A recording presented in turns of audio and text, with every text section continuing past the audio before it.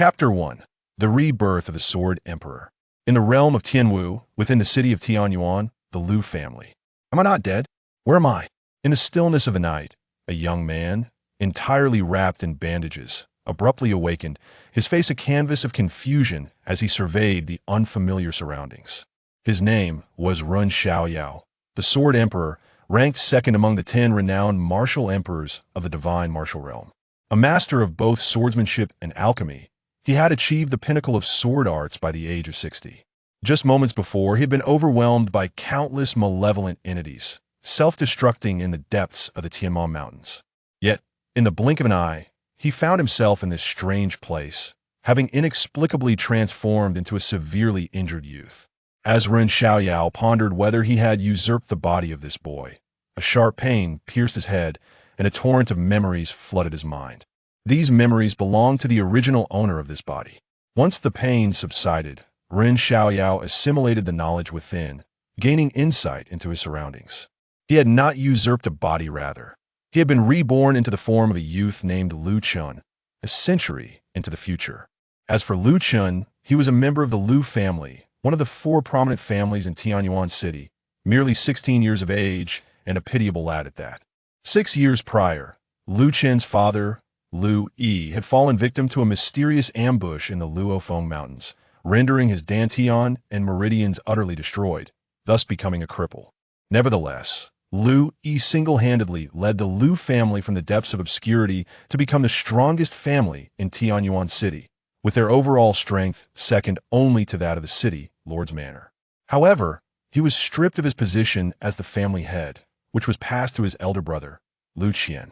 Compared to his father, Lu Chen's fate was even more tragic. At the age of 12, Lu Chen had been discovered to possess a superior dual attribute of gold and earth, marking him as the most gifted individual in Tianyuan city in nearly 3 centuries, surpassing even the city lord's family. In a mere 4 years, Lu Chen's martial prowess soared, reaching the realm of a 7th-level martial master. He even caught the attention of Li Wu, the 9th elder of the Sword Pavilion, who promised him entry into the esteemed institution for training. For a time, Lu Chen shone as the brightest youth in Tianyuan city. However, just as everyone believed Lu Chen's future was boundless, tragedy struck once more. His meridians and Dantian were destroyed, rendering him a cripple like his father. Unlike Lu Yi, who had been a victim of fate, the discarded Lu Chen was invited to Tianxiang Pavilion one day, where he soon became embroiled in a scandal involving the illustrious Lin Xian of the Lin family. Subsequently, a group of so-called righteous individuals enacted their vengeance, breaking Lu Chen's limbs, and he was carried back to the Lu family in a state of despair. Until this night, when Lu Chen, unwilling to resign to fate, drew his last breath, Ren Xiaoyao was reborn into Lu Chen's body, becoming this unfortunate soul. As a former pinnacle martial artist, Ren Xiaoyao could see through all the schemes surrounding Lu Chen's plight, and he felt a twinge of sympathy for him. Yet, upon realizing that he had reincarnated into a body devoid of Dantian and meridians, Ren Xiaoyao found himself weeping silently, feeling pity for his own misfortune as well. Now, as their fates intertwined, Lu Chen's miseries became his own. With such a compromised body, he found himself powerless to act. Suddenly, amidst his disarray, Ren Xiaoyao discovered an object clasped in his hand. Turning to inspect it, he was astonished to find it was a pearl. The bead was entirely pitch black, resembling a stone polished to perfection. No larger than a pigeon's egg, it was a trinket casually picked up by Lu Chen in the past. As Ren Xiaoyao gazed at the stone bead, an unexpected curiosity stirred within him. He attempted to lift it for a closer inspection, only to discover that he was bound tightly, immobile as if wrapped in a zongzi. "I refuse to believe this," he declared stubbornly, attempting to rise. However, this movement aggravated his internal injuries, causing him to cough violently, a mouthful of fresh blood erupting forth. Part of his blood splattered onto the stone bead, which peculiarly absorbed it, and soon after, the bead emanated a yellow glow. With a resonant hum, the bead floated above Lu Chen's head. "What is this?" Ren Xiaoyao's eyes widened in astonishment as he beheld the stone bead before him, recognizing it as something extraordinarily rare, having encountered many treasures in his time. Then, An overwhelming force radiated from the bead, and amidst the agony, Ren Xiaoyao vanished in an instant from the desolate room. Chapter 1. The Rebirth of the Sword Emperor. In the Tianwu continent, within the confines of Tianyuan city, lies the Lu family. Am I not dead? Where's this place? In the stillness of night, a boy, his body swathed in bandages, abruptly awakens, bewildered by the unfamiliar surroundings. His name is Ren Xiaoyao, the Sword Emperor, ranked second among the top 10 titled martial emperors of the divine martial realm. A dual practitioner of sword and alchemy, he had ascended to the pinnacle of swordsmanship by the mere age of 60. Just moments prior, he had been overwhelmed by countless evil spirits and had self-destructed in the Tianmu mountain range. Yet in the blink of an eye, he finds himself in this strange place, inexplicably transformed into a wounded youth. As Ren Xiaoyao contemplates whether he has seized control of this boy's body, a sudden, excruciating pain pierces his head, flooding his mind with a torrent of memories. These memories belong to the original owner of this body. Once the pain subsides, Ren Xiaoyao assimilates the influx of recollections and gains insight into his surroundings. He has not usurped a body, rather. He has been reborn into the form of a young man named Lu Chen, a century into the future. Lu Chen is a member of the Lu family, one of the 4 prominent families in Tianyuan city, and, at the tender age of 16, he is a pitiable soul. 6 years prior, Lu Chen's father, Lu Yi, was ambushed by a mysterious assailant in the Luofeng mountain range, resulting in the destruction of his dantian and meridians, rendering him a cripple. Despite this, he single-handedly led the Lu family from obscurity to prominence, becoming the most powerful family in Tianyuan city, second only to the city lord's mansion. However, Lu Yi was stripped of his position as head of the family, which was subsequently passed to his elder brother, Lu Chen. In comparison to his father, Lu Chen's fate is even more tragic. At the age of 12, Lu Chen was found to possess a superior dual attribute of gold and earth, marking him as the most gifted individual in Tianyuan city in nearly 3 centuries, surpassing even the city lord's lineage.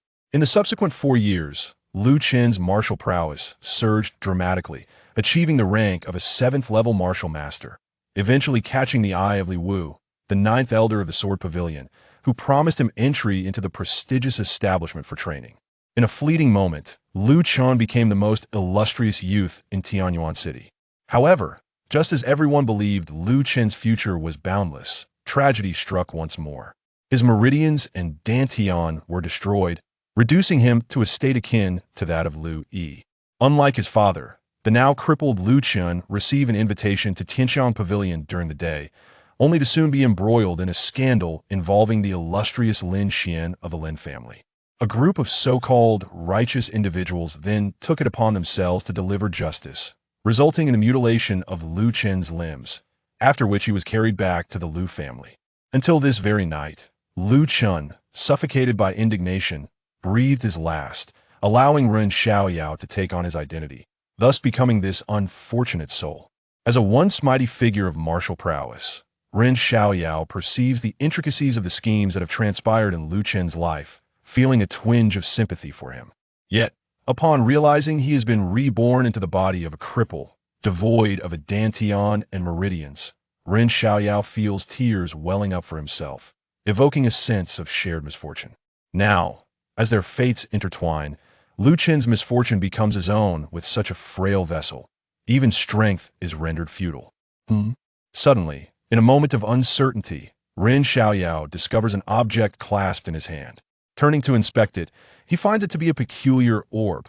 The bead, entirely pitch black and resembling a polished stone, was no larger than a pigeon's egg, a trinket that Lu Chen had casually picked up in the past. As Ren Xiaoyao gazed at the stone bead, a sudden curiosity seized him. He attempted to grasp it, only to discover himself ensnared like a dumpling, unable to move an inch.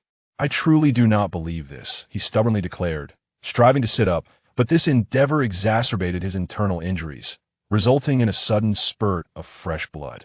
Part of his blood splattered onto the stone bead, which bizarrely absorbed the crimson essence, soon radiating a yellow glow. With a hum, the next moment, the bead floated above Lu Chen's head. "What is this?" Ren Xiaoyao's eyes widened in astonishment as he beheld the bead, recognizing its extraordinary nature, having encountered numerous treasures previously. With another hum, the bead emitted a terrifying force of attraction, and amidst a wave of excruciating pain, Ren Xiaoyao vanished in an instant from the desolate room. Chapter 2. Acquiring the Divine Artifact. Cultivating the Dantian. After a moment of disorientation, Ren Xiaoyao found himself lying in a vast desert, surrounded by nothing but shifting sands and howling winds. Despite the desolation of the landscape before him, an exhilarating sense of anticipation quickened his breath, for he had discovered that the stone orb was indeed a divine artifact. A divine artifact, revered as the deity of weaponry, was said not only to possess its own independent realm, but also to establish the laws of an entire world, representing the pinnacle of weaponry. In his previous life, as the martial emperor, Ren Xiaoyao had encountered countless weapons, yet he had never laid eyes upon a divine artifact, having once assumed it to be merely a legend. Now, gazing upon this independent realm, he recognized the truth behind the rumors. Divine artifacts not only existed, but had also been claimed by his predecessor. I am but a mere wastrel now. Even with a divine artifact, it is of little use to me. Ren Xiaoyao initially reveled in joy, but reality soon cast a shadow over his elation. However, before he could voice his discontent, a chaotic sphere of light shot down from the void above and entered his body. As this chaotic orb merged within him, Ren Xiaoyao gazed incredulously at the sky. At that moment, he found a scroll of extraordinary techniques named the Tianyuan canon in his mind, while simultaneously, an immense reservoir of energy surged within him. His thoughts raced. Though uncertain of the cause, he resolved to practice the Tianyuan canon that now resided in his consciousness.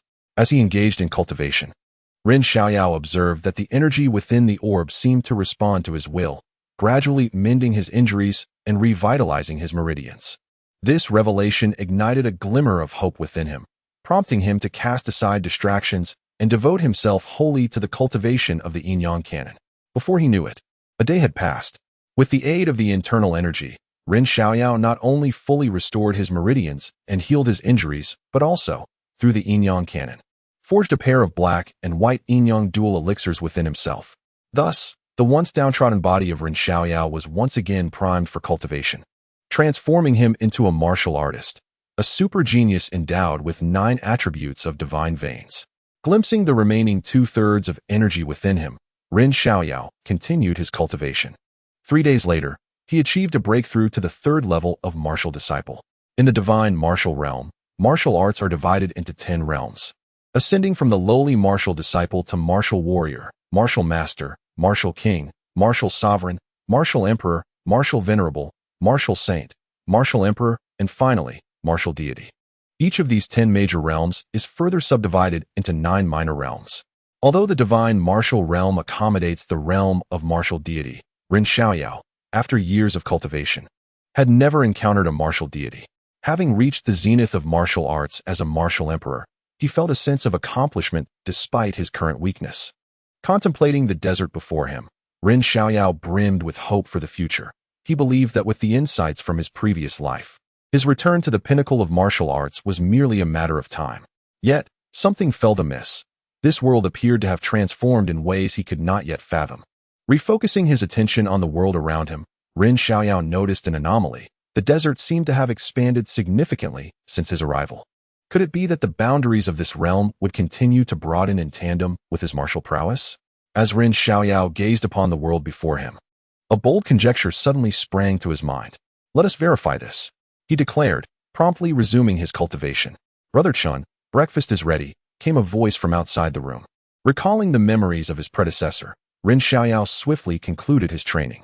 With a mere thought, he returned to the external realm, concealing his martial aura before lying down on the bed.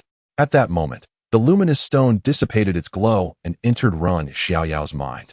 Just then, the door creaked open, and a young boy entered, carrying a tray of food. Chapter 3. The Tiger Falls in the Lowlands.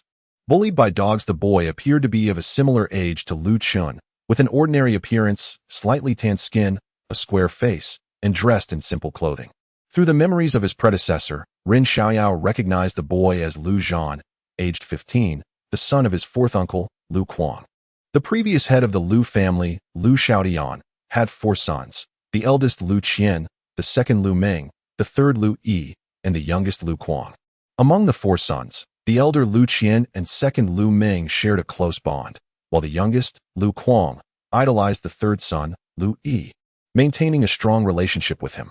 In terms of martial prowess, Lu Yi was the most gifted, followed by Lu Kuang, while Lu Ming and Lu Chen possessed rather mediocre talents, with one at the 6th level of martial master and the other at the 7th. Before his downfall, Lu Yi was the strongest in the Lu family. After his incapacitation, Lu Kuang, endowed with a superior earth attribute vein, ascended to the position of the family's strongest. Much like Lu Kuang, Lu Zhan had been close to Lu Chen from a young age, viewing him as an idol. Following Lu Chen's fall, Lu Zhan became the only one, apart from Lu Yi and Lu Kuang, who genuinely cared for him. However, it seemed Lu Zhan had not inherited Lu Kuang's martial talent. His abilities were quite poor, possessing only an inferior earth attribute yellow vein. Such martial talent ranked among the lowest, not just in the 4 prominent families, but among ordinary martial artists as well. At 15, he had only just broken through to the 3rd level of martial disciple. Upon entering, Lu Zhan placed the food on the bedside table before approaching Lu Chen's bedside, a look of concern etched on his face. "Brother Chen, are you feeling any better today?" Ren Xiaoyao regarded Lu Zhan and asked, "Zhan, what will you do if I continue to lie here?" Lu Zhan replied earnestly, "Brother Chen, if you remain like this, I will take care of you endlessly, ensuring that no one bullies you and that you never go hungry." Ren Xiaoyao nodded, "Very well. Assist me in sitting up." Observing Lu Chen, who was wrapped up like a dumpling, Lu Zhan expressed his worry, "Brother Chen, your injuries are severe. It would be best to remain lying down and not strain your wounds. Allow me to feed you." Without waiting for Ren Xiaoyao's consent, he began to feed him bite by bite. Ren Xiaoyao did not refuse, accepting Lu Zhan's care. Watching the boy's cautious demeanor filled Ren Xiaoyao's heart with warmth. In this world, where martial prowess was revered, many were sycophantic, yet few remained steadfast in times of adversity. Though Lu Chen's fate was tragic, having such a brother was indeed a blessing. Unconsciously, Ren Xiaoyao's thoughts drifted to his own brothers. A century ago, they were titans in their own right. Now, 100 years later, he had become a mere shadow of his former self, while they had likely ascended to the pinnacle of the martial realm. Bang! Suddenly, the door was forcefully kicked open, shattering the harmonious atmosphere, as 5 men stormed in with intimidating presence. The assailant was a young man, slender in build, in his early 20s, dressed in fine attire, and possessing a martial prowess of the 3rd-tier samurai realm. His name was Lu Ming, the youngest son of Lu Chen, the current head of the Lu family.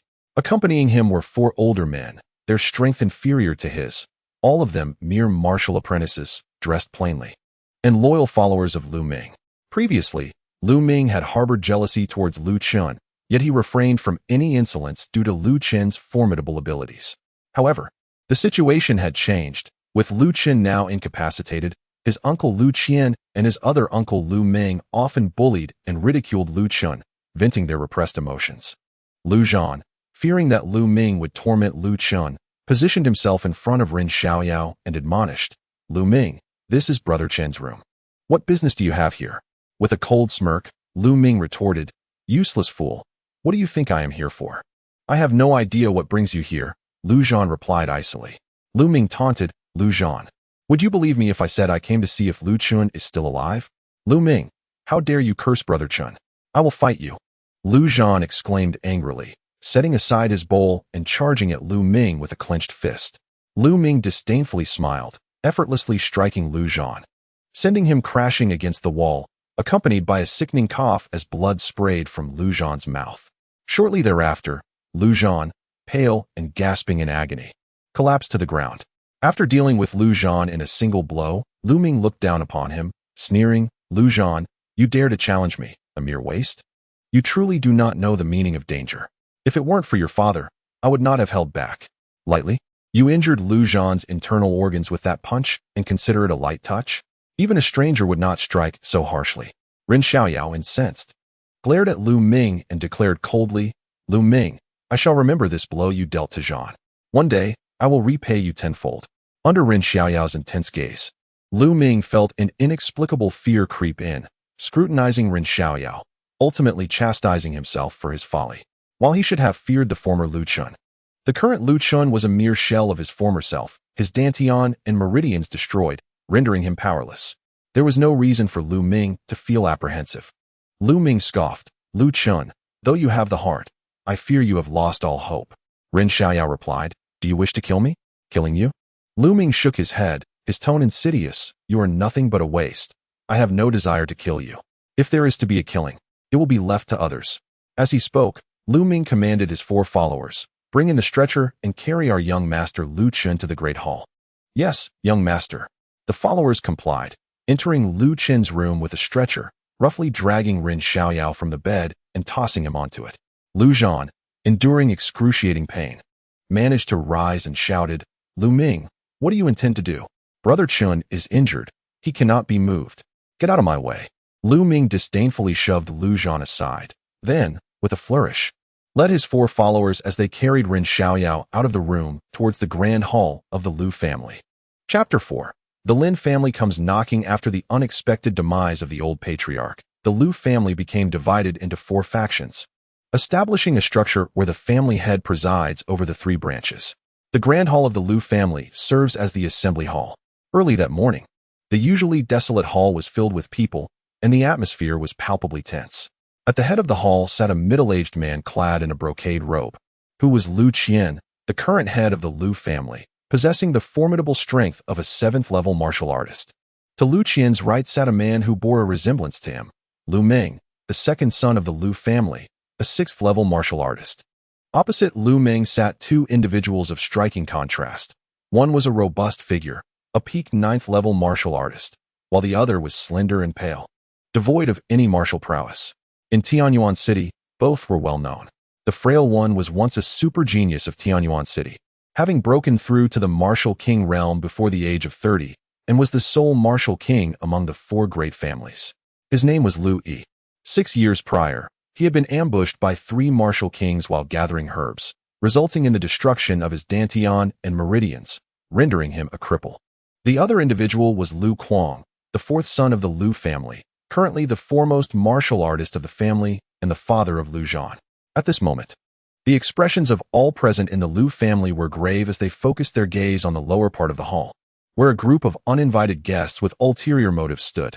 There were 27 of them, led by a middle-aged man wielding a large blade, a 7th-level martial artist. The others were also formidable warriors, all at the martial artist level. They hailed from the Lin family, one of the 4 great families of Tianyuan City, and the leader was none other than Lin Kong, the 4th strongest member of the Lin family. Beside Lin Kong stood a young girl in a pink dress, Lin Xian, whose beauty was striking. Wielding a 3-foot green blade, she had achieved the status of a 7th-level martial artist. Lin Xian was a leading figure of the younger generation in the Lin family, and it was previously due to her that Lu Chen met his demise at the hands of a heroic rescuer after an incident of misconduct. At this moment, Lin Xian, like Lin Kong, regarded the members of the Lu family with a frosty demeanor. Shortly thereafter, footsteps echoed from outside the hall, and Lu Ming entered, accompanied by 2 followers who bore the bandaged figure of Ren Xiaoyao. Upon witnessing the once proud talent reduced to such a state, the members of the Lin family sneered, while the Lu family cast indifferent glances. Father, that waste Lu Chen has arrived, Lu Ming announced as he approached the 4 individuals. Upon hearing the term waste, Lu Yi trembled slightly, his already pallid complexion turning even more as beads of cold sweat formed on his forehead. After enduring 6 years of being labeled a waste, he never expected that this appellation would now befall his son. Fate seemed particularly cruel to them. Under the scrutiny of all present, Lu Yi and Lu Quang quickly stepped forward to Ren Xiaoyao's side, expressing their concern. Chun'er, after a night of rest, how do you feel now? Meeting their sincere gazes, Ren Xiaoyao felt deeply moved, for in his previous life, he was an orphan who had never experienced the warmth of family affection. Gazing at the 2, Ren Xiaoyao resolved to embrace the identity of Lu Chen, living in his stead, vanquishing all petty adversaries, and reclaiming everything that rightfully belonged to Lu Chen. Lu Chen chuckled lightly and said, Father, 4th uncle, I am perfectly fine. Lu Quang secretly breathed a sigh of relief and replied, Chun'er, as long as you are unharmed, focus on your recovery. Leave the other matters to 4th uncle. Upon hearing this, Lu Chen above coldly interjected, Old 4th, do not speak so prematurely. This little beast has committed indecent acts towards Lin Xian, and now they have come seeking compensation. Do you think you can handle that? Lu Quang retorted angrily, Eldest brother, one must possess a sense of conscience. Have you forgotten how much spiritual medicine Chener harvested for the Lu family before his injuries to his dantian and meridians? A year ago, elderly Wu from the Sword Pavilion gifted Chener for cleansing pills and 7 channel opening pills. He did not keep a single one for himself, but offered them all to the family. Have you forgotten that as well? Faced with Lu Kuang's furious rebuttal, Lu Chen fell silent. Before his downfall, Lu Chen had indeed contributed significantly to the Lu family, and of the 11 pills he had submitted, Lu Zhan had utilized 2, while the remainder had been consumed by him and the second brother, Lu Ming's son. Lu Kuang continued, Chener has previously done everything for the Lu family. Now that he is injured, you refer to him as a little beast. Are you not afraid of chilling the hearts of the entire Lu family? Upon hearing this, the family members of the Lu clan exhibited a flicker of emotion on their previously indifferent faces. At that moment, they began to feel a twinge of sympathy for Lu Chen. Having always prioritized the Lu family's interests, it was likely that he had not anticipated such treatment from them. They pondered that if Lu Chen had known how Lu Qian and Lu Ming would treat him after his downfall, he might not have ventured to the Luofeng Mountains each month to collect spiritual medicine for the family. If he had ceased his trips to the mountains, he would still be the unrivaled genius of Tianyuan city and would not have been besieged, rendered a mere waste with his meridians and dantian destroyed. Observing the peculiar gazes from all the clan members directed at Lu Qian, Lu Ming admonished, Old Fourth, eldest brother is merely stating the current predicament of the Lu family. Your words are somewhat excessive in sowing discord. Lu Kuang countered, Second brother, justice lies within the hearts of the people. Whether I am sowing discord is clear to you all. Lu Ming coldly responded, Old Fourth, since you wish to play the role of the virtuous one, tell us. What should we do now that he brazenly assaulted Lin Xian and they are demanding compensation? Lu Kuang lowered his gaze towards Lu Chen, his expression softening as he asked, Chener, they claim you assaulted Lin Xian. You were unconscious yesterday, and Fourth Uncle is unaware of the circumstances. Now, please speak the truth to Fourth Uncle. Did this incident occur? Lu Chen did not answer directly, but instead posed a question back. Fourth Uncle, do you truly believe I would be interested in her? At that moment, the entire hall fell into a profound silence, with all eyes fixated on Lu Chen. Before his fall from grace, Lu Chen had been the most esteemed genius of Tianyuan city, even deemed unworthy by the city lord's daughter. Thus, no one would doubt his words about Lin Xian. However, the situation had drastically changed. Lu Chen was now merely a waste, while Lin Xian was the foremost talent of the Lin family, possessing beauty that made her an unattainable figure for Lu Chen. As Lu Chen uttered such words in front of everyone, it left the Lu clan members in disbelief and rendered Lin Xian utterly humiliated. Lin Xian glared at Lu Chen, her eyes ablaze with murderous intent. Had she known he would mock her so, she should have eliminated him yesterday. Lu Kuang, upon hearing this, burst into laughter. Ah, truly, my son from the Lu family is remarkable. Chapter 5. Compensation. Upon hearing this, Lin Kang's expression darkened as he inquired, Lu Kuang, what do you mean by that? Lu Kuang coldly remarked, Lin Kang, have you gone deaf? Did you not hear Chener express his disdain for your worthless niece, stating he did not molest her? Lin Kang retorted angrily, Lu Kuang, you'd best keep your tongue clean. It is common knowledge that Lu Chen, that good-for-nothing, did indeed violate Chener.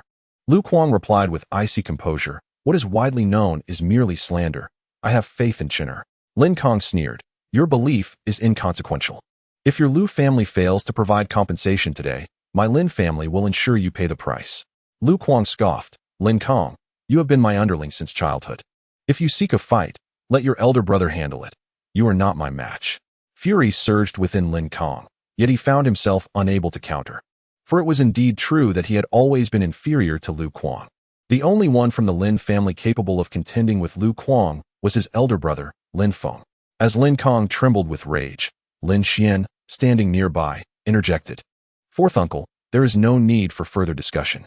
Since he refuses to compensate, we shall summon the city lord's residence to demand it.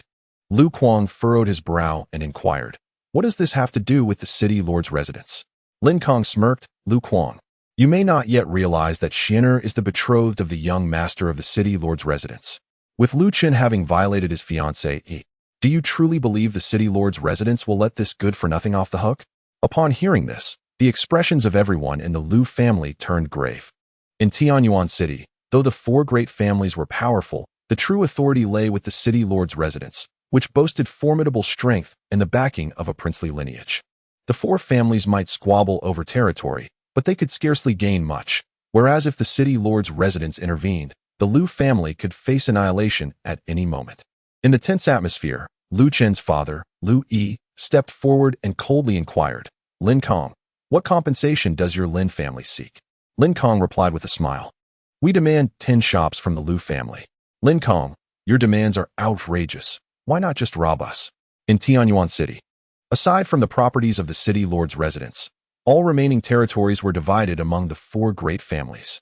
In Lu Yi's era, the Lu family stood as the most powerful of the four, possessing 35 shops in Tianyuan City. Now, however, the Lu family's fortunes had waned, leaving them with only 21 shops. The income from these 21 shops barely sufficed to support the cultivation of the Lu family members, with everyone forced to conserve resources. Now, Lin Kong audaciously demanded 10 shops, effectively having their already meager holdings. How could Lu Kuang accept such terms? It was clearly an attempt to drive the Lu family to ruin. Lin Kong coldly declared, "Lu Kuang, these are the terms from the Lin family. You must comply, whether you like it or not, or prepare for the Lu family's disappearance from Tianyuan City." Were it not for the backing of the city lord's residence, Lu Kuang would have already taken action against Lin Kang's insolence. Yet, understanding the formidable power of the city lord's residence and the dire consequences of offending them, he relaxed his clenched fists.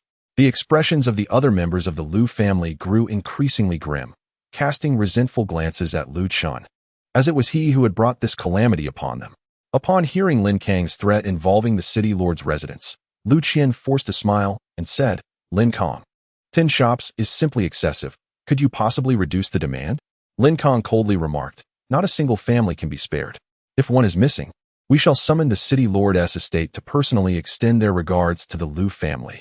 Upon hearing this, Lu Chen completely relinquished all hope and angrily shouted at Lu Yi, "Third brother, this calamity was brought upon us by your wayward son. What do you propose we do?" In that moment, Lu Yi seemed to age several years in an instant. He ignored Lu Chen and turned to Lu Kuang beside him, saying, "Fourth brother, how about we compensate with the shops from our third and fourth branches?" Lu Kuang replied, "Third brother, as long as it saves Chun'er, I have no objections." Lu Chen interjected coldly, "The third branch has only 2 shops, and the fourth has but 6. Even combined, we still fall short by 2 shops." Lu Kuang retorted, "The remaining 2 can be sourced from both your families."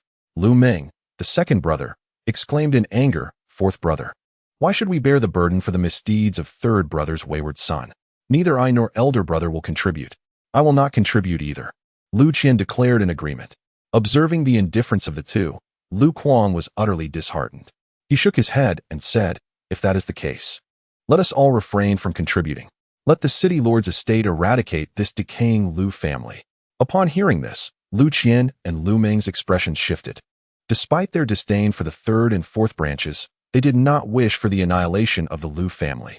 Exchanging glances, Lu Chen amended, "Fourth brother, we can each contribute 1 shop, but as compensation, the Lu family shall no longer provide any cultivation resources to the third and fourth branches." "Agreed," Lu Kuang replied without hesitation.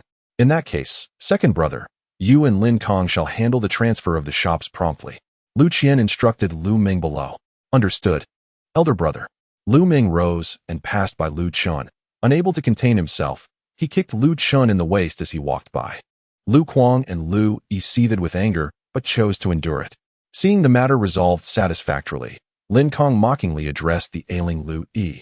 "The once-in-a-century genius of Tianyuan City, I suppose you never envisioned this day would come during your glorious times?"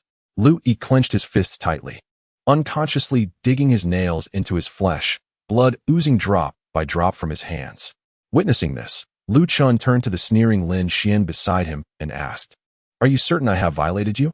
Lin Xian laughed heartily, responding, "Lu Chen, your violation of me is an established fact. It's merely that you failed in your attempts. Otherwise, the Lu family would be no more." In response, Lu Chen calmly stated, "If that is the case, you may leave, but mark my words, fortunes shift, and one day, I shall reclaim all that is rightfully mine." Upon hearing this, the departing crowd halted, turning back to gaze at Lu Chen. Looking into Lu Chen's deep and haughty eyes, for some inexplicable reason, everyone felt a strange sense of unease, a primal fear arising within them. At that moment, None could fathom why they feared a so-called waste. After a while, they all shook their heads, dismissing their apprehensions as overthinking. Lin Xian sneered, Lu Chen, your father and you have exhausted the family's fortunes across 2 generations. From here on, you shall remain a waste, while I ascend to become a figure you must look up to. With that, Lin Xian, satisfied, turned with the others and exited the grand hall. Chapter 6. Chener, do you regret it? After the Lin family departed, basking in their triumph, Lu Chen was carried back to his humble abode by Lu Kuang and Lu Yi amidst a torrent of insults. They gently laid Lu Chen upon his bed, and Lu Kuang consoled him, saying, Dear Chen, do not take their words to heart. You owe them nothing. Lu Chen shared this sentiment. Yet he could not refrain from asking, Fourth uncle, it is true that my actions led to the loss of 10 shops for the Lu family. Lu Kuang replied, You are mistaken, Chen. The loss of those 10 shops was merely a pretext. The true reason lies in the incompetence of your uncles, who failed to safeguard our family's legacy. Lu Yi, who had been silently brooding, opened his mouth to speak, but ultimately held back his words. This once formidable man could only suppress his tears. He understood that he owed nothing to the Lu family, yet felt a profound debt to his 4th brother, Lu Kuang. For years, the elder and 2nd brothers had exploited him under the guise of his downfall, while Lu Kuang had shielded them and their son. Yet today, Lu Kuang had sacrificed all the shops to the Lin family for the sake of his son, enduring the greatest loss while still offering comfort to Lu Chen. Lu Chen was acutely aware of all that Lu Kuang had done for him, and he earnestly declared, Fourth uncle, the Lu family may not be worthy, but you and John D certainly are. In the future, it will be my turn to protect you. Although Lu Kuang harbored doubts about Lu Chen's ability to safeguard himself and Lu Zhan, he chose to mask his skepticism to spare Lu Chen's feelings, replying, Very well. Chen, focus on your recovery, and when you are well again, it will be your turn to protect your 4th uncle. With that, the rugged Lu Kuang rose and exited Lu Chen's dwelling. The moment he stepped outside, he covered his face with his hands and wept heartily. Shortly thereafter, Lu Yi followed him out and gently patted Lu Kuang's shoulder, saying, Fourth brother, you have endured so much over the years.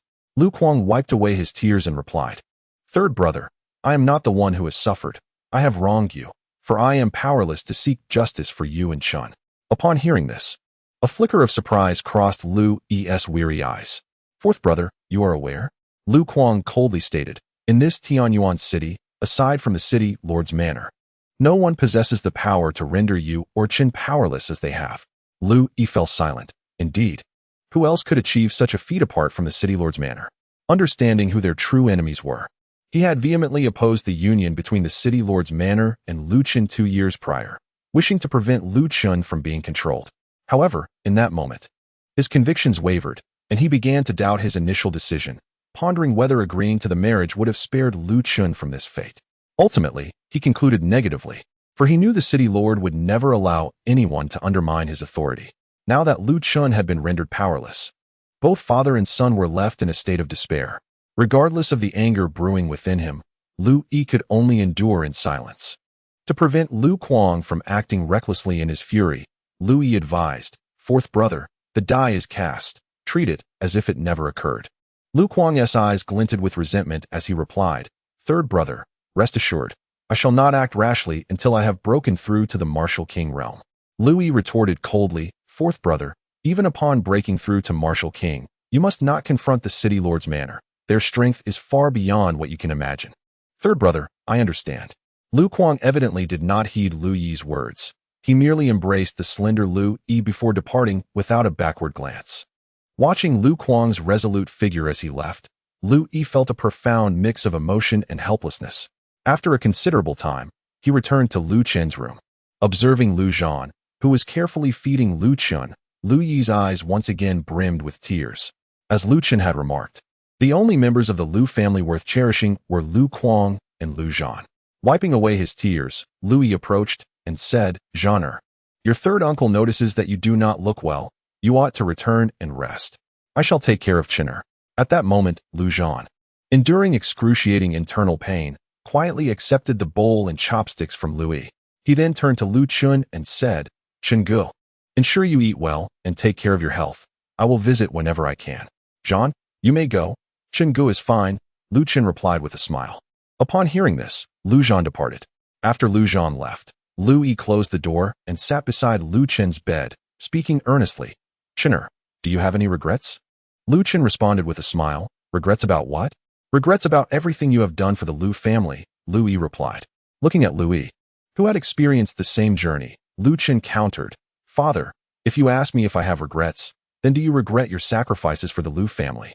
Lu Yi fell silent for a moment, then spoke slowly. "Chenner, I do regret it. If I could relive it all, I would take you away from the Lu family." Lu Chen replied, "Father, I am not like you. I have no regrets." Lu Yi inquired with curiosity, "Chenner, why is that?" Lu Chen explained, "Father, it is only at dusk that we can discern who the true believers are. Without enduring these trials, how can we recognize those who are genuinely sincere towards us?" Lu Yi pondered, "But now that you and I are cast aside, what use is it to discern who is sincere?" Lu Chen replied calmly, "Father, it is still of use."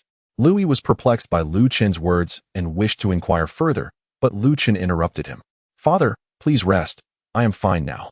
Lu Yi, concerned about the bandages wrapped around Lu Chen's body, asked, "Can you eat like this?" Lu Chen smiled reassuringly. "Do not worry. I am not so weak as to starve." "Very well. Take care of yourself," Lu Yi said before rising to leave. Chapter 7. The Heist with Lu Yi's Departure. Lu Chen sat up and swiftly finished his meal in just 2 minutes before returning to the Stone Pearl world.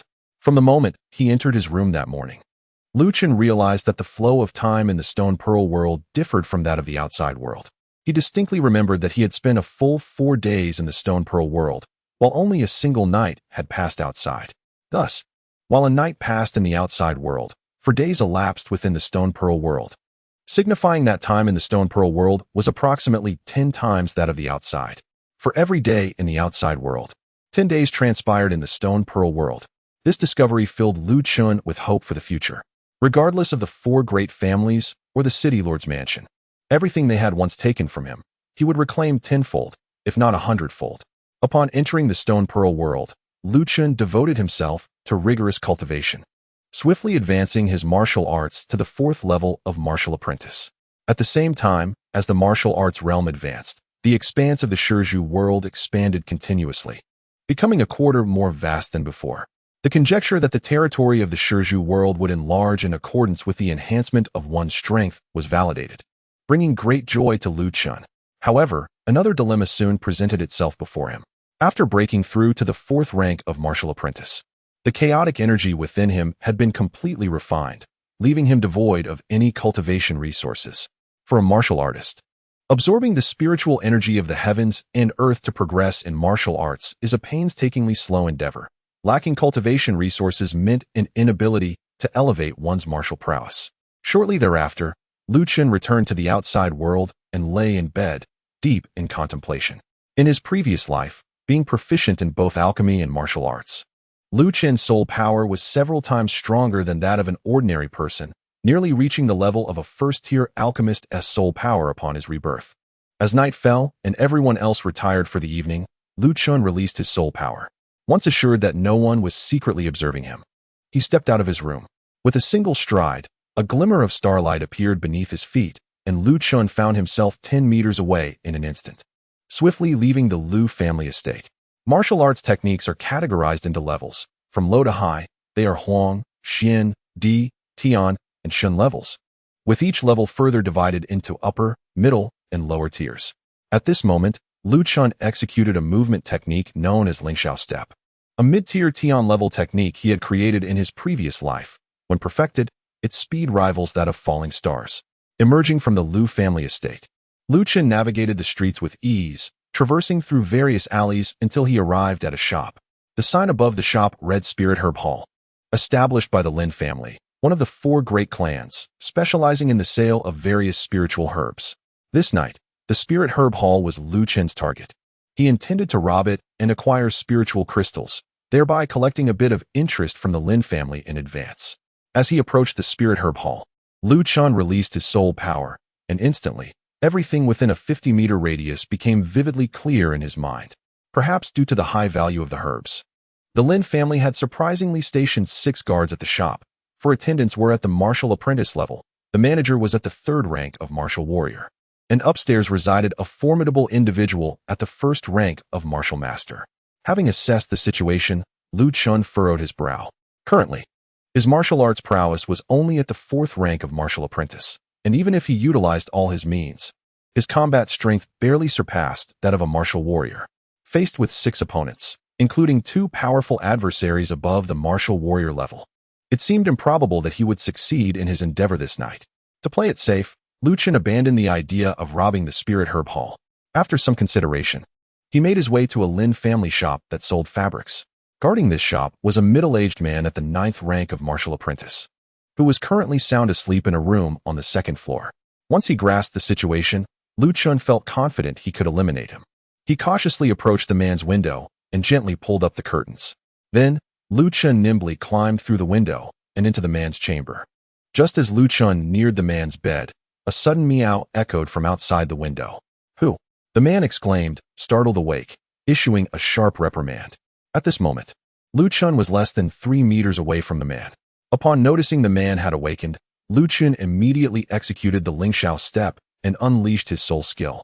In the next instant, the affected man emitted a cold grunt, and Lu Chen found himself at the foot of the man's bed, seizing the large blade resting beside it. "You are Lu Chen," the man exclaimed. Due to Lu Chen's limited soul power, his skill only subdued the man for a brief span of under 3 seconds. As the man regained his senses, he spotted Lu Chen. With a cold smirk, Lu Chen declared, "Indeed, it is I, Lu Yi, here to claim your life today." Before he could finish his words, Lu Chen activated his soul skill once more and swung the blade down upon the man. With a sharp sound, blood splattered as the man's head rolled to the corner of the bed, leaving his headless corpse to slump lifelessly upon it. After dispatching the man, Lu Chen, his face stained with blood, immediately began to search the body, soon discovering 5 spirit crystals. To Lu Chen, 5 spirit crystals were woefully insufficient, and he promptly cast them into the stone pearl world before picking up the pillow the man had been using. Through his previous soul power perception, Lu Chen sensed something unusual about the pillow. Upon inspection, he found it filled with spirit crystals, totaling 32. What a poverty-stricken affair, Lu Chen muttered to himself, astonished that the Lin family's shop contained such a meager sum. Having plundered the Lin family's establishment, Lu Chen descended to the ground floor, where he selected over 20 outfits among the numerous garments available, deeming them useful for future endeavors. Upon completing these tasks, Lu Chen exited the shop and once again utilized the Ling Xiao step to return to his room, where he commenced his cultivation within the Stone Pearl world. Chapter 8. As the tree falls, the monkeys scatter within the martial arts realm. The martial disciple level cultivators absorb the elemental spiritual energy from the heavens and earth or from spirit crystals into their dantians to enhance their strength. The Yin-Yang Classic, being a formidable technique that transcends imperial levels, combined with Lu Chen's status as a divine vein warrior, allowed him to consume spirit crystals at an astonishing rate. Typically, an ordinary martial disciple would require 7 or 8 days to fully deplete a single spirit crystal, yet Lu Chen accomplished this in less than an hour. Consequently, by the time dawn broke, he had exhausted 37 spirit crystals. Upon concluding his cultivation, he found himself surrounded by 37 dull, lifeless stones. Even more disheartening was the fact that, due to the duality of the Yin and Yang dantians, each capable of storing energy equivalent to more than a dozen warriors of the same level, Lu Chen, despite depleting 37 spirit crystals, had not achieved a breakthrough in his martial path. Gazing at the barren desert before him, Lu Chen sighed in resignation. Lamenting the plight of a skilled craftsman unable to work without materials, he found himself unable to elevate his cultivation. The long night was arduous, prompting him to consider venturing out once more. Reflecting on the desolate sands, Lu Chen quietly departed the Lu family estate. In this second foray into violence, he had initially intended to continue exacting interest from the Lin family, but recalling the events of the day, he reconsidered. The animosity between the Lu and Lin families had escalated significantly. Should he persist in targeting the Lin family, they would likely identify the Lu family as the culprit and retaliate. After much contemplation, Lu Chen redirected his focus towards the Wu family, another of the 4 prominent clans, and proceeded to rob 2 of their shops. An hour later, Lu Chen returned to his chamber, now possessing 85 spirit crystals, and cheerfully entered the world of the Stone Pearl. During the subsequent period, Lu Chen devoted himself to rigorous cultivation, and after expending 67 spirit crystals, he finally achieved a breakthrough in both elixirs to the 5th rank of martial disciple before dawn in the outside world. The territory of the Stone Pearl world also expanded once more. Following his advancement to the 5th rank of martial disciple, Lu Chen ceased his martial training and instead focused on cultivating his soul power using the soul refinement technique he had practiced in his previous life. The next day, Lu Zhan, as was customary, brought breakfast for Lu Chen and kept him company. Lu Chen, both intentionally and unintentionally, hinted to Lu Zhan about his improved condition, for he could not remain bound in bandages, pretending to be lifeless. During this time, Lu Ming stormed in with 4 followers, angrily commanding them to assault Lu Chen. However, just as the 4 were about to act, Lu Kuang appeared, effortlessly breaking the legs of the assailants and casting them out of the room. After dealing with Lu Ming's followers, Lu Kuang issued a stern warning. This is the first and last time. Should I ever witness you bullying Chener again, I shall treat you as I did those 4 outside, breaking your legs and throwing you out. Furious, Lu Ming retorted, 4th uncle, I will inform my father. Lu Kuang coldly replied, your 3rd uncle, Chener and Zhaner are my bottom line. It matters not if it is you or your father. Should he bully them, I would equally deal with him. Very well, 4th uncle, you may protect him. But I shall see if you can shield this burden of the Lu family for a moment, let alone a lifetime. Finding no advantage before Lu Kuang, Lu Ming furiously hurled a parting insult and stormed out of Lu Chen's chamber alone. After his departure, Lu Kuang inquired about Lu Chen's injuries with genuine concern before leaving the room with the reluctant Lu Zhan. Once they were gone, Lu Chen entered the Stone Pearl world, simultaneously sensing the external situation with his soul power while cultivating the soul refinement technique to enhance his soul strength. Within Tianyuan city, 3 shops were looted overnight, enraging the heads of the Lin and Wu families, who immediately dispatched men to investigate the perpetrators. However, Lu Chen left no trace to be followed, despite a thorough search. The Lin and Wu families could not uncover even the slightest clue in Tianyuan city. Ultimately, they had no choice but to swallow this bitter pill, ordering the remaining shops to exercise caution and bolster their defenses at night. That evening, Lu Chen set out once more. Unlike the previous night, he targeted the Li family, one of the 4 great families, and ransacked 3 of their shops. After plundering these 3 establishments, Lu Chen acquired 157 spirit crystals, and upon returning to his chamber, he eagerly commenced his cultivation.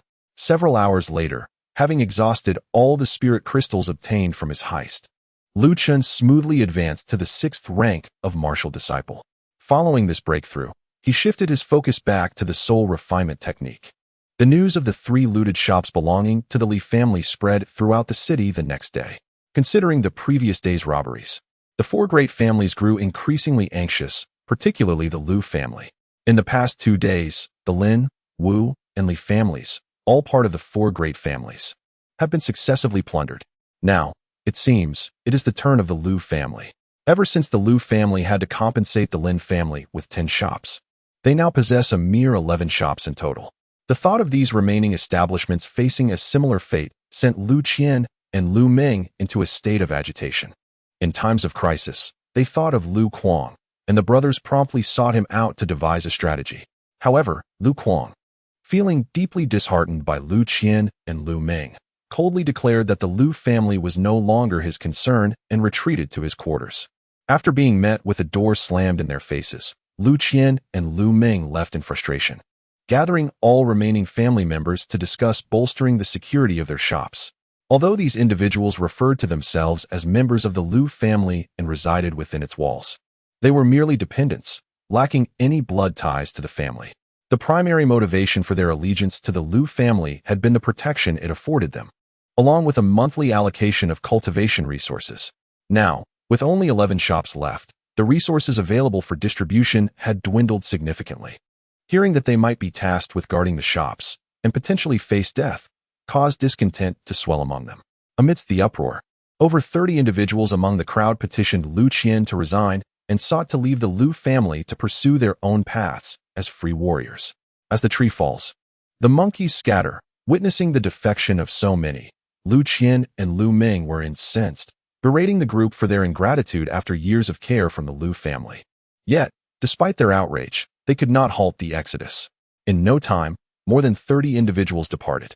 Once they were gone, Lu Chen promised the remaining members an additional 20% increase in their monthly cultivation resources, barely managing to retain the rest. Subsequently, Lu Chen assigned 22 more individuals to guard the shops. Chapter 9. A surge in power that night. Lu Chen took action once more. In consideration of past ties, he refrained from targeting the remaining 11 shops of the Lu family, instead opting to strike the shops recently seized by the Lin family. After 2 hours, Lu Chen had plundered 4 stores, acquiring 232 spirit crystals from both the shops and the guarding warriors. Upon concluding his endeavors, Lu Chen returned to his room to continue his cultivation. As one's martial prowess increases, the energy required for breakthroughs escalates. That night, Lu Chen managed to advance a single Yin Dan, while the Yang Dan remained unachieved. After exhausting all his spirit crystals, he resumed practicing the soul refining technique to enhance his spiritual power, striving to elevate his strength in the shortest time possible. Morning arrived, and as Lu Chen energetically returned to his room, Lu Zhan entered with a meal in hand. Eager to share the latest news of the tumultuous events in Tianyuan City from the previous night. Brother Chen, I heard that the assassin struck again last night, plundering 4 shops in a single night, causing a stir throughout Tianyuan City, Lu Zhan recounted while serving Lu Chen. With a playful grin, Lu Chen feigned ignorance and replied, Zhan, 4 shops were robbed in one night. Surely the first and second houses must be furious? Lu Zhan, with a hint of resentment, responded, I would relish watching the first and second houses seethe with anger, but unfortunately, the shops targeted last night were not theirs. Lu Chen inquired with curiosity, Zhan Di, did you not mention last night that it was the Lu family's turn tonight? Both the first and second houses were so anxious that they dispatched additional personnel for guard duty. Lu Zhan replied, the 11 shops of the first and second houses were not plundered. Rather, the assailant targeted our former shops last night. Lu Chen remarked, goodness. The Lin family has only just taken over our shops and must still be reveling in their acquisition. Now they have been robbed, which must sting quite a bit. Lu Zhan exclaimed angrily, they have been so oppressive towards you, even more detestable than the first and second houses. I hope that assailant plunders all of the Lin family's shops. Lu Chen responded, that should be the case. But it won't happen. Lu Zhan shook his head in disappointment. Lu Chen pressed on, why won't it happen, Zhan Di? Lu Zhan explained, I have heard that this incident has become widely known throughout the city, and the city lord's manor has already dispatched individuals to investigate. That assailant is likely too fearful to strike again. I see. Lu Chen displayed a contemplative expression. Having recently advanced to the 7th level of martial apprentice, he was confident that he could handle mid-level warriors in a full-scale battle, and could even contend with high-level warriors. However, the city lord's manor was the sovereign power of Tianyuan City, and since they were sending investigators, the martial artists they dispatched would undoubtedly be masters. Likely more than one. This news from Lu Zhan made him realize the need to lay low, for if he were caught, he would become the public enemy of Tianyuan City. Chenggu. Just as Lu Chen pondered his next course of action, Lu Zhan's voice echoed in his ears. When Lu Chen regained his focus, he saw Lu Zhan waving his hand before him. Lu Chen asked, what is it? Lu Zhan said, Chenggu, what are you thinking so intently about? I've called your name several times, and you didn't respond. Lu Chen sheepishly replied, nothing. I was just contemplating who that assailant could be to dare offend all 4 major families of Tianyuan City simultaneously. Lu Zhan scoffed, I have no idea who he is. Saying this, Lu Zhan brought some prepared food to Lu Chen's mouth. After their meal, Lu Zhan departed, while Lu Chen entered the Stone Pearl realm to practice the soul refining technique.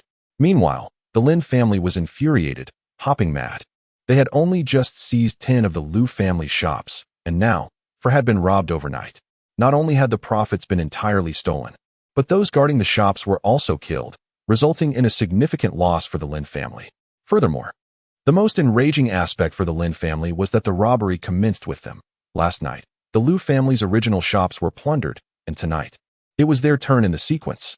In their fury, the senior members of the Lin family gathered to devise a strategy, thinking along the same lines as the Lu brothers, which was to reinforce their manpower. As for the Lu family, although Lu Chen had refrained from targeting Lu Qian and Lu Ming's shops the previous night, they were not in high spirits, for within just one night, another 24 had fled. During Lu Yi's era, the Lu family boasted over 300 martial artists. Now, counting those of the legitimate Lu lineage, barely 63 remained. In a mere 6 years, the martial artists of the Lu family had dwindled to 1/5 of their original number at this moment. The 2 brothers had no choice but to acknowledge the decline of the Lu family. Years ago, in their quest to become the head of the family, Lu Chen had allied with the second brother, Lu Meng, to ruthlessly squeeze Lu Yi out and seize the position of family head from the ousted Lu Yi. He initially believed that by seizing the position of the family head, he would become the sovereign of the Lu family, endowed with abundant cultivation resources, elevated status, and immense power. However, at this moment, he realized the error of his assumptions. While Lu Yi held the title of family head, he commanded absolute obedience within the family. And externally, the other three prominent families dared not show the slightest disrespect towards the Lu clan. Yet now, under his leadership, he faced discontent from his subordinates. And the three families frequently bullied the Lu clan, seizing their shops without hesitation. In terms of cultivation resources, where each person once received no less than 10 spiritual crystals per month, now even the most fortunate external warriors only received a maximum of 10 crystals. Lu Chen had to concede that he could not compare to the former Lu Yi. He lacked both the status and the additional cultivation resources that came with the title of family head. Gazing at the empty hall, Lu Chen experienced for the first time the oppressive weight of the family head position, leaving him with an unsettling sense of restlessness. With a hint of dejection, Lu Chen inquired, "Second brother, with people leaving one after another, what should we do next?" Lu Meng retorted coldly, "Eldest brother, let them go if they wish. We are not in desperate need. But if everyone leaves, who will oversee the shops?" Lu Chen countered. At his words, Lu Meng fell silent. After a moment, a sly expression crossed his face as he said, "Eldest brother, if people depart, we can have the fourth brother guard the shops. With his strength, the others will certainly not dare to act against him." Lu Chen frowned. "Second brother, although the fourth brother is powerful, he has become unmanageable due to that little wretch." "Lu Chen, I have a plan," Lu Meng declared, moving closer to Lu Chen to whisper in his ear. Upon hearing Lu Meng's proposal, Lu Chen smiled, and the two proceeded to Lu Kuang's residence. Chapter 10. Discovering the mine. Upon finding Lu Kuang, Lu Chen first greeted him amiably, then stated, "Fourth brother, my second brother and I need to discuss something with you." Lu Kuang replied coldly, "If you have something to say, say it. I am busy." Normally, Lu Chen would have lashed out, but as he was in need of Lu Kuang's assistance, he restrained himself and smiled. "Fourth brother, the assassin in the city has not yet been found, and I would like your help to check on the shops." Lu Kuang flatly rejected him. "I have no time." With that, Lu Kuang turned to walk away, while Lu Zhan, standing at the door, regarded the two with a similar indifference. Seeing Lu Kuang about to leave, Lu Chen called out loudly, "Fourth brother, the Lu family was left to us by our father. As a member of the Lu family, can you truly bear to witness its decline and removal from the four great families?" Upon hearing this, Lu Kuang halted, his gaze becoming complex as he internally wrestled with his emotions, for he still held affection for the Lu family. Noticing this shift, Lu Chen and Lu Meng exchanged glances of subtle triumph and followed closely behind. Lu Meng smiled, "Fourth brother, we are brothers. Though we have had our differences in the past, we should stand united in facing challenges, should we not?" At Lu Meng's words, Lu Kuang's previously wavering resolve stiffened, and he painfully shouted at the two, "Now you speak of unity. Where was this solidarity when our third brother was cast aside? When Chun was disgraced just days ago, and the Lin family blocked the hall, where was your unity then?" Lu Meng shouted furiously, "Fourth brother, you have truly lost your mind. How can you be so disloyal to big brother and second brother over two worthless individuals?" The term worthless uttered by Lu Meng pierced Lu Kuang's heart once more, inflicting pain not only upon Lu Yi and Lu Chen but also upon himself. At that moment, witnessing the unrepentant attitudes of Lu Chen and Lu Meng, Lu Kuang felt utterly hopeless, realizing that there was no point in arguing with them. He then made a concerted effort to suppress his emotions and, after a lengthy silence, spoke to the two with a blank expression, "You may leave. I have no desire to see you." With that, he took Lu Zhan by the hand and returned to the courtyard, leaving behind the resounding slam of the door. Outside, Lu Chen and Lu Meng were taken aback. In their memories, Lu Kuang, much like Lu Yi, had always prioritized the family. If family matters were at stake, Lu Kuang would invariably comply. Yet now, not only did he refuse to acquiesce, but he also unleashed a torrent of anger upon them, a scenario that had been unthinkable in the past. "Brother, let us depart. There is no need to engage with this obstinate fool," Lu Meng exclaimed in exasperation, pulling Lu Chen away. Within the Stone Pearl realm, Lu Chen remained oblivious to Lu Chen and Lu Meng's visit to Lu Kuang. As he had been diligently working to enhance his soul power due to the absence of spiritual crystals. That night, unlike his previous escapades of plundering spiritual crystals, Lu Chen chose to retreat from the limelight and bide his time for a few days. Before he knew it, 3 days had passed. On this particular night, as Lu Chen prepared to cultivate, he released his soul power to monitor the surroundings, only to detect an anomaly. Abandoning his cultivation, he approached the discarded stones he had previously cast aside, picking up a piece from the desert to examine it closely. After thorough inspection, Lu Chen confirmed his suspicions. The side of the stone facing the desert inexplicably emanated a faint amount of earth attribute spiritual energy. After scrutinizing this stone, he proceeded to examine the others, discovering that all the discarded stones were imbued with spiritual energy, with those discarded earlier containing a greater concentration. Gazing upon the hundreds of abandoned stones before him, Lu Chen surmised that the desert of this world had the capacity to replenish the spiritual energy of these stones. Although the energy present was minimal at the moment, given sufficient time, they could eventually transform into spiritual crystals suitable for cultivation. With this revelation, Lu Chen immediately commenced digging a large pit in the desert, gathering all the used stones and tossing them into the hole. Having completed this task, Lu Chen returned to the outside world and utilized the Lingxiao steps to reach the back mountain of the Lu family. The back mountain of the Lu family was a desolate hill, not particularly high, measuring merely a few hundred meters and devoid of any substantial trees, consisting solely of low shrubs. As a member of the Lu family, Lu Chen was aware that there was a deep pit, measuring 100 meters, where all the household waste and discarded stones had been disposed of over the years.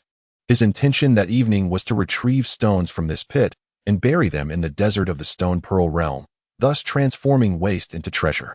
However, upon arriving at the back mountain, a flicker of intrigue crossed his eyes as he began to scrutinize the area with utmost seriousness.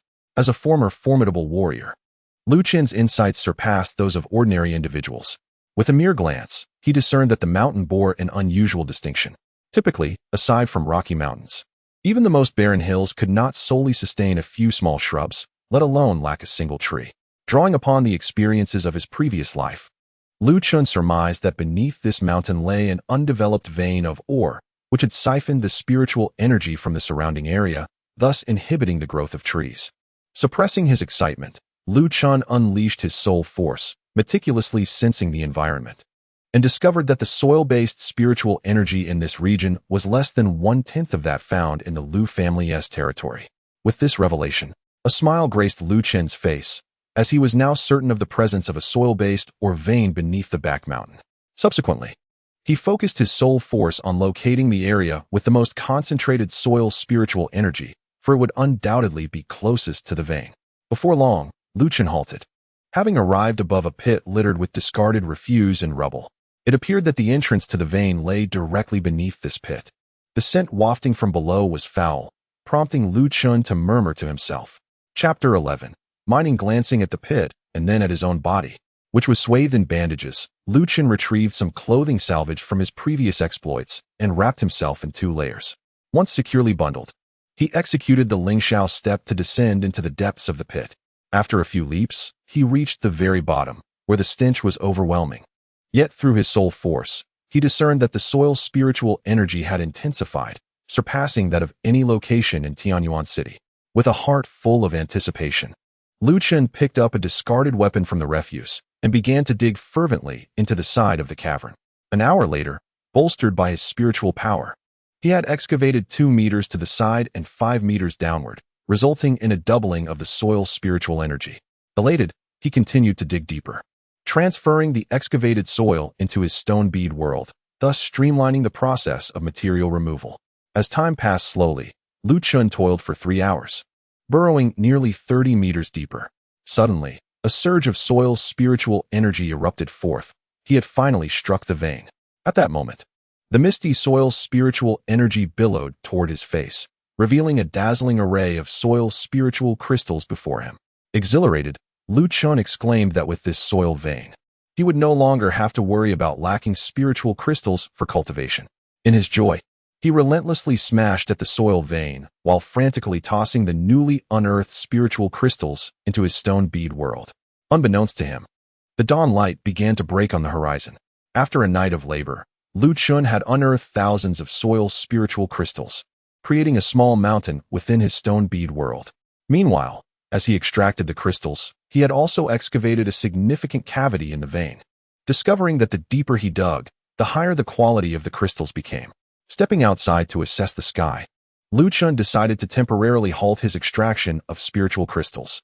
Observing the nearly vaporous spiritual energy emanating from the pit, he furrowed his brow. Such a dense concentration of spiritual energy, if left unchecked, would soon attract unwanted attention to the vein. In order to conceal the mining vein, Lu Chen meticulously returned all the soil previously deposited into the stone pearl world back into the deep pit, supplementing it with additional earth excavated from another location on the rear mountain. After filling the pit to the brim, he compacted the soil firmly, resulting in a significant reduction of the leaked spiritual energy. Nevertheless, the soil attributes surrounding the pit still exhibited a concentration of spiritual energy considerably higher than other areas of Tianyuan City, at least 1.5 times more. Lu Chen remained apprehensive about the potential discovery of the mining vein. However, as dawn approached, he resolved to set aside his worries. He swiftly changed out of his soiled garments and returned to his room. Once there, he meticulously adjusted the bandages on his body, ensuring that no abnormalities would be detected, before surrendering to slumber. During the day, after bidding farewell to Lu Zhan, Lu Kuang, and Lu Yi, who routinely visited to check on him and deliver meals, Lu Chen entered the stone pearl world. After a restless night, he indulged in a few hours of sleep within this realm. Upon awakening, he seized a spiritual crystal and commenced his practice of the Yin-Yang classic. Shortly thereafter, a surge of energy emanated from Lu Chen's being, causing a ripple in the surrounding spiritual energy, which facilitated his breakthrough to the 7th layer of martial disciple. With this advancement, he continued his cultivation using the spiritual crystal. As night fell, Lu Chen ventured to the deep pit on the rear mountain after everyone else had retired for the evening. Observing that the pit remained untouched, he exhaled a sigh of relief. A sudden realization struck him. During the pinnacle of the Lu family's glory, refuse was disposed of in the pit daily. Now, with the family dwindled to just 57 members, it was likely that no refuse had been discarded that day. Furthermore, the majority responsible for this task were those unable to cultivate, making the 1.5 times increase in spiritual energy unlikely to raise their suspicions. Grateful for the Lu family's decline, Lu Chen donned his soiled clothing once more and wasted no time in descending into the pit to unearth the soil he had previously filled. The earth, having been disturbed, was loose. What would have taken 4 hours to excavate was completed in just one. With renewed vigor, he resumed mining. Over the course of the night, Lu Chen extracted over 50,000 spiritual crystals from the vein. As dawn broke, he once again filled the pit with soil and returned to his room, feigning slumber. For the following week, Lu Chen maintained a rhythm of mining at night and resting and cultivating during the day, living quite comfortably. In this week, Lu Chen achieved breakthroughs in both his martial arts and alchemy, ascending to the 1st layer of warrior. The spiritual energy within his dantian transformed into spiritual liquid following his advancement.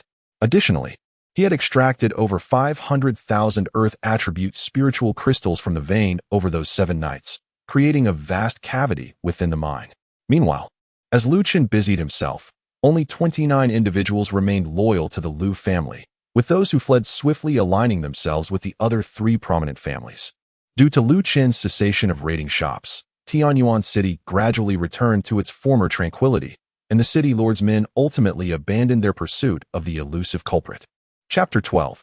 The Unveiling. No more pretense on this day. Lu Zhan, Lu Kuang, and Lu Yi simultaneously arrived at Lu Chen's chamber, not for any other reason but to fulfill their agreement to unbind the bandages. As the trio entered the room, Lu Yi and Lu Kuang gazed wide-eyed at Lu Chen. At that moment, Lu Chen had already removed his bandages and donned a pristine azure long robe. Thanks to the cleansing from the Yin-Yang scripture, his body bore no scars, and his skin appeared as tender and flawless as that of a newborn, fair enough to incite envy in women. Prior to his incapacitation, Lu Chen was renowned as a handsome man in Tianyuan City, and now, with his pale skin and deep-set eyes, he looked even more exquisite. However, the astonishment on Lu Yi and Lu Kuang's faces was not due to Lu Chen's appearance, but rather the palpable surge of spiritual energy emanating from him. It is well known that only martial artists possess such energy fluctuations. Thus, if Lu Chen exhibited such a phenomenon, it would imply he had become a martial artist. Yet, Everyone in Tianyuan City was aware that Lu Chen's meridians and dantian had been destroyed. How could he possibly become a martial artist? Chener, you possess spiritual energy, Louis exclaimed, incredulity lacing his trembling voice. As Lu Chen prepared to reveal his true strength, he had already devised a response. With a smile, he replied, Father, my dantian and meridians have recovered. Is that truly the case? Lu Kuang and Lu Yi gasped in astonishment. Indeed, it is true. If you do not believe me, you and Uncle C may examine me, Lu Chen offered, extending his hands toward them. After a brief pause, the two men instinctively began their examination. Moments later, they released their hold, their expressions filled with excitement and disbelief as they regarded Lu Chen. Through their inspection, they discovered that Lu Chen's meridians had indeed been fully restored, and within him lay a white dantian. The only lamentation was that his martial arts had plummeted from the 7th level of a martial master to the 1st level of a martial artist, a drop of a full 15 realms. Nevertheless, it was remarkable that he could achieve this after being rendered incapable. Chener, how could this happen? Were you not rendered incapable? Louis asked, his voice brimming with excitement. Lu Chen scratched his head, feigning confusion as he replied, Father, I am not entirely certain. Just last night, while I was deep in slumber, an elderly man with white hair appeared in my dream. He claimed he could aid me in restoring my meridians and dantian, granting me a fortuitous opportunity. Upon awakening, I found that my dantian and meridians had indeed returned, and my martial arts realm had elevated to the 1st level of a martial artist. Upon hearing this, Lu Yi and Lu Kuang exchanged glances, both considering two types of elixirs, the continuation pill and the great restoration pill.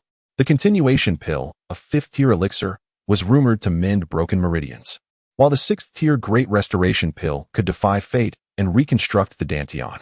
They had never entertained the thought that Lu Chen might deceive them, believing instead that he had encountered a transcendent being and, in a half-asleep state, ingested both the continuation pill and the great restoration pill, thus restoring his meridians and reconstructing his dantian. Looking at the restored Lu Chen, Lu Kuang and Lu Yi erupted into laughter, releasing the pent-up emotions they had harbored during this time, and embraced Lu Chen, weeping heartily. Lu Zhan, upon hearing that Lu Chen could cultivate once more, stood to the side, wiping away tears. He had refrained from crying earlier, wishing to spare Lu Chen any sorrow, but now, he could no longer hold back his tears. After a while, Lu Chen gently patted Lu Yi and Lu Kuang on the back, offering comfort. Father, 4th uncle, please do not cry. The past is behind us. Upon hearing this, the two wiped away their tears. Lu Yi, with a serious expression, said, Chener, from this day forth, you remain a discarded person with your meridians and dantian utterly destroyed. Lu Kuang added, Chener, before you break through to the martial king realm, you must not let anyone know about the recovery of your meridians and dantian. Lu Chen shook his head.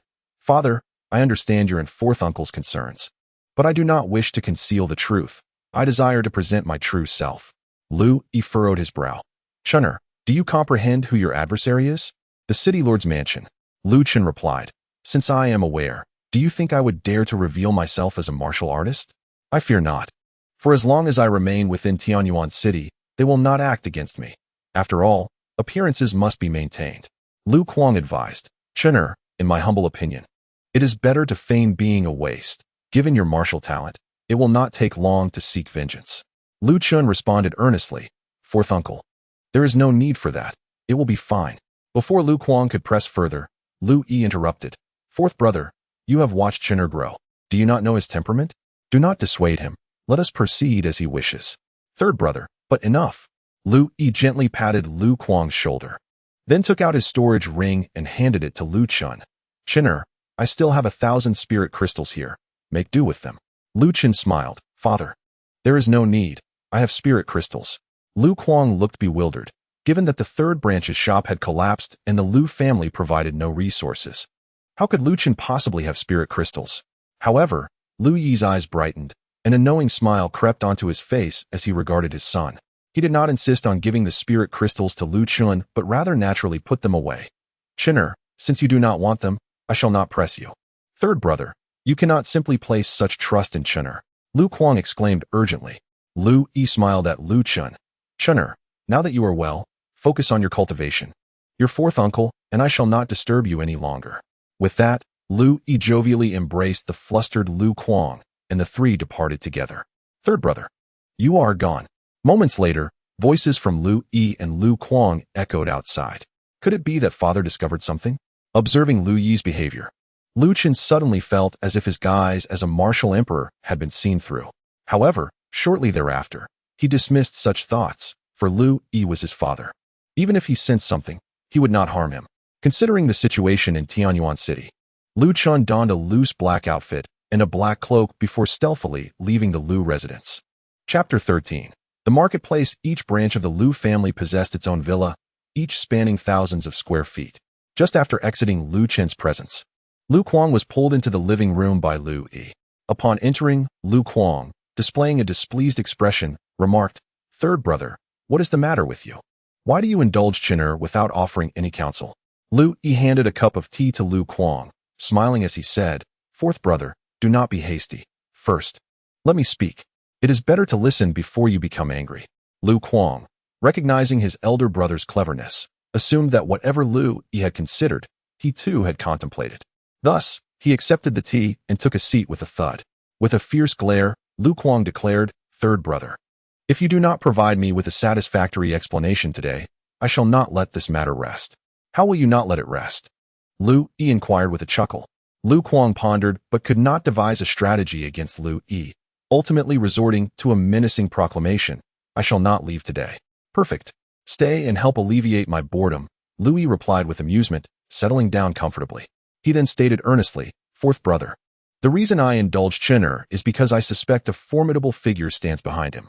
At this, Lu Kuang's eyes brightened, and he leaned closer to Lu Yi, asking, "Third brother, are you suggesting that the powerful individual who could reshape Chin'er's dantian and meridians has not departed?" "I believe so. Otherwise, Chin'er would not have declined my spirit crystals, nor would he act discreetly after having suffered a setback," Lu Yi explained. "Ah, third brother, there is indeed a possibility," Lu Kuang agreed after some reflection. "Moreover, for some reason, I suspect that the recent plundering of the three prominent family shops was also orchestrated by that individual behind Chin'er." Upon hearing this, Lu Kuang slammed the table in excitement, exclaiming, "Third brother, it must be so. Otherwise, that person would not have spared our Lu family." "Exactly. It appears he looted the other three families, but deliberately left the Lu family untouched, likely due to Chin'er," Lu Yi concurred. Considering that the individual could produce continuation pills and great restoration pills, Lu Kuang suggested, "Third brother, if this person can save Chin'er, he can surely aid you as well. Why not speak to Chin'er and have him assist in reshaping your meridians and dantian?" Upon hearing this, Lu Yi responded seriously, "Fourth brother, we must not pursue this course." Confused, Lu Kuang retorted, "Third brother, why not? If you were to reshape your meridians and dantian, our chances for vengeance would greatly increase. Fourth brother, the esteemed figure behind Chin'er can save him, and that is already a significant grace. We must not be greedy lest we provoke displeasure," Lu Yi cautioned. "Very well," Lu Kuang replied, nodding in disappointment. Lu Yi continued, "Fourth brother, at present, I desire nothing more than for the powerful figure behind Chin'er to safeguard him. That alone suffices for me."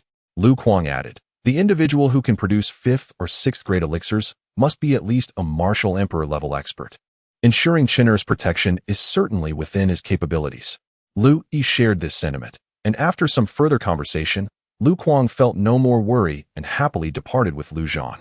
Meanwhile, outside the Lu residence, Lu Chen employed the Lingxiao steps, making his way towards the western gate of Tianyuan City. Having been preoccupied with mining spirit crystals in recent days, Lu Chen noticed that the city had become significantly safer.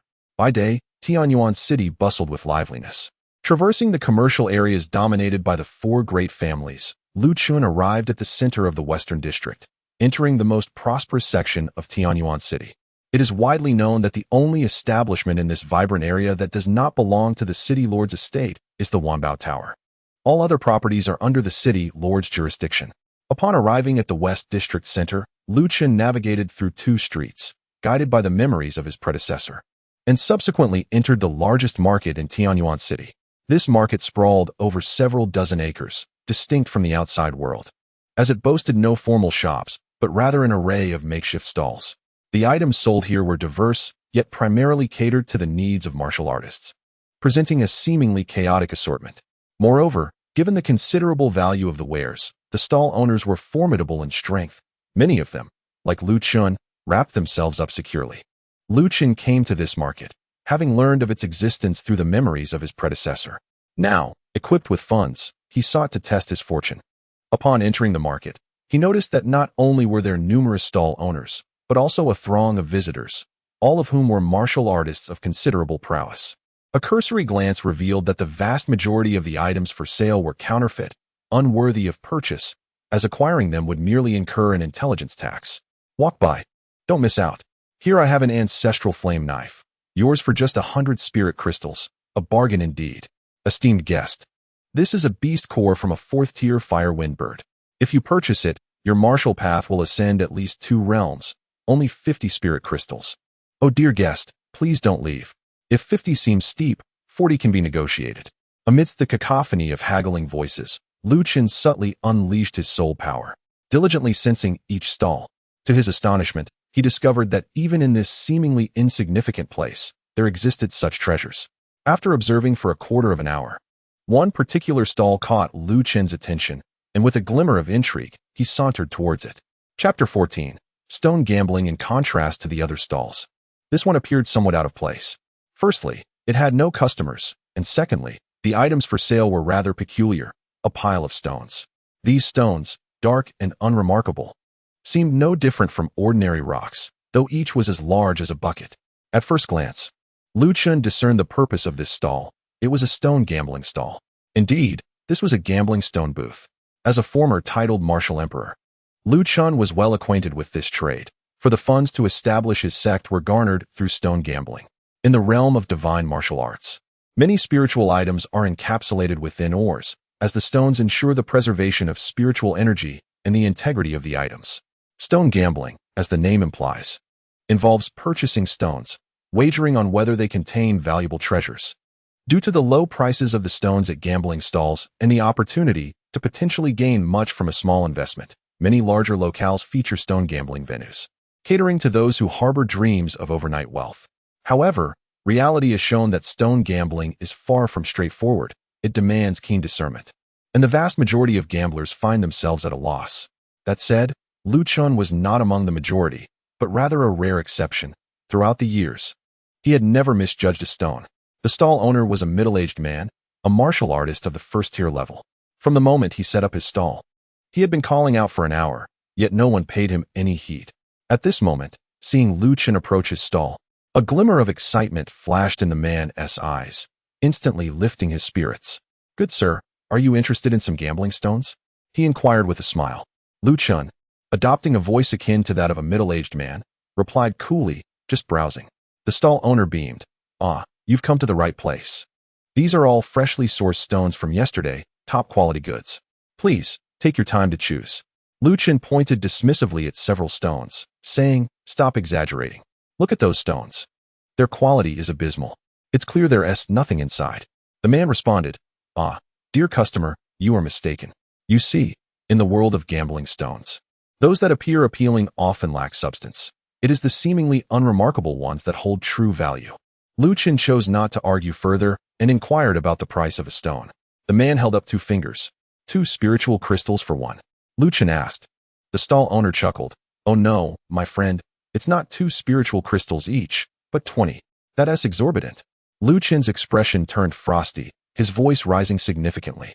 In the realm of divine martial arts, stones were abundant.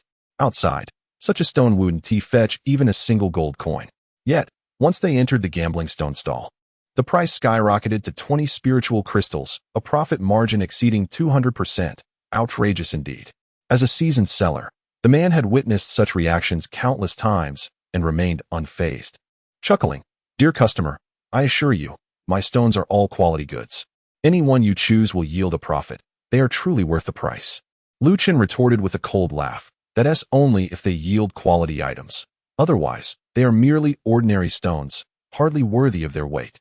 In response, the stall owner suggested, "Why not select a few? If you buy in bulk, I might be persuaded to part with them at a discount. Sell them cheaply?" "Huh.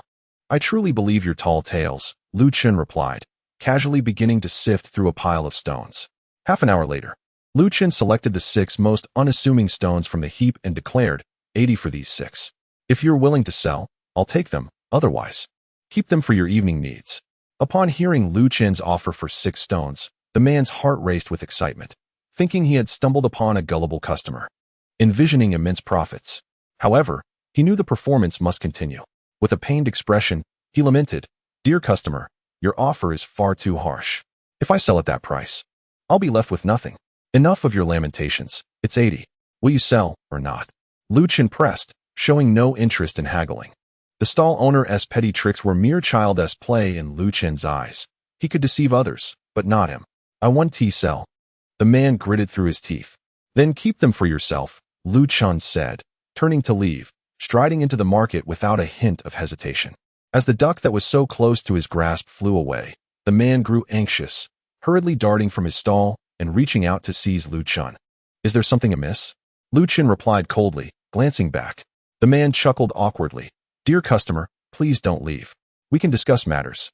I'm selling good stones at a loss today, 6 for 80 spirit crystals."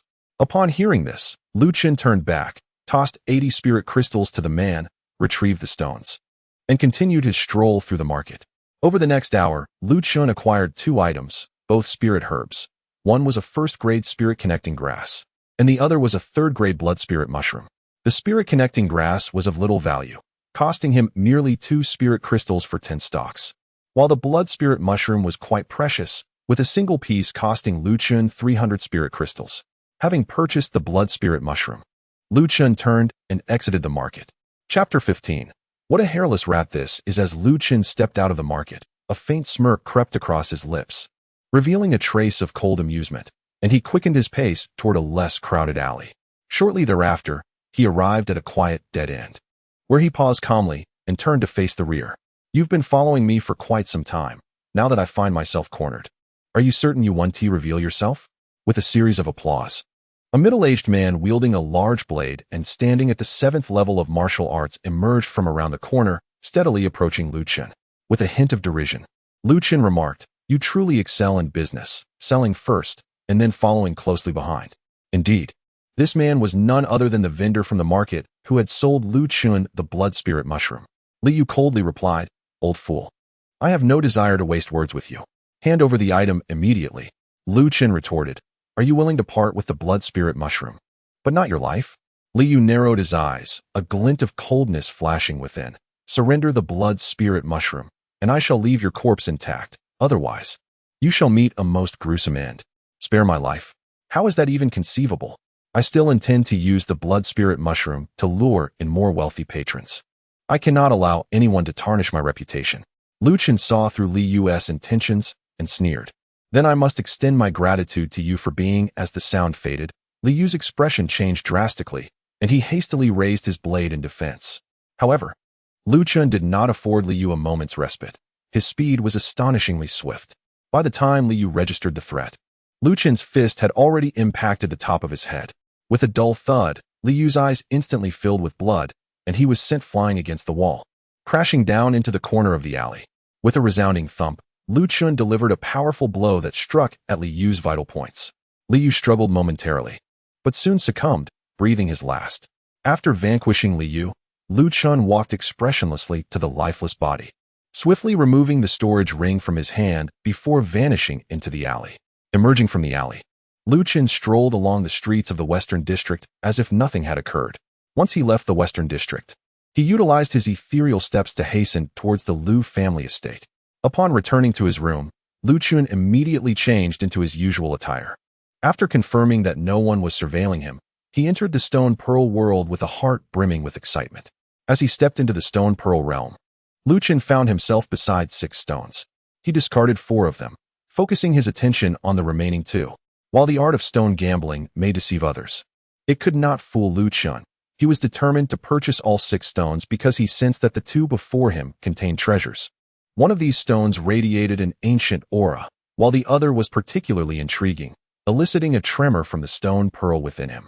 Suppressing his exhilaration, Lu Chen gestured with his fingers, ultimately deciding to first unravel the stone that exuded a life force, saving the more promising one for later. Subsequently, he released his soul power and began to carefully dissect the stone. A quarter of an hour passed before Lu Chen successfully unveiled the first stone. revealing its true form, a large, hairless rat, roughly the size of a kitten. Its flesh was plump, with skin resembling that of a freshly hatched bird. Although it appeared lifeless, lacking breath, its body radiated warmth akin to that of a human. What on earth is this hairless rat? Lu Chen was taken aback, utterly unprepared for such an outcome. Just then, the rat's pudgy paws twitched, and it slowly began to breathe, its eyes fluttering open in a daze. Upon seeing Lu Chen, the rat spoke, "Human, where's this place? You can speak?" Lu Chen, initially filled with disappointment, was somewhat surprised, as typically, only beasts that had transcended to the 6th tier could articulate human speech and take on humanoid forms. The hairless rat nodded in affirmation. Lu Chen replied, "This is my world." "Your world?" The rat stood upright, locking eyes with Lu Chen. "Indeed, this is my world," Lu Chen reiterated. Upon hearing this, the hairless rat surveyed its surroundings and then addressed Lu Chen. "Human, please elaborate on how you came to possess me."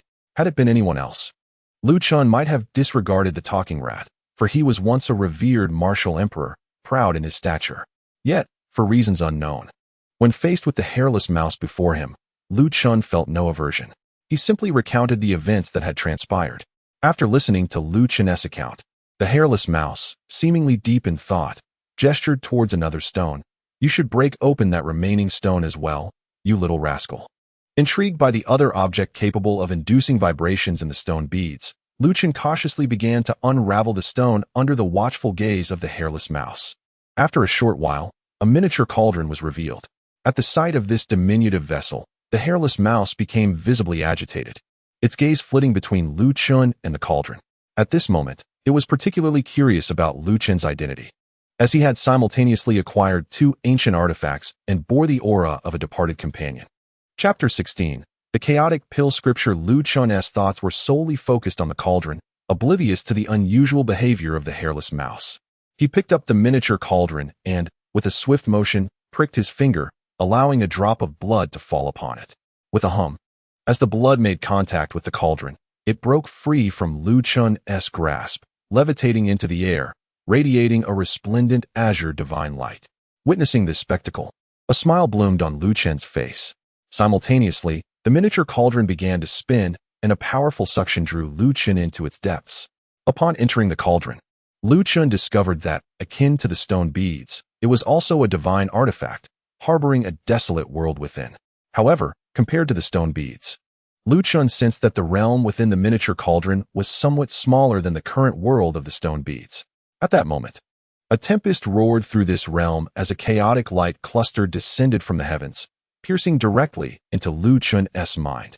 Following this, he found himself endowed with a scroll titled the Chaotic Pill Scripture. In his previous life, Lu Chen was a 9th-tier imperial-grade alchemist, a paragon within the realm of alchemy.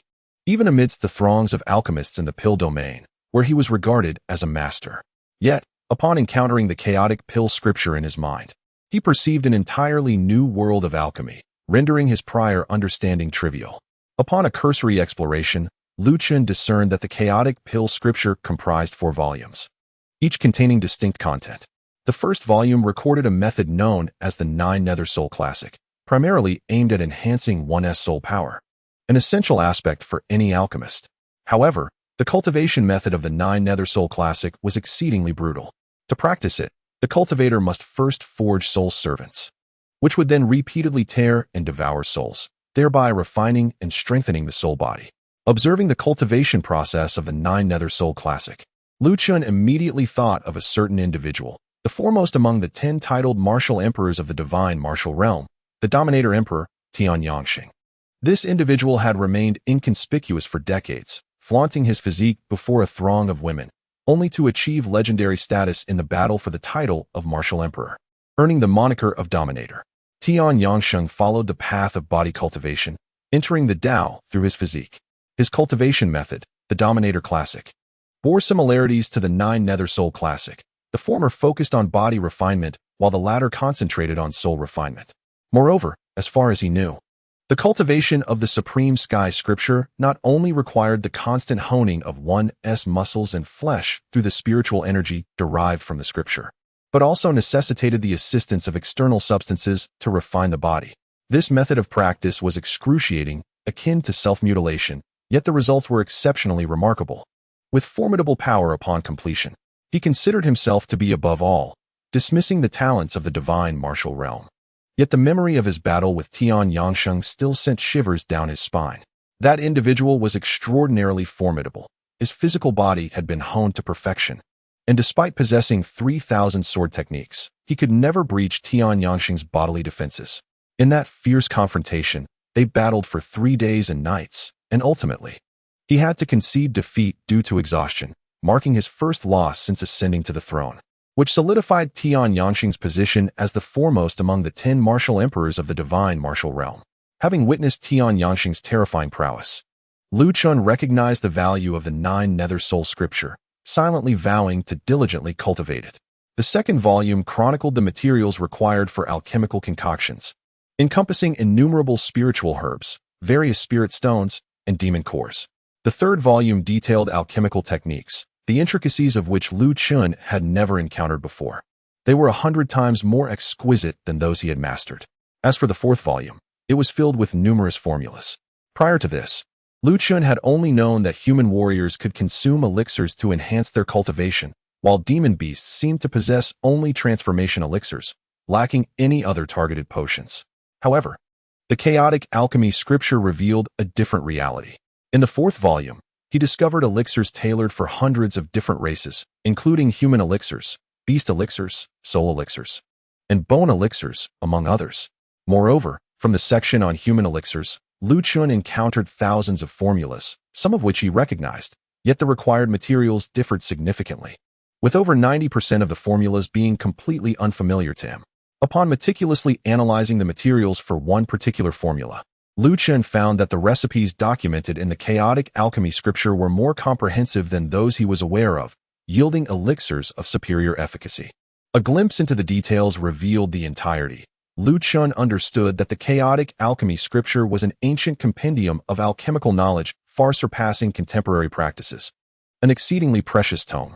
Subsequently, Lu Chen eagerly sat down to cultivate. And it was not until the hairless rat in the stone pearl world alerted him to an approaching presence that he returned to the outside world. At that moment, darkness had enveloped the sky. Shortly thereafter, Lu Zhan entered, carrying a meal. Lu Chen took the food from Lu Zhan and, considering that eating would disrupt his cultivation, smiled and said, "Zhan, there's no need to bring me meals anymore. If I'm hungry, I will go out to eat myself." Lu Zhan expressed concern, "Brother Chen, right now, Lu Ming and the others harbor intense hatred towards you. I worry they might bully you upon seeing you." Lu Chen chuckled, "Zhan, Uncle C already warned them last time. They wouldn't dare to bully me. Besides, I will stagger my meal times to avoid them." "All right then. I want to bring you meals every day from now on," Lu Zhan replied. "MHM." Lu Chen nodded and began to eat. Half an hour later, after finishing his meal, he bid farewell to Lu Zhan. Chapter 17. The Ancient Relic? Once Lu Zhan left, Lu Chen immediately returned to the Stone Pearl world. Due to the time difference between different worlds, when Lu Chen re-entered the Stone Pearl realm, the previously lethargic hairless rat appeared significantly more spirited. At that moment, it was comfortably seated atop a mound of earth spirit crystals, voraciously gnawing at them, with a series of crunching sounds. A crystal about the size of a fist was consumed in just a few bites, leaving no remnants. Upon closer inspection, Lu Chen discovered that the originally abundant pile of over 500,000 crystals had diminished by nearly 1/10 in just a few days. The thought of a mere rat devouring tens of thousands of crystals in such a short span left Lu Chen gasping in disbelief as he approached the hairless rat.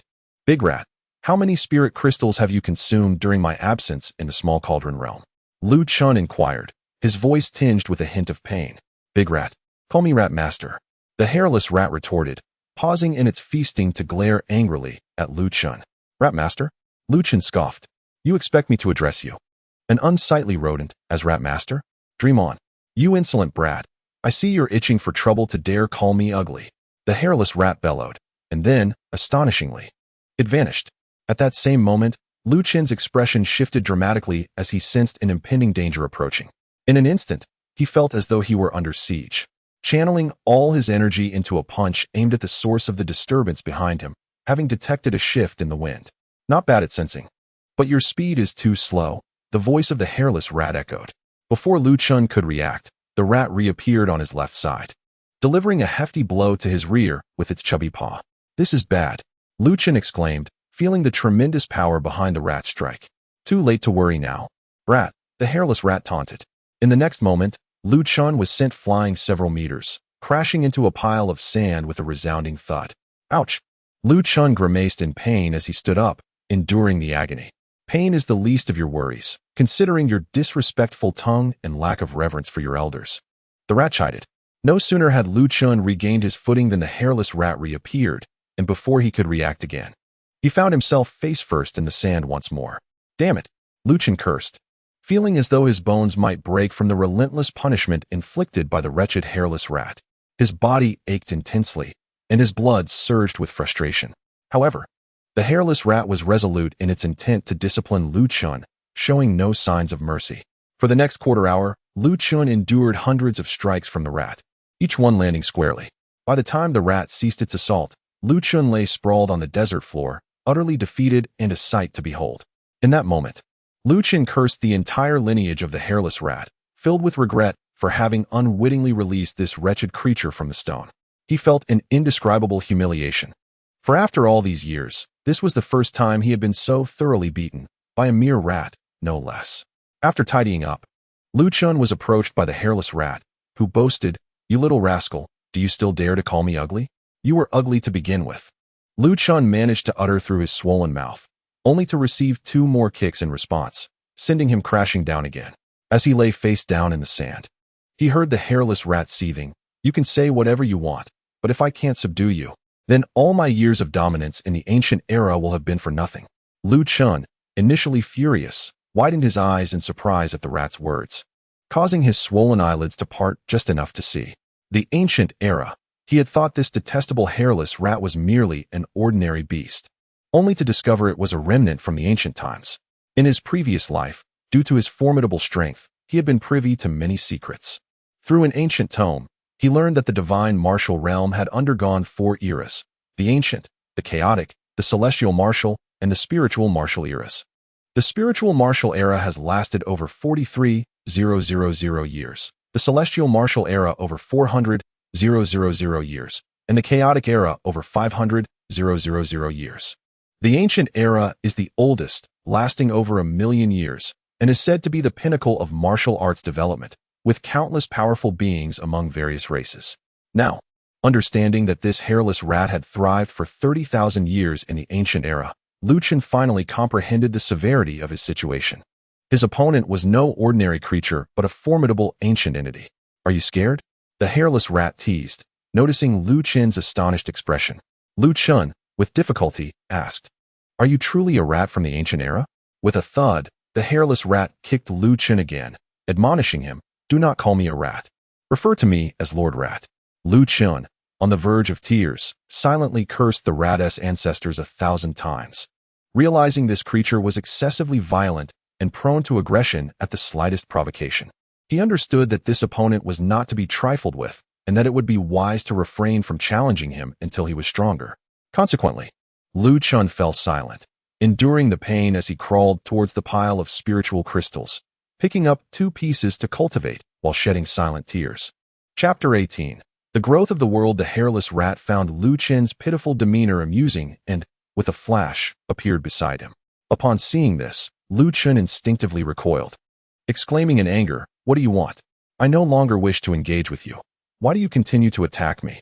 "Ah, you've learned to be wary, I see," the hairless rat responded with a teasing tone. Knowing that a wise man does not suffer immediate losses, Lu Chen chose to endure, ignoring the rat as he continued to circulate his healing technique. Observing this, the hairless rat plopped down onto the pile of spiritual crystals and said, "Listen here, little brat. As long as you refrain from calling me ugly and refer to me as Lord Rat, I shall cease my attacks." Self-deception. Lu Chen silently contemplated, yet dared not utter a word, for he knew that expressing his thoughts would undoubtedly lead to further beatings. Observing Lu Chen's silence, the hairless rat inquired meaningfully, "You little rascal, although you have acquired 2 ancient treasures, you must be at a loss on how to utilize them, correct?" Ancient treasures. Lu Chen's heart jolted, halting his cultivation to endure the pain as he asked, "What do you mean?" The moment he spoke, a chill ran down his spine, prompting him to swiftly amend, "No, I meant Master Rat." Upon hearing Lu Chen address him as Master Rat, the creature's expression softened, and he responded with satisfaction. Ah, that's more like it. Just call me Master Rat. It's not that difficult. You'll get used to it after a few more times. Lu Chen chose not to argue, merely coldly inquired, Master Rat, do you know how to use them? Master Rat chuckled, of course I do. I don't believe it. Lu Chen retorted. Master Rat glanced at the pitiful state of Lu Chen and asked with a grin, tell me, what world are we currently in? A stone pearl, Lu Chen replied. Master Rat continued, the stone pearl and the small cauldron you now possess are both ancient treasures, known respectively as the Chaos Pearl and the Chaos Cauldron. Time flows within their realms at a pace tenfold that of the outside world. Lu Chen had already surmised this, so he pressed on, apart from the differing time flow. Does this world offer any other benefits? Master Rat explained, the stone pearl's realm can yield minerals of the earth, while the small cauldron's realm can nurture spiritual herbs. Please clarify. I don't quite understand, Lu Chen urged. Master Rat elaborated, to put it simply, any mineral buried in the Chaos Pearl's realm will mature into a superior mineral in a very short time. The same applies to the Chaos Cauldron's realm. But its growth potential manifests in living spiritual herbs. Anything planted there will develop into exceptional herbs. Lu Chen gasped in astonishment. If these treasures were indeed as Master Rat claimed, it meant he possessed two vast reservoirs of resources, with the Chaos Pearl and the Chaos Cauldron as his formidable artifacts. He would never again lack for cultivation resources. Master Rat was unperturbed by Lu Chen's astonishment, recognizing that anyone would be exhilarated by the sudden acquisition of such powerful treasures. After a moment, Master Rat's demeanor turned serious as he cautioned, listen well, little rascal. I advise you to keep the existence of the Chaos Pearl and the Chaos Cauldron a secret. If by any chance others learn of them, you must eliminate anyone who discovers their existence, regardless of the cost. Hearing this, Lu Chen shot a glance at Master Rat and smirked. Well, you know now. Should I not then eliminate you? Master Rat retorted mockingly. You may come for me anytime, provided you are not afraid of getting beaten. With that, Master Rat burrowed into a pile of spirit crystals, followed by the sound of crunching as he gnawed on them with considerable gusto. Considering he could neither win a fight nor lacked for spirit crystals, Lu Chen decided to follow Master Rat's lead, continuing to operate the Yin-Yang Classic to heal his injuries. The Yin-Yang Classic harnessed the powers of Yin and Yang, with Yin being cold and piercing, while Yang burned with intense heat. Both forces were immensely potent. As the Yin-Yang Classic operated, Lu Chen discovered that when the power of Yin and Yang coursed through his limbs and bones, the injuries inflicted by the Rat Master began to heal rapidly. To his astonishment, the Yin-Yang Classic could even mend wounds. He pondered how many more functions it possessed that he was yet unaware of. Immersed in the process of healing, Lu Chen dedicated himself wholeheartedly to his recovery. After half a day, he was fully revitalized, his injuries completely healed without a trace. Without hesitation, Lu Chen retrieved the living spirit grass and blood spirit mushroom he had purchased from the market and entered the chaotic cauldron world. Chapter 19. Lu Chen's revenge. Upon entering the chaotic cauldron realm, Lu Chen first planted the spirit grass, then crushed the blood spirit mushroom, burying the fragments in the soil of this mystical world. After completing his planting, Lu Chen returned to his room, employing the Lingxiao step to ascend to the back mountain, where he commenced his mining endeavors for the night. Although the Rat Master was preoccupied with devouring spirit crystals, his attention remained fixated on Lu Chen. Witnessing Lu Chen utilize the Lingxiao step and claim a mind for himself sparked new thoughts within him. Kid, the Rat Master chuckled, I must say, your fortune is quite remarkable. You seem to encounter all manner of treasures. I once thought the same, Lu Chen retorted, a hint of resentment in his tone. Until I bought you from the market. Come now, don't hold a grudge, the Rat Master laughed. As long as you don't provoke me, I assure you, I won't lay a paw on you again. Besides, finding me is a great opportunity for you. With me around, countless benefits await. Lu Chen scrutinized the Rat Master with disdain. Benefits? I see none. All I perceive is a nuisance, consuming thousands of spirit crystals daily without lifting a finger. Kid, let me out. The Rat Master protested, visibly displeased by Lu Chen's contempt. Reluctant to release the Rat Master, but wishing to avoid conflict, Lu Chen begrudgingly acquiesced. You'd better behave in the outer world. What mischief do you intend to create? In a swift motion, the Rat Master leaped onto Lu Chen's shoulder, simultaneously massaging him while ingratiatingly saying, Come on, don't be so stingy. I'll help you with your tasks. Lu Chen shot him a sidelong glance. What nonsense? You? Contributing? You're underestimating me. The rat master retorted in indignation. Indeed, I do underestimate you, for I believe that all you are good for is eating. Lu Chen unabashedly chastised, still irked by the earlier humiliation of being schooled by a rodent. While belittling the rat master, Lu Chen quietly vowed to teach him a lesson and reclaim his lost dignity. He could not swallow his pride without recompense. All right, just you wait. I shall make you aware of my prowess today. Before he could finish, the rat master raised his claws, adopting a fighting stance. Terrified from previous encounters, Lu Chen nimbly evaded, a wary expression on his face. Rat master, what are you up to? Please, don't hit me. Observing Lu Chen, who was startled into a nervous reaction, Mouse Elder disdainfully remarked, You are truly a coward. I merely gave you a beating, and you are reduced to this state. Subsequently, Mouse Elder vanished in a flash. In the next moment, Lu Chen beheld Mouse Elder, akin to a diamond drill, energetically boring into the ore wall. In the blink of an eye, several cubic meters of ore were excavated. Goodness, with such a voracious appetite, the efficiency of labor is astonishing. Gazing at the mound of earth attribute spirit crystals before him, Lu Chen felt a sense of enlightenment. While conversing, he did not remain idle.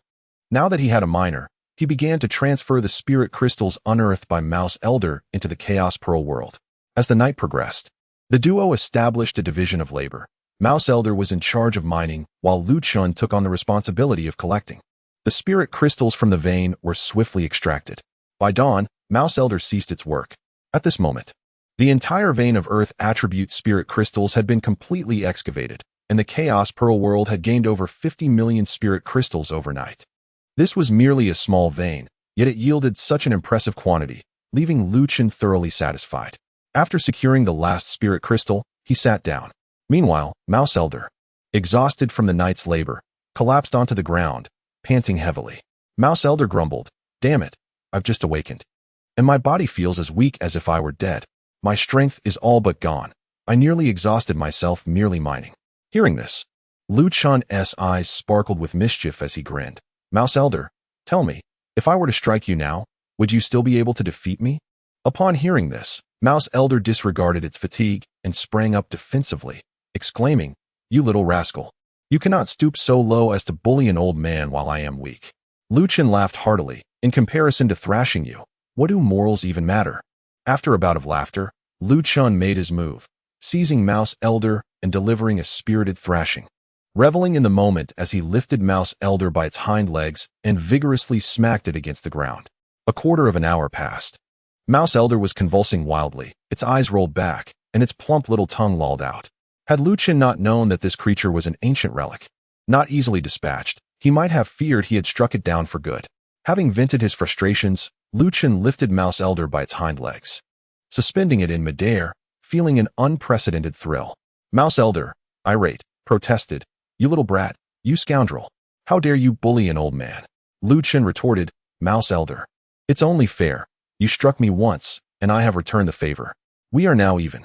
With that, Lu Chen tossed Mouse Elder into the Chaos Pearl world, allowing it to consume spirit crystals to recuperate while he busily filled the earth before returning to his chamber. Chapter 20. The Useless Dantian at Noon. Lu Chen diligently practiced in the Chaos Pearl world. However, only an hour had passed in the external world when Mouse Elder approached. In the outside world, an hour equated to nearly a day in the Chaos Pearl world. Under the care of thousands of spirit crystals, Mouse Elder appeared to have fully recuperated. Lu Chen's first thought was that Mouse Elder had come seeking revenge, prompting him to employ a Lingxiao step and swiftly distance himself by several meters. Mouse Elder, what do you intend? You shall not ambush me, Lu Chen declared warily. The venerable Mouse Master contemptuously remarked, If I truly wished to strike you, you would have collapsed dozens of times in this brief moment. How is it that you still stand so well? In perplexity, Lu Chen inquired, If you have no intention of attacking me, then what brings you here instead of feasting on spiritual crystals? Someone is approaching outside, you fool. Mouse Master shook his head disdainfully. Oh, Lu Chen, momentarily oblivious to the situation, heeded Mouse Master's warning, concluding his meditation and returning to his chamber. Shortly thereafter, a cacophony of splintering wood heralded the arrival of Lu Ming, accompanied by four sycophants, who violently kicked open the door and stormed into Lu Chen's room. However, this time, Lu Ming lacked the bravado he had previously displayed. His left cheek was swollen, his right eye was blackened, and blood trickled from the corner of his mouth. It was evident that he had been thoroughly beaten. Enraged from a previous altercation, Lu Ming's fury ignited anew upon seeing Lu Chen calmly engaged in his cultivation. "You wretched fool, tarnishing the Lu family's reputation, causing our family to suffer losses in business, and now you lie here at ease. How infuriating!" With a furious roar, Lu Ming unleashed a punch at Lu Chen. Consumed by rage, Lu Ming's blow lacked restraint, slicing through the air with a sizzling sound, displaying formidable power. The faces of his four lackeys paled as they witnessed this scene. They had assumed Lu Ming sought merely to vent his frustrations on Lu Chen, but now they realized he was intent on delivering a lethal blow. Given Lu Chen's current state of utter weakness, if Lu Ming's punch landed, would it not shatter Lu Chen's very organs? Last time, Lu Kuang had declared Lu Chen a taboo. The four dared not imagine the consequences should Lu Ming inadvertently kill Lu Chen.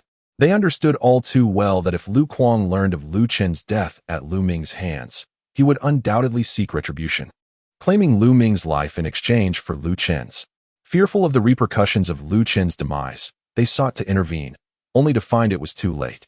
Meanwhile, confronted by Lu Ming's murderous intent, Lu Chen recalled the punch Lu Ming had delivered to Lu Zhan. In that instant, his own anger ignited. "Am I the one destined to perish? I think it is you who is doomed." Thunderous fist. Lu Chen retaliated with a punch aimed at Lu Ming. Caught off guard by the seemingly incapacitated Lu Chen's sudden counterattack, Lu Ming was taken aback, and soon their fists collided. Boom. At the moment of impact, Lu Ming was hurled from Lu Chen's room, crashing to the ground, blood spewing forth, while the arm that had delivered the blow was shattered by the ferocious force of Lu Chen's thunderous fist. As for Lu Chen, he had withdrawn his fist and stood upright from his bed. The situation had turned dramatically, leaving the four lackeys in a state of bewilderment. What was happening? Hadn't Lu Chen's dantian and meridians been rendered useless in the falling Maple Mountains? How was he now able to unleash such power and dispatch Lu Ming in an instant? Lu Chen cast a cold glance at Lu Ming's four followers before stepping forward to confront the wailing Lu Ming. Seeing Lu Chen demonstrate such remarkable martial prowess, Lu Ming's eyes widened in terror. "You worthless wretch, weren't you supposed to be crippled? How can you still wield spiritual energy?" Lu Chen smirked. "Do you believe that just because you declare me a failure, I must accept it as truth?" Lu Ming roared in anger. "You have not been crippled. You have merely feigned death all this time. If I had not pretended to be incapacitated, how could I have discerned the true faces of you worthless scoundrels?" Lu Chen replied. "Damn it." Lu Ming panicked. Lu Chen's martial prowess was unparalleled. Since 3 years ago, he had become the foremost champion among the younger generation of Tianyuan City, leaving others gasping for air. Beyond his martial skills, Lu Chen was characterized by a clear sense of justice and vendetta. Before his downfall, he treated the Lu family with great kindness, always considering their interests. Yet he would not hesitate to engage in combat with outsiders over trivial disputes. Over the past few years, the young masters of the three major families, who deemed themselves exceptionally gifted, had often found themselves at the receiving end of Lu Chen's wrath. Consequently, after Lu Chen's fall from grace, members of the three families sought every opportunity to humiliate him. Previously, they had mocked Lu Chen during his downfall, but today, they harbored murderous intentions against him. Given Lu Chen's temperament, could they expect to be spared? Lu Ming, fully aware of this, quickly fell to his knees, pleading for mercy. "Young Master Chen, we meant no offense. Please forgive us." As he spoke, the four of them bowed repeatedly before Lu Chen. With an icy demeanor, Lu Chen replied, "I will not kill you. Thank you, young Master Chen, for your mercy." The four, feeling as though they had been granted a reprieve, fervently expressed their gratitude. However, Lu Chen continued, "I cannot easily spare you. If outsiders learn of this, they may think me easy to bully." Before the four could relax, Lu Chen added ominously. Hearing this, the four felt a bitter taste in their mouths, resigned to their fate, for they had foolishly followed Lu Ming in tormenting Lu Chen, and now they were reaping the consequences. Just as the four speculated on how Lu Chen might deal with them, a swift shadow flashed before their eyes, and in an instant, they were sent flying. A sharp pain pierced their lower abdomens, and their faces turned ashen. Lu Chen had shattered their dantians, rendering them utterly powerless. Raising their heads, the four glared at Lu Chen with resentment. In this world where martial prowess reigned supreme, having their dantians destroyed was far crueler than death itself. Lu Chen, indifferent to their hatred, coldly commanded, "Leave. Depart from the Lu family. Should I see you again, you shall face death." The four, seething with anger and tempted to retaliate, were held back by their reason.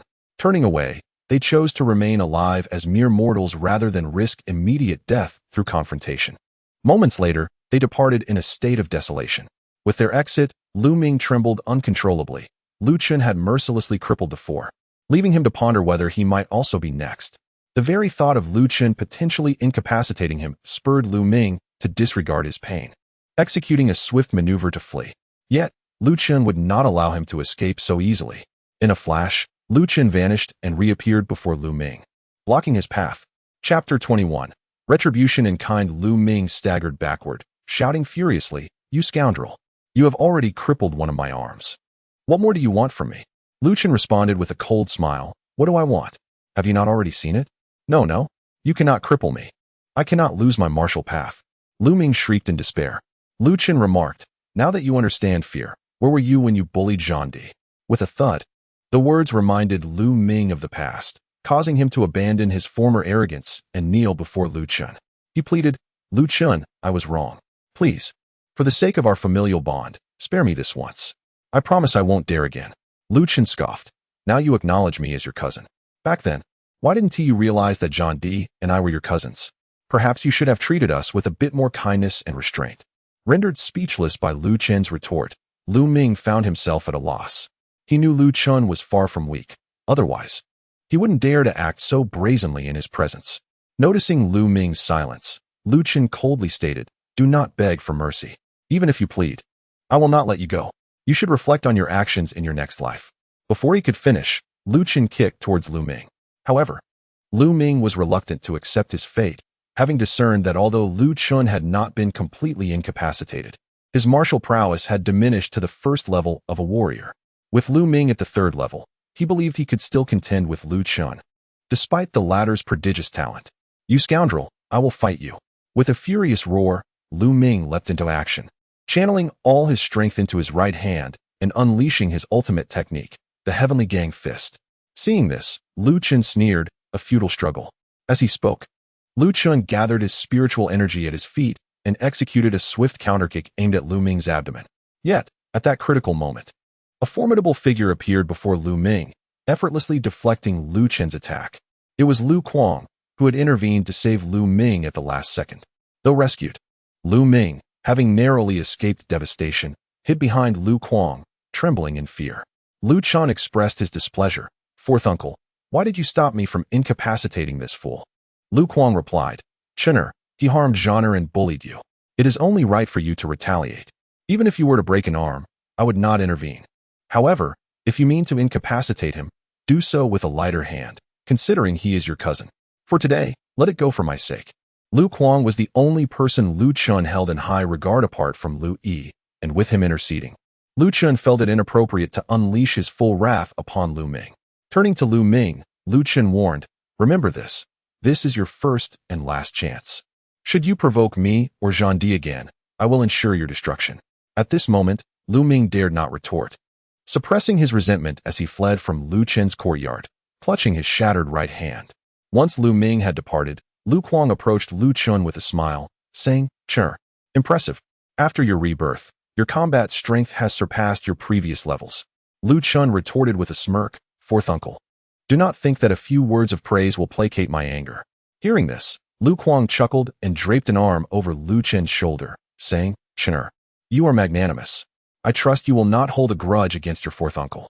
Let this be a lesson." Indeed, Lu Chen could not harbor anger. For Lu Kuang was the one he respected most, and it was unworthy of him to be upset over a worthless foe. "Well then, Uncle C, let this be a one-time exception." Lu Kuang chuckled. Subsequently, the two engaged in casual conversation in Lu Chen's room for a while. Upon confirming that Lu Chen was in good spirits, Lu Kuang departed joyfully, while Lu Chen entered the realm of the Chaos Pearl. "You little rascal.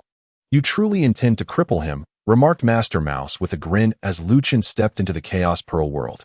In this ruthless world where the strong prey on the weak, one must be ruthless to stand firm. Were it not for our blood ties, given how he provoked me, I would not only incapacitate him but also eliminate him entirely, sparing him not a single moment of life, Lu Chen retorted coldly. Master Mouse replied, While that may be your stance, today you may not have destroyed his dantian, yet you have indeed rendered one of his arms useless. I doubt his father will let this go easily and will soon come seeking vengeance. Let him come, Lu Chen declared, his eyes gleaming with a chilling intent. If he dares to provoke me, I shall take down his father alongside him. Sensing the murderous aura emanating from Lu Chen, Master Mouse was taken aback. He found himself intrigued by how such a young lad could harbor such a deep-seated desire for bloodshed, for in his view, the inclination to kill is something that requires cultivation. Nonetheless, he refrained from admonishing Lu Chen, instead offering a sardonic remark. You little scamp. Are you truly willing to forsake your familial bonds? Lu Chen countered. Master Mouse, do I have any familial ties with the first or second houses? Master Mouse remained silent. Truth be told, there is little to be gained from a family member who only bullies within the confines of their own clan. In my understanding, I only acknowledge Uncle C and Brother Jean. As for the first and second houses, they ceased to exist the moment they chose to torment my father and me. Lu Chen asserted. Master Mouse nodded in satisfaction. You are clear about your grudges. Commendable, young one. As a reward, I shall overlook your previous mischief against me. Lu Chen smirked. Master Mouse, did I not already declare that we are even? Master Mouse chided. Youngster, in this world where the strong dominate, only the powerful hold sway. Whether debts are settled or not is determined by me. Indeed, Lu Chen found himself in agreement with Master Mouse's sentiments. In this harsh reality, weakness is a grave sin. Though you are currently endowed with great fortune, your own strength remains insufficient. Focus on enhancing your capabilities, Master Mouse advised before departing with a smile. Delving back into the pile of spirit crystals to indulge in his feast. Lu Chen did not contest this, for he recognized his own deficiencies. As he heard the sound of Master Mouse feasting on the spirit crystals, he gathered his thoughts, seated himself in the desert, and began his cultivation by absorbing the spirit crystals. Chapter 22. When one seeks death, nothing can stand in the way. Meanwhile, Lu Ming fled from Lu Chen's courtyard, intent on seeking revenge from Lu Chen. However, before he could even enter, he collided with his elder brother, Lu Xiao. At 20 years of age, Lu Xiao stood as the most formidable among the younger generation of the Lu family, having reached the pinnacle of the 5th level of martial arts, second only to Lu Chen and his companions. Noticing his younger brother's frightened demeanor, bearing the marks of a recent beating, Lu Xiao furrowed his brow and inquired, Third brother, who was it that did this to you? Upon realizing that the one he had bumped into was Lu Xiao, Lu Ming's fear began to abate slightly, and he sorrowfully pleaded, Brother, you must stand up for me. Lu Xiao comforted him, Third brother, do not rush. Speak slowly. I will certainly advocate on your behalf. Subsequently, Lu Ming exaggerated the situation, attributing all the injuries he sustained from Wu Yong to Lu Chen. Upon hearing Lu Ming's account, Lu Xiao's expression darkened considerably. He had long harbored disdain for Lu Chen, believing that Lu Chen overshadowed him, rendering him unable to hold his head high within the Lu family and subjecting him to ridicule. Although he had been envious of Lu Chen's prowess, he had previously endured this discomfort, knowing he could not match Lu Chen in strength. However, just as he thought he would never have the opportunity to rise, Lu Chen was unexpectedly crippled in the falling Maple Mountains. This news brought him immense joy, for with Lu Chen incapacitated, he would ascend as the foremost among the younger generation of the Lu family, finally gaining standing in both the Lu family and Tianyuan city. Yet, just as he began to savor this newfound ease, Lu Chen had once again risen to power, and with a single strike, had rendered Lu Ming's arm useless. Lu Xiao was enraged. At that moment, whether for the sake of his brother or his own pride, he was filled with murderous intent towards Lu Chen. Wishing to eliminate this threat, Lu Xiao inquired, Third brother, you say that although Lu Chen's dantian is intact, he must be gravely injured, having fallen to the first rank of martial artist? Lu Ming affirmed, Indeed, brother, that is the case. I did not mistake it. Lu Xiao declared, Let us go and confront that useless wretch. I shall avenge you, and for every limb he has taken from you, I will ensure he loses all 4 of his. Brother, not only should we disable his limbs, but we must also crush his dantian, forcing him to grovel like a dog, begging for mercy, Lu Ming sneered. Upon hearing the plan to incapacitate Lu Chen, Lu Ming instantly forgot his previous fears and envisioned various ways to humiliate Lu Chen. Lu Xiao conceded, I shall follow your lead.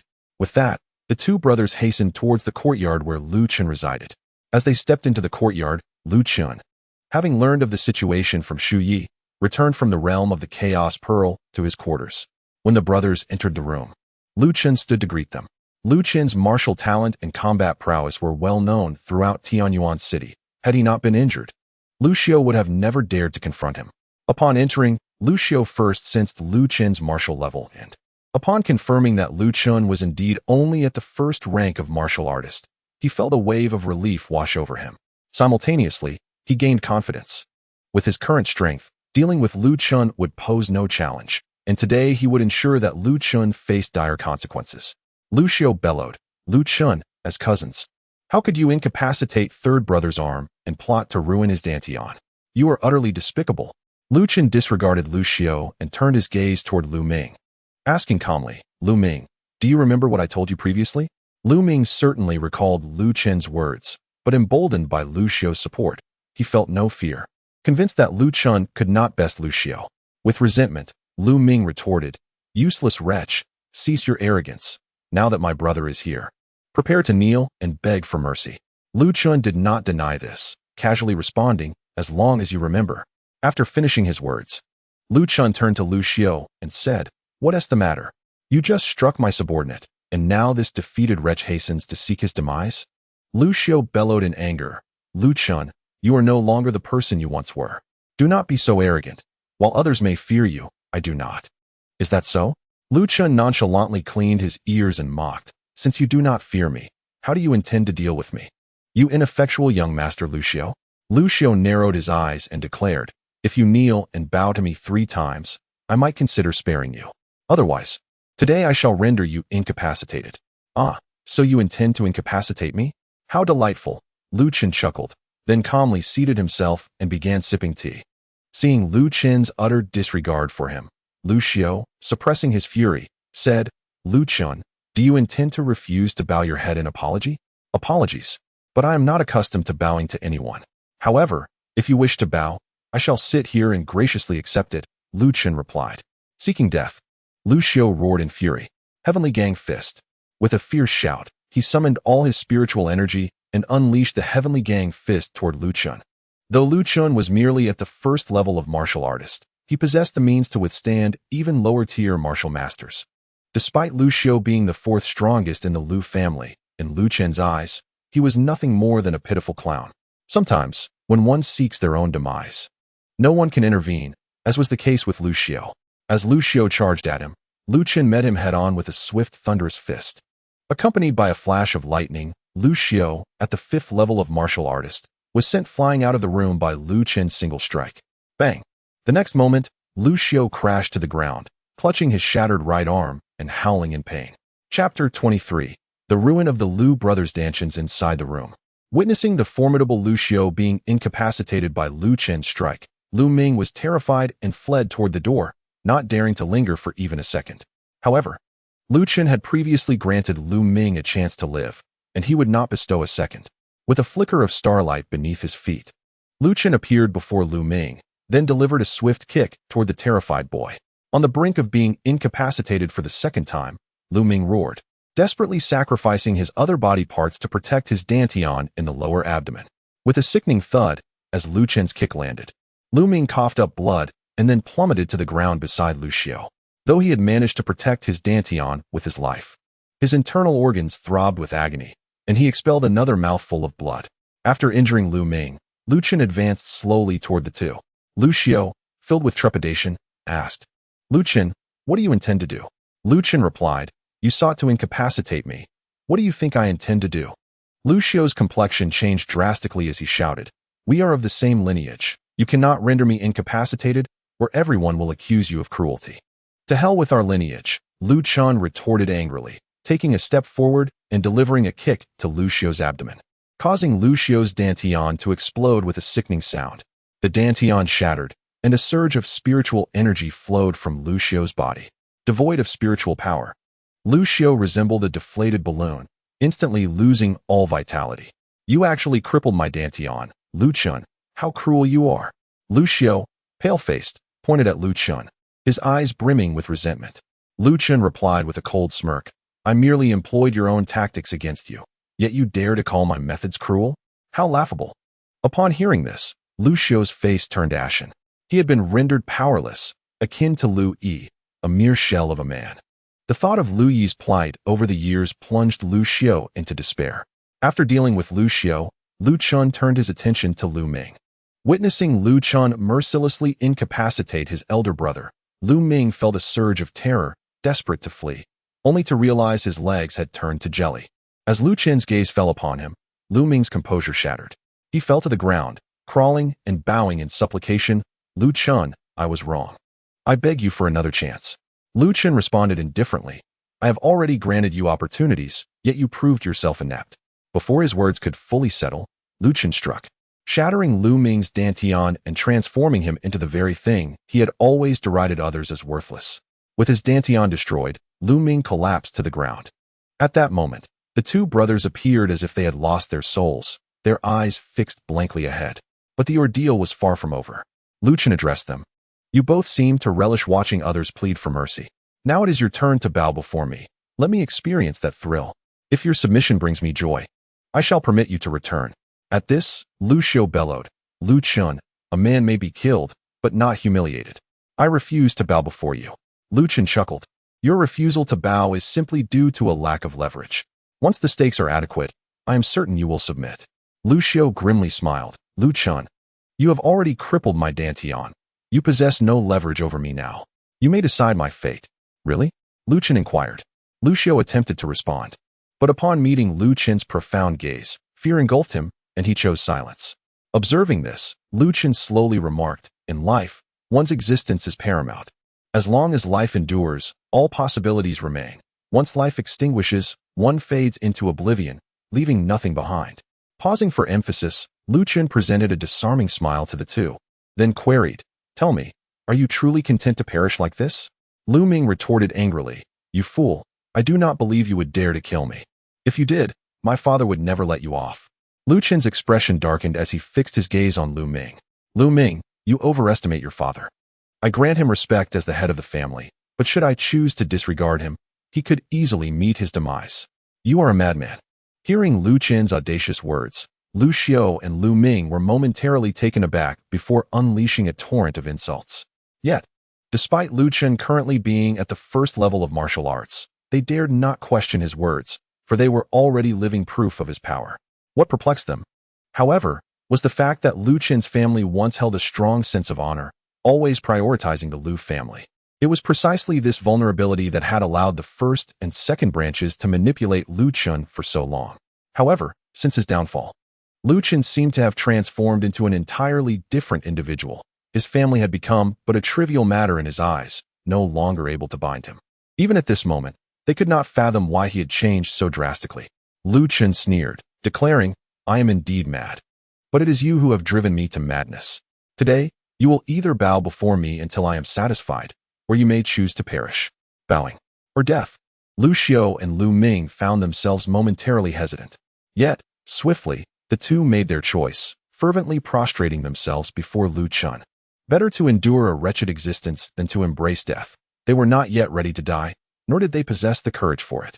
Observing the two before him, Lu Chen shook his head, suddenly feeling a profound sense of boredom. In his view, the essence of becoming a formidable force lay not merely in martial talent, but fundamentally in one's character and perseverance. If an individual lacks the fortitude to strive for strength, even with unparalleled talent, they are destined to remain inconsequential, never achieving greatness. Lu Xiao and Lu Ming so readily abandoned their dignity. Their spirits had crumbled, and even if their foundations remained intact, their lives were rendered futile. Contemplating character and perseverance, a visage of a simple-minded youth suddenly emerged in Lu Chen's mind, shortly followed by the appearance of 6 young men and women beside him. Witnessing the playful banter among the 7, Lu Chen could not help but smile gently, a tender expression gracing his youthful face. A century had passed, and he wondered how those 7 little ones were faring now. A gentle breeze swept by, pulling Lu Chen back from his reverie. In that moment, gazing towards the direction of the carefree sect, he felt an unexpected pang of melancholy, accompanied by a longing for those 7 young souls. After a while, Lu Chen shook his head in disdain, telling Lu Ming and Lu Xiao, "Enough of this. Depart from my sight, and do not linger here." With that, he turned and retreated to his chamber. Watching Lu Chen's departing figure, Lu Xiao and Lu Ming halted, then assisted one another to their feet, leaving the courtyard with expressions of resentment. Chapter 24. The schemes of Lu Chen and his son upon returning to his room. Lu Chen entered the realm of the Chaos Pearl. At that moment, Lord Mouse approached him, remarking, "You insolent boy, you cannot even grasp the conditions within 100 meters. Your soul power is far too weak. One cannot have both fish and bear's paw. Have I not been striving to enhance my martial prowess during this time?" Lu Chen retorted with a grimace. Lord Mouse replied, "Soul power surpasses spiritual energy in significance. It not only aids in perceiving the surrounding environment, but is also essential for alchemy. Even in combat, a soul cultivator holds the advantage over a spirit cultivator of the same realm. You should focus on strengthening your soul power. I tire of constantly watching over you." As a former 9th grade alchemist, Lu Chen naturally recognized the validity of Lord Mouse's assertions and acknowledged that he had indeed neglected the cultivation of his soul power. Recalling the 9 Nether Soul Classic within the Chaos Dance Sutra, Lu Chen felt a surge of determination and promptly seated himself to begin his training in the 9 Nether Soul Classic. As he activated the classic, wisps of dark energy emanated from his ethereal soul, gradually coalescing at a slow pace. Lu Chen understood that this dark energy was the material required for refining soul servants, derived from the essence of his own soul power. To cultivate the 9 Nether Soul Codex, one must first refine a soul servant, subsequently utilizing the soul servant to tear apart and devour the soul body, thereby shaping a more pure and powerful soul essence. As time elapsed, the black substance surrounding Lu Chen's soul gradually increased, coalescing with the aid of the 9 Nether Soul Codex. Meanwhile, as Lu Chen immersed himself in his cultivation, Lu Xiao and Lu Ming, who had escaped from Lu Chen's courtyard, stumbled back to the attic where the Long family resided. Upon entering the attic, the two immediately proceeded to the study, where they found Lu Chen, who was currently in the midst of his own cultivation. "My heavens, Lu Chen, you are utterly ruthless, having rendered both my sons incapacitated in one fell swoop." Lu Chen's furious roar echoed through the study moments later. After his outburst, Lu Chen appeared to age a decade in an instant, collapsing into a chair, his mouth and hands trembling uncontrollably. Lu Ming wailed, "Father, Lu Chen has crippled both my and elder brother's dantians. As the head of our family, you must avenge us." Tears streamed from the corners of Lu Chen's eyes as he replied with a fierce gaze, "Rest assured, Ming-er, I shall take vengeance for you and ensure your suffering is not in vain."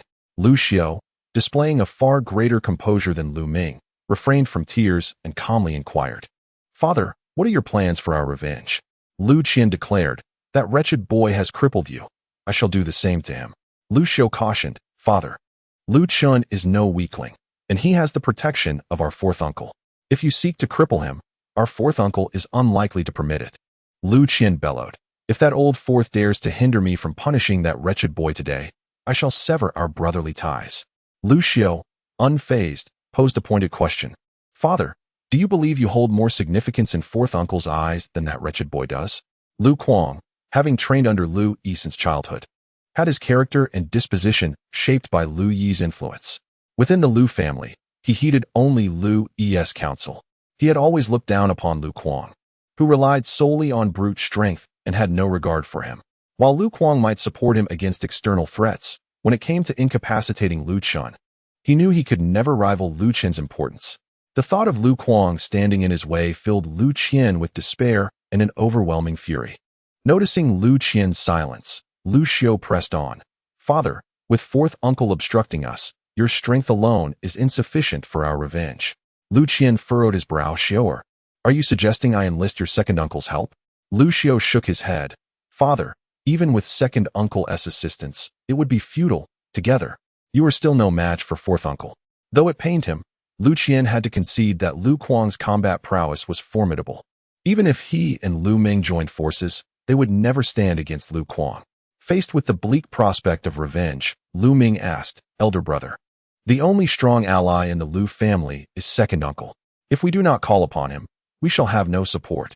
Lu Xiao ominously suggested, "Younger brother, since no one in the Lu family can aid us in our quest for revenge, we must seek external assistance. Many in Tianyuan city desire that wretched boy's demise." Upon hearing this, Lu Ming and Lu Chen exchanged uncertain glances. Lu Chen hesitated, for this path was akin to betraying their own kin. Lu Ming, unlike others, had a mind twisted by the devastation of his Dantian. His singular desire now was to cripple Lu Chen. He would go to any lengths to achieve that. Lu Xiao shared a similar mentality. Observing Lu Qian's hesitation, he squeezed out a few tears and grasped Lu Qian's hand, pleading, "Father, that wretched Lu Chen has incapacitated both your sons. Do you not yearn for vengeance?" Lu Qian gazed at the pale faces of Lu Xiao and Lu Ming, and his vision clouded by hatred, he coldly inquired, "Xiaoer, do you have a plan for revenge?"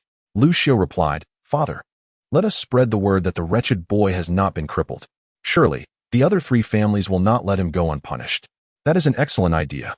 When those who have been wronged by that wretched boy come seeking justice, your second uncle and I will stand by and observe. I refuse to believe that the fourth can protect him," Lu Qian declared frostily. At that moment, Lu Ming murmured, "Father, elder brother, we might not even need to spread the news. Soon, the entire Tianyuan city will learn that the boy has not been crippled." Lu Qian frowned. "Minger, what do you mean?" Lu Ming explained, "Besides my elder brother and myself, Lu Chen has also incapacitated 4 members of the Lu family and expelled them from the clan. Even better, let us disseminate the information together. Within a day, everyone will know that the boy's supposed crippling was a ruse," Lu Xiao asserted. "Indeed, let it be so."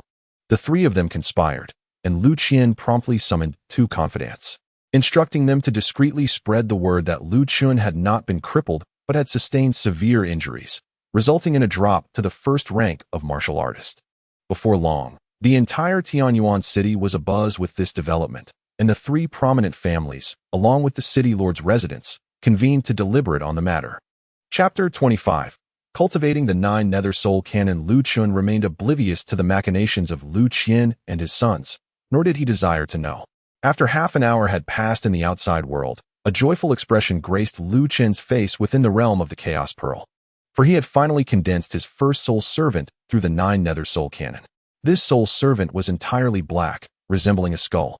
Upon its manifestation, it lunged at Lu Chen's soul with a ghastly wail, as if an insatiable spirit.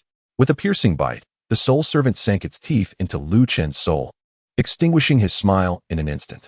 The sensitivity of his soul was exponentially heightened compared to his physical body, and the pain of the soul servant's bite sent a chill through him. Moments later, veins bulged on his forehead, cold sweat poured down, and he could no longer endure the agony, collapsing to the ground in convulsions. "Damn it, this is unbearable," Lu Chen cursed, finally grasping the terrifying prowess of that fellow.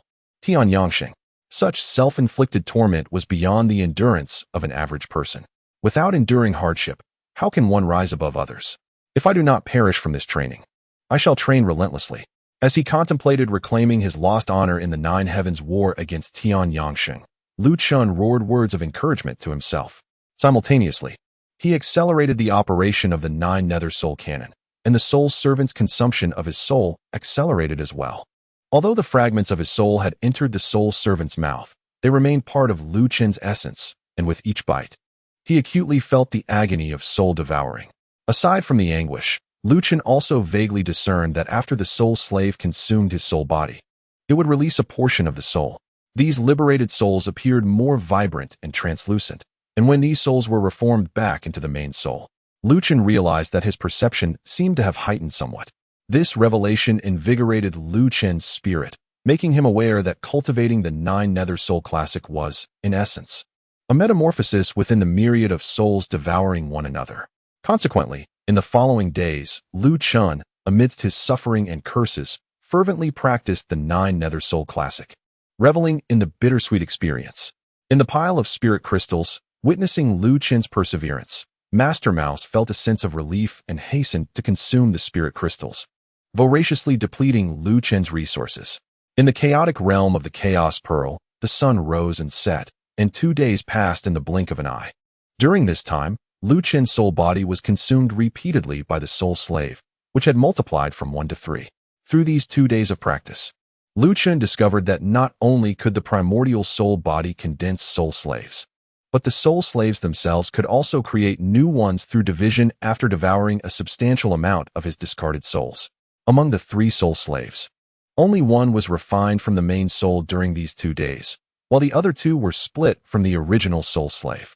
Over the course of these 2 days, apart from the increase in the number of soul slaves, Lu Chen's soul body had also diminished by half due to the relentless torment. However, Lu Chen felt immense joy. For although his soul body had shrunk, it had become more condensed and genuine, and his soul power had significantly strengthened. Based on Lu Chen's years of cultivation experience, the results of 2 days of practicing the 9 Nether Soul Classic could easily rival a month of training in his previous life. Hey kid, your father and your 4th uncle are on their way here. On this day, while Lu Chen was savoring the exquisite sensations of pleasure and pain, Master Mouse's voice echoed from afar. Upon hearing this, the numbed Lu Chen promptly concluded his practice, donned a clean set of attire, and returned to the outside world. Shortly thereafter, Lu Yi and Lu Kuang rushed in, while Lu Chen was still rubbing his aching head, tormented by the 9 Nether Soul Classic. Noticing Lu Chen's state, Lu Yi inquired with concern, "Chener, what has happened? You appear quite fatigued." Lu Chen opened his eyes, shook his head, and then smiled. "Father, I am fine. I merely trained a bit too vigorously and feel a tad exhausted." Hearing this, Lu Yi sighed in relief. Lu Kuang, in a fluster, asked, "Chener, have you incapacitated Lu Xiao and Lu Ming again?" Lu Chen replied, "4th uncle, this isn't my fault. I followed your advice and spared Lu Ming. Yet he unexpectedly returned with his brother, intent on harming me. I had no choice. For self-preservation, I could only incapacitate both of them." Lu Kuang responded, "Chener, it's not that I blame you for incapacitating them. Rather, a serious matter has arisen." "What happened?" Lu Chen queried, perplexed, as he regarded them as weaklings unlikely to stir any significant trouble. Lu Yi's expression turned grave as he said, "Chener, now the entire Tianyuan city knows that you have not been rendered powerless, but merely experienced a drop in your martial realm to the 1st level of warrior." Lu Chen asked, "Father, was this news released by Lu Ming and the others? You just eliminated Lu Xiao and Lu Ming this morning, and within half a day. The entire Tianyuan city is already aware of it. Aside from them, I cannot think of anyone else," Lu Yi remarked. "Interesting, these fellows have really become clever. They actually know to use outsiders to eliminate me," Lu Chen sneered. Lu Kuang urged, "Chener, you still find it interesting? Hurry and devise a strategy to counter them." Lu Chen reassured him with a smile, "4th uncle, there's no need to be so anxious. These mere minnows from Tianyuan city cannot stir up significant waves." Lu Yi inquired, "Chener, what if they come knocking at our door? What else could happen? If they are from the younger generation, I will incapacitate them just as I did with Lu Xiao and Lu Ming. If they are old-timers, there are others who will take care of them," Lu Chen replied. At this moment, Lu Chen was naturally referring to Master Shu, as he believed that with Master Shu's strength, even a martial king would meet their demise without question. Lu Yi and Lu Kuang discerned the implication in Lu Chen's words. They exchanged glances. They had merely speculated that Lu Chen had someone backing him, but they were surprised to find it was indeed true. Lu Kuang tentatively asked, "Chener, are you so confident in your ability to deal with them?" Lu Chen continued to reassure him, "4th uncle, you and my father can rest easy. I am perfectly fine. Since you say so, we shall be at ease." Lu Kuang replied, his previously anxious heart finally settling. Lu Chen then asked, "4th uncle, aside from this matter, do you have any other concerns?" Lu Yi, puzzled, responded, "Chener, why do you ask?" Scratching his head, Lu Chen chuckled awkwardly. "If there are no other matters, you may return to rest. I still have to practice." Lu Yi affectionately ruffled Lu Chen's hair and said, "Chener, while cultivation is indeed important, so is your health. You must remember to balance work and rest." Lu Chen smiled. "Father, I understand." Hearing this, Lu Yi playfully remarked to Lu Kuang, "4th uncle, since Chener finds our presence bothersome, shall we take our leave? Then let us go?" Lu Kuang laughed. Without further concern, he linked arms with Lu Yi and departed from Lu Chen's chamber, while Lu Chen returned to the world of the Chaos Pearl. Chapter 26, Soul Power Breakthrough to the 2nd Rank Master Shu. Can you defeat a martial king now? Upon entering the world of the Chaos Pearl, Lu Chen glanced at the pile of spirit crystals and casually asked, "Defeat a martial king? Don't make me laugh. I certainly lack that capability," came Master Shu's voice from within the spirit crystal pile. Subsequently, Master Shu appeared atop the pile, gazing down at the diminutive Lu Chen. "Really? I think you are quite formidable. Dealing with a martial king should be no trouble for you," Lu Chen said. "That is merely your assumption. In reality, I am not capable. Rather than relying on me, it would be wiser for you to enhance your own strength," Master Shu replied. "Very well. I shall not depend on you. As a former martial emperor, Lu Chen understood that Master Shu undoubtedly possessed strength beyond that of a martial king. His inquiry was simply a test of Master Shu's stance. Master Shu chose to feign ignorance, and Lu Chen could comprehend this, for in his previous life, he also preferred his disciples to cultivate independence rather than rely on him. Moving aside, Lu Chen sat down and resumed his arduous practice of the 9 nether soul canon. Just after the hour of Su, Lu Chen's soul body suddenly trembled violently during his cultivation, and shortly thereafter, his soul power effortlessly broke through to the 2nd rank. With the breakthrough to the 2nd tier of soul power, Lu Chen's range of soul perception expanded to a radius of 200 meters, and the potency of his soul techniques multiplied several times. Within the realm of the Chaos Pearl, upon sensing Lu Chen's advancement in soul power, Master Mouse, who had been voraciously devouring spirit crystals, emerged from the pile and approached Lu Chen's side. "You rascal, now that your soul power has reached the 2nd tier, it is time for you to consider alchemy," Master Mouse remarked to Lu Chen. "I wish to practice alchemy as well, but I lack a cauldron."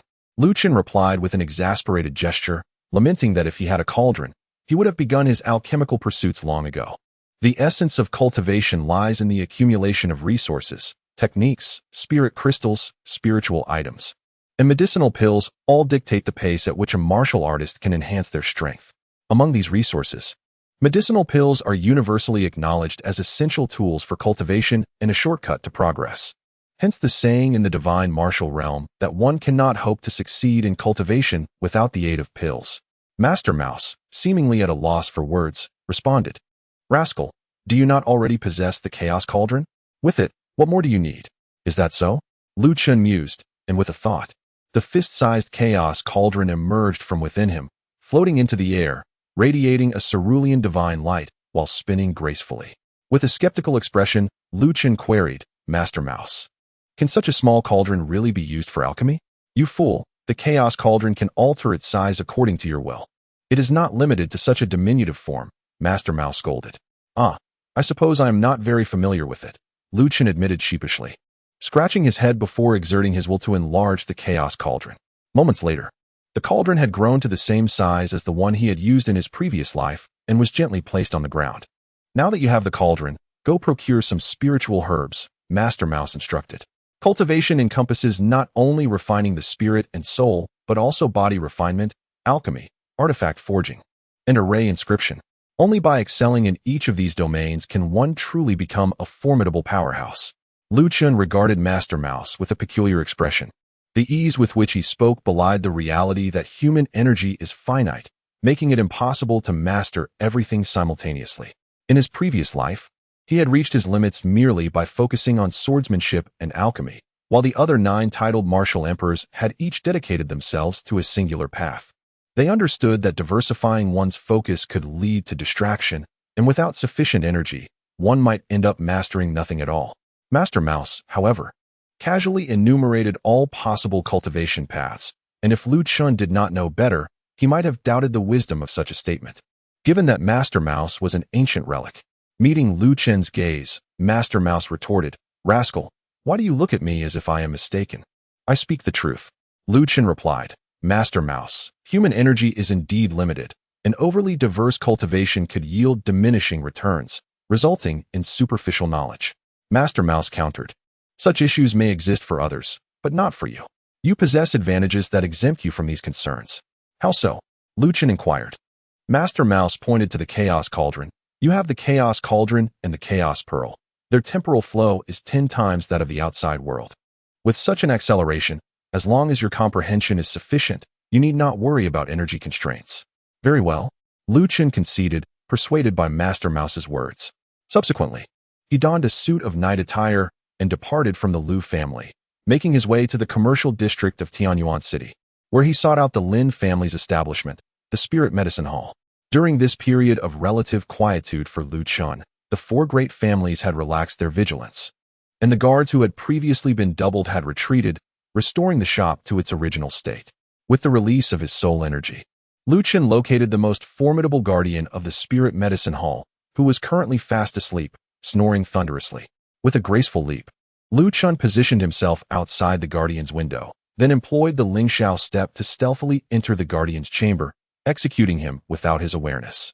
The Guardian's demise stirred a slight commotion that caught the attention of the martial realm's steward in the adjacent room. The steward donned his attire and approached the man's door. He first knocked gently, then called out a few times, and upon receiving no response from the Guardian, he pushed open the door and stepped inside. At that moment, Lu Chen was concealed behind the door. As soon as the steward entered, he used his soul technique to control him, swiftly severing the steward's head from his body.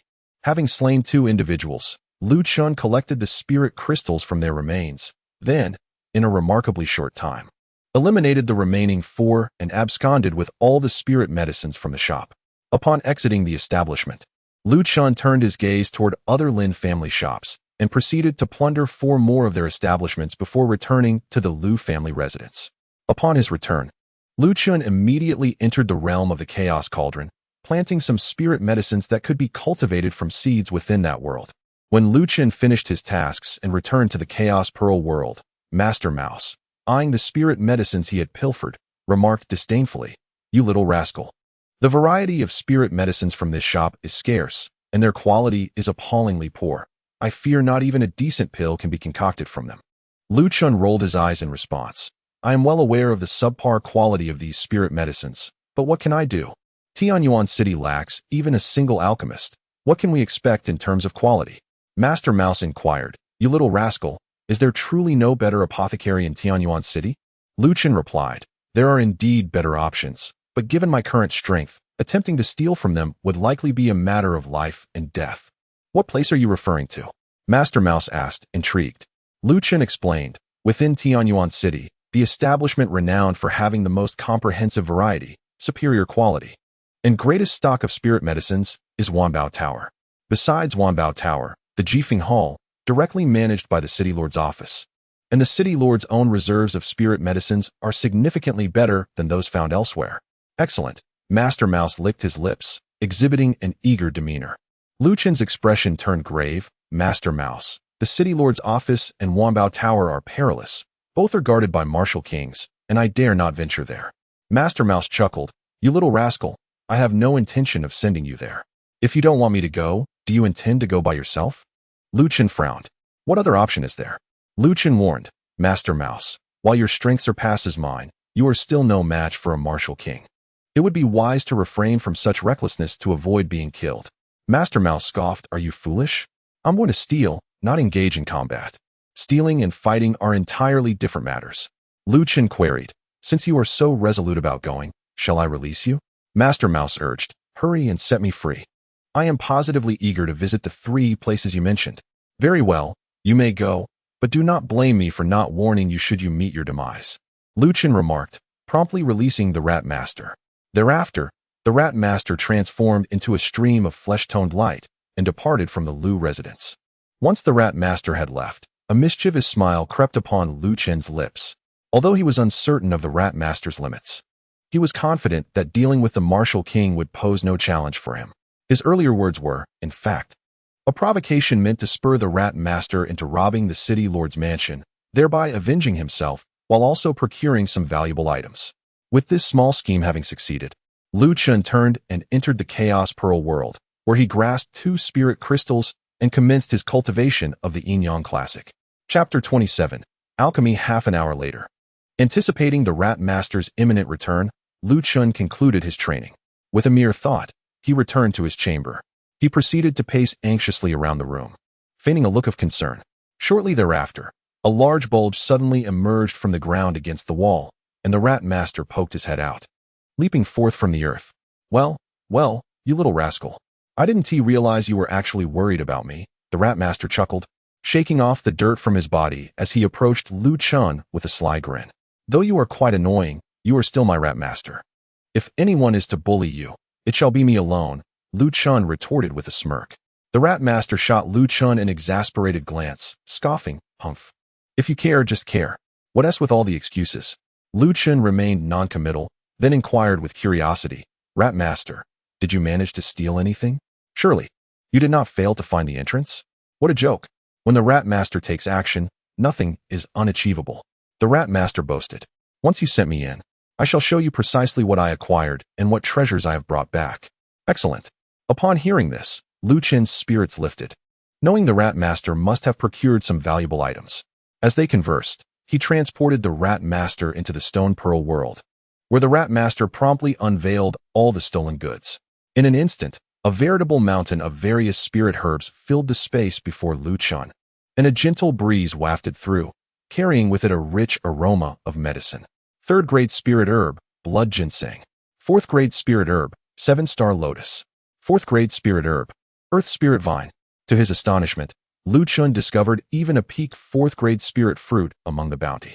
Observing some higher-grade herbs, he was taken aback and picked up a spirit fruit the size of a fist, its surface shimmering with a faint spiritual glow. "How about that, little rascal? The rat master is quite impressive, isn't he?" The rat master exclaimed with pride. Lu Chen, his expression peculiar, queried, "Rat master, did you truly steal so much? You didn't empty out the city lord's mansion and the Wanbao building, did you?" "Not at all. I only pilfered from Jifeng Hall and the city lord's mansion. I did not touch Wanbao building," replied the rat master. "Is that so?" Lu Chen asked. "Indeed. Before stealing, I ensured to examine the entrance. I am not so illiterate as to misread a few characters," the rat master retorted. Lu Chen, intrigued, asked, "Why did you not attempt to rob Wanbao building, rat master?" "The secrets of the heavens must not be revealed," the rat master replied mysteriously. "Very well. If you choose not to divulge, I shall not press further," Lu Chen conceded, refraining from further inquiries. Moreover, he had no intention of allowing Master Mouse to pilfer from the Wanbao Tower, as it held significant ties to him, being the property of his brother's family in his previous life. The Wanbao Tower is one of the 3 major commercial establishments in the divine martial realm. With hundreds of thousands of branches, its assets nearly encompassing the entirety of said realm. In his former life, he was invited by his brother to serve as a guest elder at the Wanbao Tower, where he had assisted in concocting many precious elixirs. It was precisely due to his involvement that Wanbao Tower had subtly risen to the pinnacle among the 3 towers.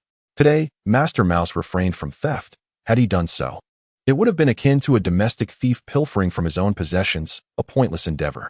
Nevertheless, witnessing the spiritual herbs obtained from the city lord's mansion filled Lu Chen with delight. Lu Chen chuckled coldly, remarking, "The city lord's mansion has likely never suffered such a significant loss. Today, you have thoroughly emptied their coffers, and I suspect they will be seething with rage. My sole responsibility is to retrieve these items. Their ire is of no concern to me." Master Mouse, unimpressed, replied, "Haha, let them stew in their anger.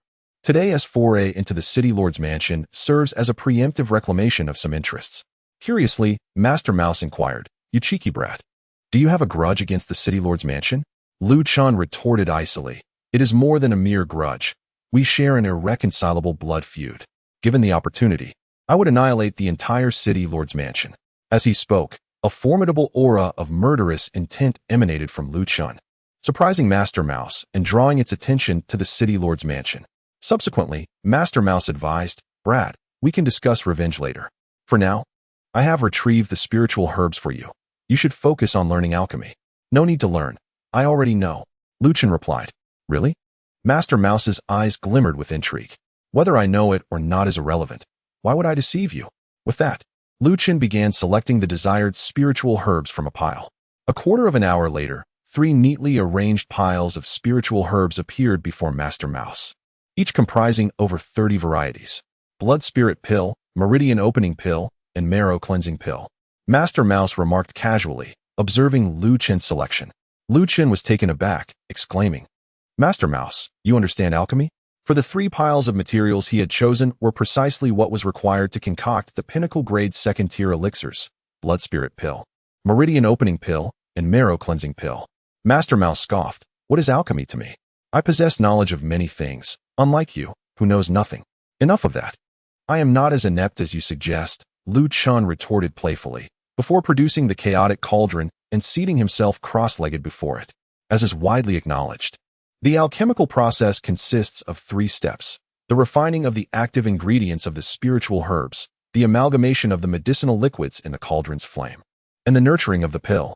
A minuscule error in any of these steps could be magnified infinitely, ultimately impacting both the quantity and quality of the resulting pills. Or worse, leading to an explosion of the cauldron. As a former 9th-tier alchemist, concocting a few pills was a trivial task for Lu Chen. Once seated, He immediately summoned his spiritual energy to ignite the cauldron's flame. Unlike his previous life, this time Lu Chen employed the alchemical techniques documented within the chaotic alchemy canon.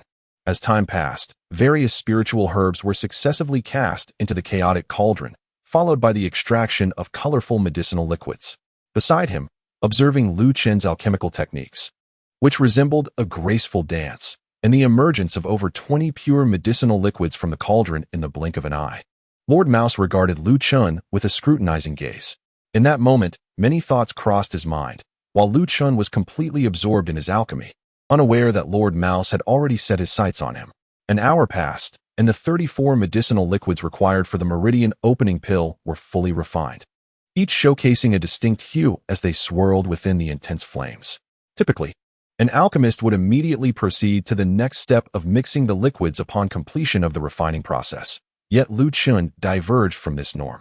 He continued to utilize his soul power to ensure the liquids were evenly heated within the cauldron for a full quarter of an hour, only proceeding to combine them once the volume had diminished to 1/3. Soon after, all 34 essences seamlessly merged together, and under Lu Chen's precise control of the flames, they coalesced into pill form. Witnessing this spectacle, Lord Mouse retreated to immerse himself in a pile of spirit crystals. After another hour, Lu Chen's soft exclamation shattered the tranquility. Following this, the cauldron whirled, and 6 thumb-sized azure pills erupted from the chaos cauldron, landing steadily in Lu Chen's hands. These 6 pills were uniform in size, their colors consistent, and most notably, intricate patterns adorned their surfaces. Although it was his first time employing the alchemical techniques from the Chaos Pill Sutra, and he felt somewhat unaccustomed, the final product appeared satisfactory. After a thorough inspection of the pills, Lu Chen felt a sense of contentment regarding his recent endeavor. At that moment, Lord Mouse approached him, asking with a hint of significance, "You sly boy, have you usurped this body?" Startled, Lu Chen feigned ignorance, responding, "Lord Mouse, what do you mean by usurp? Your words are quite perplexing." Usurpation refers to the use of certain esoteric methods to exchange bodies, becoming someone else, Lord Mouse explained. Lu Chen countered, "Though usurpation sounds formidable, everyone possesses their own body. There is no necessity for such an exchange." "You are mistaken. For many, body exchange is indeed essential." Lord Mouse replied. "What do you mean by that?" Lu Chen inquired. Lord Mouse elaborated, "Cultivation can prolong life, but it cannot grant immortality. As time passes, everyone must eventually face death. In such circumstances, those who are unwilling to succumb may resort to usurpation, exchanging bodies to continue their existence. Furthermore, some individuals with numerous enemies may also choose to usurp, adopting a new identity to evade their pursuers." Lu Chen asked, "Lord Mouse, usurpation is an act that defies the heavens. It is something that ordinary people cannot achieve. Why do you suspect I have usurped?" Alchemy consists of 3 steps: the refinement of the effective components of the herbs, the mixing of the liquids in the cauldron, and the nurturing of the pill. Lord Mouse stated. "I understand," Lu Chen replied. "Moreover, alchemy is a meticulous craft. Any minor error in any of the 3 steps will ultimately affect the quality and quantity of the pills. I know that as well. Since you are aware, you should comprehend why I am inquiring," Lord Mouse remarked. "What do you mean?" Lu Chen asked, puzzled. "This year, you have merely turned 16. Yet you have successfully refined a pill of extraordinary quality, complete with intricate patterns, a feat beyond the capacity of someone your age." Master Shu incisively pointed out the peculiarities surrounding Lu Chen. "Ah, so that is the reason," Lu Chen mused to himself. It is widely acknowledged that the proficiency of an alchemist determines the quantity of pills that can be produced from the same set of materials. A powerful soul and masterful techniques enable an alchemist to execute every detail of the refining process impeccably, ensuring that not a drop of the precious medicinal liquid is wasted. Consequently, when compared to those who squander medicinal liquid during the refining process, they yield a greater quantity of pills. However, since the medicinal power required for each pill is fixed and the essence contained within each herb is not infinite, there exists a limit to the number of pills that can be produced from a single batch of materials. This limit is what Master Shu referred to as the extraordinary count. In the realm of divine martial arts, even if one maximally utilizes the medicinal power within a single herb, they can ultimately refine no more than 6 pills. As for the pill patterns, they symbolize the quality of the pills. Pill quality is categorized into 4 grades: inferior, medium, superior, and exceptional. Each grade possesses distinct identification marks and varying effects. Inferior pills are commonplace, containing numerous impurities, and their efficacy diminishes with each consumption, potentially destabilizing the user's foundation and hindering future cultivation. Medium pills may induce pill dizziness. While devoid of impurities and lacking diminished effects, they too can lead to instability. Superior pills exhibit intricate patterns akin to human meridians, aligning harmoniously with the human body, benefiting the martial artist without any adverse effects. Exceptional pills, on the other hand, are said to exist only in legends, rumored to possess sentience, a type of pill that even the previous incarnation of Lu Chen could not concoct. Unexpectedly, Master Shu deduced Lu Chen's true identity from the process of pill refinement and the quality of the pills produced. Lu Chen remarked, "Is it not possible that my talent is exceptional?" Master Shu replied, "Pill refining is distinct from martial cultivation. It requires the passage of time and extensive practice. No matter how gifted you may be, without rigorous training, you cannot produce high-quality pills." Hearing this, Lu Chen realized that Master Shu was not only adept at alchemy, but likely a master whose skills surpassed his own. Nevertheless, despite having his secret unveiled by Master Shu, Lu Chen remained unperturbed, for from the outset, he had not sensed the slightest hint of threat from him. He believed that Master Shu's inquiry stemmed more from curiosity than suspicion. Taking a deep breath, Lu Chen confessed, "Master Shu, I am indeed not the original owner of this body, but I did not usurp it." He then recounted in detail all that had transpired since he took possession of this body. Upon hearing Lu Chen's account, Master Shu remarked, "It appears you are a person of destiny. Your previous demise was merely a rebirth." Lu Chen smiled and asked, "Master Shu, do you have any further questions?" "None." Master Shu exclaimed, "Now that I understand the events surrounding you, I finally grasp why your demeanor seems somewhat incongruous with your years." Lu Chen smirked. "I am not that old, merely 60 years. Master Mouse shot a glance at Lu Chen, saying, "You little rascal, I had initially intended to guide you in alchemy. However, since you possess dual cultivation in both alchemy and martial arts from your previous life, I shall leave you to your own devices. Go on, indulge in your spiritual crystals." Lu Chen replied and resumed his alchemical pursuits.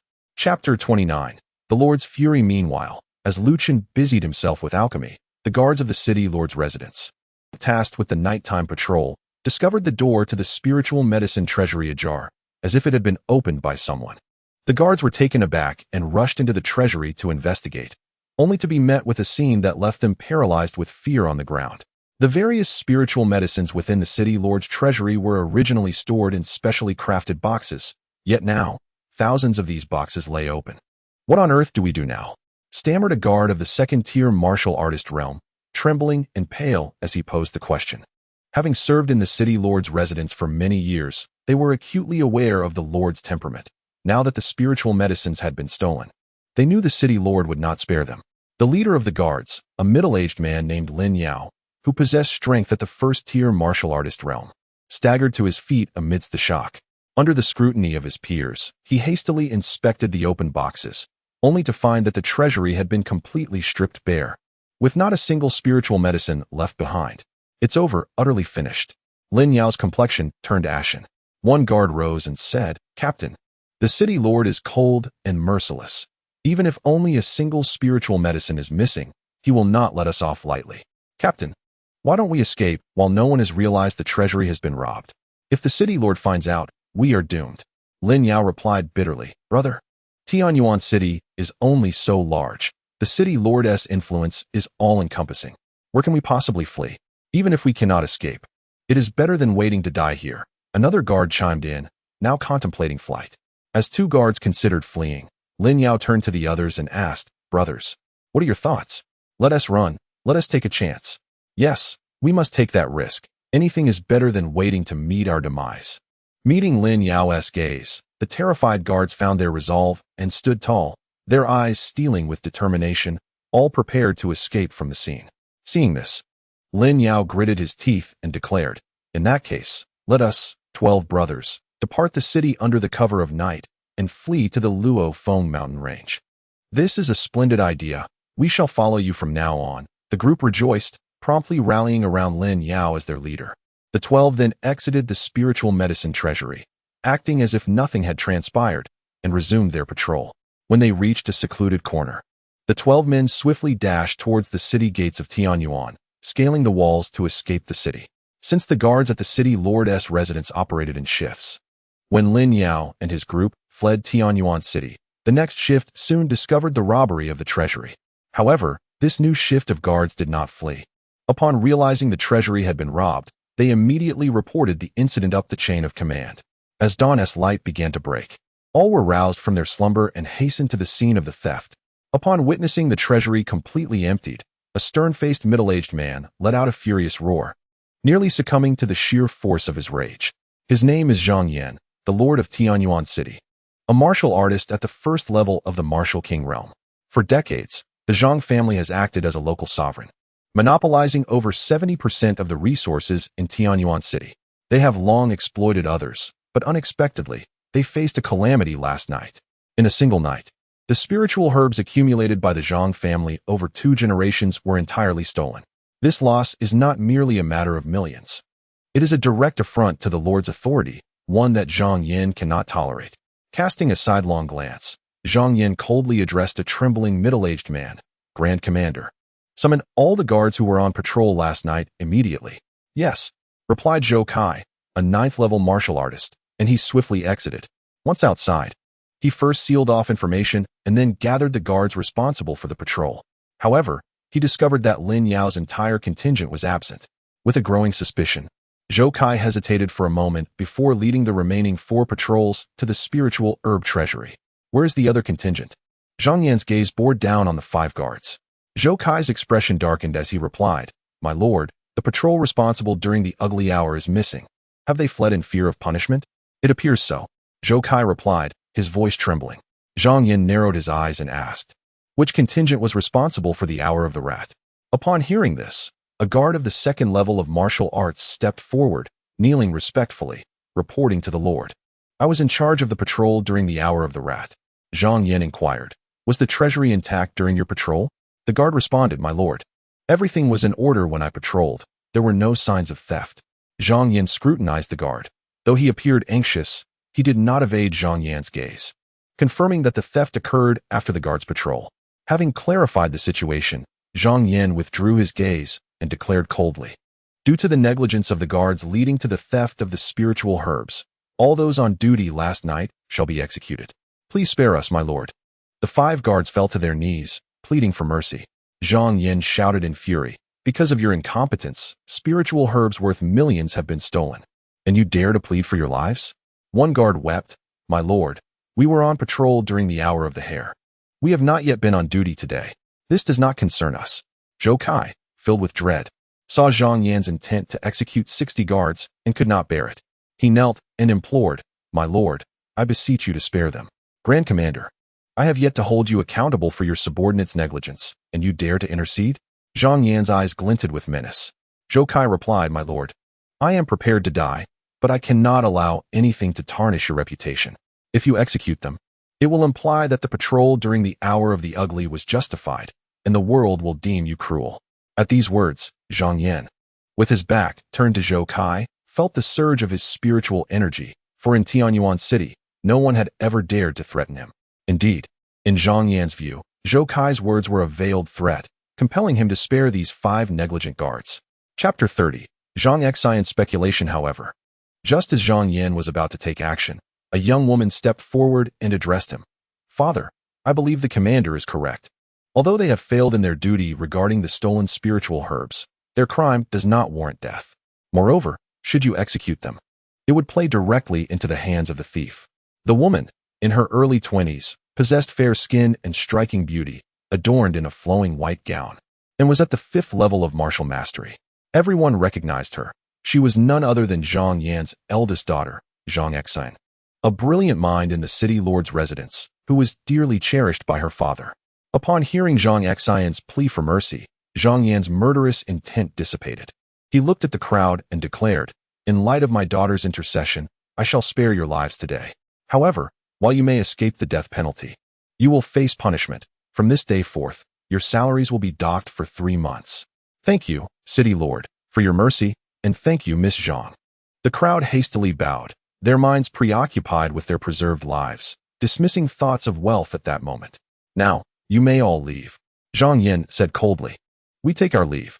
Grateful for their lives, the crowd quickly exited. Once the guards departed, everyone returned to the main hall of the city lord's residence.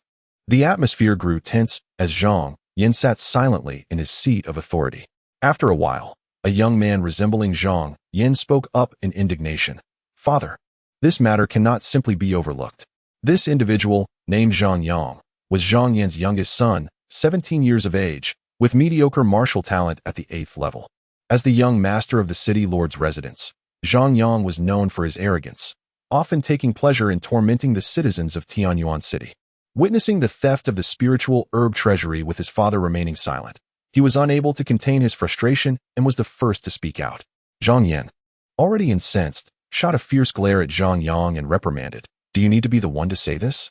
Having rarely seen his father so enraged, Zhang Yang instinctively withdrew, opting for silence.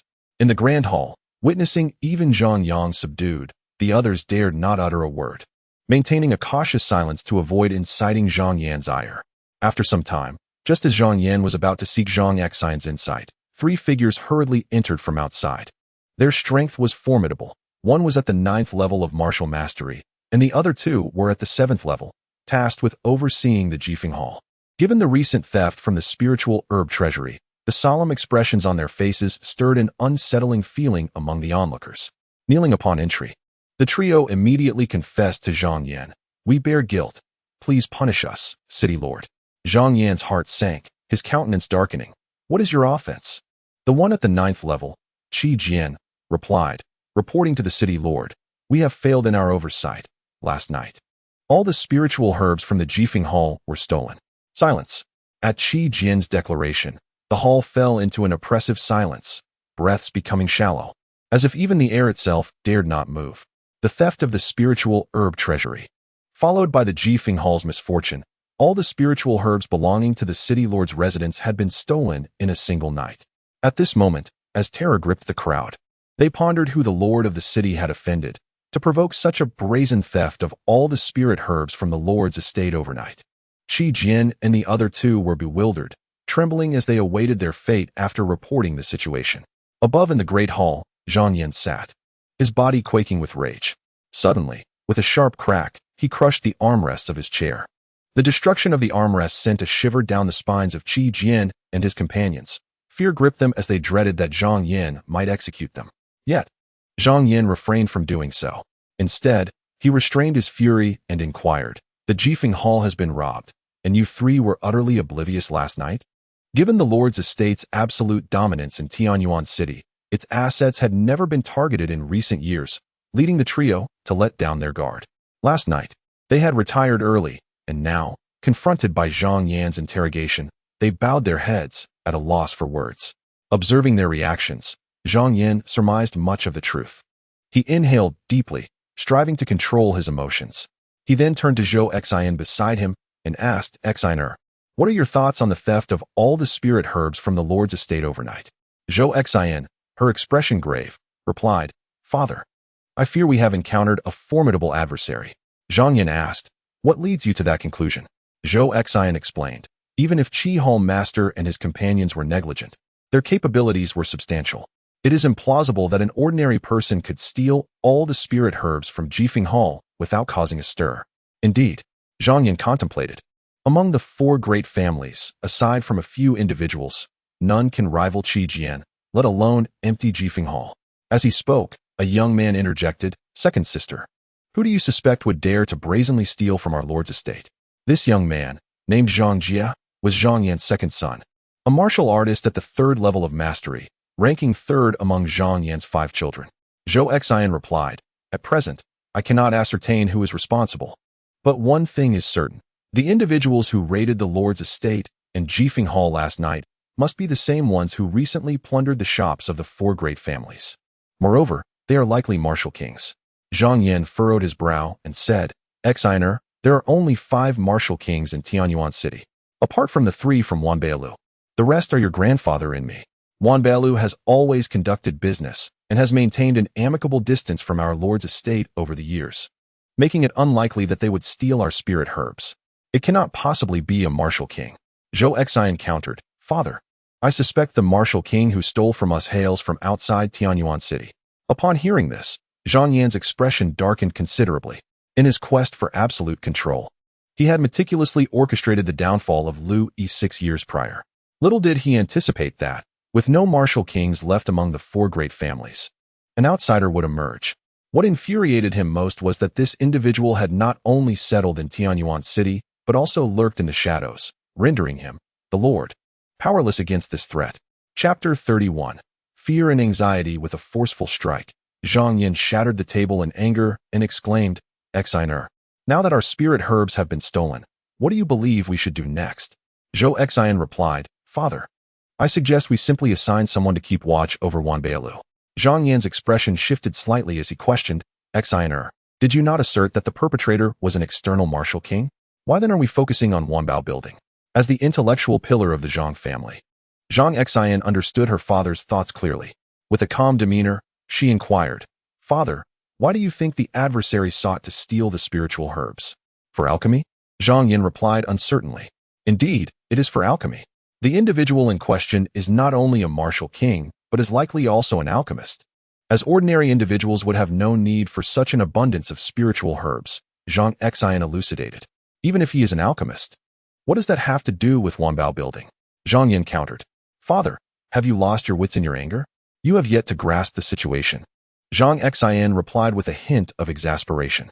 "If he is indeed an alchemist, he must engage in alchemy, and if he is producing elixirs, the only establishment capable of accommodating his products in the entirety of Tianyuan city is Wanbao building."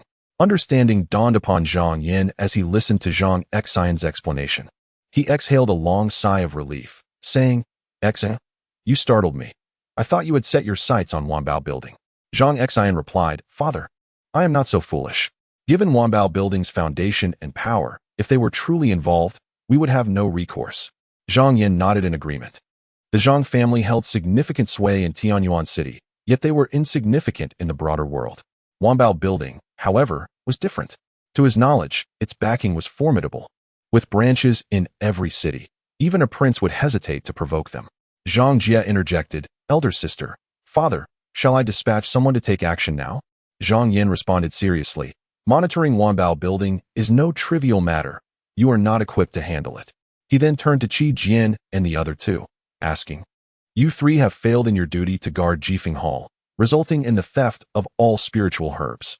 Do you admit your culpability?" "We confess our guilt," the three replied in unison, recognizing the gravity of their negligence. Zhang Yan continued, "Since you acknowledge your guilt, I now offer you an opportunity to redeem yourselves. I want you three to keep watch outside Wanbao building. Are you willing?" Though reluctant, the three had no choice but to acquiesce, acknowledging their prior mistakes. Zhang Yan stated, "I must make it clear. If you carry out this task successfully, the incident concerning Jifeng Hall will be forgotten. Otherwise, you shall face dual penalties. We will not disappoint the city lord," the three declared, a sense of urgency gripping their hearts. "Very well, you may leave." "Wait." Just as the three were about to rise, Zhang Xian suddenly called out. Zhang Yan, puzzled, asked, "XVIIth, do you have anything to add?" Zhang Xian addressed the trio. "You need only observe for any suspicious behavior or any dealings with Wanbao building regarding elixirs. Under no circumstances should you engage in any conflict with them. Furthermore, the adversary is likely formidable beyond your capabilities to confront. Should you discover anything, report directly. Do not act independently." "We understand," the three affirmed. "Now that you comprehend, you may withdraw," Zhang Xian instructed. "Yes." They exited promptly. After Qi Jian and the others departed, Zhang Yan turned to Zhou Kai, saying, "For the next 3 days, I entrust the Black Armored Army to your command. You must ensure the capture of those 12 traitors. Failure to do so will result in your accountability. This subordinate will obey the order." Zhou Kai responded respectfully. "Now, you may leave to make arrangements." Zhang Yan concluded. "This subordinate takes his leave." As he spoke, Zhou Kai exited the Grand Hall. A quarter of an hour later, the formidable Black Armored Army, emblematic of the city lord's mansion, mobilized en masse to conduct a thorough search across the entirety of Tianyuan city. The commotion was so substantial that soon the entire populace was aware of the theft at the city lord's mansion and Jifeng Hall, where all the spiritual herbs had been emptied overnight. Just as the citizens pondered who possessed the audacity to disturb the city lord's domain, News of the Lin family's 5 shops being plundered began to circulate. In an instant, the entire Tianyuan city was abuzz. This sensational news eclipsed even the previous day's revelations about Lu Chen's meridians remaining intact. As one of the 4 prominent families of Tianyuan City, the Lin family ranked second in overall strength. Following extortion from the Lu family, they had amassed a total of 43 shops. However, the Lin family's most joyous day was the day they extorted the Lu family. Since then, they had not experienced a moment of peace. Lu Chen had first raided a single Lin shop, then 4, and just last night, he had audaciously plundered 5. In less than a month, the Lin family had lost 10 shops. Not only had their wealth vanished, but even their personnel had disappeared, leaving no one willing to guard the shops. In desperation, the Lin family resorted to removing valuable items from their shops, conducting business by day and closing up at night without hesitation. The other 3 families, equally prominent, were gripped by anxiety. If the city lord's mansion could be robbed, they too were vulnerable.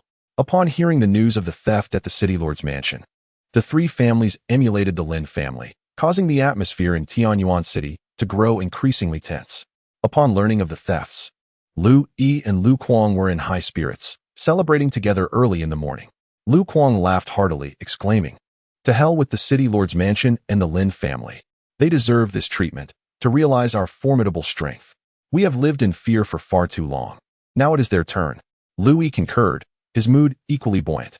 Standing nearby, Lu Zhan asked incredulously, "Father, uncle, is it true that the events outside were orchestrated by the powerful figure behind Chen Ge?" Lu Kuang replied, "Zhan, aside from Chen's benefactor, no one else could maneuver freely in and out of the city lord's mansion and completely empty it. Truly, this is immensely satisfying." Lu Zhan laughed heartily. Lu Kuang cautioned, "Zhan, you must not mention Chen's affairs to anyone, nor inquire about them, lest it displeases our elder." Lu Zhan responded, "Father, I understand. As long as Chen Ge does not speak of it, I will pretend to know nothing." Lu Kuang nodded slightly, then raised his cup, saying, "Come, third brother, let us drink to this. Indeed, today we shall not return sober." With that, the 2 brothers raised their cups and drank deeply. Chapter 32. Body cultivation in the Chaos Pearl world. Meanwhile, Lu Chen was engrossed in alchemy, entirely unaware of the events transpiring outside. Over the course of a week, he had successfully refined all the spiritual herbs needed for blood spirit pills, bone cleansing pills, and meridian opening pills, producing over 5,000 pills in total. However, during this process, Lu Chen transformed the vast majority of the pills into ordinary ones, retaining only a few hundred high-quality pills adorned with pill patterns. As a former 9th-rank alchemist, he understood better than anyone the significance of high-quality medicinal pills adorned with alchemical patterns, as well as the troubles they could incite. Given his current insufficient martial prowess, he found himself unable to safeguard his own well-being. To avert unnecessary complications, he deemed it prudent to act accordingly. After successfully concocting 3 types of pills, Lu Chen continued to elevate his martial realm within the chaotic realm of the Pearl. In the blink of an eye, a week had passed in the outside world, while nearly 2 months had elapsed within the Stone Pearl realm. During this time, Lu Chen's Yin-Yang dual pills propelled him to the 5th level of the warrior realm, rendering him invincible beneath the martial king tier. On this particular day, while Lu Chen was diligently honing his skills in the chaotic realm, Lu Zhan excitedly arrived with lunch in hand. Upon noticing him, Lu Chen promptly returned to the external world, adopting a composed demeanor as he settled on his bed. "Brother Chen, I have broken through to the 4th level of the martial apprentice realm," Lu Zhan exclaimed eagerly upon entering, unable to contain his joy over his martial advancement. Lu Chen smiled and replied, "Zhan, congratulations. Your strength has increased significantly." However, Lu Zhan, feeling somewhat disheartened, looked at Lu Chen and said, "Brother Chen, although I have made progress, I still feel a vast disparity when compared to others." Observing the earnestness in Lu Zhan's demeanor, Lu Chen found himself at a loss for words. Lu Zhan's talent was indeed lacking at his current pace. It was uncertain whether he would ever reach the intermediate warrior level. To speak candidly, Lu Zhan was ill-suited for martial arts. Perhaps a life as an ordinary person would have been his best destiny. Yet, born into one of the 4 great families, even if he desired a mundane existence, the external circumstances would not permit such a choice.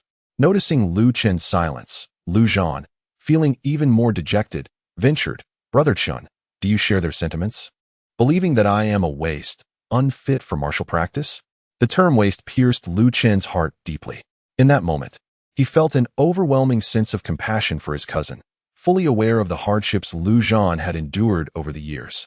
Nevertheless, instead of offering consolation, he gently stroked Lu Zhan's head and inquired, "Zhan, tell me, do you enjoy practicing martial arts? Do you truly enjoy it?" Lu Zhan's eyes widened, and the confusion that once clouded them transformed into clarity as he murmured, "Brother Chen, despite the daily grind of martial training being arduous and monotonous, and yielding little visible effect, I genuinely love it. I relish the sensation of breaking through realms, the exhilarating feeling of delivering a powerful punch, and all that martial arts brings me." Lu Chen spoke softly, "Zhan, practicing martial arts is also a training of the heart. As long as you possess the heart of a strong warrior, I believe, one day, you will become a formidable force." "Is that truly the case, Brother Chen?" Lu Zhan asked, his excitement palpable. Lu Chen nodded slightly, affirming, "Indeed." As he spoke, he retrieved 20 pills and presented them to Lu Zhan. Of these, 10 were cleansing marrow pills, while the other 10 were meridian-opening pills, all inscribed with alchemical patterns, for he wished to offer the finest to Lu Zhan. Lu Zhan gasped in astonishment. "Brother Chen, where did you acquire these pills?" Lu Chen replied, "Zhan, do not concern yourself with their origins, simply consume them. When the time is right, I will reveal everything to you, all right?" "Yes, I will heed your words, Brother Chen." Lu Zhan nodded earnestly. Lu Chen said, "If there is nothing else, you may return to refining the medicinal power." "All right," replied Lu Zhan, who then cautiously stored away the elixir and departed from the courtyard where Lu Chen resided. After Lu Zhan left, Lu Chen consumed the food brought by him and subsequently entered the realm of the Chaos Pearl. Upon entering this world, Lu Chen sought out Master Mouse and inquired, "Master Mouse, do you know of any methods to enhance a person's martial talent?" Master Mouse chuckled, "You rascal, are you looking to assist Lu Zhan?" Lu Chen nodded, saying, "Zhan is quite passionate about martial arts, and I do not wish to dampen his spirits. If I could lend him a hand, I would truly like to do so. Is it not sufficient to merely elevate his martial realm without enhancing his talent?" Master Mouse queried, "Are you suggesting resorting to pills?" Lu Chen asked, "Indeed. Consuming pills is the fastest way to elevate one's martial realm," Master Mouse affirmed. Lu Chen shook his head. While moderate pill consumption can benefit cultivation, excessive use can lead to a precarious foundation, making it difficult to achieve greatness. Master Mouse retorted, with his kind of abysmal talent, "Do you really expect him to achieve greatness? Let us be realistic. If he can consume pills to reach the martial king realm, it would be a miracle." Fuming, Lu Chen felt the urge to strike Master Mouse. His intention was to seek solutions, only to find that this fellow was adept at disparagement. Taking a deep breath, Lu Chen stated, "Master Mouse, enough with the discouragement. I will pose one final question. Is there any way to fundamentally enhance Lu Zhan's martial talent?" "None." Master Mouse shook his head. "Very well, asking you is a sheer waste of time. It seems I must resort to having him consume pills while providing him with powerful martial techniques and skills to compensate for his deficiencies," Lu Chen concluded. Master Mouse then shifted his tone, grinning, "Rascal, do not dismiss my words so hastily. While I may not be able to enhance his innate talent, I possess methods to bolster his combat prowess." "Is that true?" Lu Chen expressed skepticism. "Absolutely," Master Mouse replied. "But I must warn you, the process is quite arduous. Are you certain you wish for him to undergo this training? Is there anything more painful than being trampled upon?" Lu Chen questioned. "Well, it seems there truly isn't." Master Mouse conceded. "Since you put it that way, I shall impart it to you, and whether or not to pass it on to him is entirely your choice." With that, Master Mouse extended a claw, pointing at Lu Chen, and in an instant, a stream of white light surged into Lu Chen's mind. Chapter 33. The Art of Transformation. Observing the newfound knowledge within his mind, Lu Chen smiled. Master Mouse had bestowed upon him a scroll entitled The Art of Transformation, a pure physical cultivation method. Practicing the art of transformation requires the martial artist to forego spiritual cultivation, relying instead on their physical form to unlock their innate potential to the fullest. As a result of abandoning spiritual training, the martial artist's progression in martial realms may be slow. However, their physical strength can become more formidable than that of demonic beasts, exhibiting not only enhanced resilience, but also remarkable self-healing capabilities. Moreover, once the practitioner masters the art of transformation, they will embody the essence of the Tao through their physical form, with a single drop of blood possessing the power to incinerate mountains and boil seas. As for the painful process Master Mouse mentioned, it is due to the necessity of continuously refining the body through external means, akin to self-mutilation. In all honesty, Lu Chen had never encountered such extraordinary physical techniques. In his view, the creation battle technique surpassed the Batian classic by a considerable margin. Regaining his composure, Lu Chen smiled and said, "Master Rat, your quick wit is commendable. If spiritual cultivation is not feasible, let us pursue the path of physical cultivation instead." Master Rat replied, "You little rascal, are you suggesting that Lu Zhan should practice this?"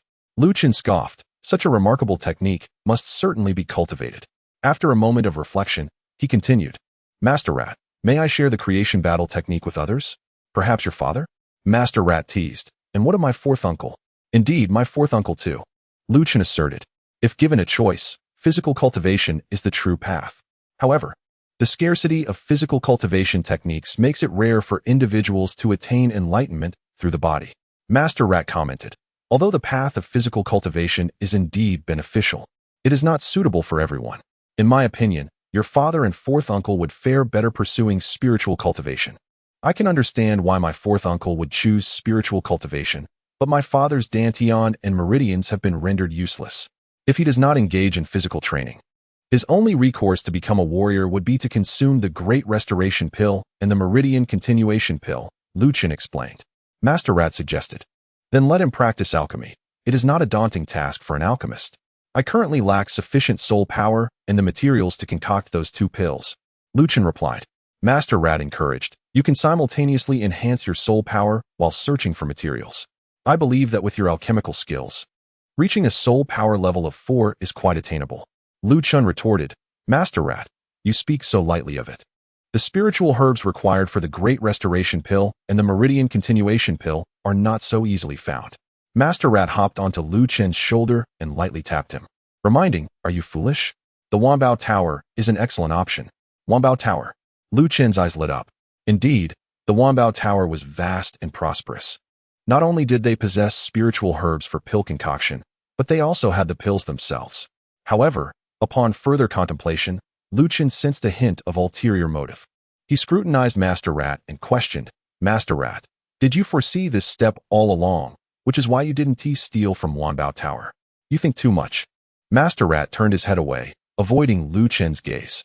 He then added, "Trust me, due to your connections, your father and fourth uncle are better suited for spiritual cultivation." "Very well, if spiritual cultivation it is, let us make our way to Wanbao Tower," Lu Chen agreed. He trusted Master Rat's judgment. In an instant, he returned to the outside world.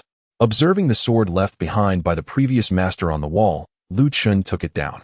As a sword emperor, wielding a sword was essential to maximizing one's strength. Afterward, Lu Chen departed from the Lu family estate. A week had passed since the theft at the city lord's mansion, and the tense atmosphere in Tianyuan city had significantly eased. Zhou Kai had failed to apprehend Lin Yao and his companions. After 3 days of fruitless pursuit, Zhou Kai retreated in disgrace, voluntarily seeking forgiveness from Zhang Yan, who imposed a 3-month salary deduction as punishment. Thus, the theft of the spiritual herb treasury and Jifeng Hall at the city lord's mansion was, on the surface, considered settled. With no further actions taken by the city lord's mansion, exiting the Lu family estate, clad in a blue robe, Lu Chen navigated the streets of Tianyuan City's western district with ease, heading straight for the location of Wanbao Tower. Wanbao Tower was situated in the heart of the western district of Tianyuan City, covering dozens of acres. Although it referred to itself as a tower, it was, in fact, a sprawling complex of buildings. At the forefront of this architectural complex stands a magnificent 9-story building adorned with the gilded characters of Wanbao Tower. This edifice serves as the sales center for Wanbao Tower. Its grandeur is such that even the ground floor can effortlessly accommodate thousands, while the towering 9 stories reach impressive heights. Adjacent to Wanbao Tower lies a cluster of independent lofts, numbering in the dozens, designated for the town's formidable warriors to reside. Further in, there exists another set of high-rise buildings, which are permeable from north to south, serving as a dedicated area for the storage and processing of spiritual herbs.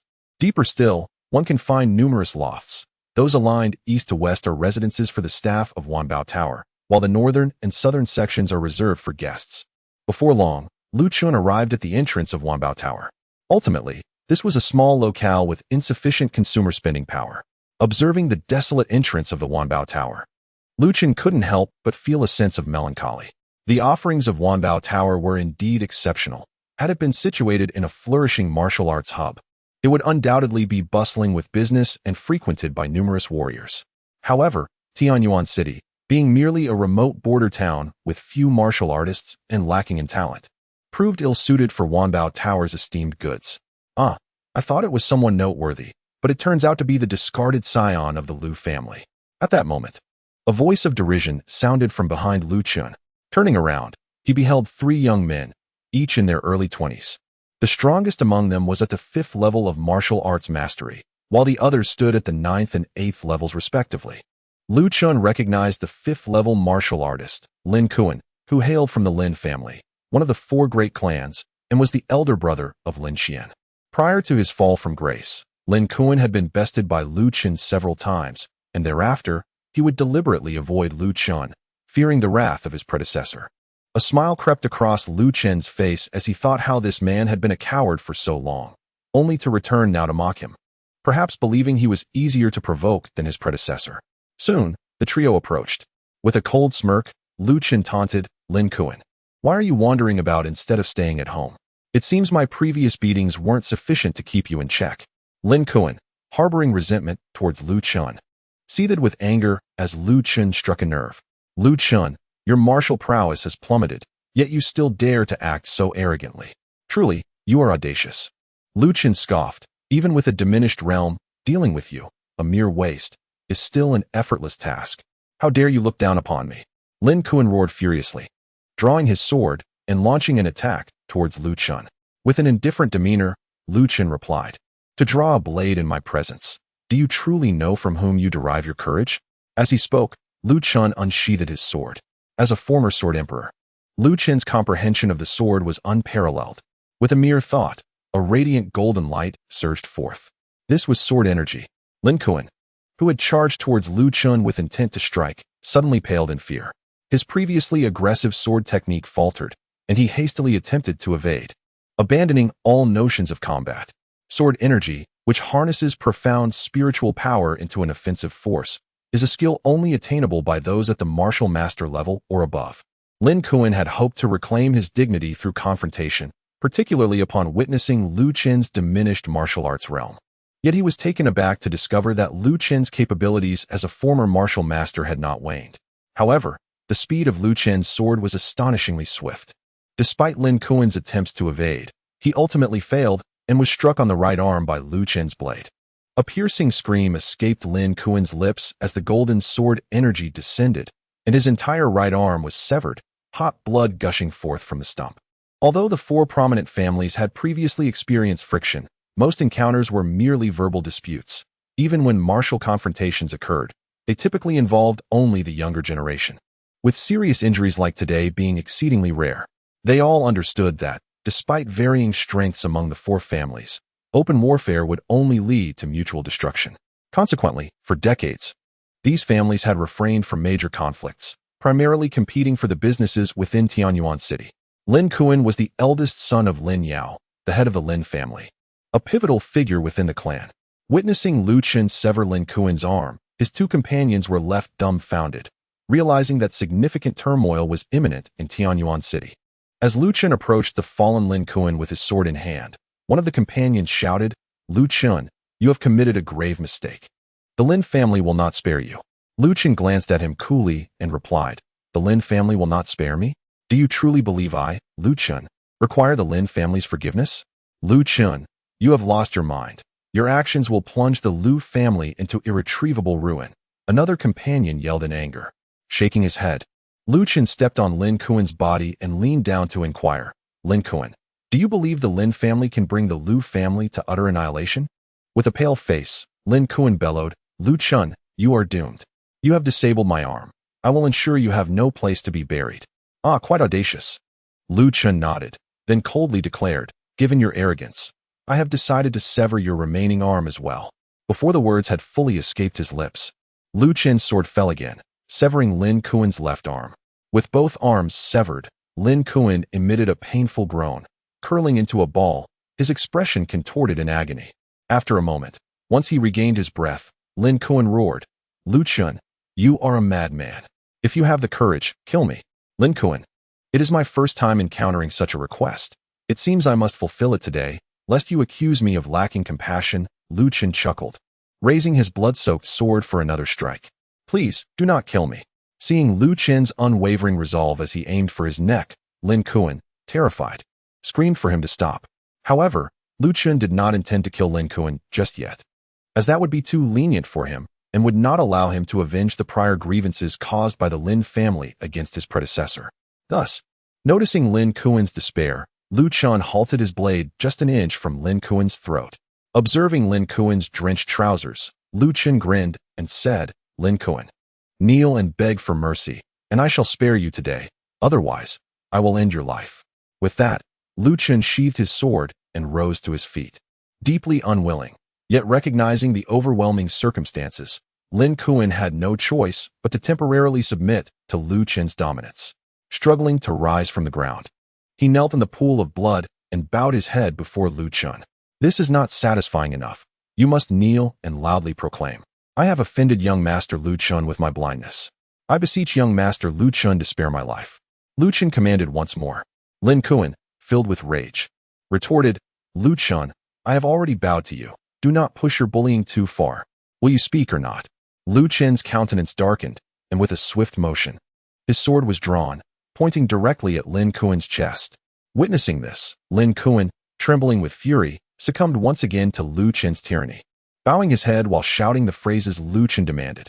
On the 9th floor of the Wanbao Tower, a young girl stood by the window, her gaze fixed on the unfolding scene below.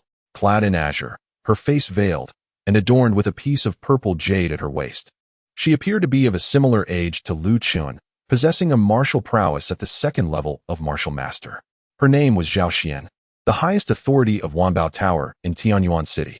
Beside her stood an elderly figure, dressed in the garb of a servant. His martial realm at the 3rd level of martial king. Lu Chen seemed somewhat altered compared to his former self. After a while, Zhao Xian returned to her chamber, gracefully taking a seat. Li Fu remarked, "Miss, I too perceive that he is different from before. His murderous intent has intensified, and he appears more arrogant and reckless." Zhao Xian inquired, "Li Fu, what do you believe could cause such a drastic change in a person?" "It is the result of experiences," Li Fu replied. Before his injury, although he exhibited some youthful exuberance, his intellect was commendable. He acted with restraint for the sake of his family, yet now he is transformed. Zhao Xian delicately pinched her pristine chin, contemplating. After the incident, the Lu family turned a cold shoulder to him, and the Lin family slandered him. He harbors resentment. Li Fu nodded. Resentment breeds a person's murderous intent, while the diminishing sense of family ties liberates one from constraints, allowing for unrestrained actions.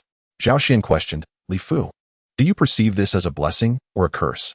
"It bears both," Li Fu stated. Zhao Xian smiled gently. "Please elaborate."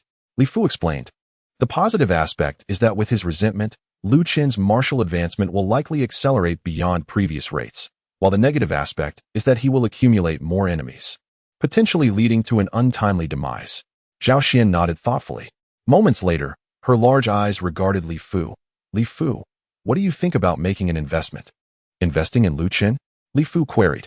"Indeed, I sense potential in him that warrants investment," Zhao Xian affirmed. Li Fu's expression turned grave. "Miss, while Lu Chen may be a promising investment, our Wanbao Tower abides by rules. We only engage in commerce, avoiding entanglement in power struggles. Should those above discover our breach of protocol, you may face severe consequences." Zhao Xian chuckled wryly. "Li Fu, having reached this destitute place, what further punishment could my father impose on me?" Upon hearing this, Li Fu sighed and fell silent. Indeed, this was the most abject situation, beyond which Zhao Xian could not be punished. Observing her, Zhao Xian declared, "Li Fu, once Lu Chen arrives, bring him to me." "Understood," Li Fu replied, turning to depart. Chapter 35. The Master invites outside Wanbao Tower. Lin Kuan's arms bled profusely as he continued to kneel, fervently pleading for mercy in accordance with Lu Chen's demands. Before long, his body weakened from excessive blood loss, swaying precariously. Upon witnessing the scene, Lu Chen coldly remarked, "Lin Kuan, considering your sincere submission today, I shall spare you this time. You may leave." The pale-faced Lin Kuan remained silent, struggling to rise, assisted by two of his subordinates as he departed. That brat, deal with him. The Lin family will come looking for you, chuckled Master Mouse from the Chaos Pearl world. Let them come. I could easily take on the entire Lin family by myself. Lu Chen retorted dismissively. You're quite audacious, kid.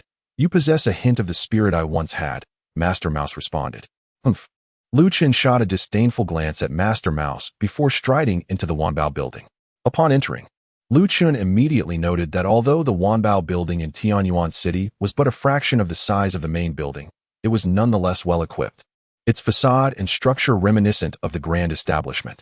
The familiar surroundings stirred memories of a certain erratic individual, and he found himself unexpectedly missing him. Beast, wait for me. Within 10 years, I shall seek you out. Moments later, Lu Chen, feeling a twinge of nostalgia, refocused his thoughts and approached the counter.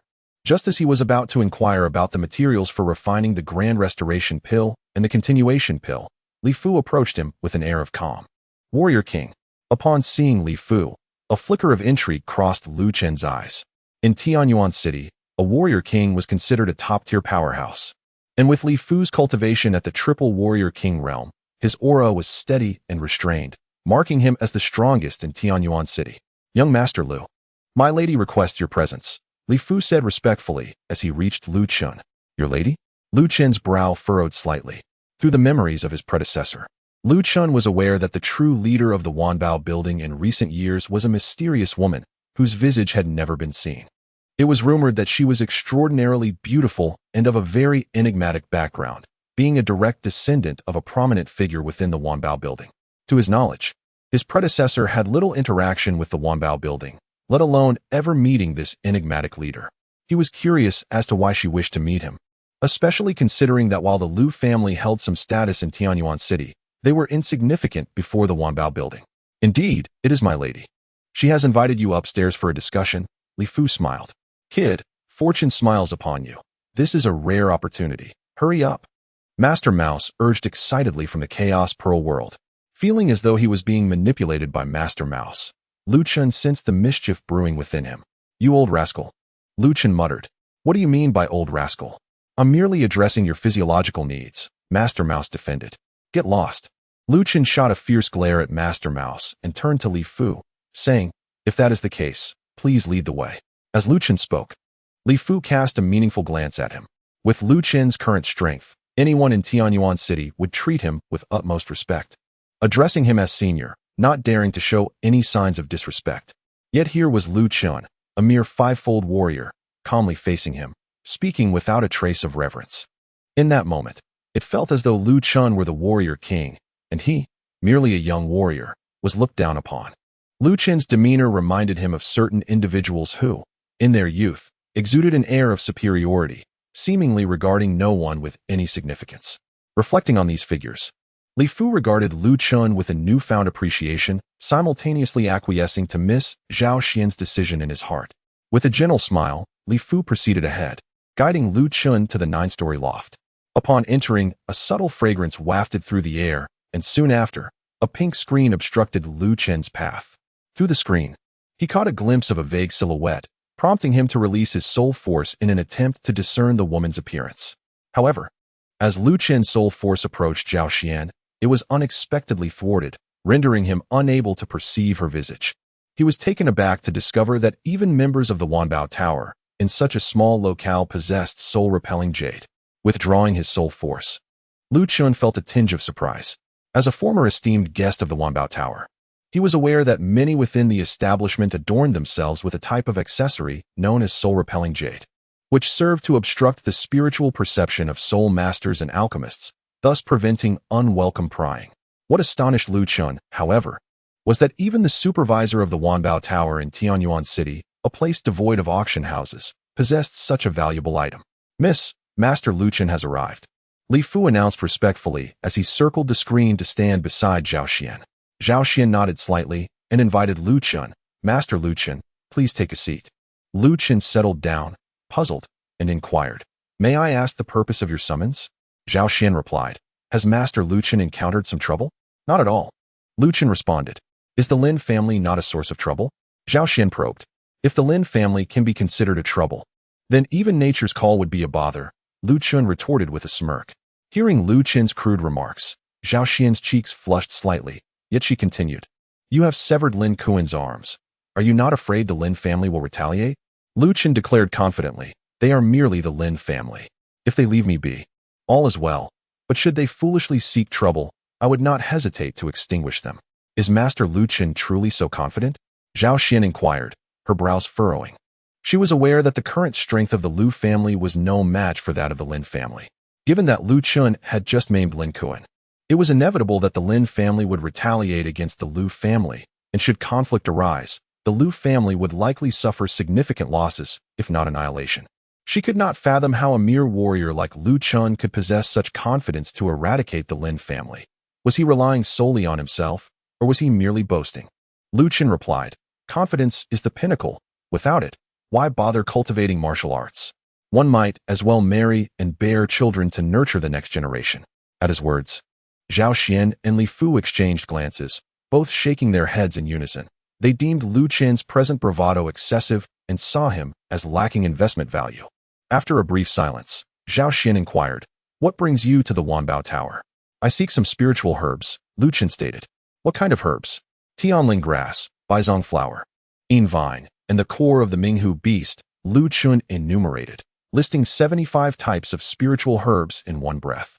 These were essential ingredients for concocting the continuity pill and the Great Restoration pill, though merely a portion of what he needed. Listening to the materials spoken by Lu Chen, a glimmer of brilliance flashed in Zhao Xian's eyes as she remained hidden behind the screen, her gaze fixed intently on Lu Chen's position. In that moment, myriad thoughts swirled within her mind. Can you truly procure these elixirs? She inquired. Upon noticing Zhao Xian's silence, Lu Chen took the initiative to ask once more. Steadying herself, Zhao Xian replied, in this establishment, we possess only 7 of the elixirs you mentioned. The remainder must be sourced from other branches, which will require some time. Lu Chen pressed on. How long might that take? Approximately 3 months, Zhao Xian responded. Then, please assist me in obtaining these materials, Lu Chen stated. Zhao Xian replied. While our establishment can locate the materials for you, each item you seek is exceedingly costly. Are you certain you can afford them? With a calm demeanor, Lu Chen responded. Do not concern yourself with financial matters. Simply ensure that the items are procured for me. With that, Lu Chen rose, and in the blink of an eye, he had descended the stairs, leaving Zhao Xian momentarily stunned in place. Chapter 36. Zhao Xian's speculations. Once Lu Chen departed, Li Fu, his expression darkened, queried, Miss. This Lu Chen is exceedingly audacious. Should I teach him a lesson? Zhao Xian shook her head, a distant look in her eyes. No? Li Fu, puzzled, responded, Miss. Though Lu Chen possesses some talent in cultivation, he is merely a notable figure in Tianyuan city. In larger realms, he is not but a triviality. Why do you permit such insolence? Why permit him? Zhao Xian murmured softly, her mind swirling with conjectures. After a moment, she inquired, Uncle Fu, do you know the purpose of the elixirs Lu Chen requested us to find? Li Fu answered, Miss, I am a martial artist with limited knowledge of elixirs. I am unaware of their uses. Those elixirs are intended for the refinement of the 5th grade continuation pill and the 6th grade Great Restoration pill, Zhao Xian elucidated. Such a purpose? Li Fu exclaimed in astonishment. Having served the old master for many years, he had watched Zhao Xian grow, and his understanding of her surpassed even that of her father. Under normal circumstances, had someone claimed that the elixirs Lu Chen sought were materials for the 5th grade continuation pill and the 6th grade Great Restoration pill, he would have dismissed it as implausible. It is well known that both the continuation pill and the Great Restoration pill are among the most challenging elixirs to refine within their respective grades. In Tianyuan city, and even in larger locales, few alchemists possess the skill to concoct them.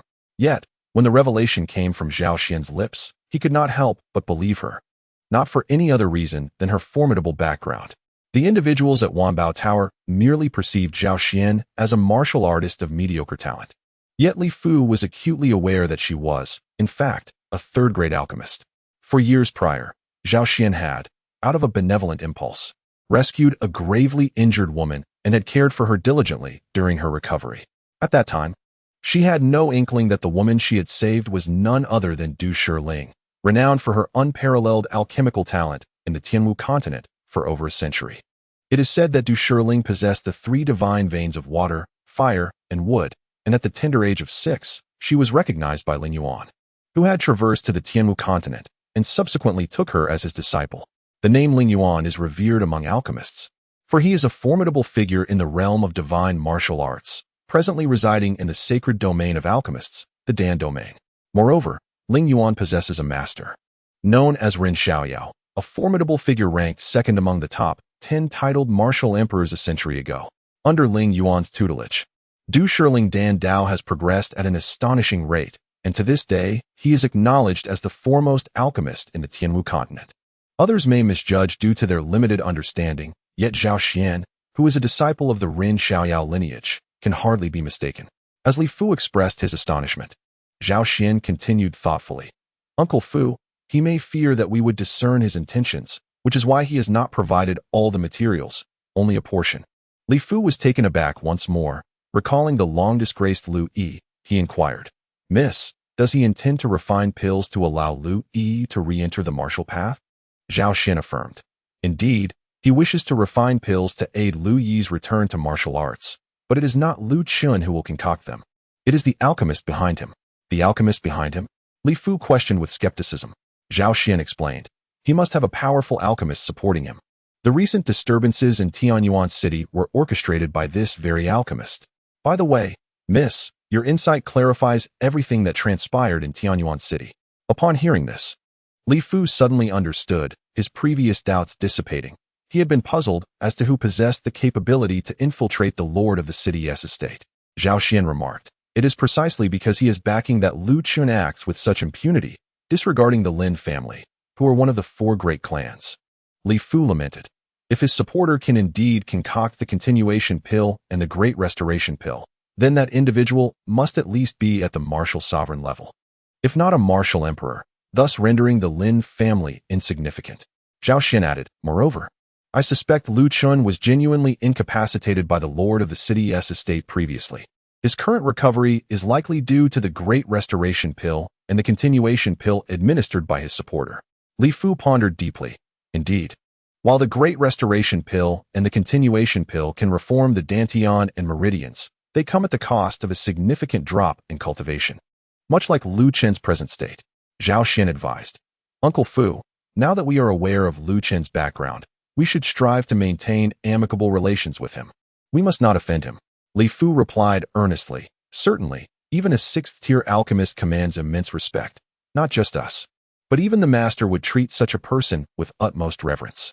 Zhao Xian nodded in agreement and instructed, "Uncle Fu, please send word to the other branches to assist in gathering the required materials." Li Fu asked, "Miss, should we seek only those he requested? Or should we gather materials for both the continuation pill and the great restoration pill?" "Let us acquire everything," Zhao Xian decided after a moment of contemplation. "Very well. I shall make the arrangements immediately," Li Fu responded, then withdrew. Shortly after, several swift-winged sparrows departed from the secret passages of Wanbao building. Once Li Fu had left, Zhao Xian rose and approached the window. She gazed towards the direction of the Lu family, murmuring, "Lu Chen, what other secrets do you conceal?" For reasons unknown, when Lu Chen severed Lin Kuan's arm with his sword, she vaguely felt that his initial stance was somewhat familiar, as though she had seen it before. Having spent half a year in Tianyuan city, she had thoroughly deciphered the lord of the city's estate, yet Lu Chen remained an enigma, eluding her understanding despite their close proximity. A quarter of an hour passed, and Li Fu returned, appearing behind Zhao Xian. "Miss, the matter has been settled," Li Fu said respectfully. Zhao Xian inquired, "Uncle Fu, has the city lord's mansion been watching us for quite some time?" Li Fu replied coldly, "Indeed, it has been for a while." Zhao Xian responded indifferently, "Find an opportunity to visit the city lord's mansion. If they continue to be unrestrained, we shall clear out these people outside." "Understood." Li Fu nodded, feeling a mix of affection and newfound respect for Zhao Xian. Being from the Wanbao building, they sought to avoid trouble, but were certainly not afraid of it. The presence of the city lord's mansion outside was undoubtedly a provocation to the Wanbao building. In the past, Zhao Xian might have let it slide, but her ability to voice such sentiments now indicated her growth. Zhao Xian was astute, having matured. She would need to exercise caution in her words and actions, for despite their close relationship, he remained merely a servant of the Zhao family. After a moment, Li Fu asked again, Miss, if the Lin family truly takes action against the Lu family, should we intervene? No need. We shall merely observe. Speaking of which, I am quite curious about who stands behind Lu Chen. I have yet to encounter a 6th-grade alchemist from the eastern continent, though I have certainly heard of them. Zhao Xin replied. Upon hearing this, Li Fu smiled and nodded in agreement with Zhao Xin's assessment. Chapter 37. A single gesture to break your blade. Having left the Wanbao building, Lu Chen embarked on his return journey. Little rascal, the rat elder teased beside him. You had your chance, yet you squandered it. Could you not speak to her with a touch of gentleness? Why should I be gentle? Lu Chen queried, puzzled. A bit of tenderness might just win her over.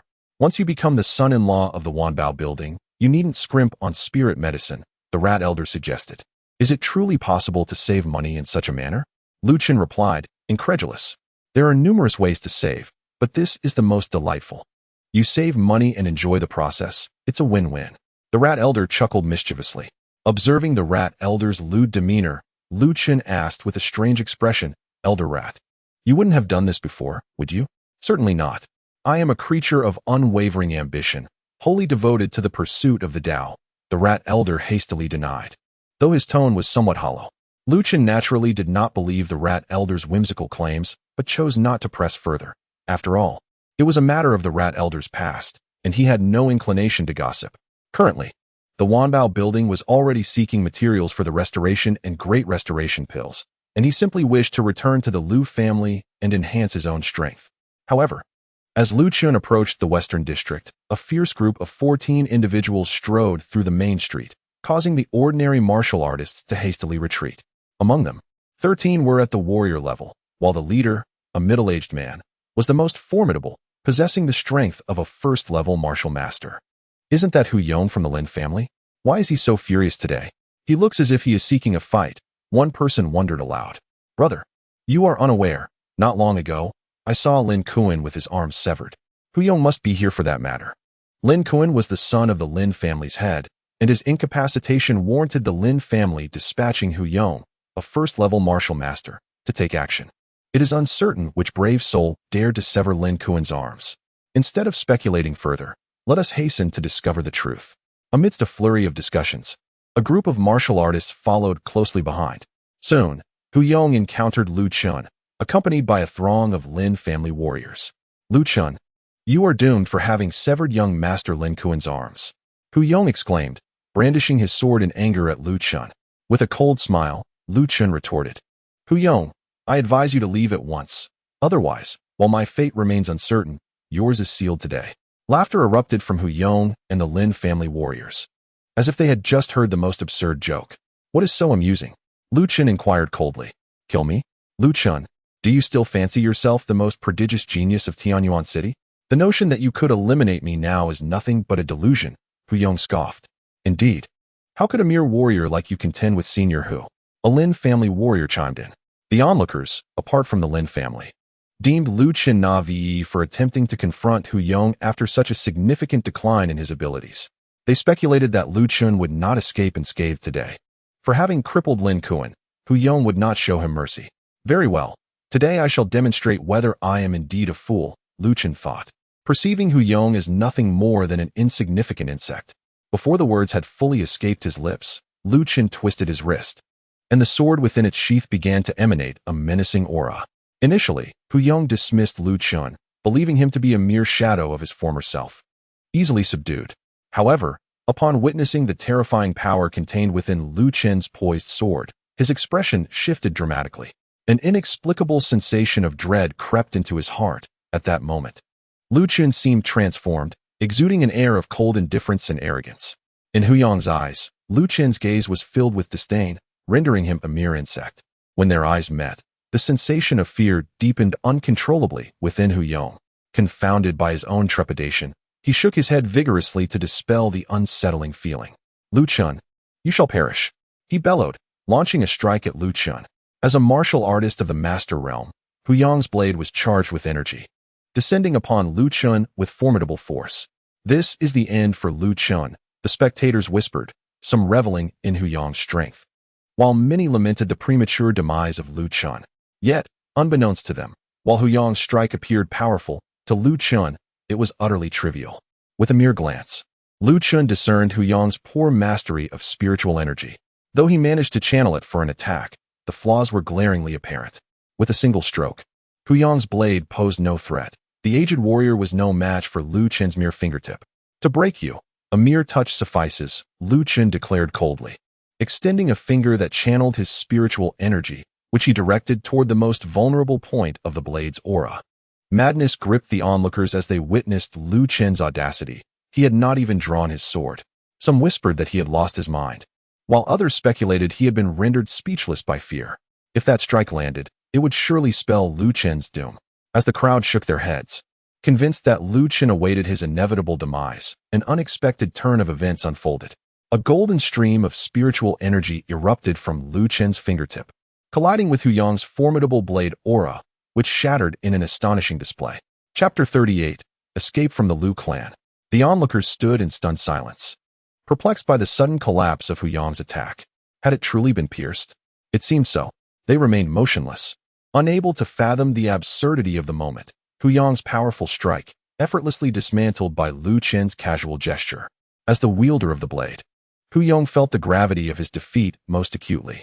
His fatal strike had been so easily countered, leaving him bewildered. In that moment, fear filled his gaze as he regarded Lu Chen. There was something profoundly unsettling about him. Having neutralized Hu Yong's assault, Lu Chen's voice cut through the tension.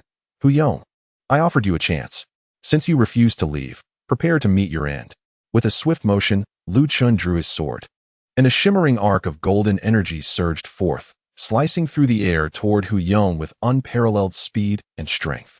This strike far surpassed Hu Yong's initial attack, and the surrounding crowd could hear the swords around them resonate with a piercing cry, as if eager to be unleashed. Panic ensued, and many hastily restrained their weapons. Hu Yong, caught beneath the impending strike, instinctively raised his great blade in defense, his voice filled with defiance. No. In the next instant, his protest was drowned beneath the overwhelming force of Lu Chen's sword. The blade cleaved through him, and a torrent of crimson blood erupted forth. Hu Yong, a warrior of the first rank, had met his demise at the hands of Lu Chen.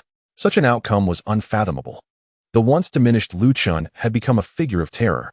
He is far more formidable now, murmured one bystander, a sentiment echoed by the others. Although Lu Chen had been powerful in the past, his combat prowess now eclipsed anything they had previously witnessed.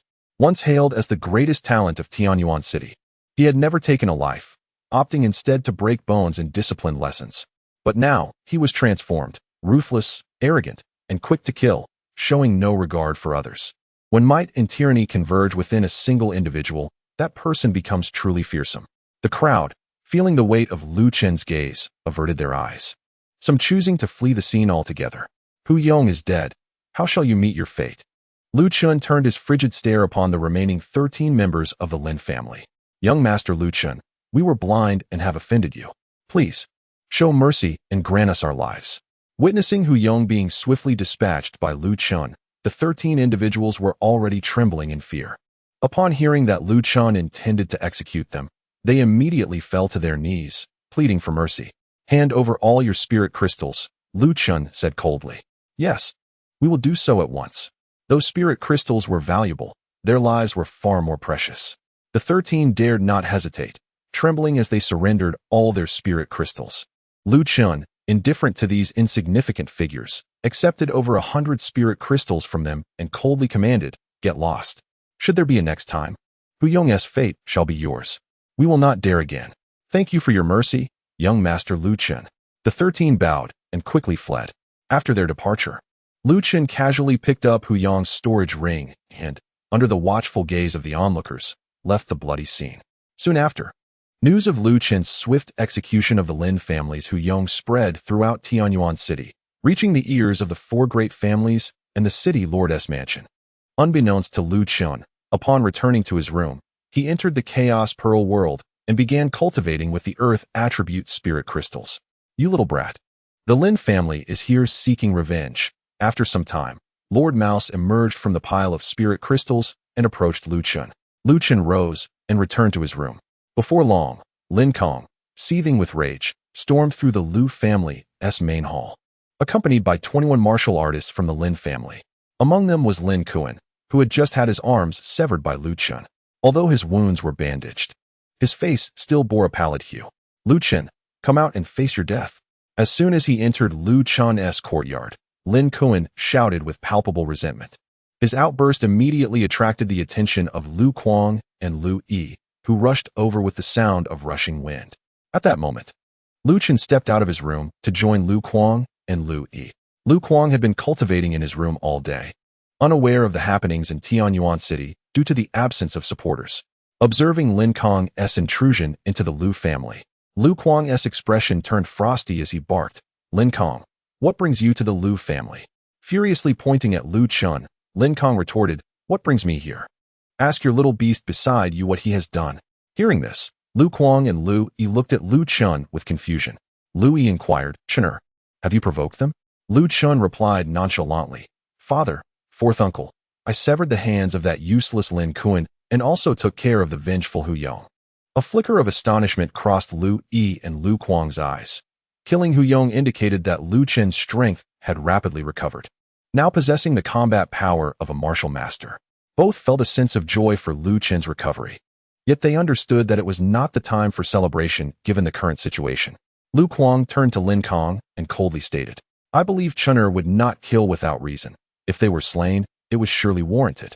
Furious, Lin Kang retorted, "Lu Kuang, you dare to say my kin deserve death? You are the one who should perish." Lu Kuang provocatively responded, "Should I perish? Why not come and kill me? Send me on my way." Lin Kang, filled with rage and trembling, yearned to eliminate Lu Kuang. However, his capabilities did not permit such an endeavor. Lu Kuang's words were evidently a mockery of his inadequacy. Shifting his gaze, Lin Kang confronted the incapacitated Lu Yi, demanding, "Lu Yi, Lu Chen has rendered my Kuan powerless and slaughtered my Lin family's esteemed members. How do you intend to address this?" Lu Yi coldly replied, "My younger brothers will align with my own." Lin Kang threatened, "Lu Yi, since Lu Chen has maimed my Kuan and annihilated my family's stronghold, are you prepared to shield him? Are you declaring war against the Lin family?" Lu Yi, with an air of indifference, responded, "I harbor no desire for conflict.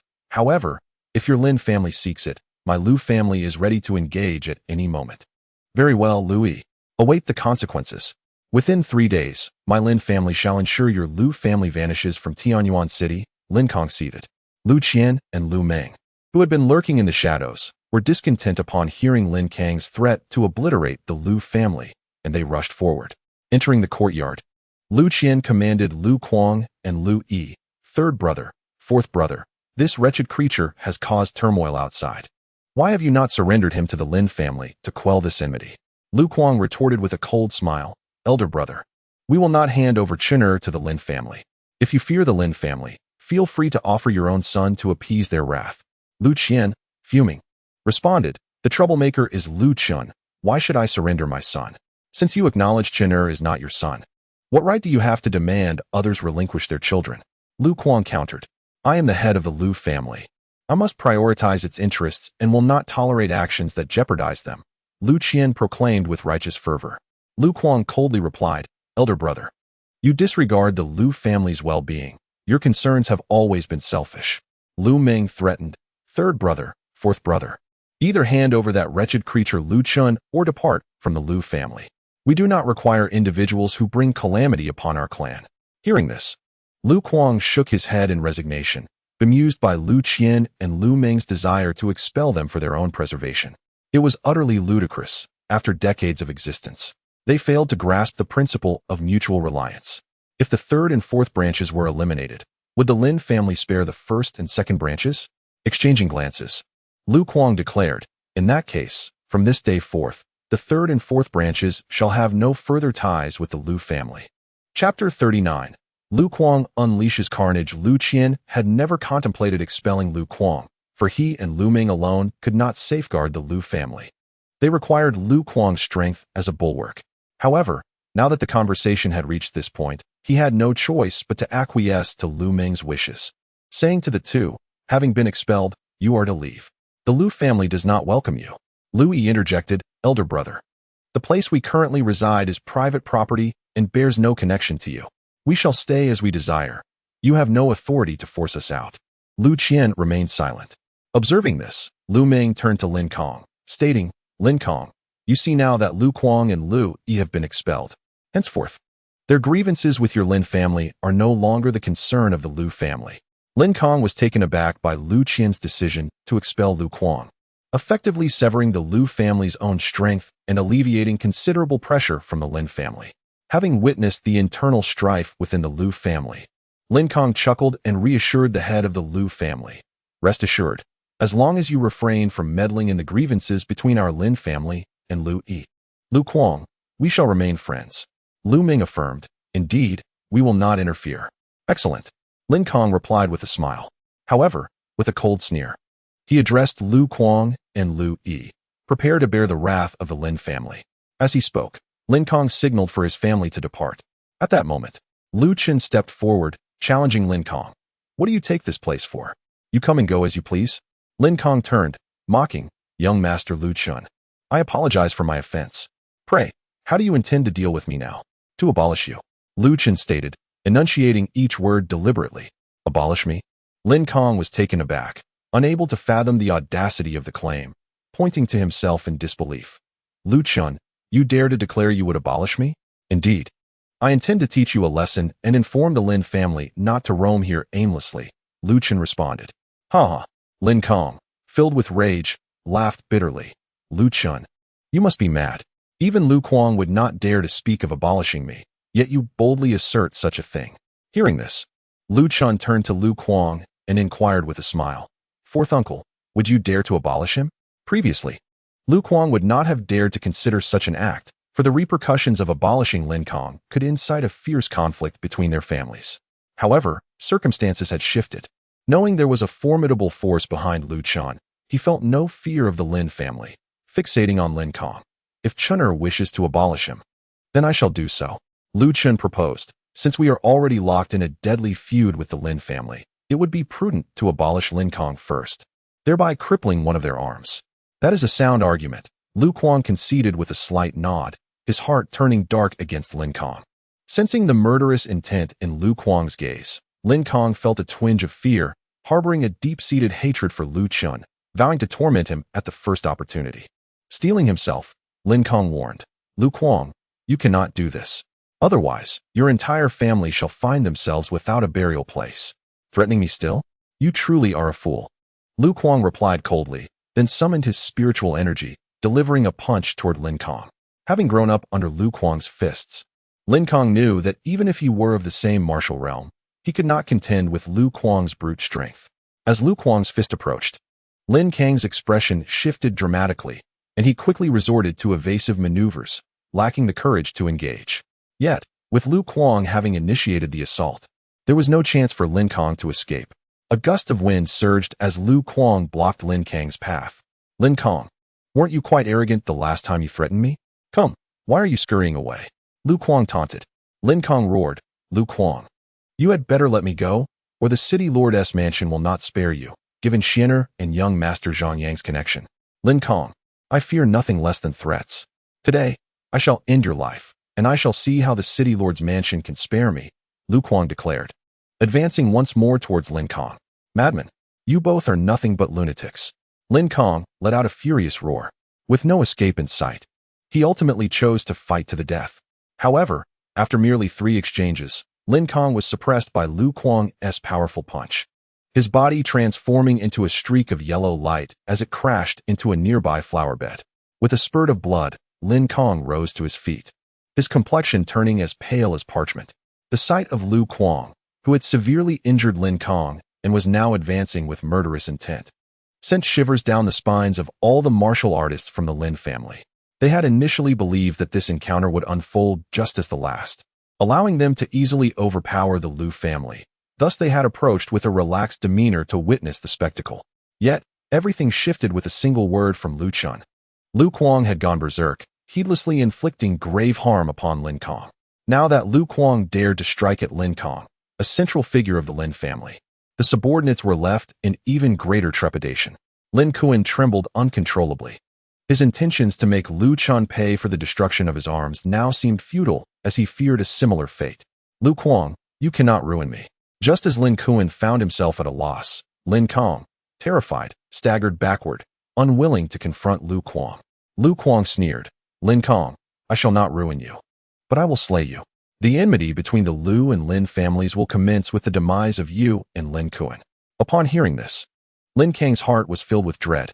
Spotting Lu Chen and Lu Meng in the distance, he clutched at the last glimmer of hope and urgently implored, Lord of the Lu family, I beseech you to assist me in eliminating Lu Kuang. If you help me slay him, the Lin family will offer you 10 shops. The prospect of 10 shops stirred Lu Chen and Lu Meng momentarily, yet as Lu Kuang cast a frigid glance towards them, their greed was swiftly quelled. For a fleeting moment, they contemplated trading Lu Kuang for the shops, but upon recalling his formidable strength, their resolve crumbled. Their abilities were on par with Lin Kong's. Should a confrontation arise, even with their combined efforts, they too would meet their end at Lu Kuang's hands. Coming to this realization, Lu Chen replied coolly, I have stated before, I shall not involve myself in the grievances between your Lin family and Lu Kuang. You must resolve this yourselves. With that, the two brothers turned to leave. Witnessing this scene, Lin Kong fell into despair. Soon after, Lu Kuang struck again. In the blink of an eye, the anguished cries of Lin Kong echoed in Lu Chen and Lu Meng's ears. When they turned back, Lin Kong was already lifeless. The sight of Lu Kuang slaying Lin Kong filled Lu Chen and Lu Meng with terror, prompting them to hastily flee the scene of chaos. What shall we do with Chun'er, Lin Kuan, and the remaining members of the Lin family? Lu Kuang inquired as he pocketed Lin Kang's storage ring. Eliminate them, Lu Chen coldly uttered. Very well. Lu Kuang hesitated for a moment before nodding in agreement. Young Master Lu Chen, I was wrong. I beg you to spare my life.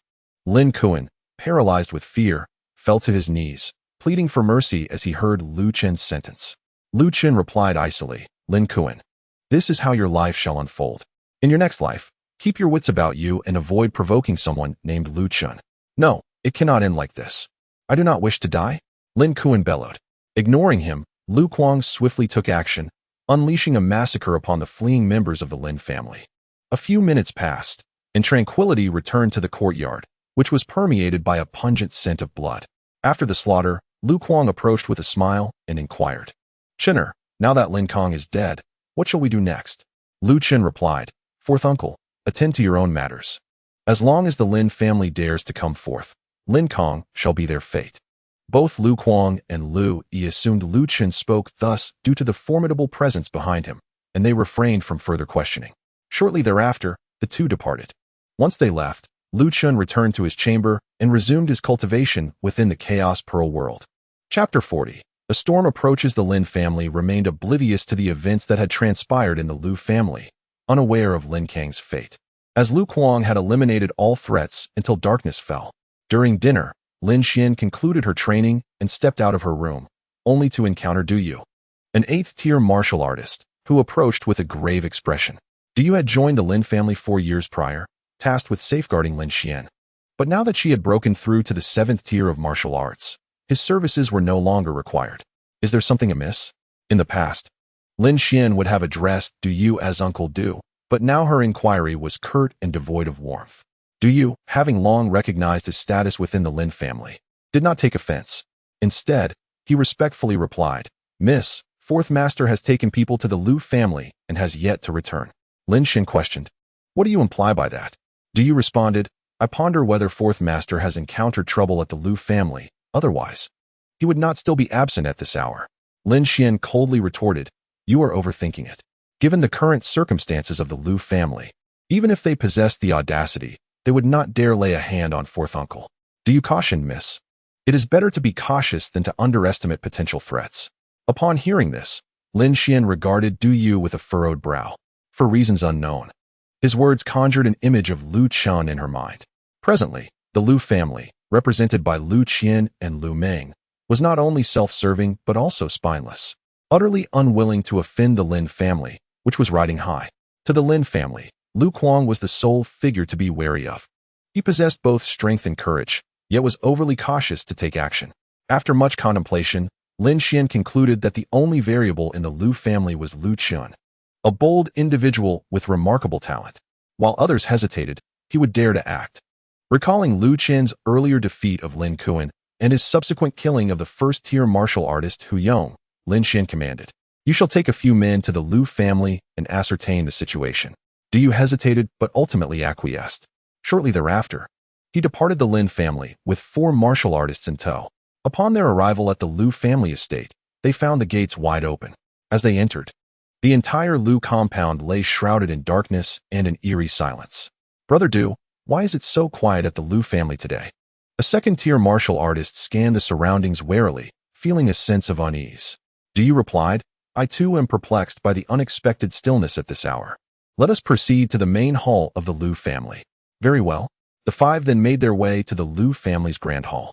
Upon entering the hall, they were taken aback. The once bustling space was now desolate, devoid of any presence, with all valuables mysteriously vanished.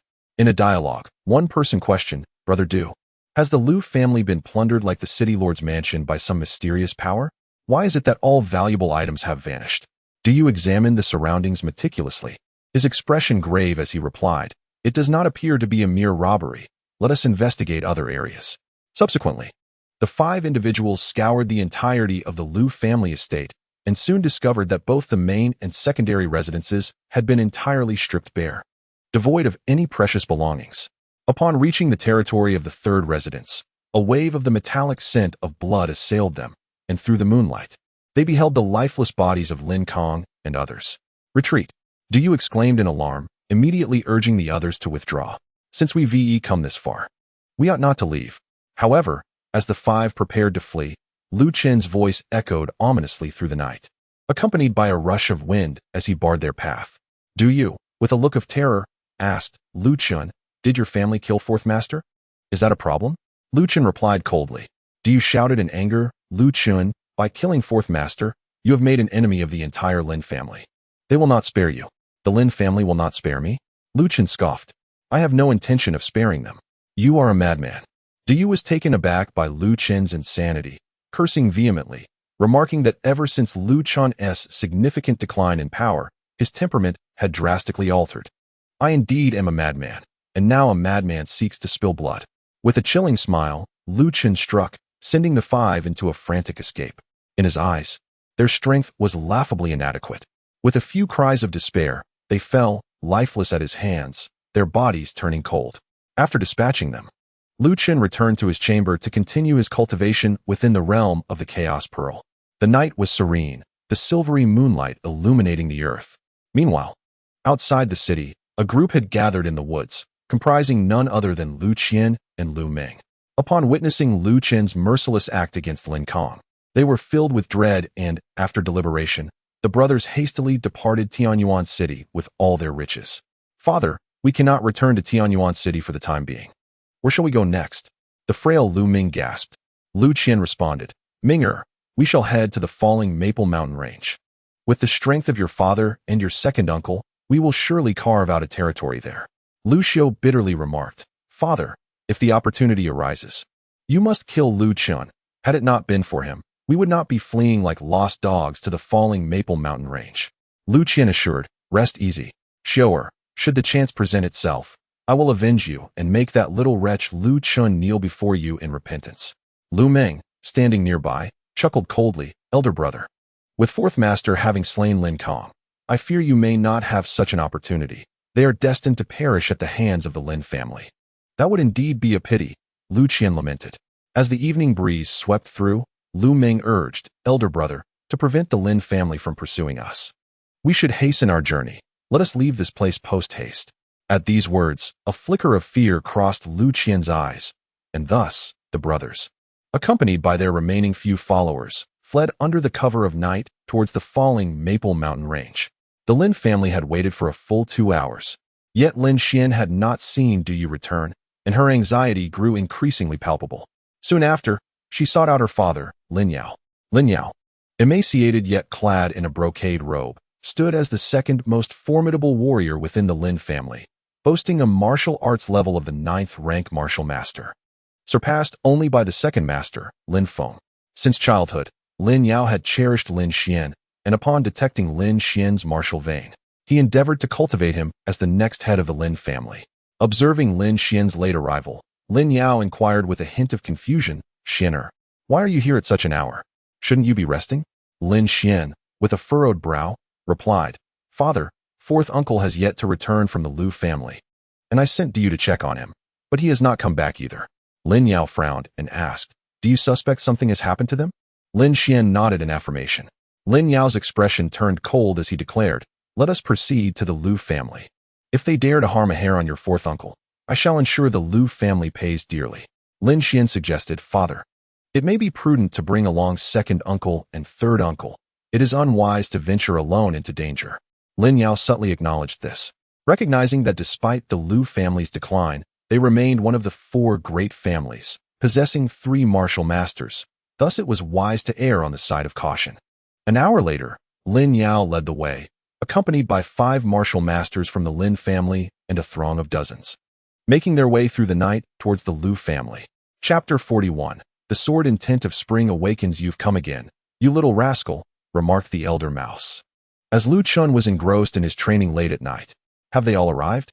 Lu Chen inquired. 5 martial masters. The rest are warriors," replied the elder mouse. "All 4 sons of the Lin family are martial masters, and they also have 2 vassal martial masters, Hu Yong and Zoli. It is indeed peculiar that, despite the deaths of Hu Yong and Lin Kong, they still possess 5, mused Lu Chen. "You afraid, little rascal?" the elder mouse teased with a grin. "Afraid?" Lu Chen scoffed. "They are merely a troop of clowns. How could I possibly fear them?" "Then why the tally of heads?" the elder mouse asked. Lu Chen retorted, "Counting heads is a sign of fear. Your reasoning is quite novel." As their conversation unfolded, Lu Chen returned to the outside world. Since the demise of Lin Kong, Lu Kuang and Lu Yi had been lurking outside Lu Chen's courtyard. As the Lin family members stormed into Lu Chen's domain, Lu Kuang made his appearance. Lu Yi wished to assist Lu Chen, but, realizing his own incapacitation would only burden Lu Chen and Lu Kuang, he chose to hide alongside Lu Zhan. "Come out, you little beast," Lin Yao bellowed in fury, staring at the corpses strewn across the courtyard, directing his ire towards Lu Chen's chamber. With a chilling smile, Lu Chen emerged from his room and retorted, "Lin Yao, why are you here making a ruckus instead of staying at the Lin family at this hour?" Lin Yao pointed accusingly at the bodies of Lin Kong and others, demanding, "Did you kill my 4th brother and Kun'er?" Lu Kuang coldly replied, "Lin Yao, have you lost your senses? How could Chun'er, with his martial prowess diminished, possibly have slain your wretched son and brother?" Lin Yao's eyes glinted with murderous intent as he fixed his gaze upon Lu Kuang. "So, you claim they were all killed by you?" "Naturally," Lu Kuang asserted. Yu Sik standing beside Lin Yao was a robust middle-aged man, reaching the pinnacle of the 9-fold martial master realm, his stature imposing and his eyes round and resolute. He was none other than Lin Feng, the foremost powerhouse of the Lin family. Upon hearing Lu Kuang's provocation, Lin Feng stepped forward and declared, "Lu Kuang, it has been years since we last met, yet your strength remains stagnant while your tongue has grown sharper." Lu Kuang retorted mockingly, "Lin Feng, a defeated foe. What audacity you possess to criticize my prowess. Is it merely because you have numbers on your side?" At this, Lin Feng's expression darkened. Lin Xian, standing nearby, exclaimed, "Second uncle, do not waste words on Lu Kuang. Join forces with my father to vanquish him and cleanse the stain of your defeat with his blood." "That would be splendid." "Indeed," Lin Feng replied, and before his words had fully escaped his lips, both he and Lin Yao surged towards Lu Kuang. Faced with the combined might of Lin Yao and Lin Feng, Lu Kuang exhibited no fear. With a swift shout, he brandished his 3-foot azure blade, charging at the two like a fierce tiger. Lu Kuang's combat prowess was renowned throughout Tianyuan city, and beneath the martial king level, only Wu Mian, the strongest of the Wu family, could match him. At that moment, despite Lin Yao and Lin Feng's collaboration, they still found themselves outmatched by Lu Kuang, who single-handedly suppressed them with his swordsmanship. Observing this scene, Lin Xian cast a grim look at Lin Min, who was at the 8-fold martial master level, and urged, "Third uncle, you should assist my father in dealing with Lu Kuang." "Very well," Lin Min agreed, joining the fray. With Lin Min's support, the 3 from the Lin family battled fiercely against Lu Kuang, who began to feel the pressure, revealing a defensive stance as his offensive maneuvers dwindled. Gazing at the distant conflict, Lin Xian, filled with pride, addressed Lu Chen. "Lu Chen, look at Lu Kuang, now struggling for survival. How does your half-crippled self intend to meet your demise?" Lu Chen retorted coldly, "Lin Xian, do you truly believe victory is assured for you? Is it not?" Lin Xian scoffed. "Beware of the folly that comes with overconfidence," Lu Chen replied nonchalantly. Before he could finish, Lu Chen executed the Lingxiao step. and with a glimmer of starlight beneath his feet, he silently appeared behind the fourfold martial master. Zhou Li, dare to strike at me, Lu Chen? You are truly foolish. Zhou Li bellowed in anger, sensing Lu Chen's intent. With a swift motion, he slashed his sword, unleashing a crimson sword energy towards Lu Chen. Foolishness lies with you.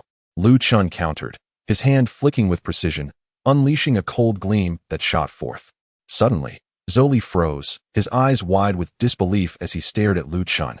Lu Chen, you are utterly ruthless.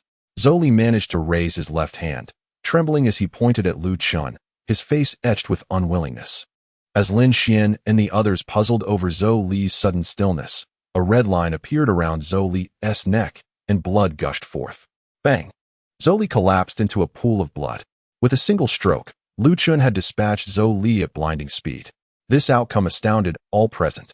They had anticipated Zhou Li's attack would spell doom for Lu Chen, yet it was Zhou Li who lay dead. Until Zhou Li fell, the Lin family remained oblivious to the manner of his demise. Had Lu Chen even drawn his sword? They had not witnessed it, yet if he had not, how could Zhou Li have fallen to a single deadly strike? The occurrence was undeniably peculiar. Lin Xian too failed to discern Lu Chen's actions. She merely caught a fleeting glimpse of cold light, and in an instant, Zhou Li was motionless, as if Lu Chen's sword had never left its sheath. As Lin Xian gazed upon the fallen Zhou Li, a chill enveloped her, rendering her unable to meet Lu Chen's piercing gaze. Lu Chen's sword struck with such swiftness that it seemed to extinguish life without a trace. How could this insufferable individual, who had recently suffered a significant decline in his realm, possess such formidable power, even more terrifying than before his fall? Lin Xian's heart roared with disbelief, unable to reconcile the reality before her. In Lu Chen's eyes, she was but an insignificant insect, unnoticed as he effortlessly dispatched Zhou Li. He turned to a middle-aged man, whose eyes were filled with terror, and inquired, Chen Kuan, how do you wish to meet your end? Chen Kuan, a third-tier martial artist and once a vassal of the Lu family, had recently defected to the Lin family. Faced with Lu Chen's overwhelming strength, Chen Kuan felt no inclination to fight. Instead, he hurriedly kneeled before Lu Chen, pleading for mercy. Young Master Chen, I beg you, spare my life. I will repay you with unwavering loyalty. Once disloyal, forever untrustworthy, Lu Chen replied coldly. If that is the case, do not blame me for what follows. Upon hearing this, Chen Kuan suddenly erupted with fury, a savage grin spreading across his face as he lunged forward, thrusting his sword towards Lu Chen's throat. You think you can ambush me? Not in this lifetime. Lu Chen had already seen through Chen Kuan's ploy, effortlessly countering with a swift strike of his own. No, Chen Kuan roared. But in the next instant, his head was severed, blood gushing forth. Another sword strike. The death of Chen Kuan sent tremors of fear through the hearts of the Lin family members. Lu Chen was simply terrifying. In that moment, they perceived Lu Chen as even more formidable than Lu Kuang himself. From a distance, witnessing Lu Chen's swift execution of two martial artists, Lu Kuang laughed heartily. Chen, you are truly remarkable. You bring pride to your 14th uncle. Lu Chen replied with a grin. Uncle, be careful not to let those three miscreants harm you. Feigning irritation, Lu Kuang quipped. Chen, with your strength, why do you not come to assist your uncle? Lu Chen chuckled. Huh? Uncle, hold on a moment. I will finish off these remaining foes before coming to eradicate the three old dogs of the Lin family. Very well. Before Lu Kuang's words could fade, Lu Chen plunged into the throng of Lin family members, and soon, screams erupted as he dispatched dozens, leaving only Lin Xian standing. With a thunderous crash, Lin Xian, attempting to flee, was sent crashing back against the wall by Lu Chen's kick, blood spilling from her lips. Chapter 42. The demise of Lin Xian. Having dealt with Lin Xian, Lu Chen stepped forward, entering Lu Kuang's battle circle, his gaze now fixed upon the weakest among them. Lin Min, an 8th-tier martial artist, felt a flicker of malice upon seeing Lu Chen. In an instant, he redirected his attack from Lu Kuang, aiming his blade at Lu Chen. At the same time, Lin Feng charged towards Lu Kuang with his most powerful strike, while Lin Yao, who had previously turned his back to Lu Chen, suddenly launched an assault against him. In that fleeting moment, the scenario shifted. Lin Feng endeavored to restrain Lu Kuang, while Lin Yao and Lin Min conspired to eliminate Lu Chen. Damn it! Realizing Lin Yao and Lin Min's intentions, Lu Kuang erupted in fury, striking at Lin Feng in a bid to break free from his obstruction and protect Lu Chen. Lin Feng grinned wickedly. Lu Kuang, Do not be so agitated. Nor should you flee. Once that little wretch is dead, the three of us will come to entertain you properly. Lu Kuang's expression darkened, unease gnawing at his heart. Faced with the sudden assault of Lin Yao and Lin Min, Lu Chen remained remarkably composed. In the presence of overwhelming power, all schemes are mere illusions. Scheme against me? Go to hell, he uttered coldly. Jingzhe. The two attackers rushed in tandem, and as the words left Lu Chen's lips, countless raindrops emanated from his sword, rapidly shooting towards Lin Yao and Lin Min, accompanied by a thunderous roar resonating from the downpour. The sword intent was palpable. Lin Yao and Lin Min were rendered speechless by the terror of Jingzhe. In their fright, they abandoned their assault and frantically dodged the oncoming deluge of raindrops. At that moment, despite Lu Chen's relatively low martial realm, his sword intent, though not reaching even a fraction of its peak power, was beyond the capabilities of Lin Yao and Lin Min to withstand. In an instant, the myriad raindrops, embodying sword intent, streaked across like shooting stars, transforming Lin Yao and Lin Min into mere husks, lifeless and perforated. From a distance, Lin Feng and Lu Kuang, engaged in their own fierce battle, were struck dumb by the scene. Sword intent. Lu Chen had comprehended a level of sword intent never before grasped by anyone in Tianyuan City. Lin Feng and Lin Xian were enveloped in despair. Confronting a Lu Chen who had mastered sword intent, they realized that not only they, but even the lord of the city might not stand a chance. In that moment, both regretted their actions, lamenting their decision to provoke Lu Chen. The most extraordinary talent in 3 centuries of Tianyuan City, he was not someone to be easily trampled upon. Well done, Chener, Lu Kuang exclaimed, snapping back to reality with a hearty laugh. Fourth uncle, I shall assist you in vanquishing that old dog Lin Feng. Lu Chen replied. No need. Lu Kuang began to protest, but before he could finish his sentence, Jingzhe had already struck, piercing Lin Feng's body with numerous lines of sword intent. Boom. Lin Feng fell to the courtyard, struggling to rise. Even the slightest movement resulted in blood gushing from his wounds. Lu Chen, you shall not have a peaceful end, he cursed, pointing a trembling finger at Lu Chen in agony. Lu Chen sneered. Lin Feng, we will not perish. As for you, next year on this day shall be your day of sacrifice. However, I suspect that by then, no one from the Lin family will be left to pay their respects at your grave. In a fit of rage, Lin Feng succumbed to the ground, lifeless. Subsequently, in Tianyuan City, a group of foolish individuals, driven by lust, rushed to my aid, pummeling me mercilessly until I was nearly lifeless. Speaking of this, Lu Chen paused momentarily, then fixed his gaze upon Lin Xian, stating, on that day in the Grand Hall, when you and your allies from the city lord's manor bullied my father and me, I proclaimed that fortunes change, and that one day, I would reclaim all that is rightfully mine. You surely did not anticipate that this day would arrive so swiftly, did you? Lin Xian remained silent, yet deep within, she was filled with regret. Had she known today would come, she would have eliminated Lu Chen back at Tianxiang Pavilion. However, regret is a luxury that does not exist, and she had no time to dwell on it. Her focus was on survival. Only by living could she hope for revenge. With this thought in mind, Lin Xian feigned a pitiful demeanor and implored, Lu Chen, I was wrong.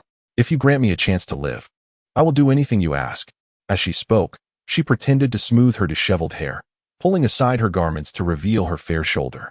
As a former martial emperor, Lu Chen had encountered countless beauties. To him, Lin Xian was akin to a piece of spoiled meat. With a cold smirk, Lu Chen replied, I require nothing from you. I simply wish for your demise, so that you may repent for your past transgressions in the cold earth. At these words, Lin Xian's expression darkened, and she shouted furiously, Lu Chen, I am the betrothed of young Master Zhang of the city lord's manor. Do you dare to kill me?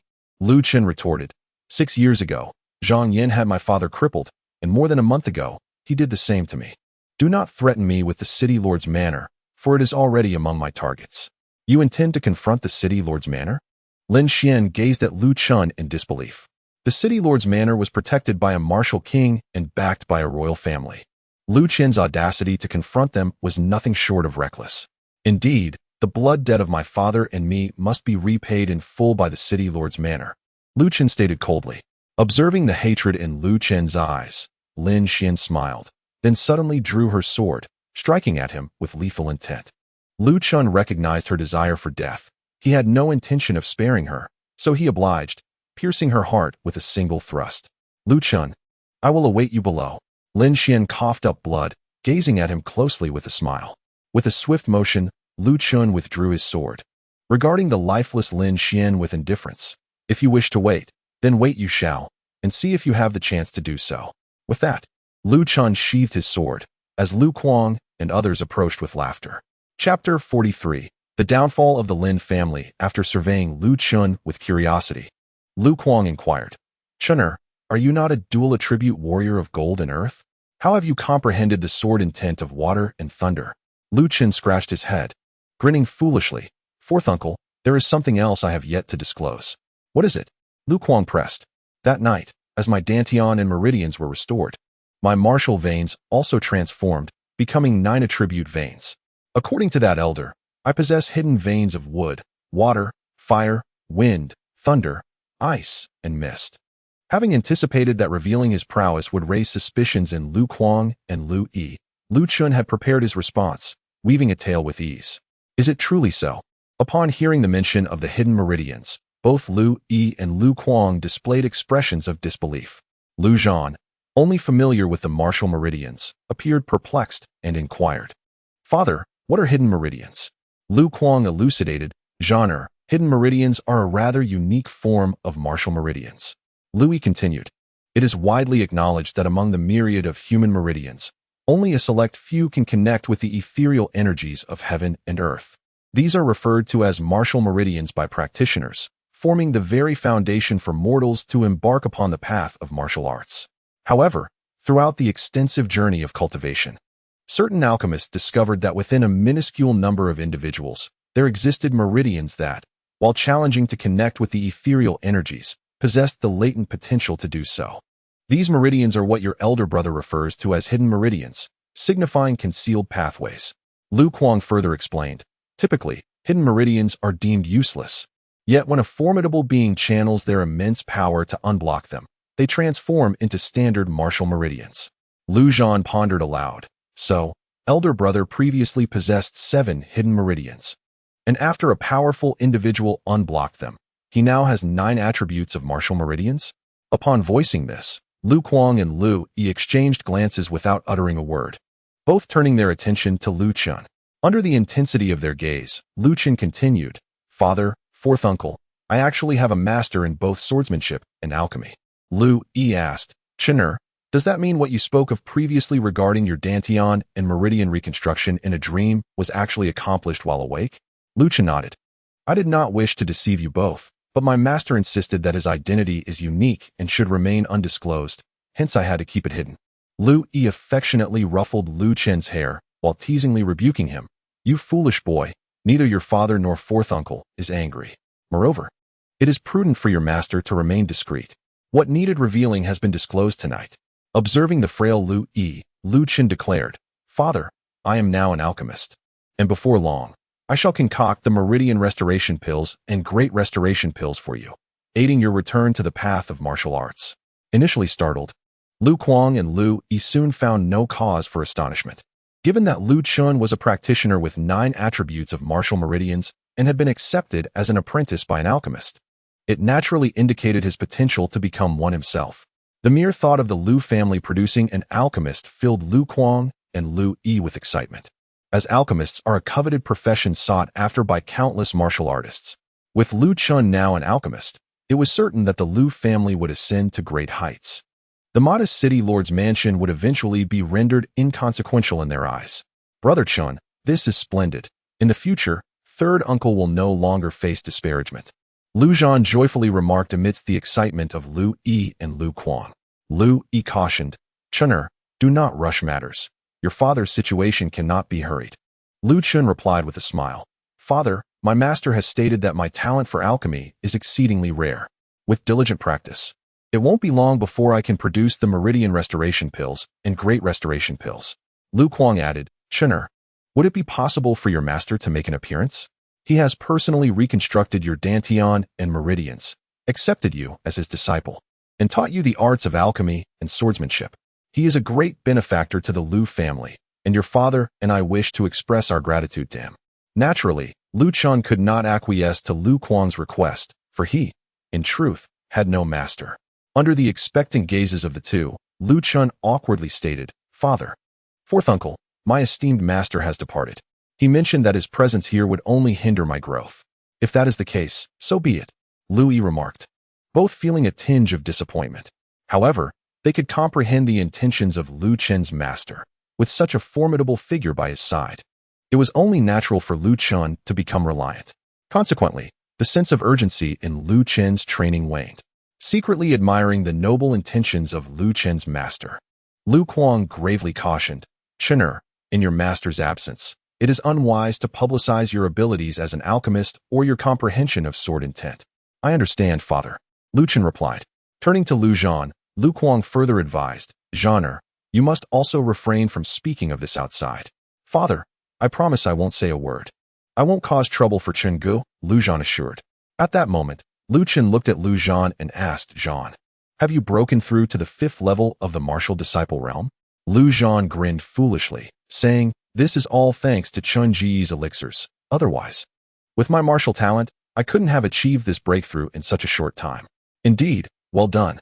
Lu Chen nodded, then pointed at Lu Zhan's head, imparting the creation battle technique given to him by Master Shu. "The creation battle technique," Lu Zhan exclaimed, astonished at the newly acquired martial arts in his mind. Lu Chen explained, "Zhan, this is a technique bestowed upon me by my master, and today I am passing it on to you. Cultivate diligently, and no one will be able to bully you in the future." "Thank you, Chen Gu." Although Lu Zhan was unaware of the rank of the creation battle technique, he could sense its immense power, his eyes reddening as he expressed his gratitude to Lu Chen. "What a big fool. Why thank me? It is only natural for me to treat you well." Lu Chen gently patted Lu Zhan's head, playfully rebuking him. "I will definitely train hard," Lu Zhan said, tears welling in his eyes, deeply moved. Meanwhile, Lu Yi and Lu Kuang observed the profound brotherly bond between Lu Zhan and Lu Chen with great satisfaction. Yet they couldn't help but shake their heads at the thought of Lu Qian and Lu Meng. Why, among brothers, was there such a vast disparity? Exchanging glances, seeing the youthful spirit in each other's eyes, Lu Yi embraced Lu Kuang's shoulders, his voice choked with emotion. How wonderful! At that simple expression, Lu Kuang's eyes glistened with moisture. Indeed, their brotherly bond had never changed, and the younger generation was equally affectionate, akin to brothers, which was truly delightful. After a while, a gust of evening wind swept through, bringing with it the acrid scent of blood that drew Lu Kuang's attention to the corpses scattered on the ground. Lu Kuang inquired, "Chener, it seems the Lin family has been eradicated tonight. What are your plans moving forward?" Lu Chen replied coldly, "Father, I am invincible below the martial king realm.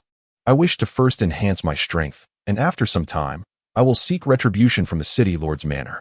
Hearing Lu Chen's intent to confront the city lord's manor, Lu Yi cautioned, "Chener, with your talent, vengeance is merely a matter of time. Do not rush it." "I understand, father," Lu Chen affirmed. Then, smiling at Lu Kuang, he added, "Fourth uncle, while the strong of the Lin family are all dead, not all of the Lin clan has perished. Tonight, I may trouble you to deal with the direct descendants of the Lin family." Upon hearing this, Lu Kuang's expression turned serious. "Chener, rest assured. Fourth uncle will attend to it immediately." With that, Lu Kuang employed his martial arts to swiftly depart. Half an hour later, Lu Kuang stormed into the Lin family estate and commenced a massacre, sparing none of the core members. Chapter 44. The involvement of the city lord's mansion the following day. As dawn broke, the guards of the city lord's mansion passed by the Lin residence and were met with a nauseating stench of blood. Upon entering, they were met with the shocking sight of the Lin family's annihilation. The guards were taken aback and immediately reported the grim news to the city lord. Subsequently, the city lord dispatched personnel to investigate the truth behind the Lin family's demise. Since Lu Kuang had only targeted the core members of the Lin family rather than exterminating the entire clan, news of the Lin family's downfall at the hands of the Lu family spread throughout the entirety of Tianyuan city within the hour. The four great families had coexisted in Tianyuan city for nearly a century, engaging in continuous strife and suffering losses on both sides. Yet, no one anticipated that the second most powerful Lin family would be eradicated by the currently weakest Lu family. Upon the emergence of this news, many expressed skepticism. But the eyewitness accounts of the Lin family's vassals, who saw Lu Kuang charging in alone with a sword, left little room for doubt. Wanbao Tower. As the sun began to rise, a a shadow entered the 9th floor of Wanbao Tower, where Li Fu opened the door and approached Zhao Xian with an air of composure. Zhao Xian inquired, "Uncle Fu, have you ascertained the details?" Li Fu replied, "Miss. Everything has been clarified." Zhao Xian smiled and urged, "Please, do share." Li Fu recounted, "Miss." The complete sequence of events unfolded as follows. Lu Chen incapacitated Lin Kuan outside Wanbao Tower. Upon Lin Kuan's return, the Lin family dispatched Hu Yong to take revenge on Lu Chen, but Hu Yong was slain by Lu Chen in the Western District. Subsequently, Lin Kong led a group of Lin family warriors to seek vengeance at the Lu residence, yet as night fell, none returned from the Lu family. However, witnesses reported seeing Lu Qian and Lu Ming slip out of the city under the cover of darkness. Zhao Xian furrowed her brow. Did they flee out of fear of being implicated? Li Fu responded, "Lu Qian and Lu Ming are self-serving and lack ambition. It is likely they saw Lin Kang's demise and, fearing retribution, chose to escape."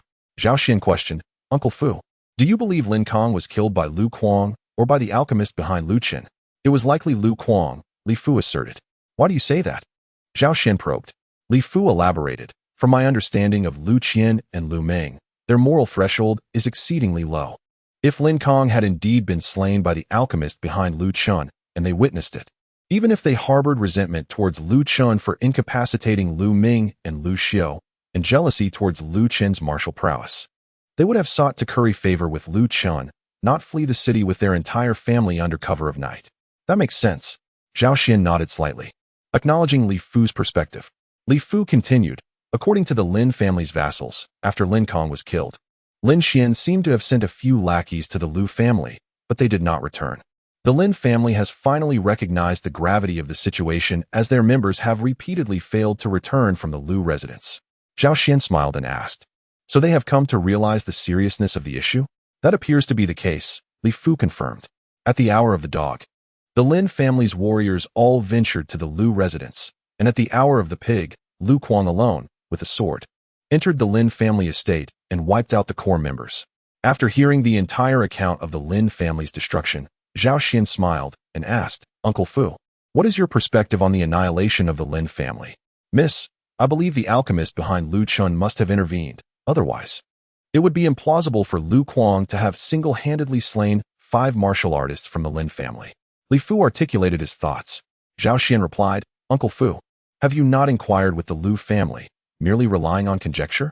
Li Fu chuckled awkwardly.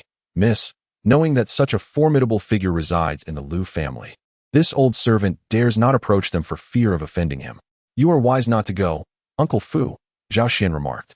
After a moment's contemplation, she continued, "However, you must realize that while you avoid offending the one behind Lu Chen, the city lord's mansion appears to lack such discernment." Li Fu laughed, "Miss, you have hit the nail on the head." Upon learning that Lu Kuang had obliterated the Lin family, the city lord's mansion could no longer remain idle and dispatched someone to the Lu residence. "Who went to the Lu family?" Zhao Xian inquired curiously. "Zhang Jie," Li Fu replied. "Zhang's second son," Zhao Xian murmured. Zhang Jie, the brother of city lord Zhang Yan, was a master at the 9th level of martial arts, second in strength in Tianyuan city only to Lu Kuang and Wu Jian from the Wu family. With the Lin family annihilated, Zhang Yan had sent Zhang Jie to assess the situation at the Lu family, a move entirely consistent with his established demeanor and anticipated by Zhao Xian. After briefly surveying the various factions, Zhao Xian asked, "Uncle Fu, has there been any movement from the Wu or Li families since the fall of the Lin family?" It appears that the Wu and Li families wish to steer clear of this murky situation. Upon learning that the Lin family had been vanquished by the Lu family, both clans promptly shut their doors, forbidding anyone from leaving, Li Fu responded. "Their approach is that of astute individuals, among all in Tianyuan city. Only the city lord's mansion seems foolish," Zhao Xian remarked. Li Fu retorted with a cold smile. "Miss, the city lord's mansion is not foolish. They are tyrannical, unwilling to let the Lu family undermine their status in Tianyuan city, seeking to eliminate them. In the past, such intentions would have brought misfortune upon the Lu family. However, now, if they dare to act on such thoughts, calamity may soon befall them, and the city lord's mansion might soon vanish from Tianyuan city." Zhao Xian replied thoughtfully. Li Fu, contemplating the current situation, inquired, "Miss, should we take any action against the city lord's mansion in their conflict with the Lu family? What should we do?" Zhao Xian pondered, and after a brief silence, she instructed, "Uncle Fu, keep a watchful eye. If Lu Kuang and Lu Yi are in peril, rescue them, thereby placing them in our debt. If they are safe, then simply act as if you have seen nothing. This old servant understands." Li Fu replied respectfully, before swiftly departing from Wanbao building. After Li Fu's departure, Zhao Xian approached the window, gazing thoughtfully towards the direction of the Lu family, her delicate face revealing a contemplative expression. At the Lu residence, after a period of cultivation, Lu Chen had successfully advanced to the 6th level of martial artist in the early morning, his spirit liquid reserves in the Dantian having multiplied several times. As the sun rose, sensing the approach of footsteps, Lu Chen returned to the outside world. Upon stepping out, he beheld a group of individuals gathered in the courtyard. There were 35 arrivals, 30 of whom belonged to 2 squads of guards from the city lord's mansion, with 28 being martial artists, and the 2 leaders at a lower tier of martial mastery. The remaining 5 were dressed distinctly, with 1 at the 5th level, 2 at the 6th level, 1 at the 7th level, and the strongest among them at the 9th level of martial mastery. Zhang Jie. Upon recognizing the man at the 9th level, a flash of murderous intent crossed Lu Chen's eyes, for Zhang Jie was among the 4 who had been incapacitated by him in the Luofeng Mountains. That night, although Zhang Jie concealed his face, he could never forget those chilling, venomous eyes, and the very core of his being was shattered by Zhang Jie's foot. Zhang Jie's gaze swept across the courtyard, his peripheral vision darting towards Lu Chen, where a glimmer of murderous intent flashed in his shadowy eyes, only to be quickly veiled once more. Beside Zhang Jie, a proud man at the 7th rank of martial arts scoffed, "Lu Kuang, if you claim this is a battlefield, where are the corpses of the Lin family? The weather's quite warm. I feared their bodies would start to stink, so I fed them to the dogs on the mountainside last night," Lu Kuang replied casually. As he spoke, Lu Kuang secretly admired Lu Yi's cleverness, as Lu Yi had anticipated that the Lord's mansion would come to inquire about the situation and had taken the initiative to dispose of the bodies. Now that the bodies were gone, regardless of whether others believed it or not, he was the one who eradicated the Lin family, and no one would suspect Lu Chen. Chapter 45. Lu Chen imparts sword intent. Upon hearing Lu Kuang's words, Zhang Jie's expression darkened, and he bellowed, "Lu Kuang, do you truly believe you can annihilate the Lin family?" Lu Kuang's demeanor shifted, and he responded sternly, "As long as you do not provoke me, we can discuss matters peacefully. But should you incite my wrath, every family in Tianyuan city, excluding the Lord's mansion, will fall beneath my blade." Silence. Lu Kuang's words left everyone momentarily speechless, the only sound being the rustling of leaves stirred by the gentle breeze. This man was exceedingly arrogant, and despite his deliberate exclusion of the Lord's mansion, it felt as though he was threatening Zhang Jie and the Lord's mansion itself. Once upon a time, even Lu Yi, who had broken through to the martial king realm, would not dare utter such words. Now, Lu Kuang, still merely a martial artist, spoke with such audacity.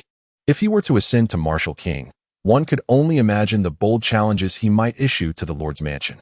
Zhang Jie could not endure anyone challenging the authority of the Lord's mansion, and he roared, with such bravado, "I shall confront you today. I am eager to see how much you have progressed over the years, or if you remain as useless as before." Lu Kuang, undeterred, retorted defiantly, "You seek death." With a fierce cry, Zhang Jie charged at Lu Kuang. Lu Kuang snorted coldly and met him with his sword. In an instant, the 2 swordsmen, fueled by murderous intent, engaged in a fierce battle within the courtyard, the overwhelming force of their conflict causing the warriors of the Lord's mansion to hastily retreat to a safe distance. Having both resided in Tianyuan city, they had clashed numerous times. Aside from the initial 2 defeats of Lu Kuang, he had triumphed in every subsequent encounter. Originating from the Lord's mansion, Zhang Jie possessed superior martial arts skills and more abundant training resources, yet he repeatedly fell at the hands of Lu Kuang. As word of this spread, many declared Zhang Jie inferior to Lu Kuang, secretly mocking him, and his defeats became a lifelong humiliation. Thus, over the years, Zhang Yan regarded Lu Yi as his arch-nemesis, while he considered Lu Kuang his lifelong rival, striving to kill Lu Kuang as his ultimate goal. However, the reality was that his talent paled in comparison to Lu Kuang's, just as Zhang Yan's talent was inferior to Lu Yi's. Although Lu Yi's core and meridians had been crippled, his comprehension of martial arts remained intact. Under Lu Yi's tutelage, Lu Kuang had achieved unparalleled mastery of swordplay and spiritual energy in Tianyuan city, a feat Zhang Jie could not hope to rival. After exchanging several fierce blows, Zhang Jie found himself at a disadvantage, and subsequently, Lu Kuang unleashed a lethal move, sending Zhang Jie's sword flying from his grasp with a single strike. As the sword slipped from his grasp, Zhang Jie's countenance darkened significantly. For a fleeting moment, he contemplated rallying others to eliminate Lu Kuang alongside him. However, he quickly dismissed the notion, recognizing that if he himself had fallen within 7 moves, the others would likely perish in a mere strike. Lu Kuang had been a brawler since childhood. Once engaged in combat, Zhang Jie feared Lu Kuang might annihilate them all, much like he had done with the Lin family. Gritting his teeth, he retrieved the fallen sword and bitterly declared, "Lu Kuang, mark my words, this matter is far from settled. I shall await your reckoning. Walk away." Lu Kuang replied indifferently. Aware that lingering here would yield no benefits, Zhang Jie dismissed the thought and, with a flick of his sleeve, departed with his companions. After Zhang Jie's exit, Lu Yi and Lu Zhan approached. Lu Yi reproached gently, "Fourth brother, your actions today were somewhat impulsive." Lu Kuang lamented, "Third brother, I have continually urged myself to endure, yet the thought of their harm toward you and Chun'er drives me uncontrollably to seek retribution." Lu Yi sighed deeply, "Fourth brother, muster the strength to endure a little longer. Once you and Chun'er attain the rank of martial king, we shall make the city lord's mansion repay us in full.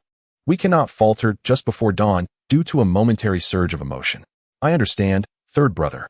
I shall exercise restraint henceforth," Lu Kuang replied, fully aware of the wisdom in his brother's words, yet recognizing the tumult of human emotions often defies control. Observing Lu Kuang's despondency, Lu Chen cheerfully interjected, "Uncle, do not be disheartened. Allow me to perform a sword dance to lift your spirits." "Chun'er, my troubles run deeper than mere entertainment. A sword dance will not suffice." Lu Kuang responded, "It will be effective." Lu Chen smiled softly before stepping onto an open space. Lu Kuang intended to protest further, but as Lu Chen drew his sword at an excruciatingly slow pace, he and Lu Yi found themselves unable to divert their gaze. The motion of Lu Chen unsheathing his sword was deliberately languid, appearing almost playful, yet it bore the weight of 1,000 pounds, making the act seem laborious. Upon closer inspection, both men sensed an unusual aura emanating from Lu Chen, harmonizing with the rhythm of the wind and resonating with the sword. In that moment, the wind became the sword, and the sword embodied the wind. As Lu Chen gradually revealed the blade, the intensity of the aura grew ever stronger. Despite reaching the 9th level of martial mastery, Lu Kuang felt an instinctual trepidation as this energy spilled forth from the sheath. This was the essence of sword intent, a manifestation of power representing the lifelong pursuit of a swordsman. Suppressing his inner excitement, Lu Kuang, alongside Lu Yi, endeavored to grasp the profundity of Lu Chen's sword. As the sword fully emerged from its sheath, their vision became increasingly blurred. Subsequently, Lu Zhan observed Lu Yi and Lu Kuang standing immobile like wooden stakes.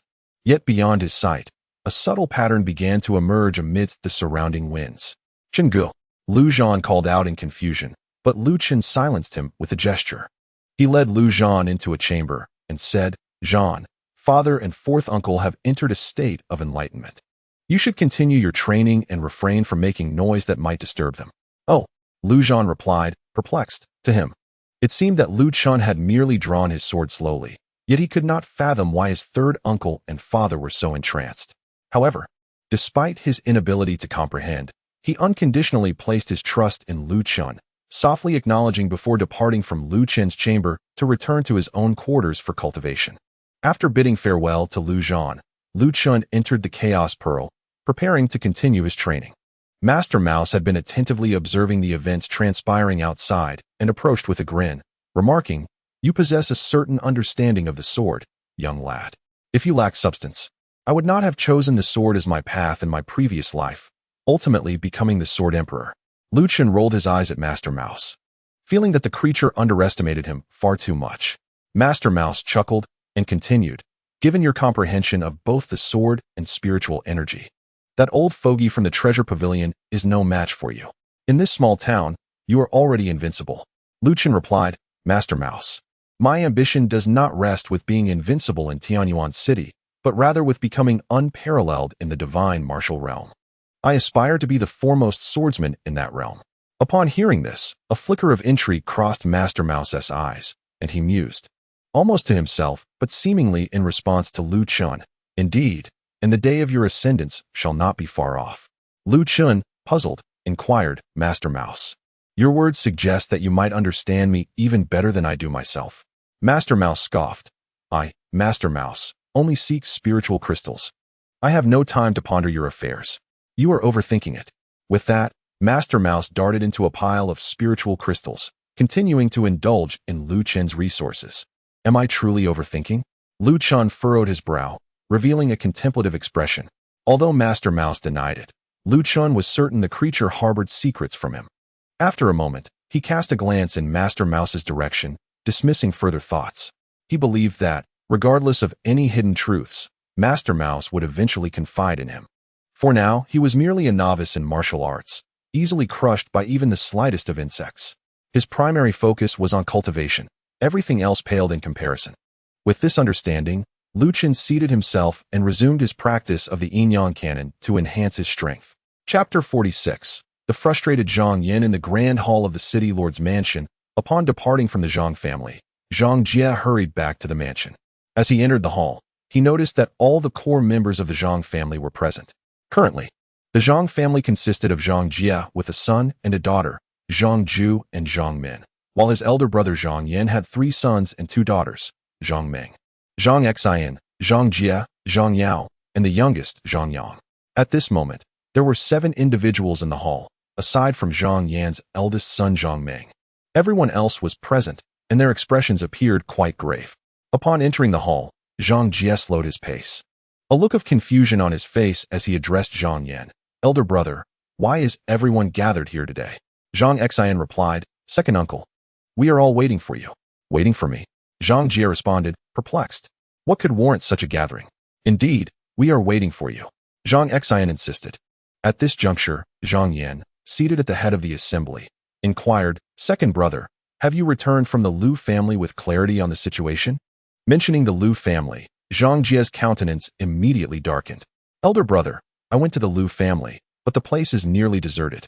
Only Lu Kuang and his son Lu Yi remain. Everyone else has fled. Zhang Yin furrowed his brow, struggling to comprehend. Indeed, they have all escaped, Zhang Jie affirmed. Zhang Yan's eyes flickered uncertainly as his mind raced. After a moment, he inquired, Is it true that the members of the Lin family were slain by Lu Kuang? My elder brother, I did not witness the bodies of the Lin family, hence I cannot ascertain whether they were indeed killed by Lu Kuang. However, it is undeniable that Lu Kuang possesses formidable strength, Zhang Jie replied. What do you mean by that? Zhang Xian suddenly interjected. Zhang Jie coldly remarked, Lu Kuang spoke insolently. I had intended to teach him a lesson, but after merely 7 exchanges, I found myself defeated. Hearing this, Zhang Xian's expression shifted, revealing a contemplative demeanor. Zhang Yan's eyes glinted with murderous intent as he declared, It appears the Lu family is a bane. Not a single one should be spared. For every one we eliminate, another arises. Zhang Jie expressed his resentment, saying, Elder brother, in my opinion, Lu Kuang's strength is perilously close to that of a martial king. If we are to confront him, we must act swiftly. Zhang Yin did not refute this, instead asking, Second brother, you mentioned you did not see the bodies of the Lin family?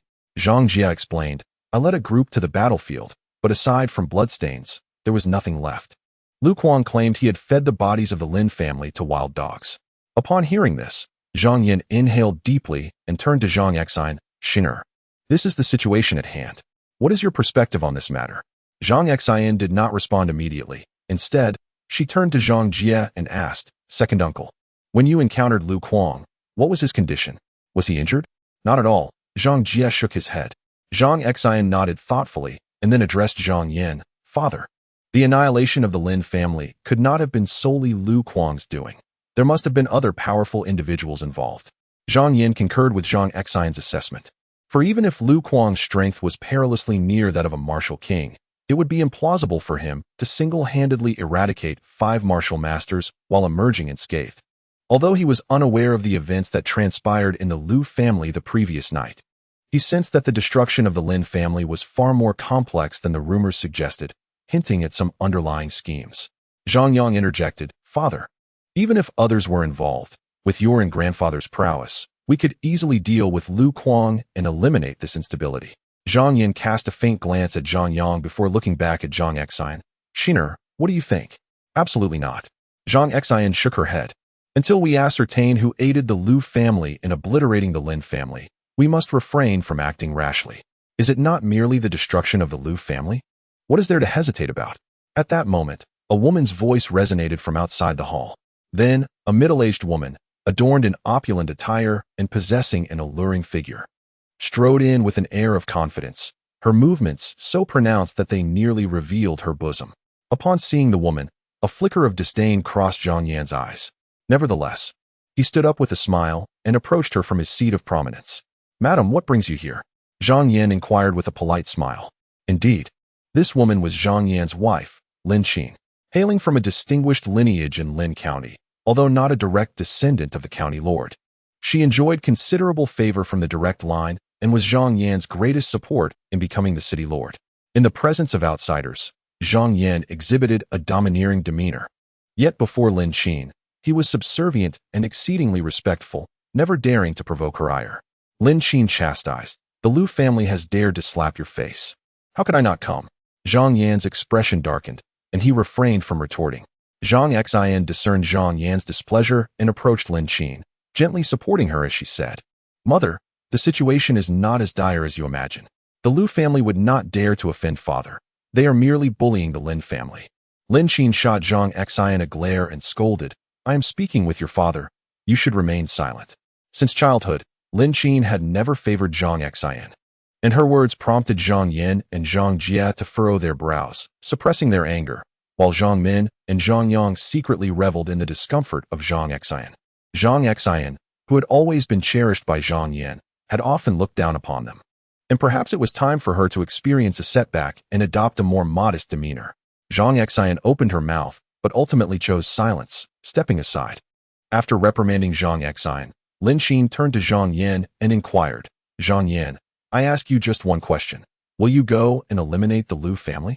Zhang Yan, controlling his emotions, replied, "Madam, the city lord's residence is responsible for managing Tianyuan city. If we wish to eradicate the Lu family, we must, at the very least, possess a plausible reason. Disturbing the order of Tianyuan city is not sufficient." Lin Chen retorted coldly. Zhang Yan explained, "The conflict between the Lin and Lu families is a personal grudge. It does not amount to a disruption of order." At that moment, Zhang Yang interjected, "Father, Lin Xian is my fiancé. The Lin family is our relative. Now that the Lu family has destroyed the Lin family and killed Lin Xian, they are provoking us.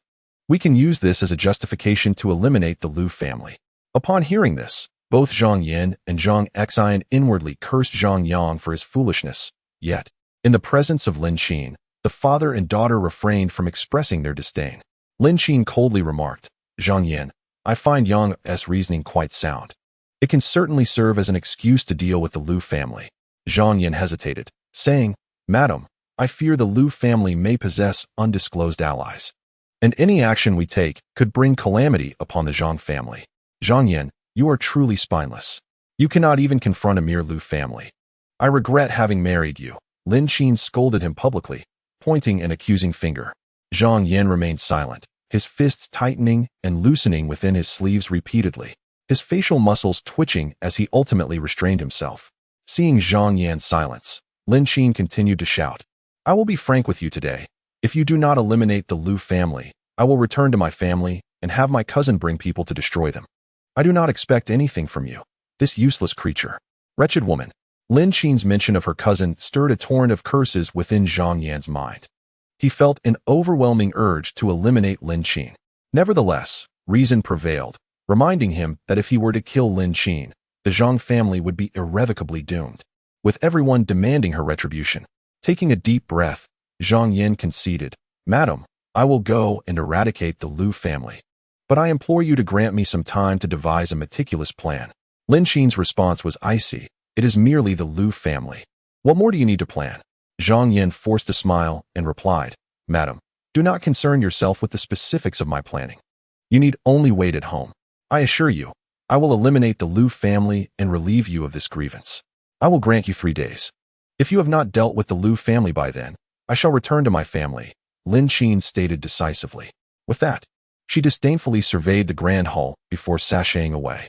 Watching Lin Chen depart, Zhang Yan's expression darkened considerably. He then exerted great effort to control his emotions, stifling the urge to explode. Chapter 47. Lu Kuang discovers the essence of the swift sword after a while. As Zhang Yan's anger gradually subsided, Zhang Jie inquired, "Elder brother, what shall we do next?"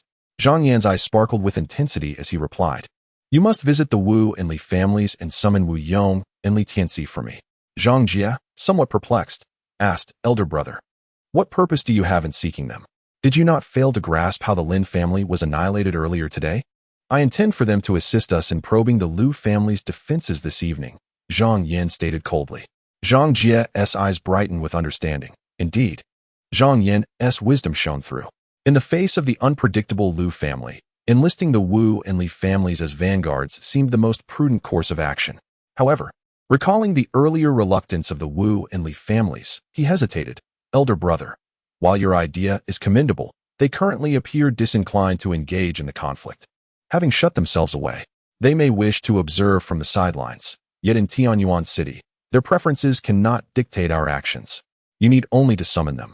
Their attendance is their own decision," Zhang Yan retorted with an icy demeanor. "Very well, I shall attend to this matter." Zhang Jie, captivated by Zhang Yan's assertiveness, clasped his hands in respect and departed from the Lord's Grand Hall. An hour later, Wu Yong, the head of the Wu family, and Li Tianxi, the head of the Li family, arrived at the Lord's residence. They remained for half an hour before taking their leave. As dusk fell, the crimson sun cast its glow upon the land, tinting the entirety of Tianyuan City in hues of red.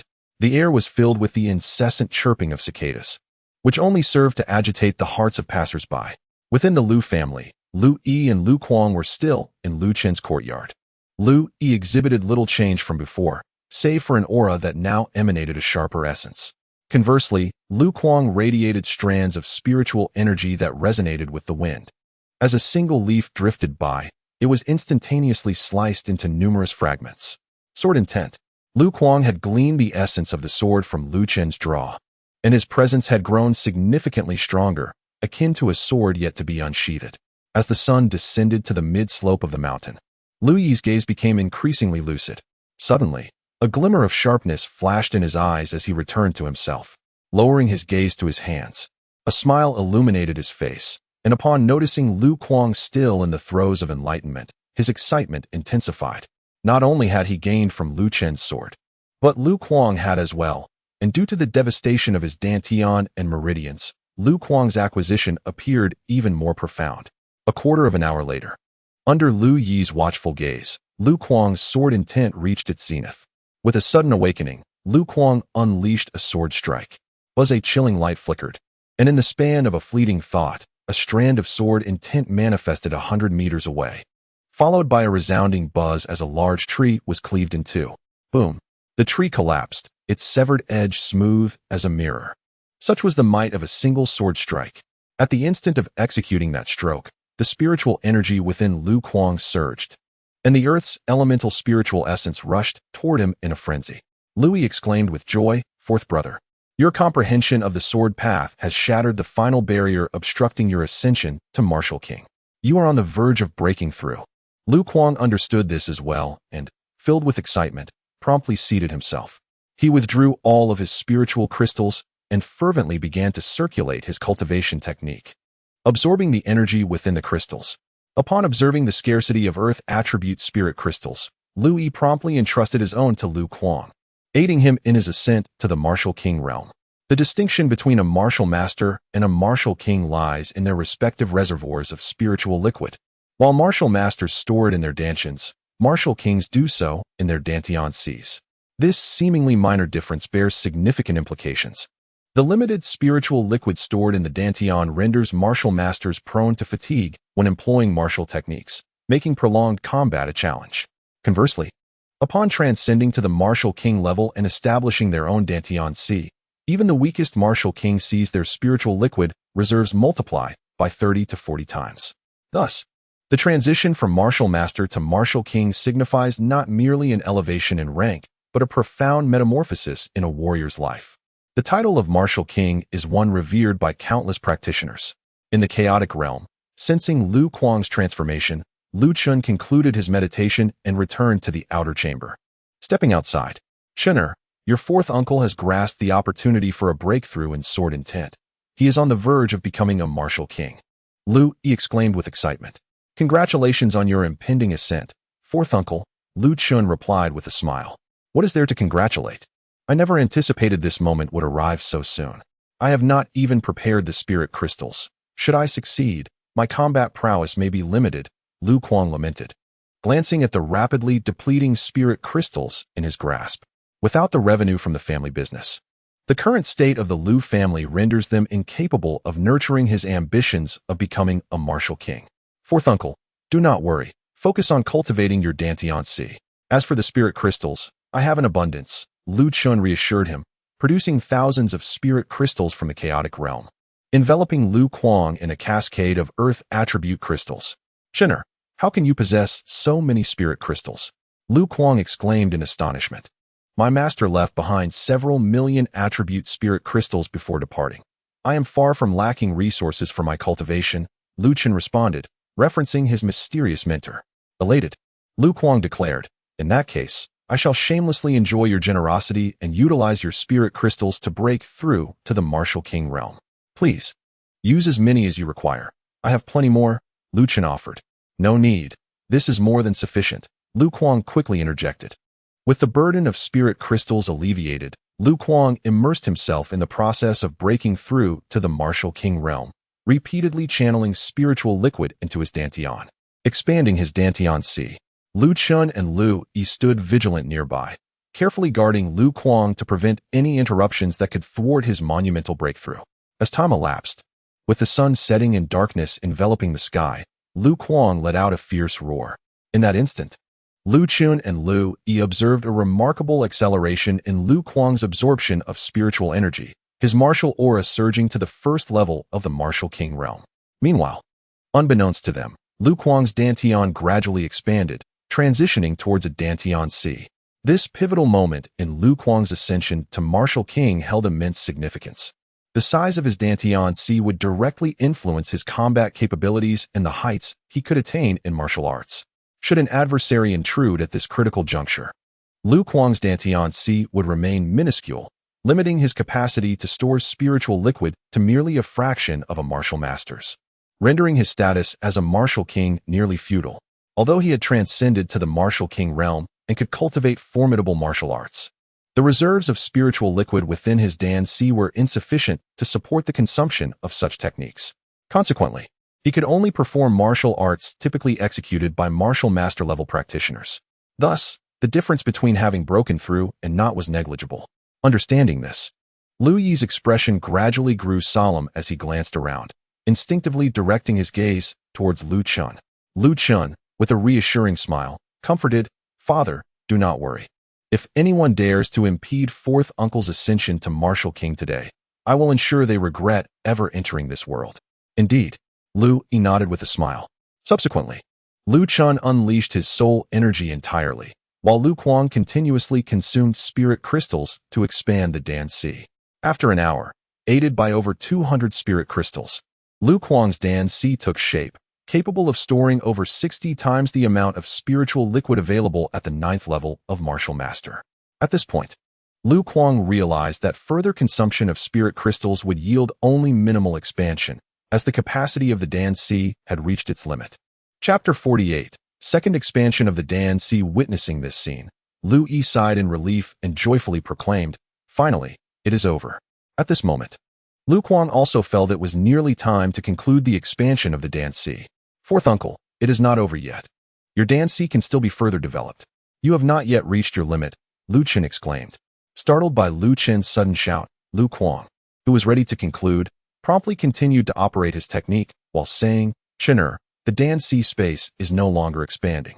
Fourth uncle, do not concern yourself with whether it expands or not. Continue to absorb spiritual energy and relentlessly compress the spiritual liquid within the Dan, Lu Chen instructed.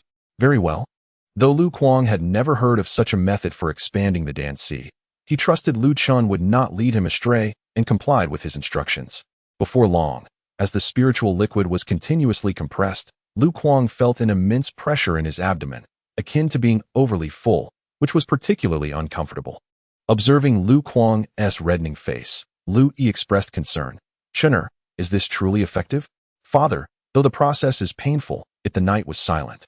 And in the blink of an eye, Lu Kuang had been cultivating for over an hour. Through diligent effort, the spiritual liquid stored in his dantian had reached approximately 120 times that of a martial master, yet it had once again hit a bottleneck. Chen'er, is it time to expand again, or can we persist? Lu Kuang inquired, inadvertently making Lu Chen his pillar of support. That's about enough, Lu Chen replied. Given Lu Kuang's modest martial talent, achieving a breakthrough to 100-fold was already his utmost limit. With the current scale of his dantian, he need not worry about the spiritual liquid even when facing two opponents. Excellent. I have finally broken through to the martial king realm. Upon hearing Lu Chen's words, Lu Kuang promptly concluded his practice and stood up with a smile.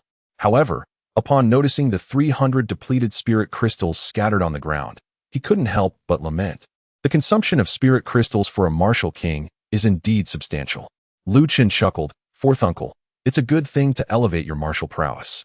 If you find yourself short on spirit crystals, come to me. I have plenty. Lu Kuang shook his head. Chen'er, it should be I providing resources for you. It is already embarrassing for me to rely on your spirit crystals to break through to martial king.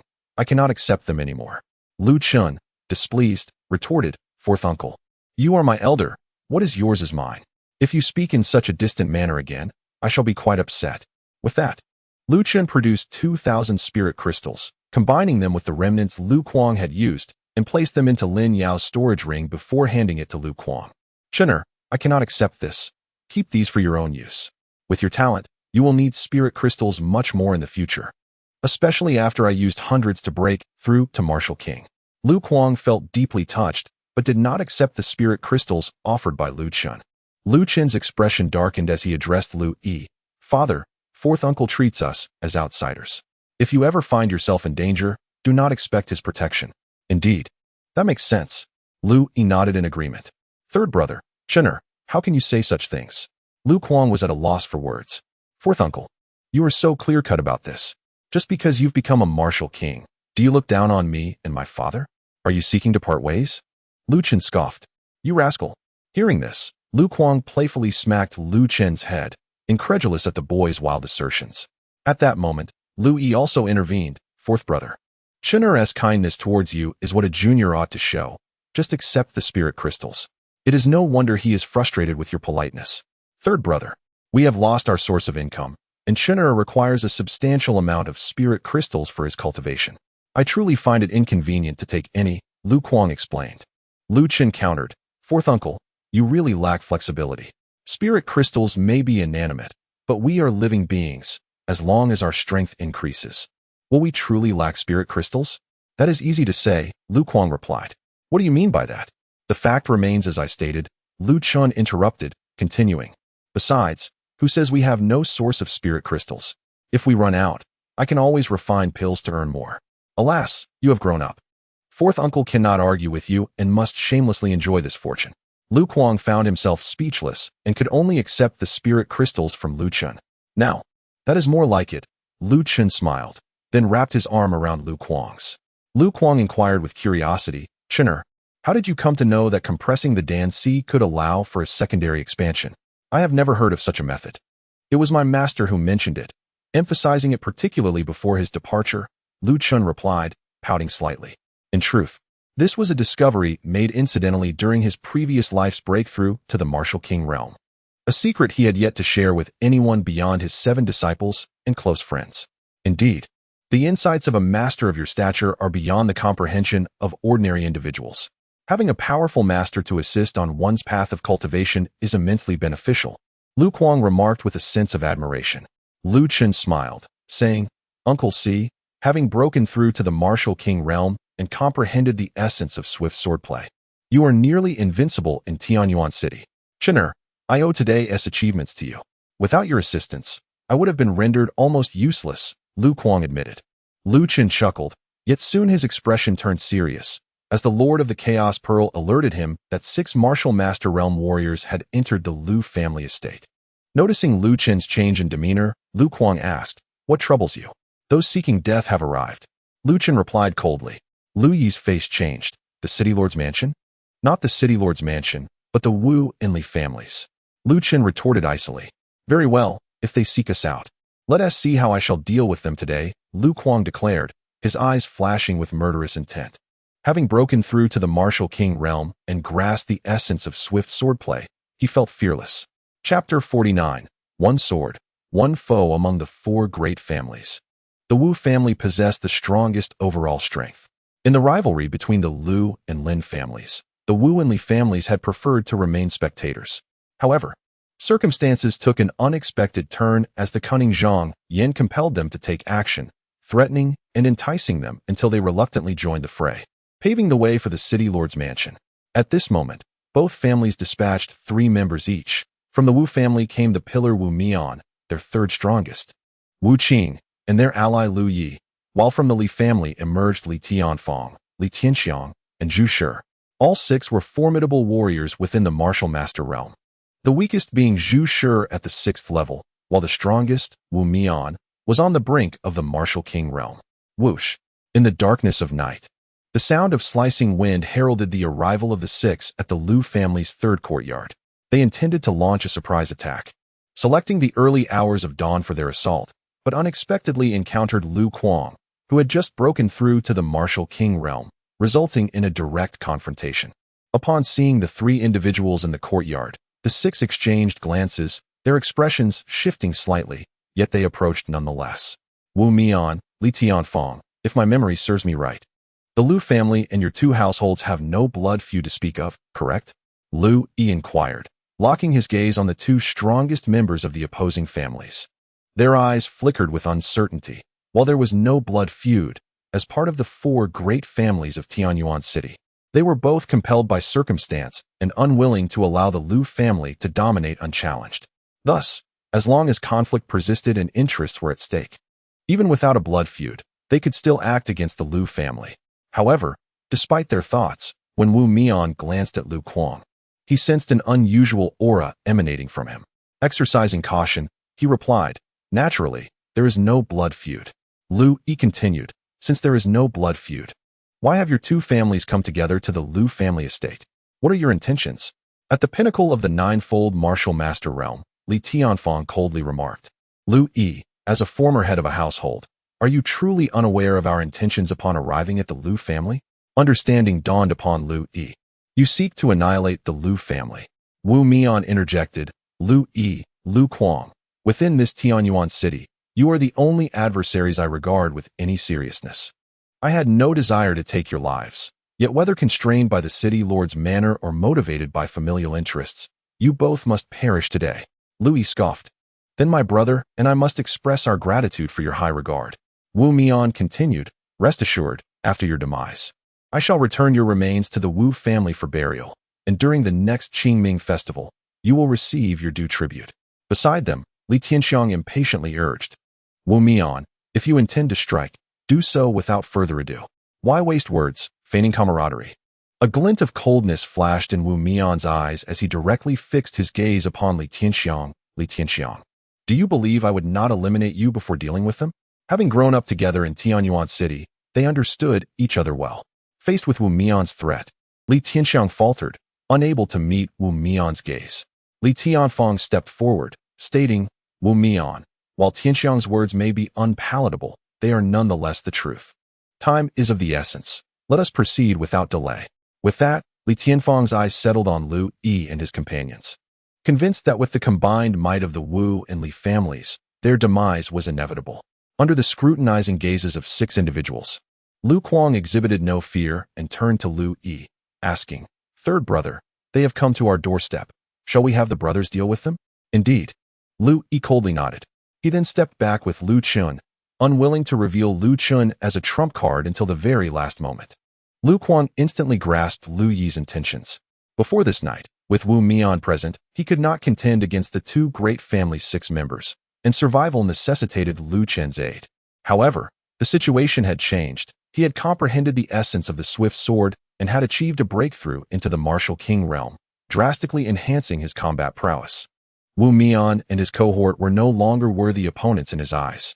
Unaware of Lu Kuang and Lu Yi's thoughts, the 6 mistakenly assumed that Lu Yi was retreating to protect Lu Chen from potential harm during the ensuing battle. Li Tianxiang sneered. Lu Yi, since death is inevitable, there is no need to withdraw. Once we have dispatched Lu Kuang, it will be your turn next. No sooner had he spoken than the sevenfold martial master Li Tianxiang launched the first strike, twisting his wrist to conjure a bloom of sword light, followed by a fiery sword chi slashing towards Lu Kuang. Seeing Li Tianxiang take action, Zhu Shi from the Li family did not remain idle. He employed his martial arts to launch a side attack, delivering a powerful punch towards Lu Kuang. On the Wu family's side, witnessing the Li family's offensive, Wu Mian exchanged glances with Wu Qing and Lu Yi, who immediately joined forces with the Li family to eliminate Lu Kuang. If victory were merely a matter of numbers, there would be no supreme power in this world. Today, I shall use you to test my blade. As he faced the four assailants, Lu Kuang felt a surge of valor. With a swift flash, his sword was drawn, and in an instant, a strand of sword intent magnified rapidly in Li Tianxiang's eyes, culminating in a lethal strike. Not Li Tianxiang, he bellowed. In the next heartbeat, Li Tianxiang's voice was silenced as that strand of sword intent pierced through him, cleaving his body asunder. Bang!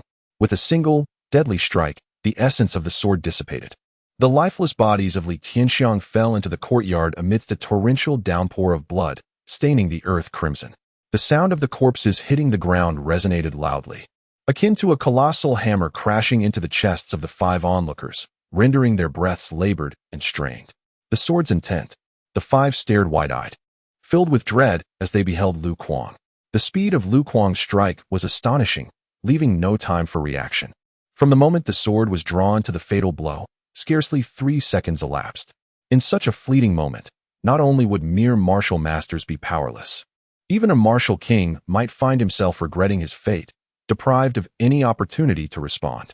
With a single stroke, Li Tianxiang was dispatched, and Lu Kuang swiftly turned to unleash another blow, this time severing the side approaching Zhu Shi of the Li family. In that brief interval, Wu Qing of the Wu family and Lu Yi retreated, their pallid faces betraying their fear as they hastily employed their martial techniques to distance themselves. However, Lu Kuang's prowess had evolved beyond his former self. With a cold glance, he wielded his sword again, delivering 2 more fierce strikes towards the two. Faced with Lu Kuang's current state and strength, Wu Mian, hailed as the foremost martial artist below the martial kings in Tianyuan city, found himself helpless despite his desire to intervene. In an instant, Wu Qing and Lu Yi were slain. Within less than half a minute, the 6 formidable martial artists from the Wu and Li families were reduced to just Wu Mian and Li Tianfang, who had remained unengaged. The evening breeze wafted from the nearby woods, carrying with it a pungent scent of blood that chilled the 2 men to their cores. They were dead, 4 lives extinguished, and now it was their turn. Wu Mian finally grasped why Lu Kuang felt different today. He had remarkably broken through to the martial king realm and comprehended the essence of the sword. The sword's essence was the lifelong pursuit of every swordsman. He had always prided himself on superior talent compared to Lu Kuang, so how could Lu Kuang surpass him in understanding the sword's essence and achieving martial king status? At that moment, envy surged within him. Yet, what did jealousy matter? The stark reality lay before them.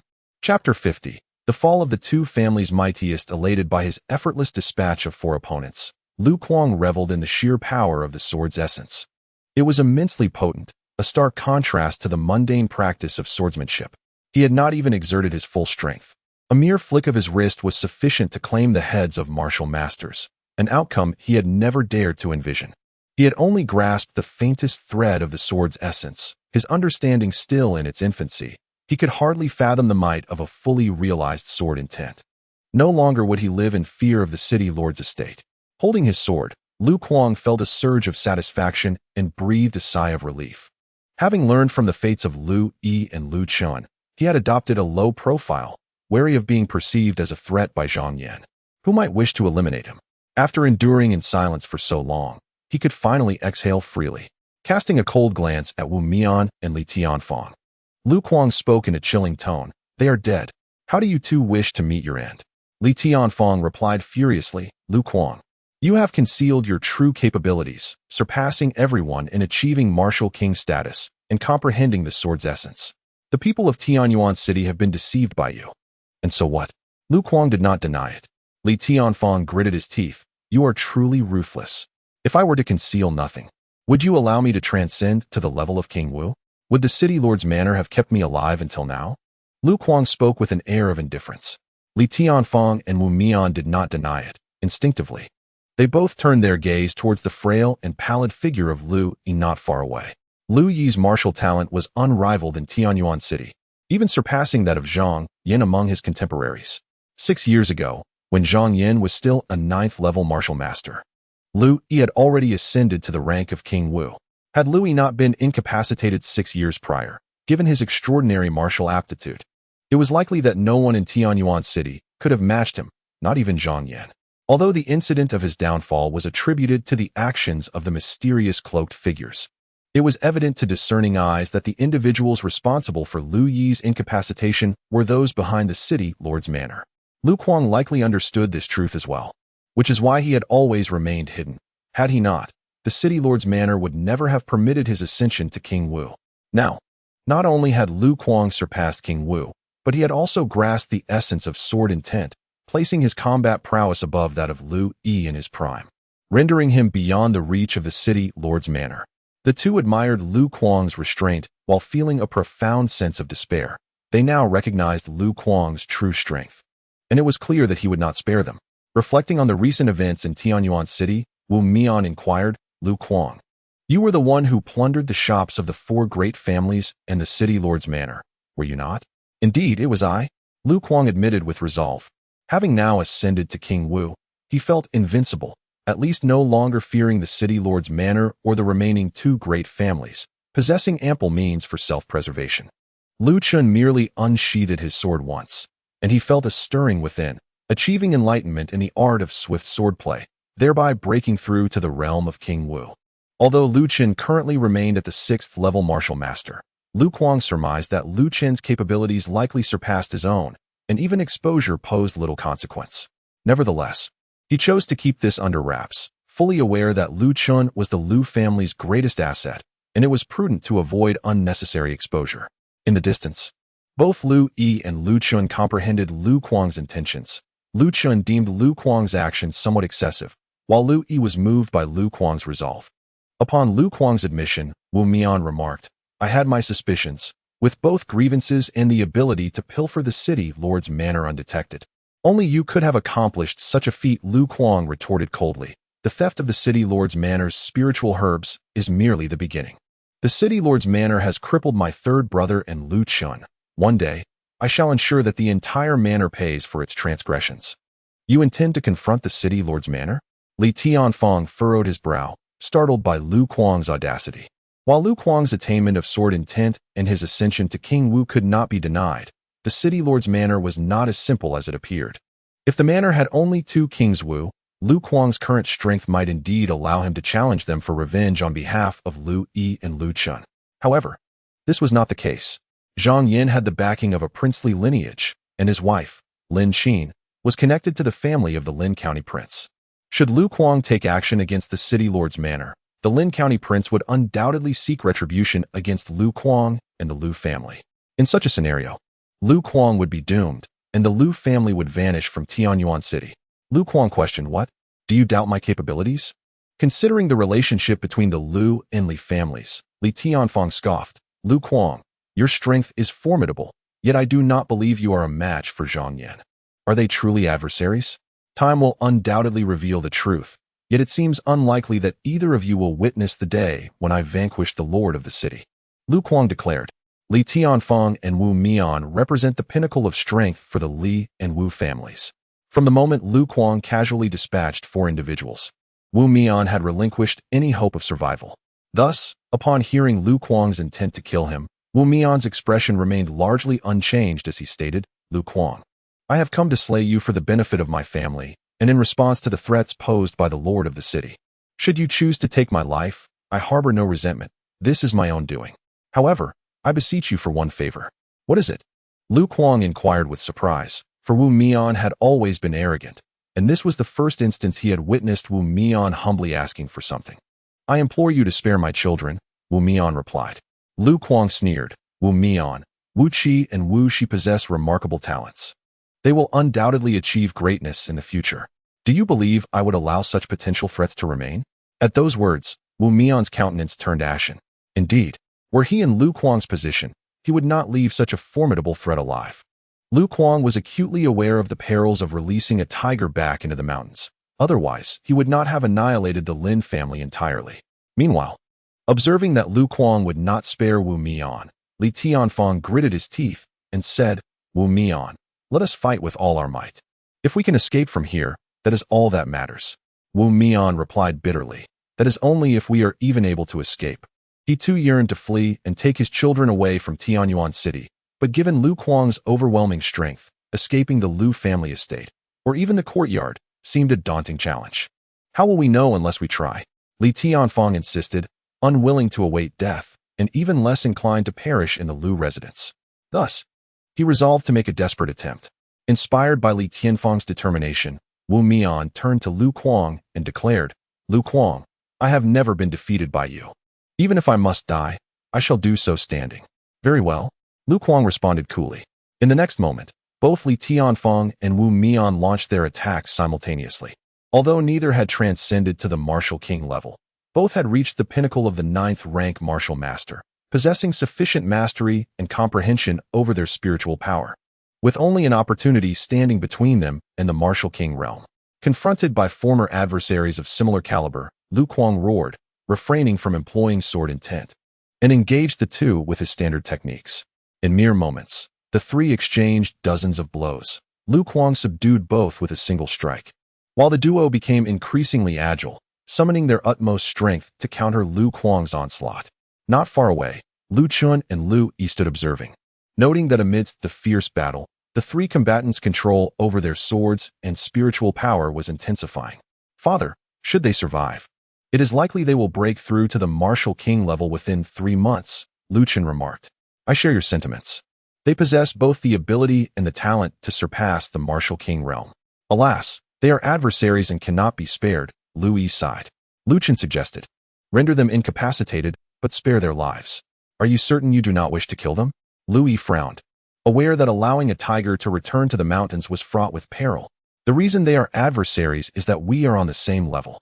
Once the disparity in strength grows, the question of life or death becomes inconsequential," Lu Chen argued. Despite this reasoning, there remained a deep-seated blood feud between them, which caused Lu Yi to express concern. "Fear not," Lu Chen assured, then whispered a few words into Lu Yi's ear. Upon hearing this, a glimmer of intrigue flickered in Lu Yi's eyes, and he then addressed Lu Kuang, "Fourth brother, do not kill them. Merely incapacitate their dantians, ensuring they cannot seek revenge." "Understood." With a thunderous shout, Lu Kuang made his move. In an instant, with a single stroke of his sword, both adversaries were sent flying, blood spilling forth as they crashed to the ground. In the wake of their despairing gazes, Lu Kuang shattered their dantians, rendering the strongest martial forces of the Li and Wu families utterly incapacitated. Chapter 51. Cast a long line to catch a big fish with their dantians destroyed. Wu Mian remained relatively composed, albeit pale. Yet, Li Tianfang could not bear the crushing reality of his defeat and roared in fury, "Lu Kuang, you are truly despicable. You have rendered me powerless. You might as well have killed me. Li Tianfang, spare me the theatrics. You sought to annihilate my Lu family tonight. Thus, it is only fair that my fourth brother has dealt you this blow," Lu Yi replied coldly. Though Lu Yi's words rang true, Li Tianfang could not suppress his bitterness, for he was the one who had suffered the loss. Wu Mian, maintaining a stoic expression, inquired, "May we leave now?" "Indeed. Let us conclude the enmity between our families this night," Lu Yi affirmed. Surprised, Wu Mian asked, "You will not seek to destroy the Wu and Li clans? I have stated that our grievances end here. Thus, your family shall remain untouched, for now. However, should you provoke us again, your existence will no longer be warranted," Lu Yi cautioned. "Thank you." Wu Mian sighed in relief, offering a respectful bow before he and Li Tianfang staggered out of the Lu residence. Although hatred simmered within Li Tianfang, he recognized that this was not the time for rash actions, and without uttering a word, he turned and departed. Once they had left, Lu Kuang approached the others, perplexed. "Chener, tonight was the perfect opportunity to strike. Why did you let them go?" With a slight smile, Lu Chen replied, "Uncle, they can no longer threaten us. There is no need to eradicate them completely. Our true adversary lies with the city lordess manor. That may be so, but I fear their descendants may one day seek vengeance." Lu Kuang expressed his lingering concern. Lu Chen reassured him, "Uncle, while their descendants will indeed grow stronger, so too will Zhang Di and I.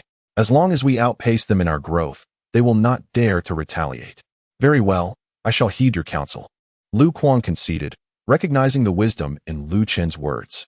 With Lu Chen by his side, he felt confident, unperturbed even by the likes of the Li and Wu families, or the Prince of Lin.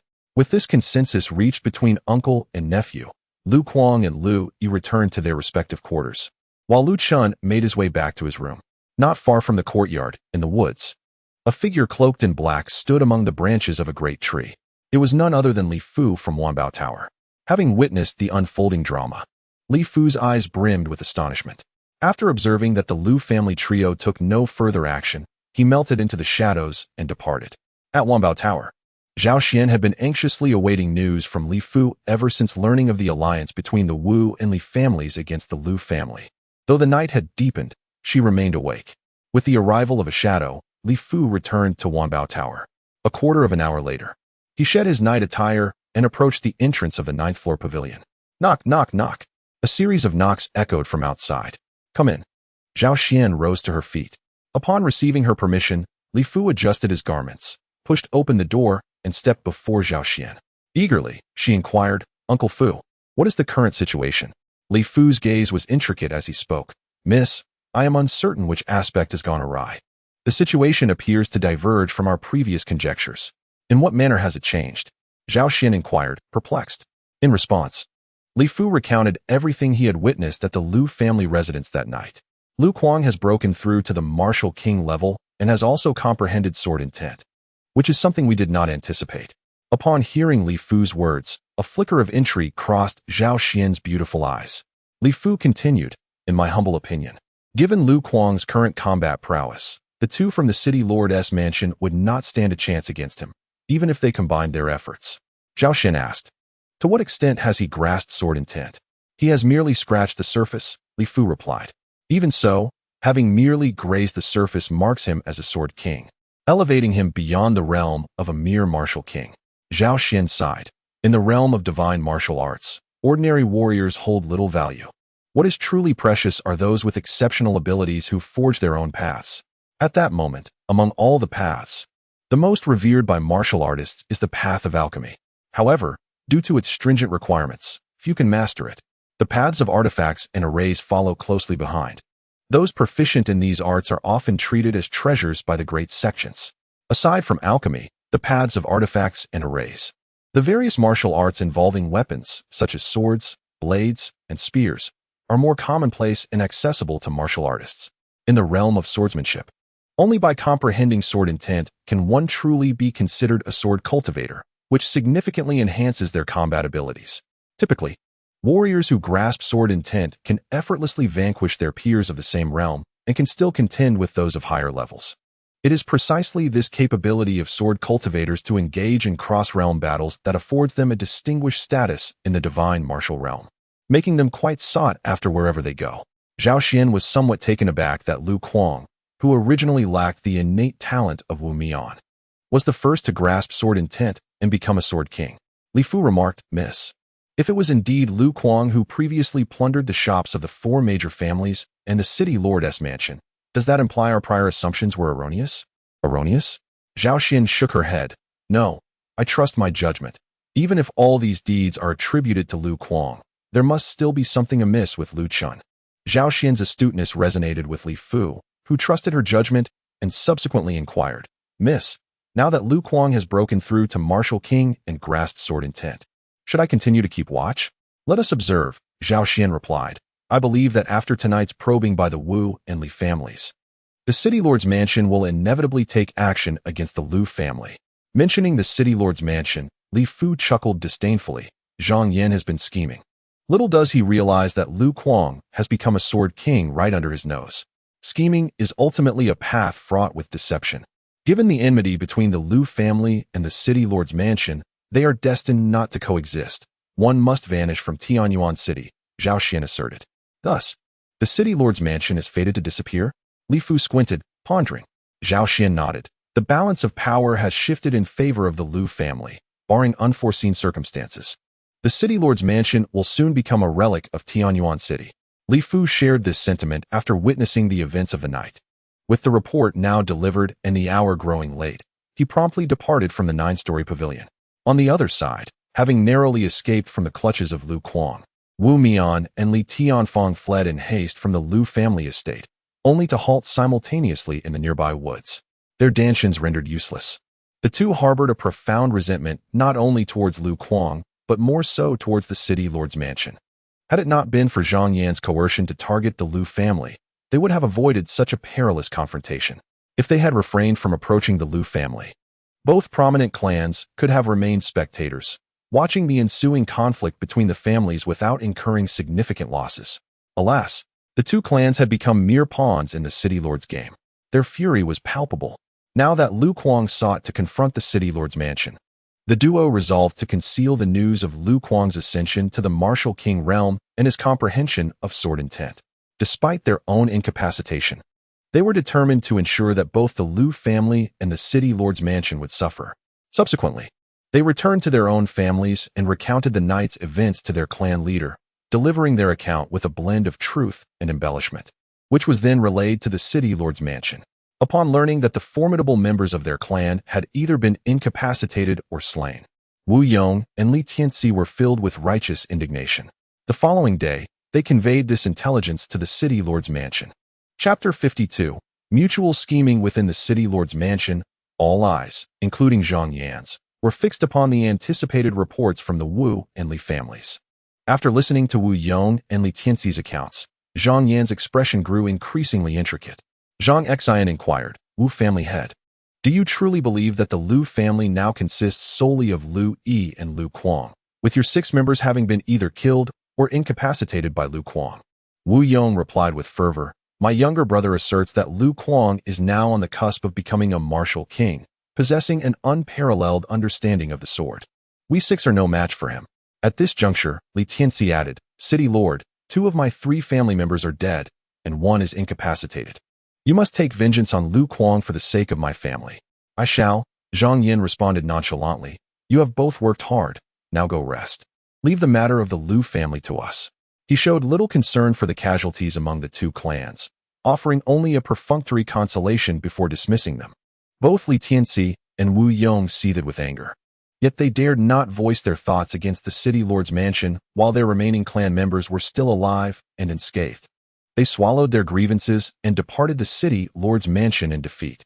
Once they had left, Zhang Jie eagerly spoke up, Elder brother, I too found Lu Kuang formidable. But now that we have discerned the situation of the Lu family, shall we take action? Zhang Yan turned to Zhang Xian below and asked, Shiner, do you believe the time is right for us to act? Zhang Xian replied, Father, I ponder whether Lu Kuang is truly the thief of the spiritual herbs, as claimed by the Wu and Li families. Zhang Yan furrowed his brow and asked, Shiner, do you harbor suspicions about the Wu and Li families?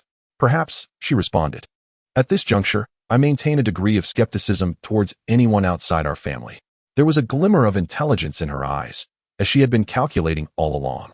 Zhang Yang then remarked, Second sister, today marks the 2nd day agreed upon by father and mother. Should we fail to act, mother may grow displeased.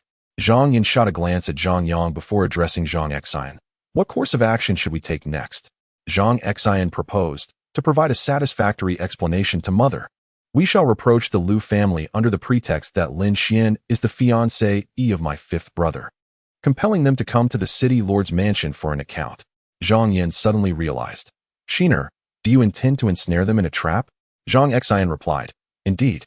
The city lord's mansion is far safer than the Lu family. We cannot risk venturing to the Lu family. Zhang Jie interjected, Second sister, what if the Lu family does not come to the city lord's mansion? If they do not show up, it suggests that what the Wu and Li families claimed may indeed be true. The Lu family lacks hidden powerhouses and only possesses Lu Kuang. In that case, we can march into the Lu family with justifiable wrath and eliminate the 4 members of the Lu family. Zhang Xian calmly analyzed the situation and soon garnered the approval of the Zhang clan members. Indeed, Zhang Xian proved herself to be the intellectual beacon of the Zhang family. Zhang Yin declared, If that is the case, Yang go summon Zhou Kai and instruct him to spread the word throughout the city, while also paying a visit to the Lu family. Father, I shall attend to this immediately. Zhang Yang responded with delight and promptly departed the grand hall. after which Zhou Kai and a contingent of guards from the city lord's mansion sprang into action. Before long, news of the city lord's mansion's intentions regarding the Lu family echoed throughout the entirety of Tianyuan City. The Wu family, Wu Mian chuckled coldly upon hearing this news. He instructed his son Wu Qi and daughter Wu Shi to conceal themselves, while he remained in his chamber, awaiting updates from both the Lu family and the city lord's mansion. Li Tianfeng mirrored Wu Mian's actions, unafraid of death. He yearned to witness the spectacle of the Lu family and the city lord's mansion mutually annihilating each other, yet he wished to shield his children from harm. Under the pretense of gathering spiritual herbs, he sent his 2 sons and daughter away, instructing them to leave Tianyuan City for the Luofeng mountain range, and warned them not to return within a month. The Lu family, when Zhou Kai and his men entered the Lu residence. Lu Chen employed a secret technique called spirit locking art to conceal Lu Kuang's martial aura, suppressing it to the pinnacle of the 9th level martial master realm. Upon their meeting, Zhou Kai sensed Lu Kuang's martial aura and secretly breathed a sigh of relief, then coldly uttered a parting remark before leaving. "Chener, you have suppressed Uncle's martial aura. Are you prepared to visit the city lord's mansion?" Lu Kuang inquired after Zhou Kai's departure. "Let us go and surprise the city lord's mansion, while also reclaiming all that they owe to our Lu family over the years," Lu Chen replied, his eyes glinting with murderous intent, clearly eager to act. Lu Yi expressed his concern. "Chener, should we not wait until your martial realm surpasses the martial master level?" "No need. With my and Uncle's current strength, we can easily handle the city lord's mansion," Lu Chen confidently asserted. Lu Yi regarded his son. Realizing that since his own power had been rendered null, he struggled to comprehend his son's actions, which often surpassed his expectations. Nonetheless, considering this was not necessarily a detrimental development, Lu Yi chose to remain silent and allowed his son to proceed. However, just as he intended to escort Lu Zhan into hiding, ensuring Lu Chen and Lu Kuang could confront the city lord's mansion without concern, Lu Chen halted him. "Father, is there something else?" Lu Yi queried. "Father, Zhang Yin and the others have crippled your Dantian and meridians. You must witness their Dantian being similarly destroyed and their despair." Lu Chen remarked. "My child, I fear this may distract you," Lu Yi replied. "Father, in the face of absolute strength, all outcomes are predetermined. Do not worry. Come with us," Lu Chen insisted. "Very well." Lu Yi acquiesced to Lu Chen's persuasion. Subsequently, the 4 departed the Lu residence. On Tianyuan City Street, observers noted Lu Chen and his 3 companions making their way to the city lord's mansion. Many martial artists were engaged in discussions, deeming them foolish for seemingly seeking their demise at the hands of the city lord. They believed that, had it been them, they would have avoided provoking the Lin family, and certainly would not have willingly walked into a trap that could lead to the annihilation of the Lu family. Hearing the chatter, Lu Kuang scoffed, while Lu Chen maintained an impassive demeanor. As the 4 passed by the Wanbao building, Zhao Xian and Li Fu concealed themselves in the shadows, watching intently. "Miss, it appears Lu Chen intends to surprise the city lord's mansion," Li Fu remarked upon noticing Lu Kuang's concealed martial aura. "Let us go and observe," Zhao Xian suggested. Indeed, Li Fu nodded, and the 2 departed from the Wanbao building. Notably, Zhao Xian employed Lu Chen's Lingxiao step technique, each stride illuminating the ground beneath her with starlight. The Rat Elder, whose spiritual energy continuously monitored the surroundings, glanced at Lu Chen with a peculiar expression upon witnessing Zhao Xian's Lingxiao step, seemingly piecing together prior actions of Lu Chen. Chapter 53. Lu Chen unleashes carnage. The western district of Tianyuan City is a commercial area, with the city lord's mansion occupying 90% of the territory. This domination ensures a steady supply of resources. Conversely, the eastern district is entirely under the control of the city lord's mansion, devoid of any competing factions. The city lord's mansion has fortified a section of the eastern district, establishing a battalion consisting of over 10,000 personnel. The main hall of the city lord's mansion lies at the heart of the eastern district, sprawling across dozens of acres, surrounded by a throng of formidable warriors. Upon entering the eastern district, Lu Chen quickly discerned that numerous soldiers from the city lord's mansion were concealed along the roadside, watching the 4 of them intently. As they ventured further, the gates to the eastern district were promptly shut behind them. Observing this, the accompanying martial artists shook their heads, convinced that Lu Chen and his companions were doomed. In stark contrast to the sentiments of the onlookers, Lu Chen found the city lord's actions laughable. With their strength, the gates posed no real obstacle. Furthermore, the city lord's mansion likely never anticipated that they had no intention of fleeing. Their goal was to obliterate the city lord's mansion and exact revenge for the humiliation they had suffered. Under the vigilant watch of the city lord's soldiers, Lu Chen and his companions pressed deeper into the territory, soon arriving at the main area of the city lord's mansion. The main district was a maze of towering structures, each distinct in its purpose. This place is formidable, with over 50 martial masters, the Rat Elder noted as they approached. Yet, no amount of martial prowess can prevent the inevitable demise of the wicked, Lu Chen retorted coldly. The Rat Elder continued, in addition to the martial masters, the city lord's mansion boasts 2 martial kings, one an elderly man, the other presumably the city lord himself. The old man, Zhang Huan, is the father of Zhang Yan. I encountered both martial kings in the Luofeng mountain range. No matter how much time passes, Lu Chen will never forget the grotesque faces of those who rendered him powerless. This journey was intended to have the denizens of the city lord's mansion experience the despair and agony he had felt on that fateful day. As long as you comprehend this, it suffices, the Rat Elder replied nonchalantly. As the two engaged in conversation, the 4 individuals had already arrived outside the main hall of the lord's mansion. Just as they reached this point, Zhang Jie and Zhou Kai approached them. Upon seeing their adversaries, a fierce intensity filled the air. With a smug expression, Zhang Jie confronted Lu Kuang, whose countenance darkened, revealing no intention to conceal his murderous intent. Zhang Jie sneered, Lu Kuang, aren't you quite arrogant? If you have the capability, show me your bravado once more, and let me see how strong your resolve truly is. Are you certain? Lu Kuang retorted. Absolutely. Today, I shall witness whether you possess the audacity, Zhang Jie challenged. Fool. Lu Kuang coldly spat out, and in the next instant, he lunged forward like a fierce tiger, thrusting his sword towards Zhang Jie's chest. Lu Kuang, you shall pay dearly for your audacity to commit murder here. Zhou Kai shouted in fury, rushing towards Lu Kuang's back in an attempt to save Zhang Jie. However, Lu Kuang had already surpassed the martial king realm, and his reaction and speed were far beyond Zhou Kai's capabilities. By the time Zhou Kai was 3 to 4 meters away, Lu Kuang was already before Zhang Jie. Damn it, you cannot kill me. Zhang Jie screamed in terror, instinctively raising his sword to defend himself, trying to block Lu Kuang's strike. Yet, how could Lu Kuang allow him such a reprieve? With a swift upward motion, he severed Zhang Jie's head from his shoulders. Having dispatched Zhang Jie with a single stroke, Lu Kuang did not pause. He turned and charged towards Zhou Kai. Witnessing Zhang Jie's demise, Zhou Kai's heart sank. Without a moment's hesitation, he employed his martial skills to escape towards the hall, fully aware that he was no match for Lu Kuang. His only hope lay with Lord Zhang Yan and Zhang Yan's father, Zhang Huan. However, Lu Kuang clearly had no intention of allowing Zhou Kai to flee. Just as Zhou Kai was about to reach the entrance, Lu Kuang executed a swift sword technique that brought Zhou Kai down. Blood stained the grand entrance of the hall. Lu Kuang, you are seeking death. Inside the hall, upon hearing the cries of Zhang Jie and Zhou Kai, Zhang Yan transformed into a streak of light, appearing outside the hall, and then struck towards Lu Kuang with his sword. Sword intent. Lu Kuang's expression shifted. It turned out Zhang Yan had also comprehended sword intent, and his mastery seemed more complete than Lu Kuang's. A furious roar erupted from above the hall, followed by a fiery dragon surging towards Lu Kuang. Not daring to underestimate the attack, Lu Kuang immediately summoned his martial king spirit energy to counter with swift sword intent, slashing at the fire dragon's sword intent. Boom.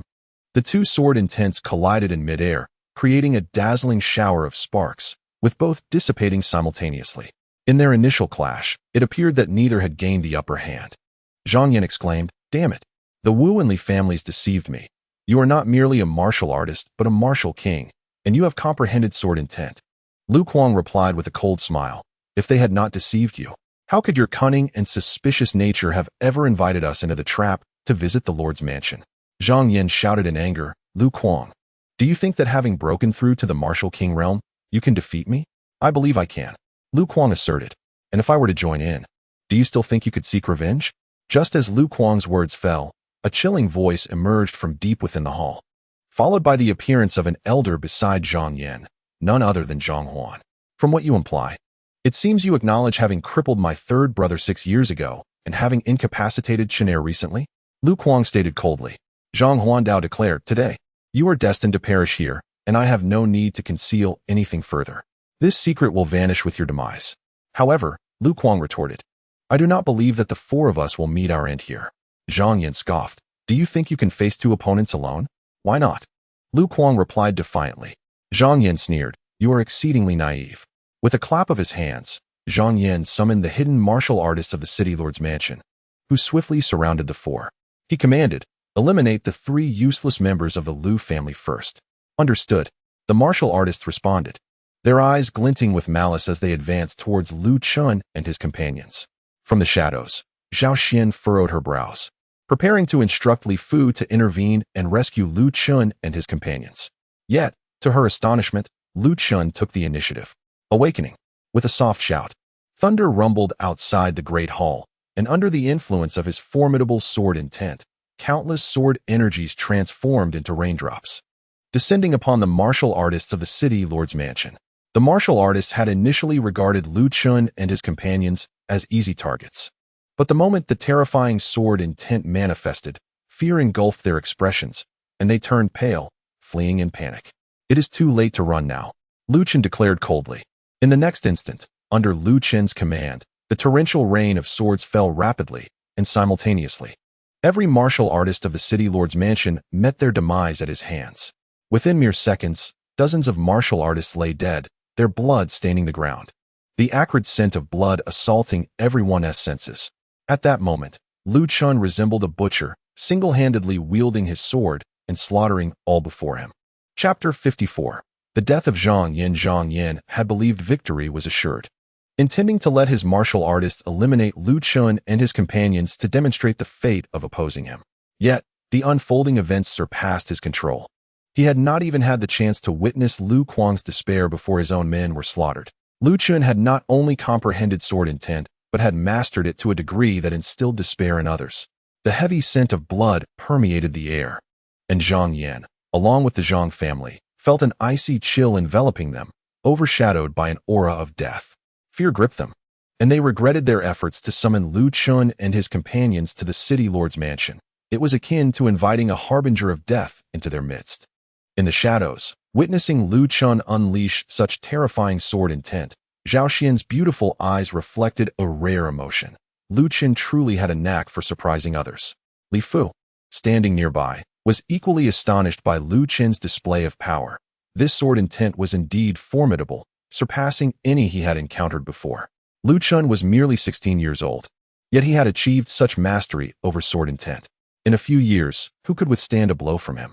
It was a daunting thought. Gazing at the youthful visage of Lu Chen, whose eyes harbored a murderous intent far beyond his years, Li Fu envisioned the rise of a formidable swordsman. Having dispatched the lesser foes, Lu Chen turned his gaze towards Zhang Yan. Zhang Yan, do you still believe that you can survive this day? Zhang Yan bellowed, damn it. How have you grasped such formidable sword intent? Lu Chen replied with a smile, your limitations do not dictate mine. My world is beyond the comprehension of a petty villain like you, who resorts to insidious schemes. Zhang Yan was rendered speechless by Lu Chen's retort. Realizing the precariousness of his position, Zhang Huan coldly inquired, Lu Chen, what do you intend to do? Lu Chen responded icily, naturally. We shall emulate your tactics from the past. How you dealt with my father and me is precisely how we shall confront you today. Zhang Yan, trembling with fear, asked, do you intend to cripple us? Why not? Lu Chen sneered. My wife hails from Lin County, a cousin of the county prince. Do you dare to harm us? Zhang Yan threatened. Lu Chen scoffed. Zhang Yan, your threats might intimidate others, but they hold no sway over me. Anyone who provokes my wrath ultimately meets their demise. You are a madman, Zhang Yan shouted, his composure beginning to unravel. He had not anticipated that Lu Chen would show no fear of the prince of Lin County. Lu Chen thundered, I may be mad, but I am driven to madness by your hand. My family was living peacefully until you chose to ruin us, subjecting us to unbearable suffering. Since you refuse to allow us to live in peace and our families are destined to conflict, I am left with no choice but to annihilate the Zhang family, ensuring my family can lead a tranquil life. Zhang Xian had been pondering a countermeasure, and upon hearing this, she controlled her emotions and stepped forward, saying, Lu Chen, our two families can coexist. Coexist? Lu Chen had long heard of Zhang Xian's intelligence. Today, the Zhang family was doomed, and he was curious to see what tricks this woman might conjure. Zhang Xian stated, "From this day forth, the grievances between the Zhang and Lu families shall be resolved. As an act of contrition for our past offenses, the Zhang family is willing to bestow all our assets in the western district upon the Lu family." Lu Chen mocked, "Zhang Xian, you are truly generous in your efforts to buy time. No, this is not a delay. It is a genuine expression of our remorse," Zhang Xian asserted. Beside her, Zhang Yin hastily added, "If you still doubt our sincerity, I can offer my daughter Yao in marriage to you. Thus, our family shall become in-laws." At this proclamation, Lu Chen appeared intrigued, scrutinizing Zhang Yao amidst the Zhang family. "Your father proposes to marry you to me. Do you consent?" Zhang Yao, already captivated by Lu Chen's prowess and impressed by his striking appearance, found herself eager for such a union. Under Lu Chen's gaze, Zhang Yao blushed and replied, "I am willing." Haha. Witnessing Zhang Yao's bashful demeanor, Lu Chen could not contain his laughter. Zhang Yin and the others were perplexed, prompting Zhang Xian to tentatively ask, "Lu Chen, does this mean you agree?" "Agree?" Lu Chen's expression hardened. "Do you think a mere woman can resolve this enmity? Such fortune does not exist in this world." Zhang Xian furrowed her brow. "What further conditions do you have?" "If Zhang Yin and Zhang Huan kneel and bow to my father 109 times, I shall spare the Zhang family and grant you a chance at survival," Lu Chen stated, having toyed with the situation long enough, laying bare his terms. Upon hearing these words, Zhang Yin and Zhang Huan's expressions shifted dramatically, and they knelt down. As the lords of a city, how could they bow before a band of rebels? If this news were to spread, they would become the laughingstock of Tianyuan city, jeopardizing their very standing. "What? Are you unwilling?" Lu Chen interrogated the two. Zhang Xian interjected, "Lu Chen, could we possibly negotiate different terms? They have harmed both my father and me. Now I merely seek an apology, yet they refuse. Is it truly that our lives are worth less than their knees?" Lu Chen retorted with scorn.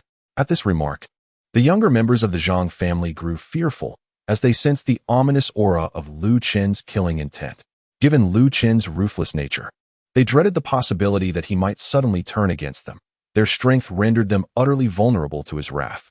Just as the younger generation grappled with persuading Zhang Yin and Zhang Huan to endure this moment and kneel, a haughty voice rang out. "Zhang Yin, Zhang Huan, do you believe our lives are worth less than your disdainful faces? The sins you have committed should not be borne by us." It was Lin Xin, who had finally emerged after observing for some time. Previously, Zhang Xian had disdained Lin Xin, considering her arrogant and rude, yet at this moment, he felt grateful for her presence. Otherwise, everyone would have faced dire consequences. Zhang Yin harbored deep resentment towards Lin Xin, yet now he found himself in a precarious position. With Lu Chen as the predator and he as the prey, he had no choice but to endure Lin Xin's presence and accept Lu Chen's humiliation. Father and son exchanged a glance, both sighing heavily, before lowering their proud heads and kneeling before the assembly, inching their way toward Lu Yi. Throughout this process, all eyes were fixed on the Zhang family duo, and hidden in the shadows, Zhao Xian anxiously clutched her small hands, feeling the tension rise. From her understanding, the Zhang father and son were not benevolent. Lu Chen's mockery would likely not go unpunished. The act of kneeling could very well conceal a deadly intent. Lu Kuang, too, was concerned that Zhang Yin and Zhang Huan might target Lu Yi, and he swiftly positioned himself by Lu Yi's side, sword in hand, poised for action. The expressionless faces of Zhang Yin and Zhang Huan betrayed no emotion as they reached Lu Yi's feet and began to bow their heads in supplication. 1, 2, 3, 4. In a short time, the Zhang duo had prostrated themselves over 50 times, their conduct surprisingly decorous. However, just as Zhang Yao envisioned marrying Lu Chen and thus elevating herself above her siblings, Zhang Yin and Zhang Huan suddenly turned against Lu Yi. They were acutely aware that despite their act of submission, the long-standing enmity between their families would not spare them from Lu Chen's wrath. Capturing Lu Yi was their only chance for survival. In an instant, both sprung Chapter 55, the fall of the Zhang family with a single stroke. Lu Chuan swiftly dispatched Zhang Yan, leaving him no chance to react, plunging the Zhang family into utter despair, extinguishing their last flicker of hope for survival. Even at this critical juncture, the audacity to commit further acts of violence was astonishing. They were truly obeying. Enraged, Lu Kuang drew his sword, unleashing a rapid strike aimed directly at Zhang Huan. Zhang Huan, taken aback, immediately infused his sword with spiritual energy. roaring as a fierce tiger's intent surged forth to confront Lu Kuang's swift blade. Having sheltered behind Zhang Yan for many years, he had indeed comprehended a form of sword intent. However, he grossly underestimated the might of Lu Kuang's swift sword intent, belonging to the attribute of speed. It could shatter all when reaching its zenith.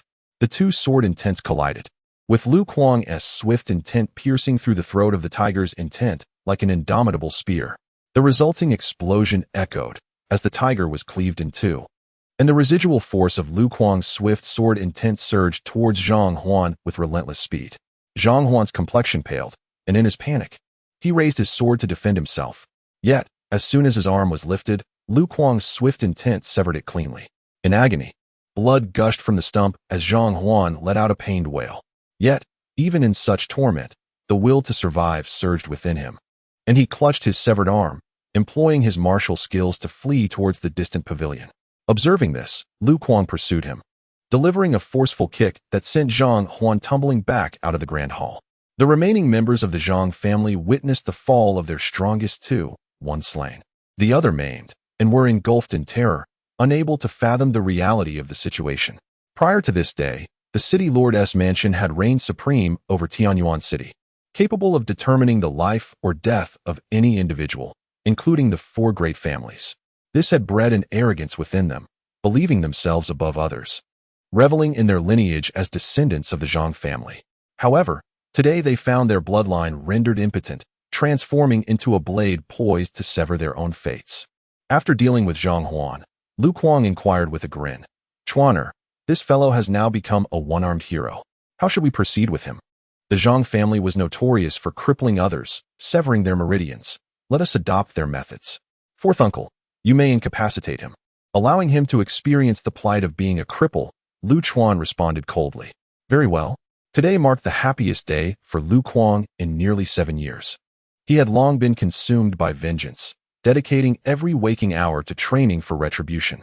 Now, with Zhang Yan dead and Zhang Huan rendered a mere puppet, the grudge against the Zhang family for crippling Lu Yi had finally been avenged. Lu Kuang, brimming with childlike joy, cultivated his sword intent to guard against any counterattack from Zhang Huan, while simultaneously delivering a forceful stomp aimed at Zhang Huan's dantian. No, as Zhang Huan's agonized screams echoed, Lu Kuang's foot shattered his dantian, unleashing a torrent of pure spiritual energy from within Zhang Huan. With his dantian destroyed, a searing pain radiated through his abdomen, and as he felt the weakness of his body, despair enveloped him, his eyes vacant, his face ashen. Yet, Lu Kuang was not inclined to contemplate Zhang Huan's emotional state at this moment.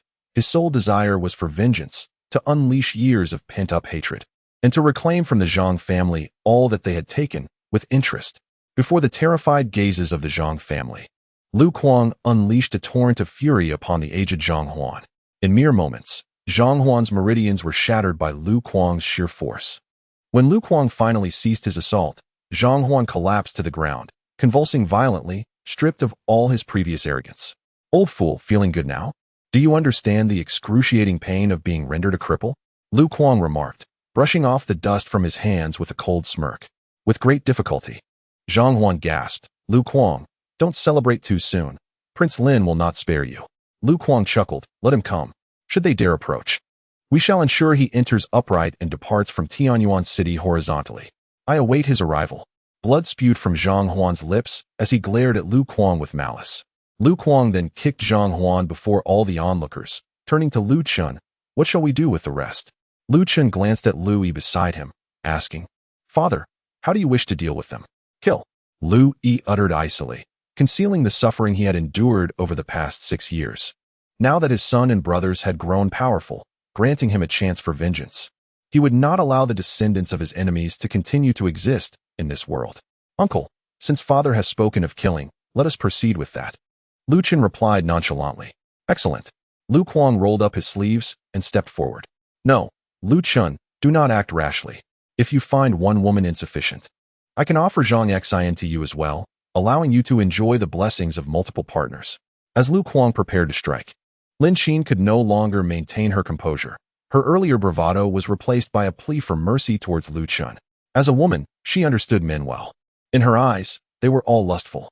If one was not enough, 2 would suffice, and if 2 were insufficient, 3 could be considered. She believed that Lu Chen's reluctance to spare them stemmed from their inadequate offerings, and if they provided enough women, he would surely be swayed. Yet, she only grasped the nature of ordinary men. How could someone like Lu Chen, who had encountered countless breathtaking beauties in his past life, ever be captivated by Zhang Yao and Zhang Xian?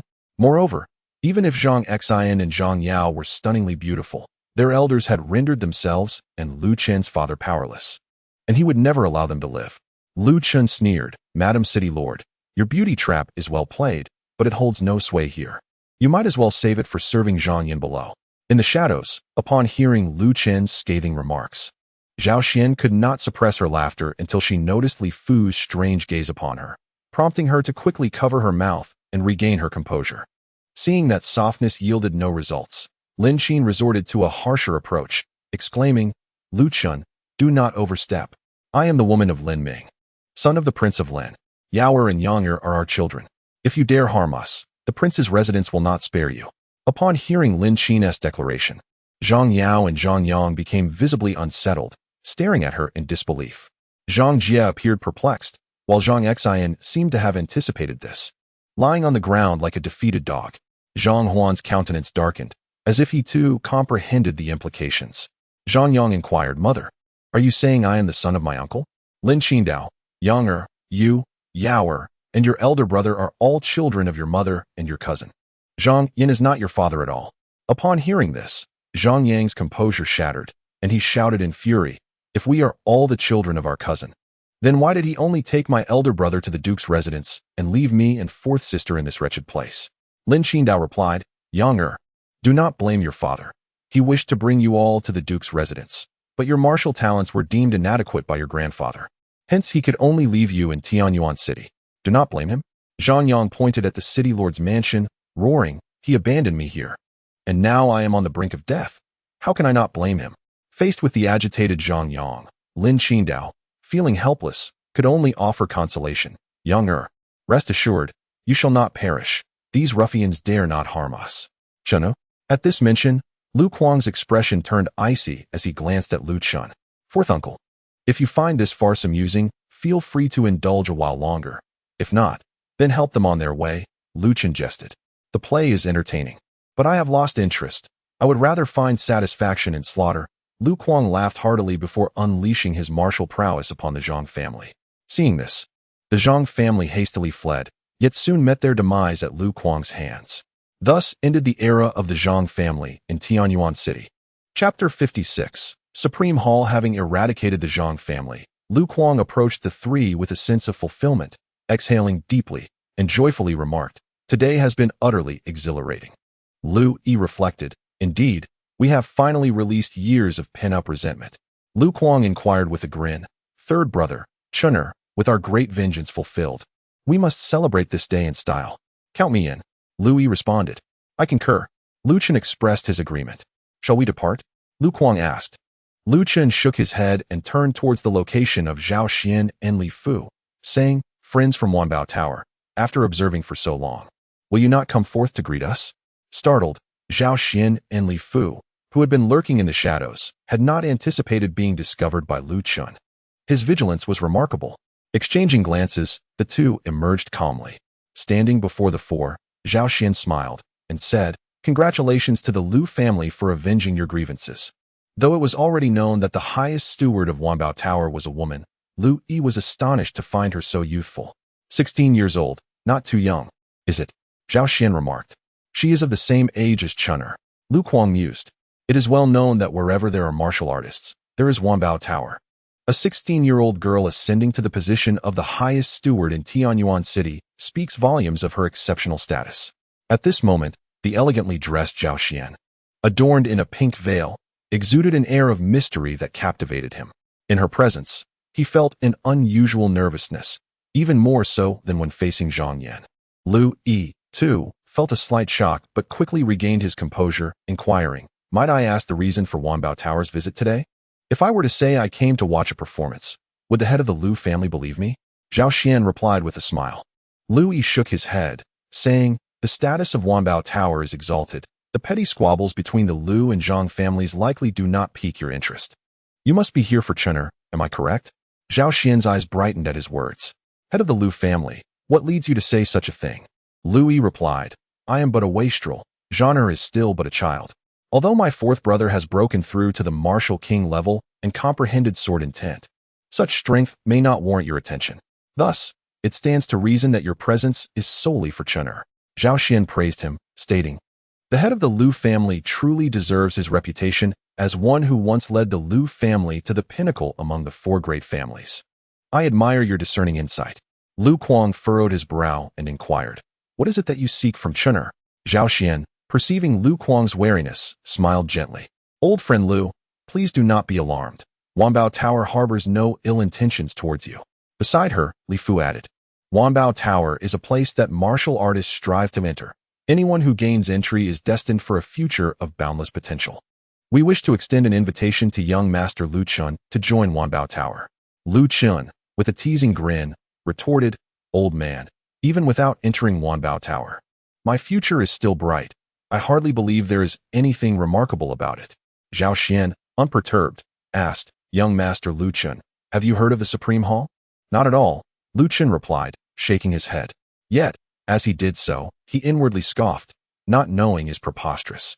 I was the one who informed the beast how to attain it back in the day. Zhao Xian elaborated, the Supreme Hall is a genius cultivation center within Wanbao Tower. Once you gain entry, you will have access to an inexhaustible array of cultivation resources, including formidable techniques, martial skills, spirit crystals, spiritual herbs, and weaponry, everything essential for your training, which you cannot obtain outside. Little girl, were it not for my thorough understanding of the Supreme Hall, I might have believed your fanciful tale, Lu Chen mused inwardly. The Supreme Hall originally referred to an imperial artifact he had acquired in his past life within the 100 Battles secret realm. Subsequently, during a drinking session, he had joyfully gifted it to the beast. At that time, the beast was quite vexed, as Wanbao Tower was perpetually recruiting martial artists. Yet these individuals lacked loyalty and were not the foremost powers. Wanbao Tower aspired to become the preeminent establishment in the realm of divine martial arts, aiming to align with the foremost factions. This constant recruitment was evidently not a sustainable strategy. Understanding the beast's frustrations, he suggested that the beast cultivate talent independently. Although it would require a longer time frame and greater investment, the loyalty would be unquestionable. The beast, upon hearing this, was struck with inspiration and immediately inquired how he had executed this in his previous life. He, being a true friend, shared every detail without reservation. In his vision, the talent cultivation at Wanbao Tower should employ a system of stratification, elimination, recommendation, and collective responsibility, with all four systems governing the operation of the talent cultivation framework. The stratification system, in simple terms, divides individuals into several tiers based on the size of their regions, establishing cultivation bases at different levels, with the highest tier located at the headquarters of Wanbao Tower. Those at the apex can enter the Imperial Artifact Supreme Hall to cultivate supreme martial arts, while the lowest tier corresponds to the county level. With this stratification system in place, Wanbao Tower would reap two significant benefits. First, anyone wishing to cultivate the martial arts within the Supreme Hall must ascend from the county level upward, ensuring absolute fairness in the cultivation of talent. Secondly, due to the comprehensive framework established at all levels, Wanbao Tower can access talents from any location, thereby preventing the phenomenon of talent loss. The elimination system, as its name implies, favors the survival of the fittest. Those who enter Wanbao Tower's talent cultivation system may not lack resources, but they also face immense pressure. For Wanbao Tower does not nurture the inept. Here, they must undergo assessments at least thrice a year. Those who pass are directly sent to a higher-level training base to cultivate more formidable martial arts and techniques. As for those who fail the assessments, they remain at the base to continue their training. However, if one cannot pass all 3 assessments within a year, they will be assigned a C grade. And if they receive a C grade for 2 consecutive years, they will be eliminated. A relatively humane aspect of this system is that the eliminated individuals are not cast aside by Wanbao Tower. Instead, they are assigned positions at various branch towers. Nonetheless, due to their insufficient strength, these individuals often find themselves relegated to lower-level branches. Thus, while Zhao Xian extolled the benefits, she omitted the drawbacks. If one's innate talent is lacking, even entering Wanbao Tower's cultivation system may not suffice to learn profound techniques, and martial skills, and one risks being eliminated. The recommendation system dictates that all individuals entering Wanbao Tower's talent cultivation system are selected and recommended by internal personnel, ensuring that only those with credible backgrounds are considered. Furthermore, different levels of branch towers have varying quotas for recommendations. According to Zhao Xian's earlier statement, the Wanbao Tower in the small locality of Tianyuan City has no such quota. Now, as Zhao Xian seeks to recommend him to the Supreme Hall, this appears somewhat unusual when viewed solely through the lens of geography, yet becomes understandable upon considering Zhao Xian's potentially significant status. Regarding the accountability system, its primary aim is to prevent corruption.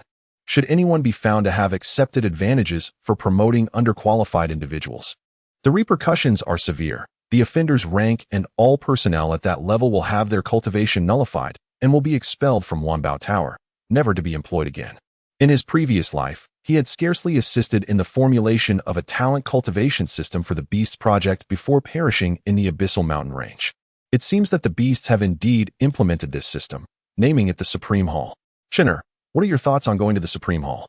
Louis inquired, wishing for Lu Chen to lean on the great support of Wanbao Tower. No thoughts, no interest. Lu Chen replied disdainfully, shaking his head. While others may covet Wanbao Tower's resources and the prestige and power it provides, he finds no need for such dependencies. What Wanbao Tower can offer, he possesses in greater abundance, rendering any association with it unnecessary. Observing Lu Chen's disdainful demeanor, Zhao Xian felt an urge to reprimand him. The Supreme Hall is a place that countless individuals dream of entering, yet it was dismissed by Lu Chen. However, she quickly reminded herself that she is a celestial being and must not succumb to anger. Striving to calm her emotions, Zhao Xian forcibly handed Lu Chen a token identical in appearance to that of the Supreme Hall, saying, "Take this for now, should you wish to go one day. Any branch will assist you in arrangements." All right, Lu Chen thought, acknowledging that keeping it posed no harm, and accepted the token, casually tossing it into his storage ring. Chapter 57, Journey to the Luofeng Mountain Range. Witnessing Lu Chen so blatantly disregard the Supreme Hall token she had given him, Zhao Xian felt somewhat helpless, yet resigned. After all, Lu Chen's talent was evident. With his exceptional qualifications, Tianyuan City could not possibly be his final destination, but rather a mere starting point. He possesses an infinitely expansive realm ahead of him. Should he choose not to enter the Supreme Hall, merely stepping beyond the confines of Tianyuan City will undoubtedly attract numerous sects and powers seeking him out, offering various advantages in hopes of his joining their ranks. As a member of Wanbao Tower, she does not wish to overlook such a prodigy, yet she finds herself powerless against Lu Chen and can only contemplate future strategies. Reflecting on this, Zhao Xian turned to Lu Yi and said, "Master Lu, now that the conflict between the Lu and Zhang families has concluded, I shall take my leave." "Safe travels," Lu Yi replied with profound respect. "You are all welcome to visit Wanbao Tower at your convenience." Zhao Xian smiled gently before departing with Li Fu. Once they had left, Lu Yi inquired curiously, "Chinner, it appears that training at Wanbao Tower would be quite beneficial. Why do you seem so disinterested?" Lu Chen replied with a smile, "Father, I already have a master. There is no need for me to seek out Wanbao Tower." "Oh, how foolish of me to forget that," Lu Yi lamented, feeling somewhat troubled. With such an impressive master, why would there be a need for Wanbao Tower? Thankfully, Lu Chen did not agree to join Wanbao Tower. Otherwise, should his master discover this, it could lead to severe repercussions, even expulsion from his teachings. At this moment, Lu Kuang expressed his confusion. "Chinner, if you do not wish to enter Wanbao Tower, why did you accept the token she offered?" Lu Chen idly toyed with the token from the Supreme Hall, replying, "Fourth uncle, this is indeed a valuable item. If someone offers something, one should not refuse. Who knows when it might prove useful in the future." "Haha, your reasoning is impeccable. You truly are quite clever." Lu Kuang chuckled at Lu Chen's astuteness. "Chinner, since matters have concluded, shall we return?" Lu Yi inquired. "We shall return, but first, let us collect the belongings from those unfortunate souls," Lu Chen responded. As he began to search for storage rings among the deceased, Lu Kuang and the others quickly joined in, and before long, all the storage rings from the fallen had found their way into the hands of the four. After inspecting their findings, they were quite pleased with the bounty. Subsequently, the four departed the city lord's residence with a sense of accomplishment. Upon their entrance, the soldiers had eyed them with suspicion, yet as Lu Chen and his companions exited, all present were too frightened to move, fearful of provoking Lu Chen's ire. Once they had left the eastern district, the soldiers rushed into the city lord's residence, frantically searching. And within the hour, the place was completely emptied. With the city lord's residence stripped bare, the soldiers shed their uniforms and left the eastern district with their plunder. Seeking a place to hide, outside the eastern district, Lu Chen and his companions remained oblivious to the chaos that had unfolded within the city lord's residence, confidently striding back to the Lu family amidst the gazes of onlooking martial artists.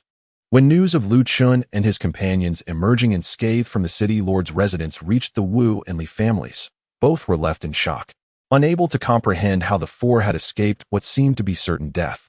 Wu Mian and Li Tianfang, aware of Lu Quang's reputation, were equally puzzled by his unscathed return. Could it be that the Lu and Zhang families had formed an alliance? However, as this notion crossed their minds, they quickly dismissed it, knowing the deep-seated enmity between the two families and Zhang Yan's narrow-mindedness, which would never allow for the presence of a formidable figure like Lu Quang. In an instant, the two were left perplexed.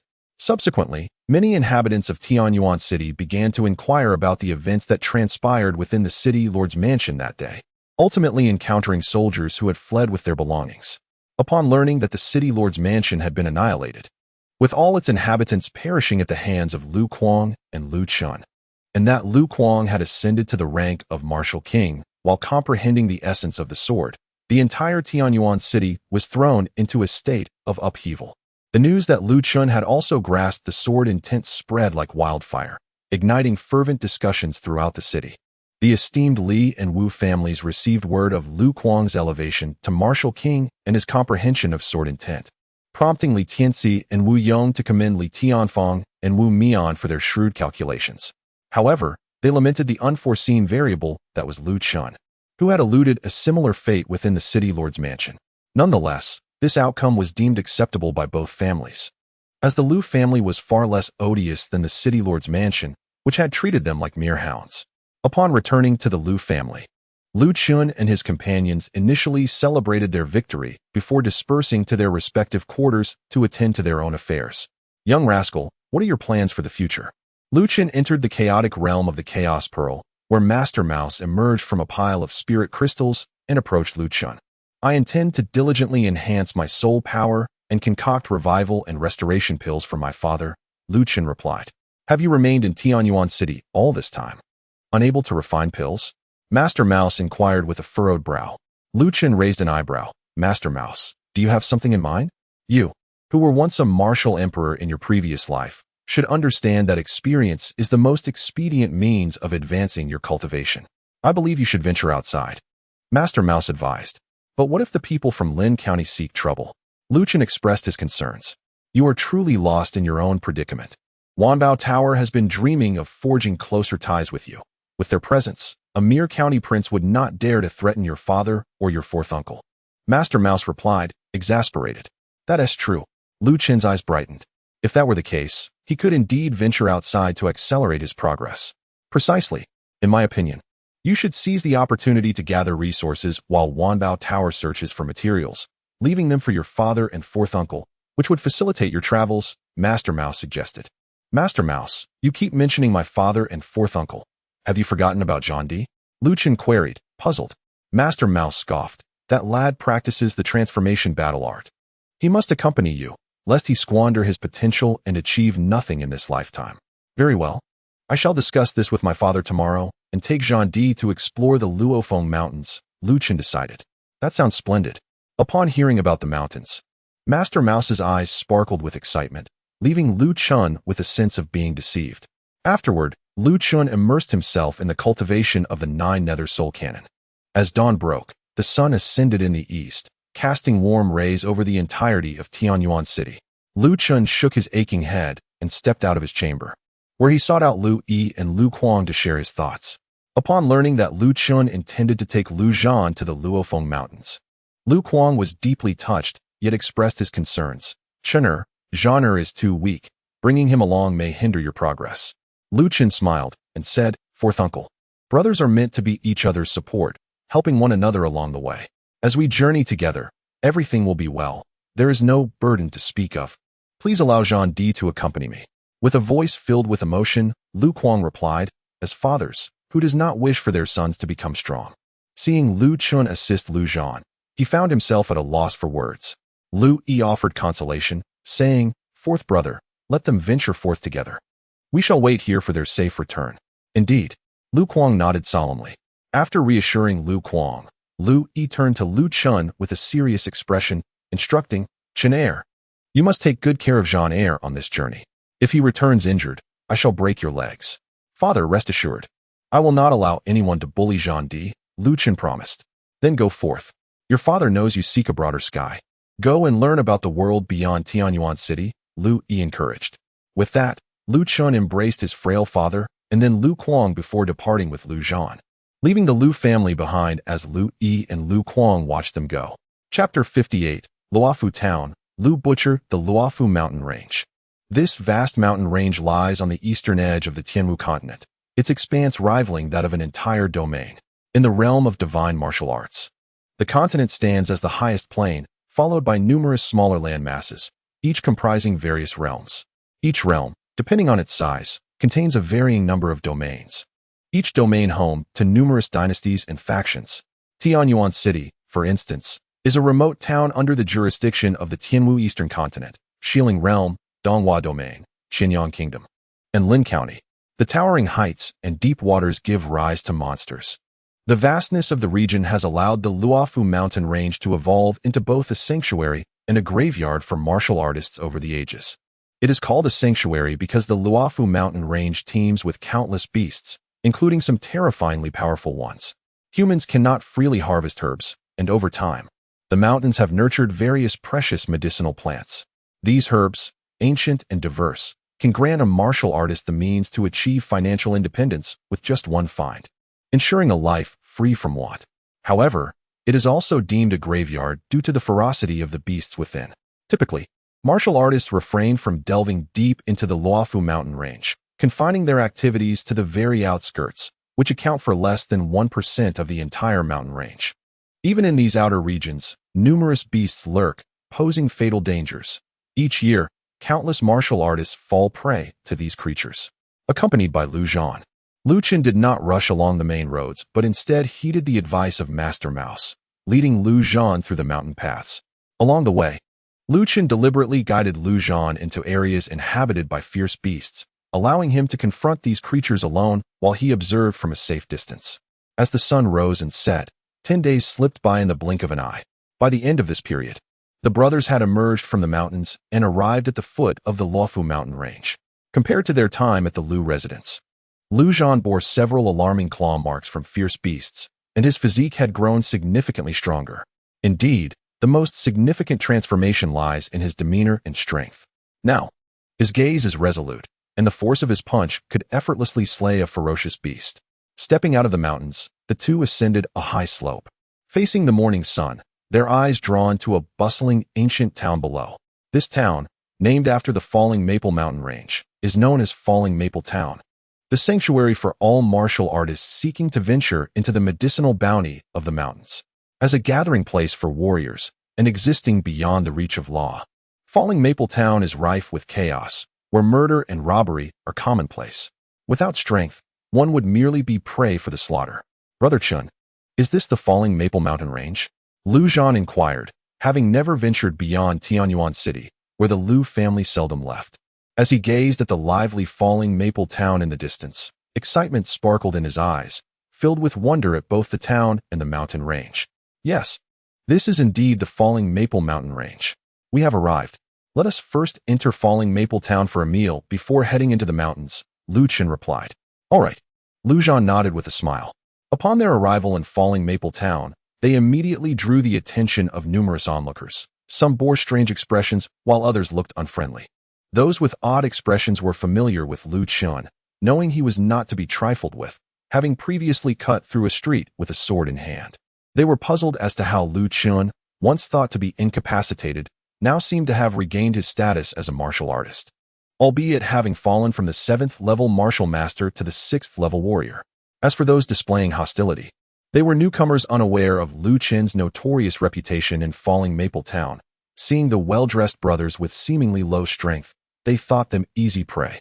A few followed them for several hundred meters until a burly man wielding a large blade, at the 8th level warrior, along with several lackeys, blocked their path. Lu Chen raised an eyebrow, his tone cool and detached.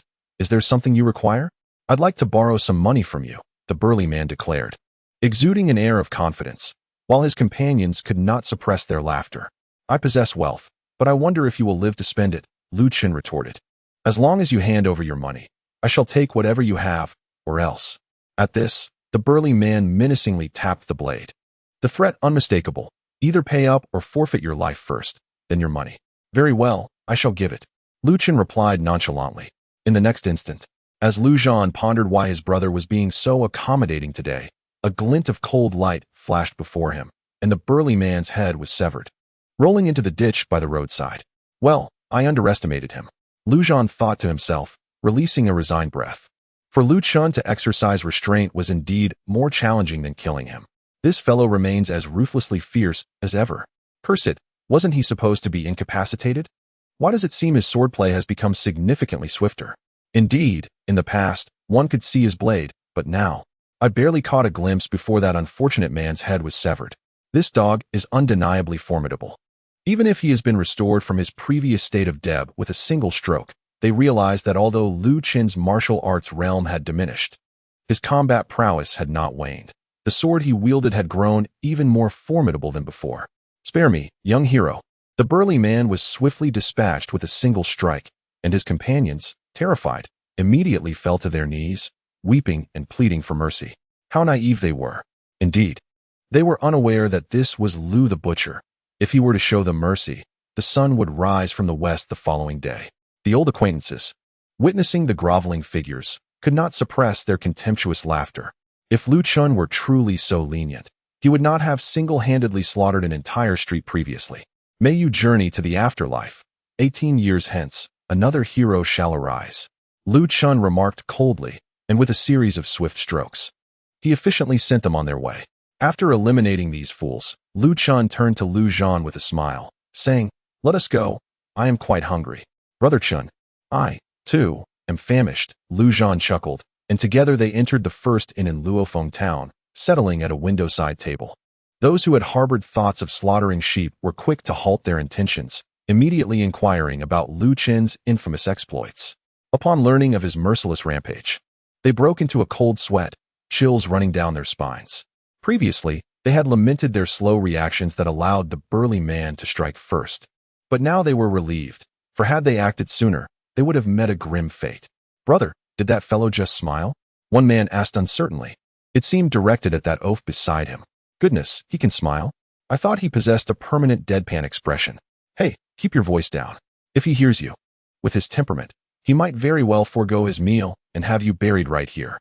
Right, I'll be silent."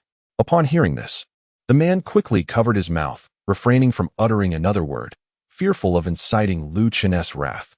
Chapter 59. Entering the Luofeng Mountains. The innkeeper, a portly man of distinguished appearance and a martial cultivation at the 3rd tier of martial kings, paused his calculations upon seeing Lu Chen enter.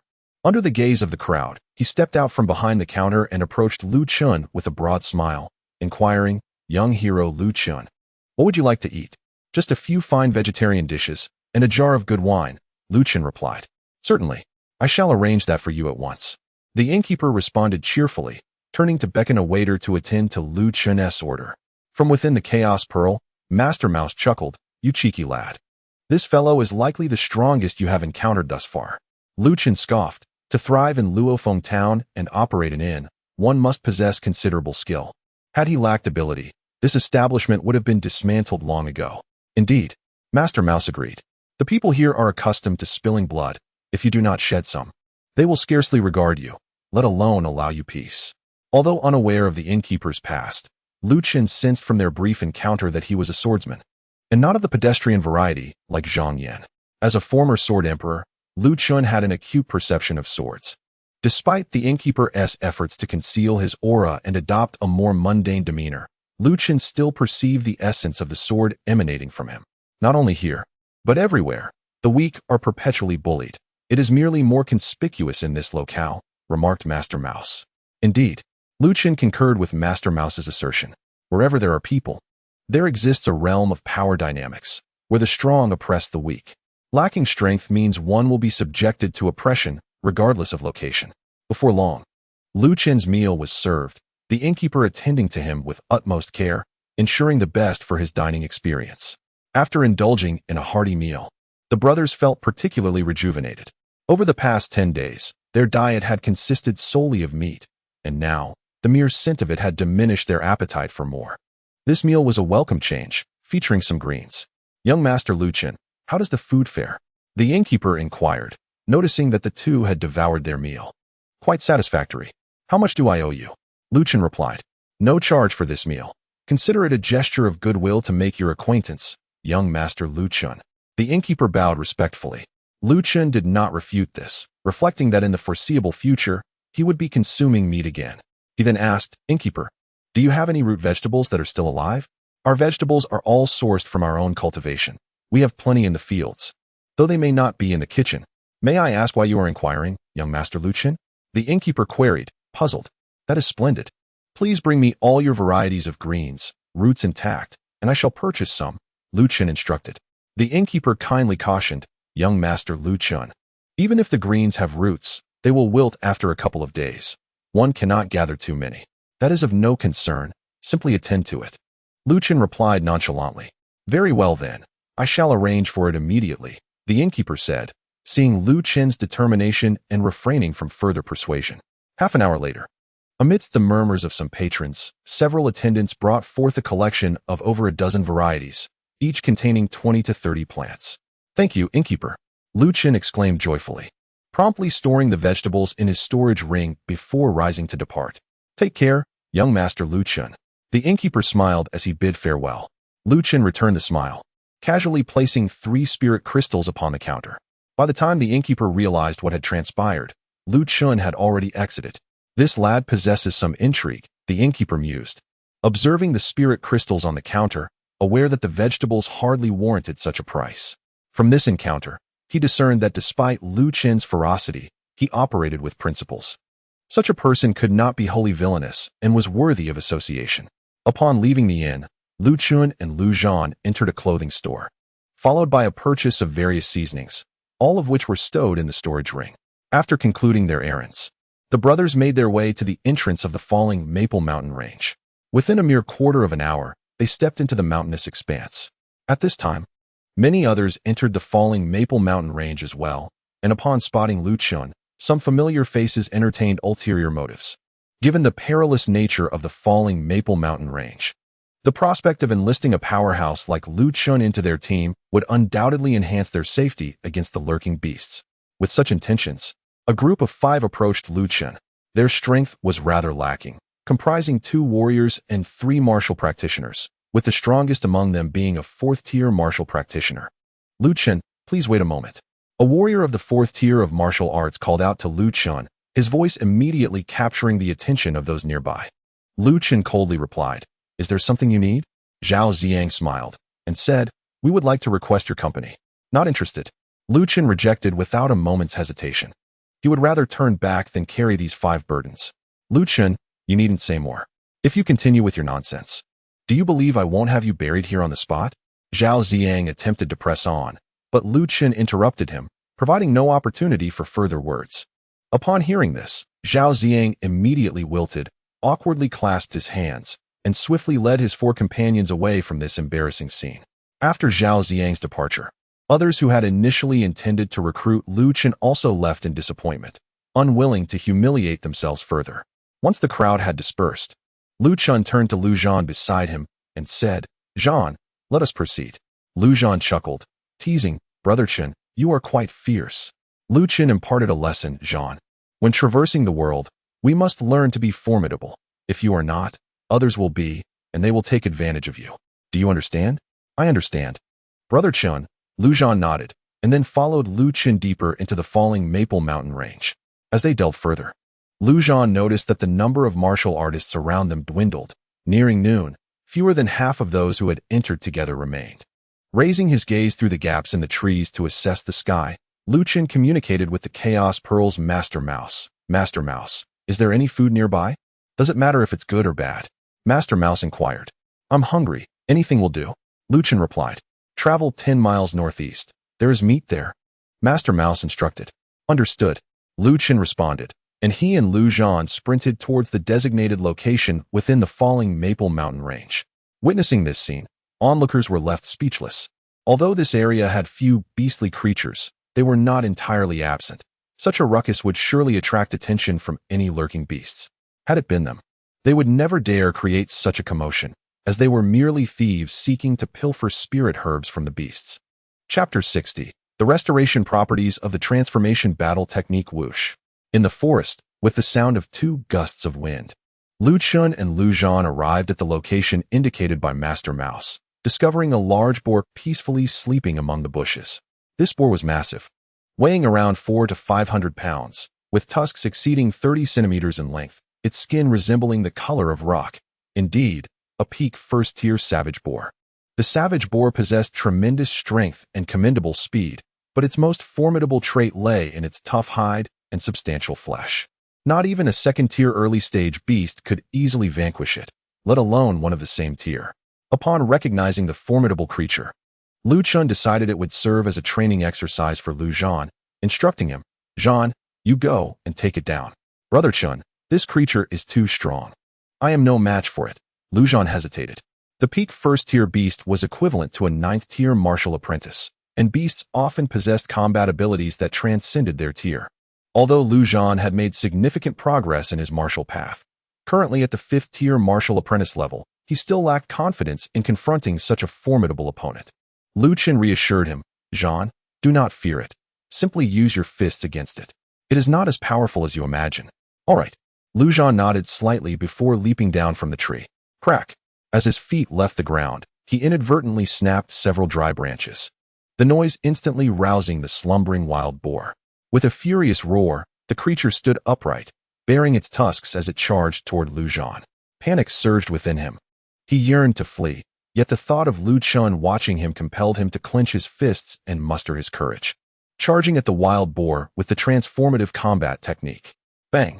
The overwhelming disparity in strength rendered Lu Zhan's punch ineffective against the wild boar, resulting in him being sent sprawling instead. As he fell to the ground, before he could even utter a cry of pain, the boar lunged at him with ferocity, seemingly intent on trampling him. The terrifying image of 400 pounds bearing down on him sent chills down Lu Zhan's spine, and disregarding his injuries, he scrambled to his feet, rushing headlong at the beast once more. Bang! Bang! Bang! For the next few minutes, Lu Zhan and the wild boar engaged in a relentless series of collisions, eventually devolving into a farce rather than a true battle. At one point, Lu Zhan found himself tossed into the air like a mere toy, and each time he was about to hit the ground, the boar would send him soaring again, seemingly enjoying the game. Unfortunately for Lu Zhan, he was in dire straits. His internal organs throbbed painfully, his ribs felt as though they had been shattered, and blood seeped from his skin. Alas, this foolish boy, your brother is utterly inept, lacking even the most basic combat skills. Being treated as a plaything by a wild boar is simply shameful. Observing Lu Zhan's plight, Master Shu shook his head in dismay, finding Lu Zhan even less clever than the boar. Were it not for the likes of Lu Chen as a brother, Lu Zhan was destined to remain an ordinary mortal. For the path of martial cultivation requires both talent and intellect, a feat beyond his capabilities. Lu Chen said nothing. Instead, he stepped forward with ease, rescuing the half-beaten Lu Zhan from the wild boar's jaws and gently placing him on the ground. Fighting requires skill. Observe how Brother Chen handles this beast, he spoke softly, rising to his feet. At that moment, Lu Zhan felt tears welling up. After such a long wait, Brother Chen had finally come to save him. Had he delayed any longer, he feared he might not survive. The boar, caught up in its own thrill, was taken aback by the appearance of another human, its rage intensifying as it lunged at Lu Chen with the same fervor it had shown toward Lu Zhan. However, Lu Chen was not so easily bested. Each time it believed it had the upper hand, he adeptly evaded its charges, never allowing the boar to make contact. After numerous failed attempts, the boar's patience wore thin, its eyes turning a fiery red as it crazily charged at Lu Chen. In this frenzied state, the boar's speed and power surged dramatically. If Lu Zhan were to be struck by the beast in such a condition, his spine would surely shatter. Yet, Lu Chen remained unfazed by the wild boar's frenzy. He continued to showcase his combat finesse without resorting to brute force, deftly maneuvering as the enraged creature uprooted trees within a radius of hundreds of meters. A quarter of an hour passed, during which the wild boar realized that Lu Chen was not Lu Zhan, but rather a formidable presence it could not provoke. With a furious roar, it turned and fled. "What are you running for now? Lie down and prepare my lunch." Lu Chen laughed heartily, raising his sword. And in an instant, the wild boar's body erupted with blood, splitting neatly into 2 pieces of pork. After dispatching the boar, Lu Chen turned back and asked with a smile, "Zhan, do you now comprehend how to deal with these ferocious creatures?" Lu Zhan replied weakly, "Brother Chen, I understand a bit." Lu Chen spoke earnestly, "Zhan, you must not only deliver the heaviest blows, but also learn to find opportunities and evade the deadliest attacks." Lu Zhan responded, "Brother Chen, I understand." "Good. Now focus on channeling your creation battle technique to heal your wounds while I prepare the food." Lu Chen said with a smile, "Brother Chen, but it hurts a lot. My stomach feels like it's on fire," Lu Zhan lamented, wiping his nose and mouth, as his internal injuries caused continuous bleeding, necessitating constant wiping. Lu Chen reassured him, "Zhan, since you have practiced the creation battle technique, the more severe your injuries, the better the healing effect. That is why I didn't save you earlier. Now, if you activate the creation battle technique, I believe your pain will subside soon." Lu Zhan asked hopefully, "Brother Chen, do you mean I won't die? You have practiced the creation battle technique. As long as you are not killed on the spot, no matter how severe your injuries, you will survive," Lu Chen affirmed. "Great," Lu Zhan exclaimed with relief and promptly began to channel the creation battle technique for healing. As he did so, the unique power of the technique flowed through his internal organs, gradually mending the injured parts. This realization invigorated Lu Zhan, prompting him to accelerate the operation of the technique, repeatedly utilizing it to heal himself. Meanwhile, as Lu Zhan focused on his recovery, Lu Chen took on the role of a master chef, setting up a fire to roast the wild boar meat. An hour later, Lu Zhan's internal organs were fully restored, and the broken bones in his body had also reconnected under the guidance of the technique's power. At that moment, apart from his bones which were not completely healed, all other injuries had mended. However, what delighted him most was not merely the healing but the newfound vitality in his internal organs, making his skin and strength feel somewhat enhanced.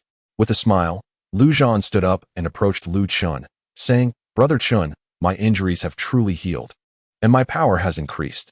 Enough talk, let us eat. I'm almost starving waiting for you," Lu Chen retorted with a smirk. "Hee meat." Lu Zhan chuckled foolishly, and the 2 brothers began to devour their meal. Chapter 61. The Racial Talent of Lord Mouse. After finishing the roasted meat, Lu Chen set aside the finest piece from the wild boar, and the 2 continued deeper into the falling maple mountains.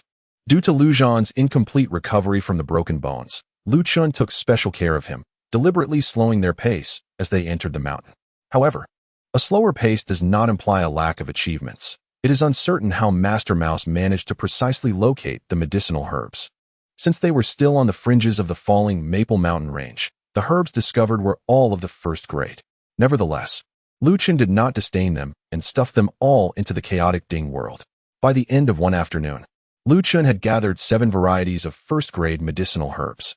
Concurrently, the 2 ventured deeper into the mountains, having traveled nearly 100 miles since noon. As dusk approached, they halted beneath a towering cliff. This cliff stood over 100 meters high, surrounded by mountains on 3 sides, while the remaining face was nearly vertical, devoid of any vegetation. Most notably, there was a stone cave that extended inward in the middle of the vertical face. Although the space was limited, it was sufficient for several individuals to spend the night. In this wilderness teeming with ferocious beasts, it was an excellent overnight refuge, and Lu Chen resolved to stay here with Lu Zhan for the night. However, Lu Chen was not the only one with designs on this location. Just as he intended to lead Lu Zhan up, an unfriendly voice echoed from behind. "Kid, this place was first claimed by me. If you know what is good for you, scram, or don't blame me for being ruthless." Amused, Lu Chen chuckled at the audacity of the would-be robber. Turning around, he encountered 3 middle-aged men, one at the 6th level of martial arts, one at the 8th level, and the strongest of them, a threat at the 3rd level. Observing the trio, Lu Zhan felt a twinge of sympathy for them. Zhang Yan, a martial king, had been effortlessly slain by Lu Chen. How dared they attempt to invade Lu Chen's territory? He understood that given his brother Chen's temperament, these 3 would likely not survive the night. the third-level martial artist. Qianhe sneered, just a mere warrior, what is there to fear? If you anger me, I'll take your life. I share your sentiment, Lu Chen replied, grinning at the three. What do you mean, kid? One of them barked. If you provoke me, I'll be the one to end you, Lu Chen declared. Ha ha, brother. Isn't it amusing? A mere fifth-level warrior dares to threaten us. He clearly has no understanding of his own mortality. Qianli laughed heartily. Qianhe's expression darkened.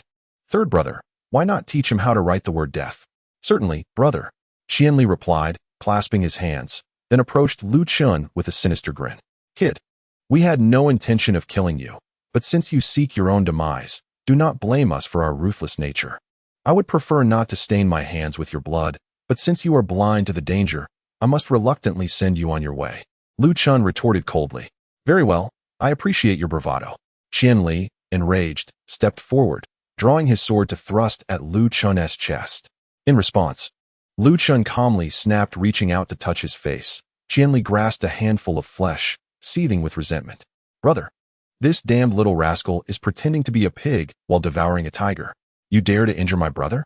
I shall slay you. Qianhe thundered. Come then. I await your attempt to kill me. Lu Chen retorted with a cold smirk. Die. Qianhe bellowed, lunging at Lu Chen with his sword. Lu Chen glanced disdainfully at Qianhe, bemused that such a feeble opponent believed he could take his life. Not wishing to squander more time on the trio, he sidestepped Qianhe's attack effortlessly and swung a branch towards Qianhe's neck. In that moment, Lu Chen's intent to kill ignited. The branch transformed from a mere twig into a razor-sharp sword, propelled by speed and force. With a swift whoosh, Qianhe's head was severed, flying off his shoulders and landing squarely in Qianhe's hands, who was at the 8th level of samurai. Ah! Qianhe gasped, horrified at the bloodied head he now held, and instinctively discarded it, fleeing in terror. Qianli's face turned pale, sweat beading on his forehead. He wished to escape, but his legs betrayed him, rendered powerless. Lu Chen cast a cold glance at Qianli, then picked up a handful of leaves and hurled them at the fleeing Qianhe, who was soon riddled with wounds, screaming in agony. Please, spare my life. Qianhe and Qianhe are dead. Qianli trembled in fear. I shall not kill you. But what purpose would you serve me then? Lu Chen replied coldly, before casting a branch that pierced Qianli's heart with unwavering precision. Having dispatched the three, Lu Chen ascended the rocky cave with Lu Zhan, gathering dry twigs to prepare roasted meat for the evening meal. As Lu Chen cooked, Lu Zhan continued to cultivate his healing techniques. After half an hour, several first-tier demonic beasts were drawn to the aroma of the roasted meat mingling with the blood of Qianhe and his companions. In no time, the corpses became the beast's dinner. Though the creatures yearned to consume Lu Chen and Lu Zhan, their inability to climb rendered them helpless, forcing them to depart in search of other prey beneath the veil of night. Within the cave, having satisfied his hunger, Lu Chen retrieved a spirit crystal to elevate his martial realm. Once Lu Zhan had fallen asleep, he immediately entered the world of the Chaos Cauldron. There, he planted the vegetables he had purchased in the morning and the spiritual herbs he had gathered during the day in the desert, before returning to the realm of the Chaos Pearl. Upon entering this ethereal domain, Lu Chen recalled the events of the day and, intrigued, inquired, Master Mouse, how did you accurately locate the spiritual herbs? Was it solely due to your formidable soul power? Master Mouse, basking in his own prowess, boasted, You insolent brat. I am an ancient taboo, endowed with an extraordinary racial talent. Anything imbued with spiritual energy cannot escape my keen senses. Is that so? Lu Chen's eyes sparkled with anticipation. Master Mouse, allow me to take you outside. You could assist me in searching for spiritual herbs. I shall not go. Master Mouse firmly declined. Why not? Lu Chen asked, puzzled. Did you not once disdain me for being useless, merely a glutton? I have no intention of aiding you in your herb-seeking endeavors, Master Mouse huffed, turning away, refusing to meet Lu Chen's gaze. Lu Chen understood the temperament of Master Mouse and quickly apologized. Master Mouse, I was wrong. I sincerely beg your forgiveness. Please do not hold a grudge against me. Assist me in finding the spiritual herbs, for I am truly in need. Master Mouse had always been a miser. His eyes sparkled at the sight of something valuable. It was more painful for him to see something precious slip away than to face death.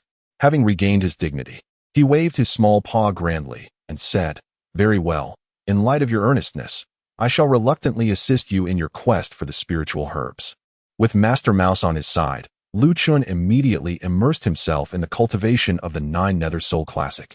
Chapter 62. Lu Chen's Kindness at Dawn. The sun rose in the east.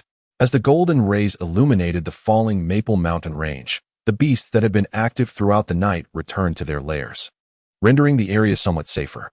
Early in the morning, Lu Chen brought Master Mouse out from the Chaos Pearl world.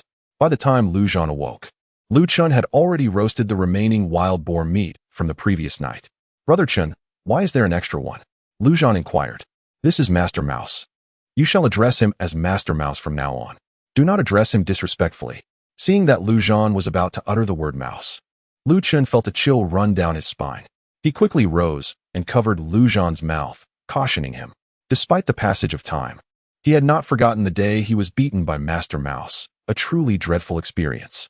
Master Mouse had struck him mercilessly, leaving him searching for his teeth and unable to care for himself. If Lu Zhan spoke carelessly, he feared he might once again suffer the same fate.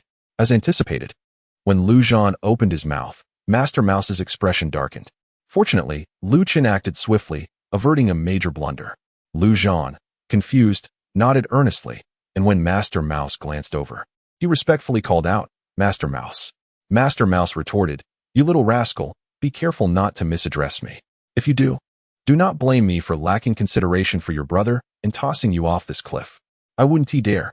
Lu Zhan quickly hid behind Lu Chen, who wiped the sweat from his brow. Master Mouse could indeed be quite exasperating at times. He surmised that Master Mouse might have been scorned for his mouse lineage in the past, which had left him with a psychological scar, causing his aversion to the bloodline. Otherwise, why would he react so bizarrely at the mere mention of mouse?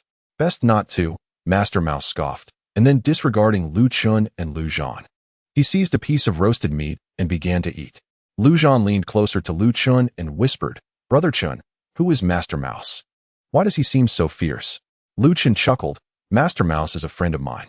As long as you do not call him disrespectfully, he is quite amiable.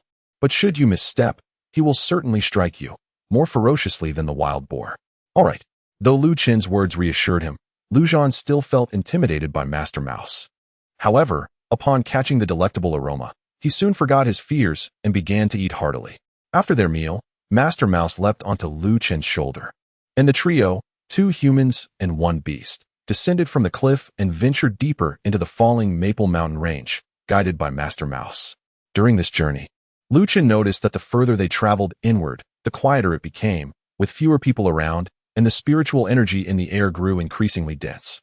Upon entering the Maple Mountains, the spiritual essence here seemed to be a tenth denser than that of the outside world, and it appeared even more potent as they ventured further. You rascal, now that we are here, second-tier demon beasts have begun to roam, remarked Master Mouse. I am aware of this. I have traversed this region before, replied Lu Chen. It is well known that although demon beasts can be ferocious, they generally adhere to their territorial boundaries unless provoked. Should a conflict arise among them, it would indicate a disruption in the balance of power, accompanied by a mutual desire to consume one another. Moreover, the distribution of demon beast territories correlates with their strength. The more powerful they are, the larger their domain, which is also more conducive to cultivation.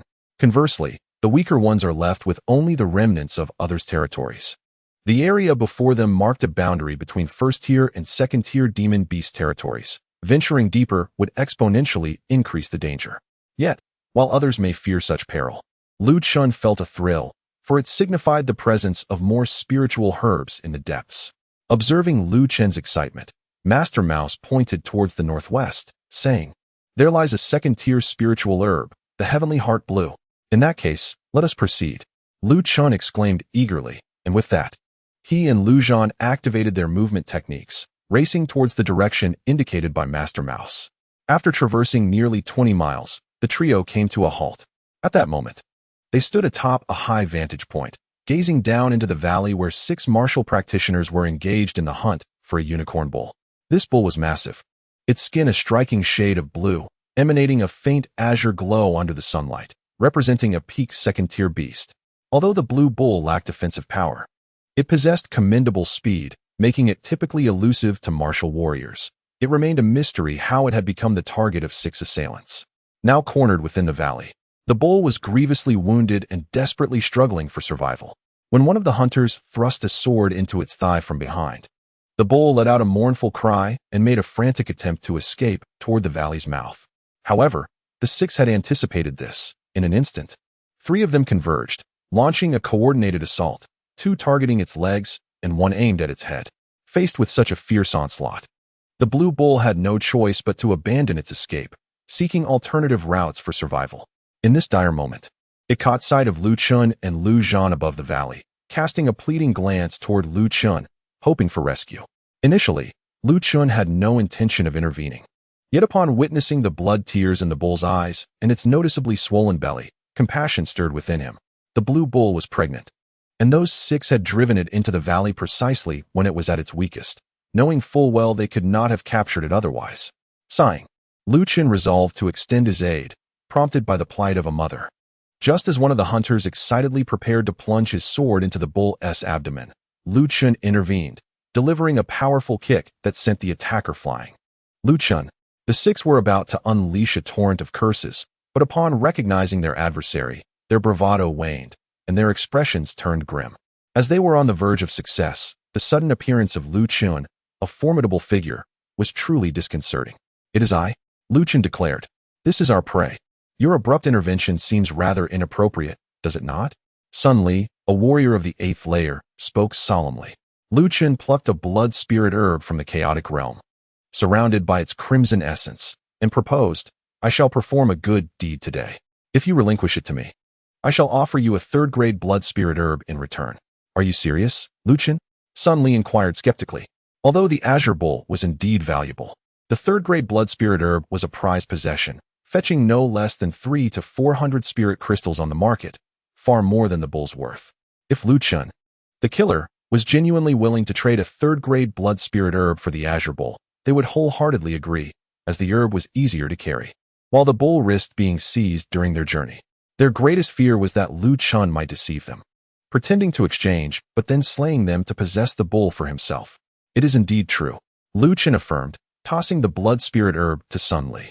Upon receiving the herb, Sun Li was elated and cupped his fists in gratitude, saying, "Thank you. The azure bull is now yours. May fate allow us to meet again." With that, Sun Li and his 6 companions hastily departed the valley, wary of any sudden change of heart from Lu Chen or potential hostility towards them. Chapter 63. Lu Zhan consumes the demon core. After Sun Li and his companions had left, Lu Chen turned to the azure bull and said, "Let us not linger here any longer, otherwise our lives may be in jeopardy." The azure bull affectionately nudged Lu Chen with its head and then trotted ahead, unhurriedly making its way out of the valley. Observing the little mouse perched on his shoulder, Lu Chen asked, "Mouse, is it inviting us to follow?" "Indeed," the mouse replied. "Very well, let us follow and see what it intends to do," Lu Chen said, and he proceeded after the bull. Before long, the trio arrived beneath a massive boulder, where the azure bull came to a halt. Nestled within the crevices of the stone was a mystical herb with 4 leaves and a heart-shaped blue blossom atop it. Heavenly Heart Blue. This was the 2nd-grade herb the mouse had previously mentioned. While not of high grade, it served as an essential ingredient in the crafting of numerous elixirs. The azure bull nudged Lu Chen, encouraging him to approach. Lu Chen understood that this Heavenly Heart Blue belonged to the azure bull and pointed at it, asking, "Are you suggesting that I collect it as a gift from you?" With a soft moo, the bull affirmed Lu Chen's assumption. "If you wish to gift it to me, and I happen to be gathering herbs at this moment, then I shall graciously accept," Lu Chen declared, promptly harvesting the Heavenly Heart Blue and stowing it away in his storage ring. Upon witnessing Lu Chen take the herb, the azure bull exhaled in relief, but soon after, it collapsed to the ground, groaning in pain. Moments later, a small azure bull emerged, having been born anew. After the birth of the little bull, the mother struggled to her feet, then knelt before Lu Chen, sincerely bowing her head several times in gratitude. Moved by the mother bull's sincerity, Lu Chen decided to offer assistance. He harvested 2 additional blood spirit herbs from the chaotic realm, one for the mother and another for the newborn. "You have expended much energy in bringing forth this little one, and now, having been hunted by those 6, you are gravely depleted. Consume these blood spirit herbs to replenish your vitality." The mother of the blue cow was deeply moved, shedding tears as she consumed a blood spirit mushroom, with the young blue cow mimicking her actions. After ingesting the blood spirit mushroom, the mother blue cow's condition improved significantly, and the young blue cow, no longer as feeble as before, excitedly circled around Lu Chen. Observing the revitalized state of the mother and child, Lu Chen remarked, "Well, since you both have recovered considerably, it is time for us to depart. Let us proceed in that direction." Master Mouse indicated a path, and the trio resumed their quest for spiritual herbs, leaving the blue cow mother and child to bid them farewell. Subsequently, under Master Mouse's guidance, Lu Chen visited various demon beasts, allowing Lu Zhan to engage them first while he observed from the sidelines. With his experience battling the wild boar, Lu Zhan grew increasingly courageous, showing no fear of being defeated and fought fiercely with various demon beasts like a madman. However, due to his insufficient strength, he was often left battered and bruised, requiring Lu Chen to intervene for his rescue. A week passed swiftly, and the trio transitioned from the realm of second-tier demon beasts to that of third-tier ones, with the surrounding dangers escalating once more. Over the past week, Lu Chen had collected 42 second-tier spiritual herbs, and Lu Zhan's prowess had significantly increased through the trials he endured. At this point, he remained at the 5th level of martial apprentice. Yet his physical strength had ascended to that of a low-tier warrior, resulting in a remarkable enhancement of his combat capability. On one particular day, a thunderous sound echoed through the forest, followed by the colossal form of a mid-tier black rock crocodile crashing to the ground, collapsing onto the marsh less than 2 meters from the lake. Despite its formidable defenses, the creature had its skull shattered by a single strike, its eyes bloodshot in death. Emerging triumphantly, Lu Zhan inspected the crocodile's corpse and exclaimed, "Brother Chen, your strength is truly remarkable. You killed it with just one punch." Indeed, it was Lu Chen who had delivered the fatal blow. Lu Chen smiled and asked, "Zhan, have you grasped the essence of the 100 Battles fist?" "Not entirely." Lu Zhan replied sheepishly, scratching his head, as he had found the finesse of Lu Chen's punch too intricate to fully comprehend. Lu Chen elucidated, "The essence of the 100 Battles fist lies in the synergy of speed and strength. Your power is commendable, but you lack speed. The moment you can unleash 3 punches in a second, you will no longer fear anyone." "Brother Chen, I will remember that," Lu Zhan affirmed earnestly. Indeed, Lu Chen nodded slightly. At that moment, Master Mouse, perched on Lu Chen's shoulder, chimed in, "You rascal, collect its blood. Though the blood of demon beasts can be used for alchemy, it should not be stored for long. What purpose does collecting it serve?" Lu Chen inquired, puzzled. "Do not concern yourself with the reasons. Just gather it," Master Mouse insisted. Understood. Although uncertain of Master Mouse's intentions, Lu Chen trusted his wisdom and fashioned a stone bucket with his sword to collect the blood of the black rock crocodile. After draining the blood, he then cleaved the creature's skull, retrieving a thumb-sized blue crystal from within.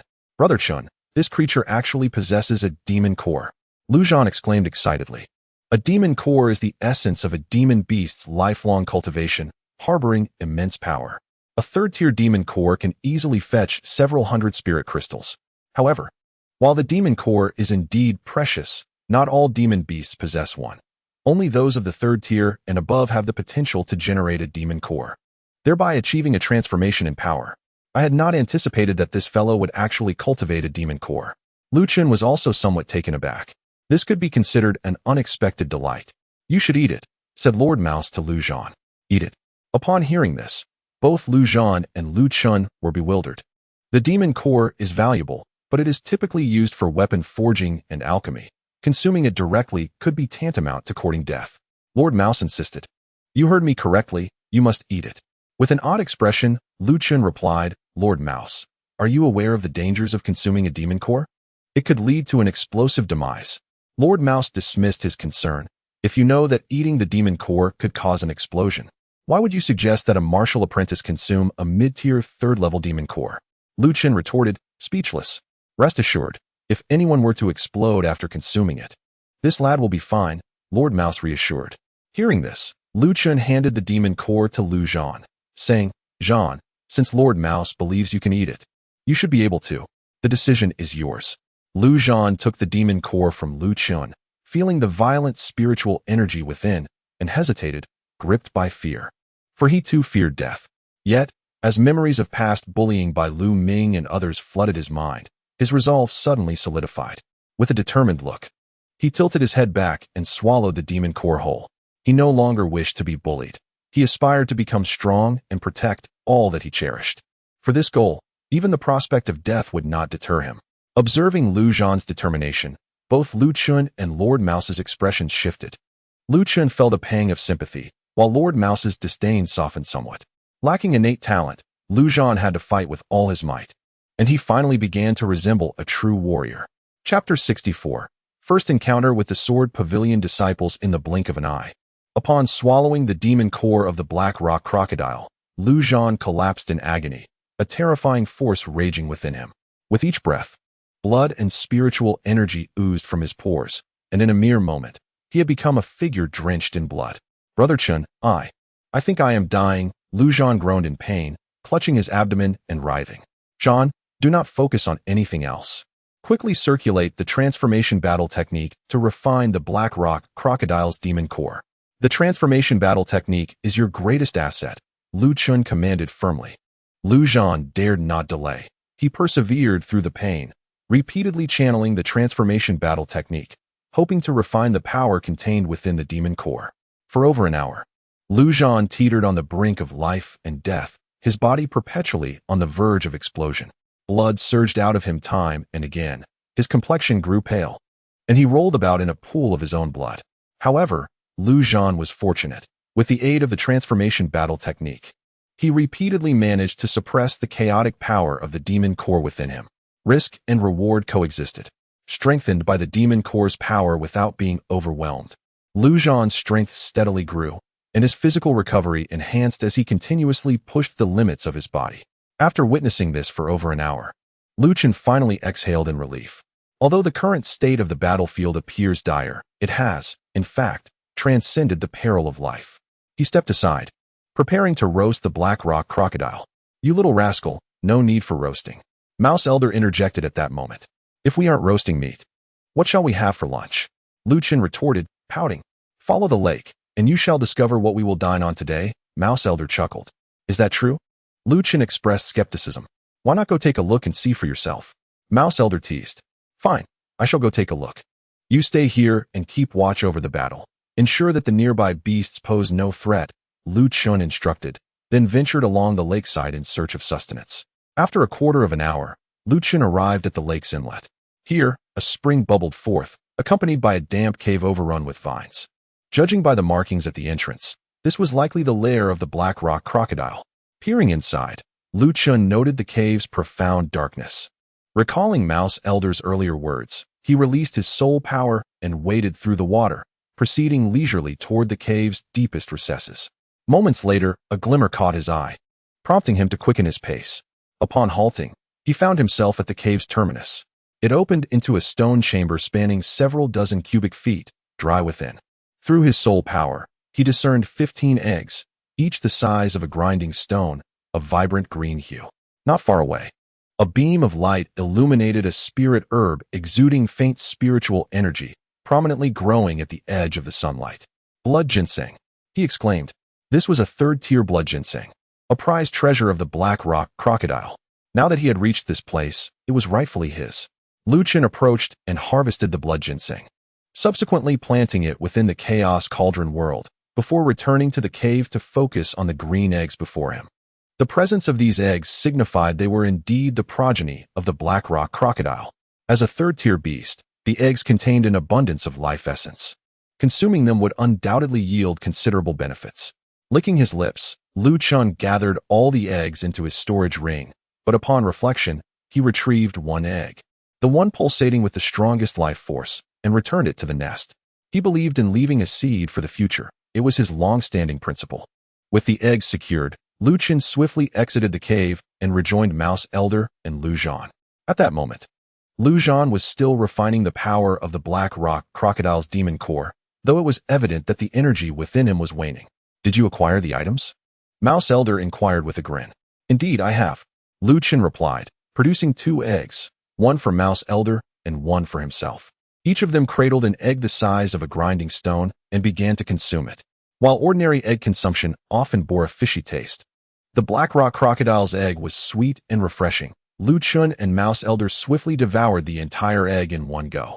After discarding the shell, Lu Chen let out a satisfied burp and settled down on the spot, swiftly circulating the Yin-Yang scripture to refine the life energy within the egg liquid.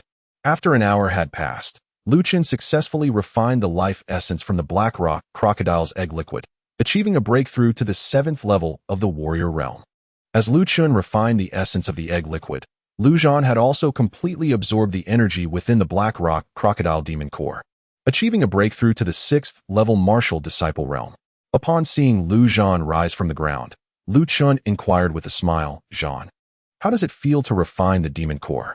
Lu Zhan, still feeling a twinge of apprehension, replied, "Brother Chen, the process was quite agonizing, but the rewards are immense. I feel as if I now possess boundless strength." Master Shu scrutinized Lu Zhan and remarked, his physical strength should now be equivalent to that of a 4th level warrior, and his combat prowess likely rivals that of a 6th or 7th level warrior. Lu Chen sighed in admiration. This creation battle technique is indeed formidable. Who would have thought one could devour a demon core and refine it while in human form? Master Shu scoffed, "You haven't seen the more astonishing aspects yet." "That's splendid," Lu Chen responded. He then turned to Lu Zhan. "Zhan, why don't you change your clothes, freshen up, and have some egg to fill your stomach? We've already eaten." Lu Zhan chuckled. "Brother Chen, I will forego lunch. Although I have absorbed the power from the demon core, I still feel quite full. In that case, let's tidy ourselves up a bit and continue our journey," Lu Chen suggested, and with a swift stroke of his sword, he severed the tail of the black rock crocodile and stored it in his storage ring. Shortly after, the trio of man and beast resumed their expedition. In the afternoon, Lu Chen set his sights on a 3rd-level early-stage Gale demon wolf and a 3rd-level mid-stage black-striped leopard. However, just as he prepared to collect the blood and demon core from the black-striped leopard, a group of 3 approached from behind. The newcomers, appearing youthful and likely under 20, were clad in matching white garments, with 2 at the 7th-level warrior realm and 1 at the 6th-level warrior realm, suggesting they traveled together. "Kid, we had our eyes on this first. Hand over the goods," commanded one of the 7th-level warriors with an air of superiority. Lu Chen turned, noticing the sword-shaped emblem on their chests, and asked, "Are you disciples of the Sword Pavilion?" He recognized the insignia from a previous encounter with Li Wu at the Sword Pavilion. The 3 were momentarily taken aback, before one of them puffed out his chest and declared, "Indeed, we are disciples of the Sword Pavilion. If you know what is good for you, hand over the black-striped leopard. You must also surrender your storage ring," the 6th-level warrior added, clearly confident in their intimidation tactics. Lu Chen smirked. "Who gave you the audacity to speak like that?" At this, the trio's expressions turned icy, and one of them shouted, "Kid, are you implying you refuse to hand over the black-striped leopard and your storage ring? Why should I give you my belongings?" Lu Chen retorted dismissively. "Seeking death," the young man fumed. With a swift motion, he drew his sword, executing a dazzling flourish before launching a fierce attack aimed at Lu Chen's back. "Trash," Lu Chen disdainfully uttered, observing the young man's swordplay. In the face of their furious glares, he nonchalantly swung his sword. As the blade sliced through the air, the young man's face filled with terror. In the next instant, his body was cleaved in 2, blood splattering the ground. "He's dead." The remaining 2 companions were rendered speechless, astonished that with a mere flick of his sword, Lu Chen had effortlessly dispatched Li Yun, a 7th-level warrior, into oblivion. At this moment, fear filled the eyes of the 2 as they gazed upon Lu Chen, whose strength was likely even more terrifying than that of the 9 sons of the Sword Pavilion, surpassed only by the elders of the pavilion. "Indeed, he has already perished. Now it is your turn." Lu Chen spoke coldly. Meng Yi, a 7th-level martial artist, pleaded for mercy, saying, "Young hero, we have offended you through our ignorance. I implore you to spare our lives." Lu Chen replied, "I am not one to relish trouble, nor do I wish to leave future complications. Since I have taken action today, there is no reason to show you mercy." With that, Lu Chen offered them no opportunity, swiftly drawing his sword and ending their lives. Chapter 65. Refining the martial body with the blood of beasts. Having dealt with the 3 nefarious disciples of the Sword Pavilion, Lu Chen proceeded to bleed the black-striped leopard and extracted the beast core from its skull. After completing this task, he stored the blood in a storage ring and handed the beast core to Lu Zhan, then walked over to a large tree not far away. There, he discovered a purple vine growing, reaching a height of 2 meters, adorned with diamond-shaped purple leaves and 3 plum-sized purple fruits. "Brother Chen, what is this?" "It looks quite remarkable," Lu Zhan said, curiously inspecting the purple fruits while holding the beast core. "This is the purple cloud vine, a high-grade spirit herb of the 3rd rank. It is a treasure for both wood attribute warriors and beasts. Consuming these purple cloud fruits will significantly enhance their affinity for wood attributes over the next 3 years, Lu Chen explained. Lu Zhan inquired, Brother Chen, would such a precious item be of any use to those of us who do not possess wood attributes? Lu Chen did not respond, but instead turned to the mouse elder perched on his shoulder. The mouse elder remarked, You impudent boy. Since you began cultivating the transformation battle art, your body has become a vessel for myriad essences. Anything you consume will bring you benefits. Is that so? Lu Zhan exclaimed in astonishment. The mouse elder urged, Hurry up and dig it out. I am increasingly eager to discover what lies deeper within the falling maple mountains. Lu Chen rolled his eyes at the mouse elder, finding it somewhat exasperating that this creature was as eager for spirit herbs as a dog is for scraps. After excavating the purple cloud vine, the mouse elder continued to guide Lu Chen. And the trio, 2 humans and 1 beast, sought high-grade spirit herbs while foraging for lower-grade ones along the way. By the following evening, Lu Chen had slain 13 third-tier beasts, acquired 13 varieties of third-grade spirit herbs, and unearthed 7 beast cores.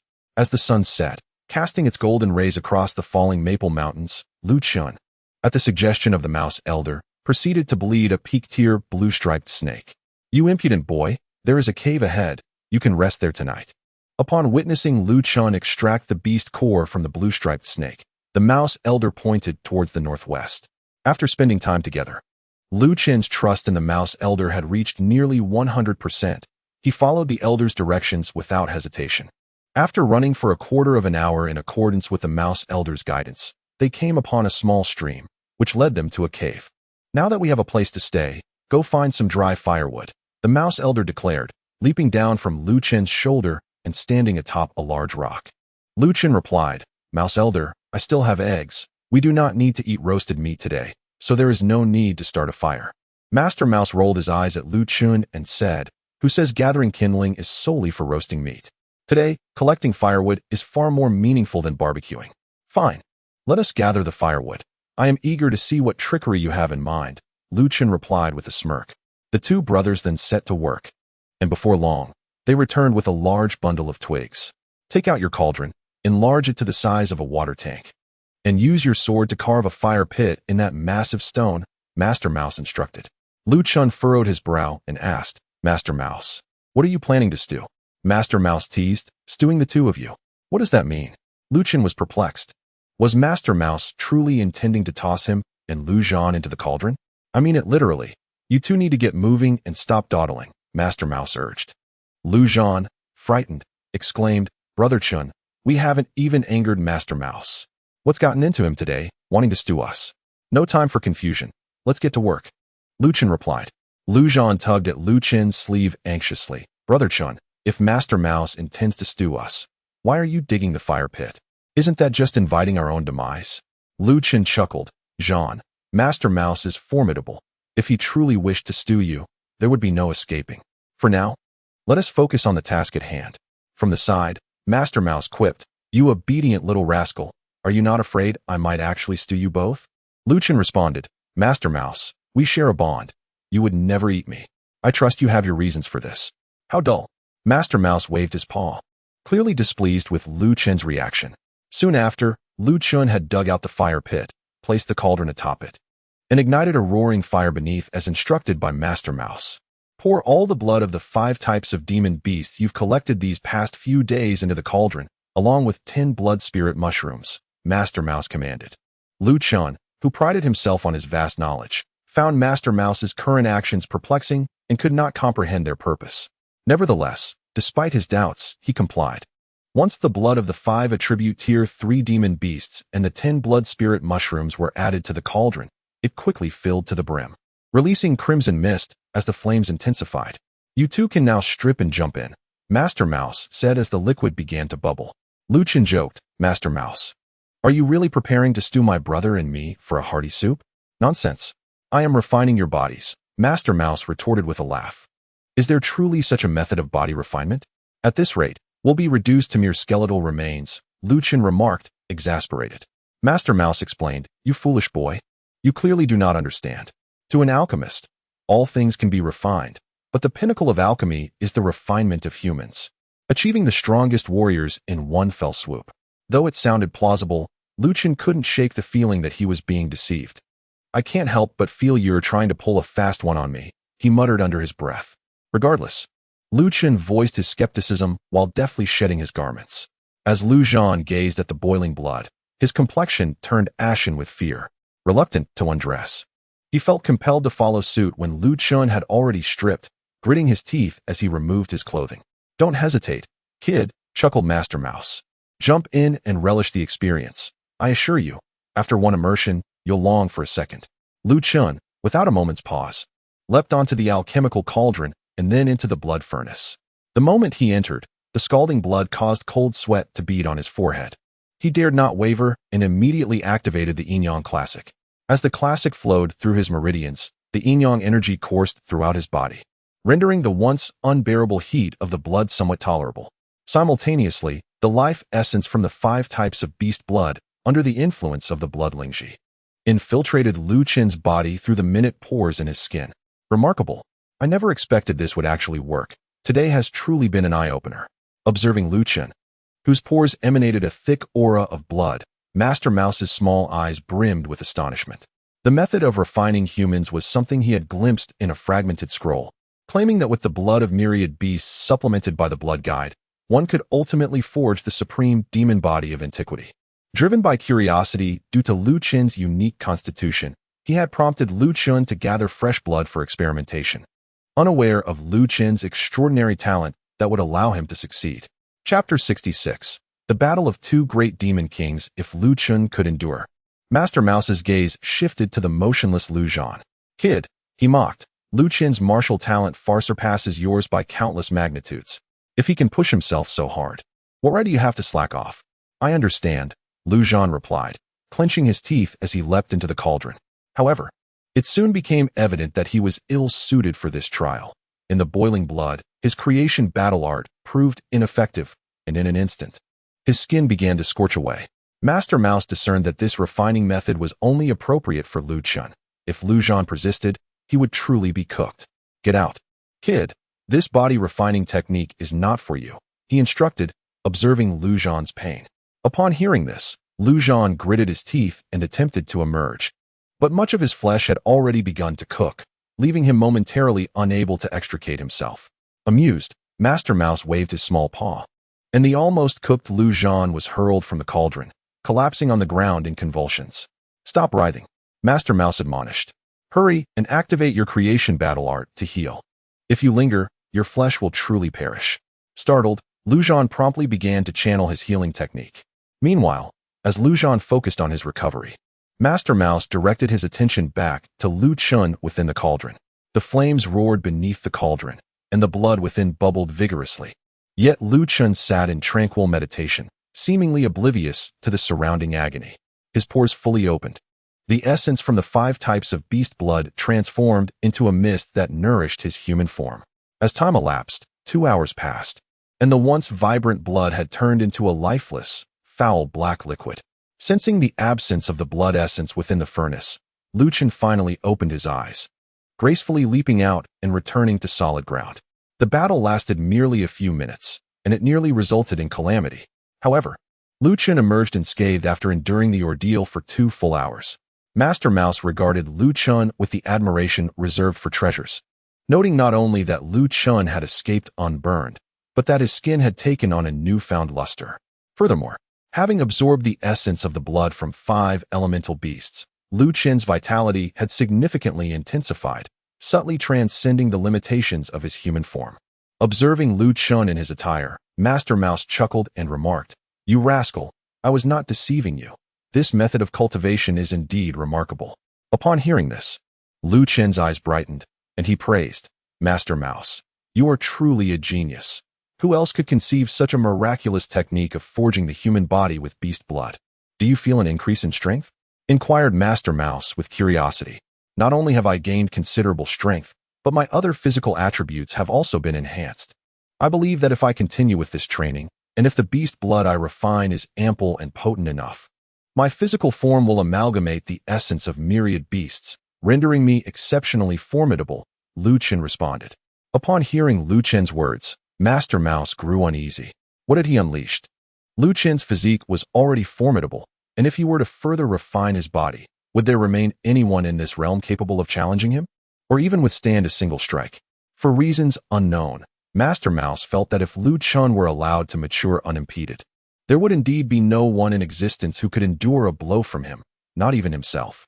Regaining his composure, Master Mouse declared, if that is the case, you must collect the blood of all beasts you encounter, and whenever you have the opportunity, refine it. With such immense benefits, I shall certainly refine blood as often as possible, Lu Chen affirmed, promptly disposing of the waste material and storing away the alchemical cauldron. With the cauldron secured, Lu Chen finally noticed Lu Zhan meditating not far away and asked in confusion, Master Mouse, what has happened to my brother Zhan? Master Mouse chuckled. What else could it be? He merely entered for a brief moment and nearly became well done. Had I not rescued him, you might have found yourself savoring your brother's broth. Isn't his creation battle art quite formidable? Why did it fail this time? Lu Chen inquired. It is ineffective. This technique is far too defiant of the heavens. Only you can wield it. For anyone else, it would merely result in boiled flesh. Master Mouse shook his head. Very well. Lu Chen laughed. Later, feeling quite hungry, he took out the egg of the black rock crocodile, and both he and Master Mouse relished in its nourishment, filling their bellies before resuming their cultivation. The following day, the sun bathed Lu Chen in its rays, imparting to him an indescribable aura, as though he had transformed in some subtle manner. Lu Zhan was roused by the chirping of birds in the mountains. Now recovered, he rubbed his eyes and approached Lu Chen, saying, Brother Chen, dawn has arrived. We should prepare to set out. Lu Chen opened his eyes and retrieved the last remaining black rock crocodile egg from his storage ring. He divided the egg liquid into 3 portions, and after consuming them, the trio continued their journey, scouring the area of the falling Maple Mountain range where third-tier beasts roamed. In the subsequent 3 days, Lu Chen hunted down 17 third-tier beasts and utilized their blood for 3 rounds of body refinement. Meanwhile, Lu Zhan was not idle. Having consumed 3 beast cores, he not only elevated his physical strength to the 9th level of warrior realm, but also broke through to the 7th level of martial disciple realm. A disturbance was sensed.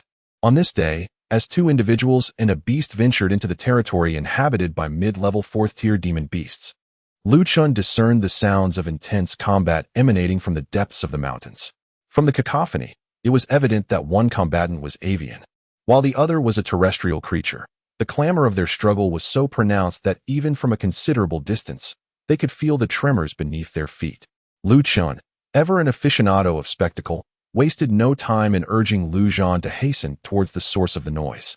Half an hour later, upon reaching their destination, the two ascended a towering tree reaching a height of 100 meters for a clearer view of the unfolding drama. Parting the leaves, Lu Chen beheld a fierce confrontation in the valley below, where a colossal blackbird clashed with a formidable black python. The giant avian, with a wingspan of 7 to 8 meters, brandished its razor-sharp talons and formidable beak as its most potent weapons. Its adversary, the black python, was no less impressive. Measuring over 10 meters in length with a girth akin to that of a barrel, under the sun's rays, its palm-sized scales glimmered ominously.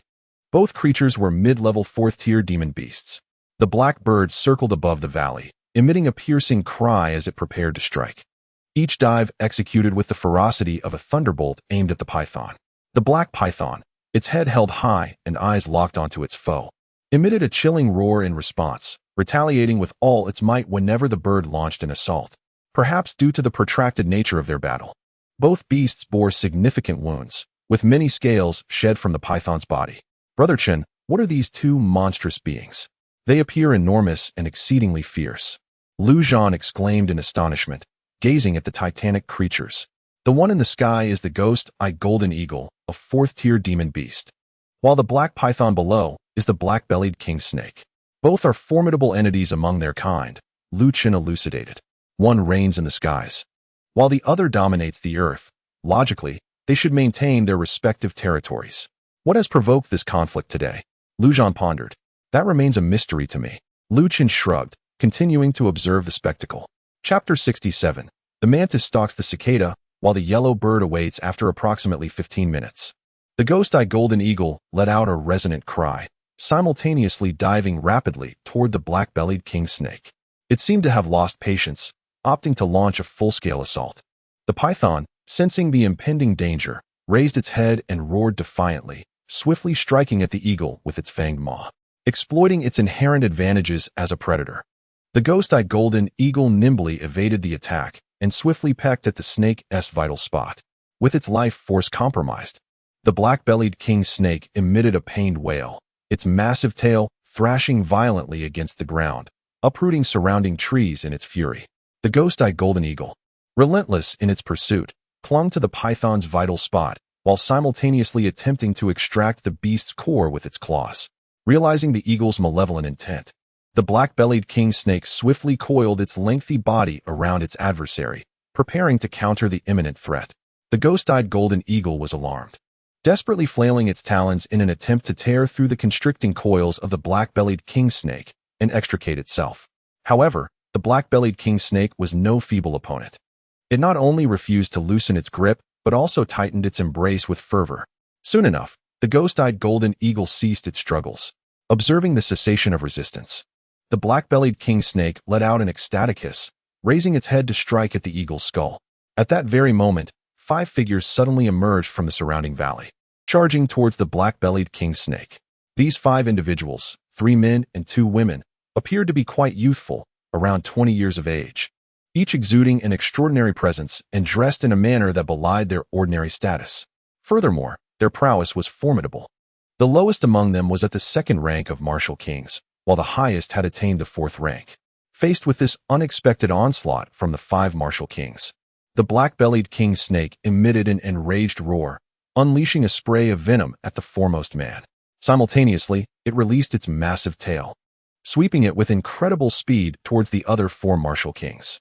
Sensing the terrifying force behind the snake's tail, the expressions of the 5 martial kings grew serious.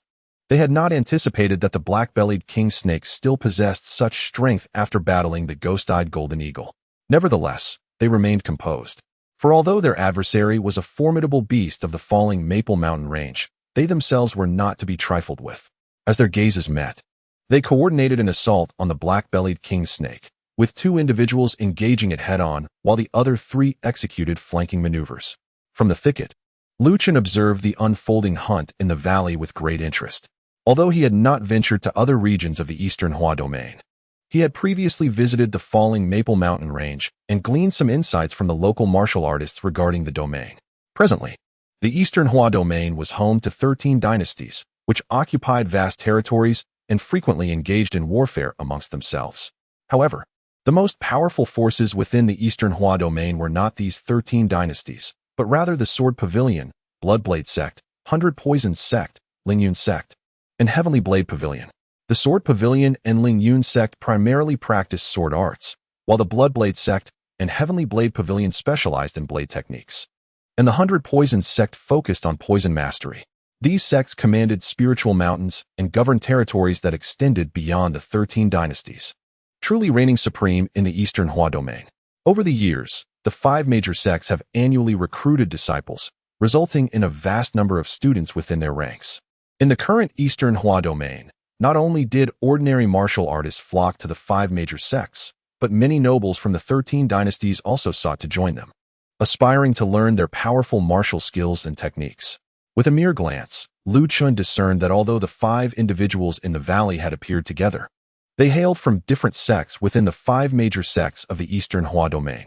The young man at the 4th rank of martial kings, wielding a sword with overwhelming prowess and having comprehended a form of ferocious sword intent, was from the Sword Pavilion, ranking first among the 5 in terms of combat strength.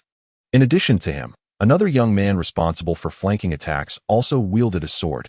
In contrast to the Sword Pavilion youth, his swordsmanship was graceful, embodying a blend of softness and strength. Embroidered upon his right chest was a slender sword, accompanied by 2 delicate clouds. Thus, Lu Chen surmised that this individual hailed from the esteemed Lingyun sect of the 5 great sects. The martial king of the Tiandao Pavilion was a spirited young woman with twin ponytails. She had comprehended the essence of the sword, her moves bold and expansive, akin to the youths of the Sword Pavilion, tasked with engaging the enemy head-on. Conversely, the martial king of the Baidu sect was also a youthful female. Yet she bore a strikingly enchanting visage and an alluring figure, setting her apart from the spirited lass of the Tiandao Pavilion. As a man, if given a choice, it is likely that every individual would gravitate towards the beauty of the Baidu sect, for she indeed possessed an irresistible charm.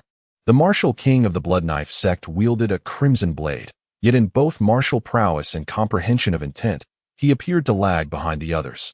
Nevertheless, aside from the enchanting woman of the Baidu sect, it was the martial king of the Blood Knife sect who captivated Lu Chen's attention, for he had yet to unleash a single strike despite having been present for quite some time. In Lu Chen's eyes, the reason for the Blood Knife sect's martial king remaining passive could be twofold. Either he was calculating his moves against the other four, conserving his strength, or he awaited a precise opportunity, his blade either remaining sheathed or poised to draw blood. Regardless of the motivation, this martial king displayed a maturity surpassing the others. And should he survive, his future accomplishments would likely eclipse those of his peers. Brother Chun, the black-bellied king snake is about to go berserk, remarked Lu Zhan, observing the battlefield. Even in a frenzy, it is of no consequence. One-on-one, none can match it. Now that the five unite, its demise here is inevitable, Lu Chen replied. Hearing this, the mouse perched upon his shoulder said nothing, instead engrossed in admiring its own tiny paws, a knowing smile gracing its lips. On the battlefield, as if to validate Lu Chen's assertion, the martial king of the Blood Knife sect finally made his move from a blind spot.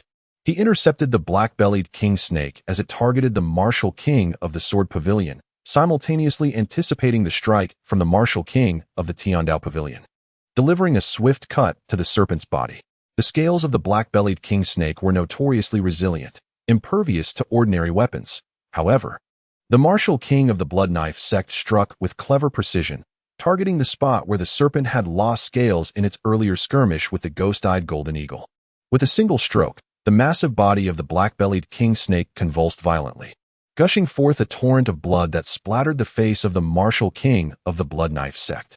He savored the warm blood, and in the moment of the black-bellied king snake's furious roar, he plunged the entirety of his blood knife into its flesh. In the next heartbeat, he withdrew his blade, stepping back from the reach of the serpent, positioning himself between the fiery lass of the Tianyuan Pavilion and the enchanting woman of the Baidu sect. The black-bellied king snake glared at the martial king of the Blood Knife sect with a vengeful intensity, charging at him in a frenzied assault, only to be thwarted by the united front of the Baidu sect and the Tianyuan Pavilion's fiery maiden. The fiery maiden scoffed, to dare attack while so grievously wounded.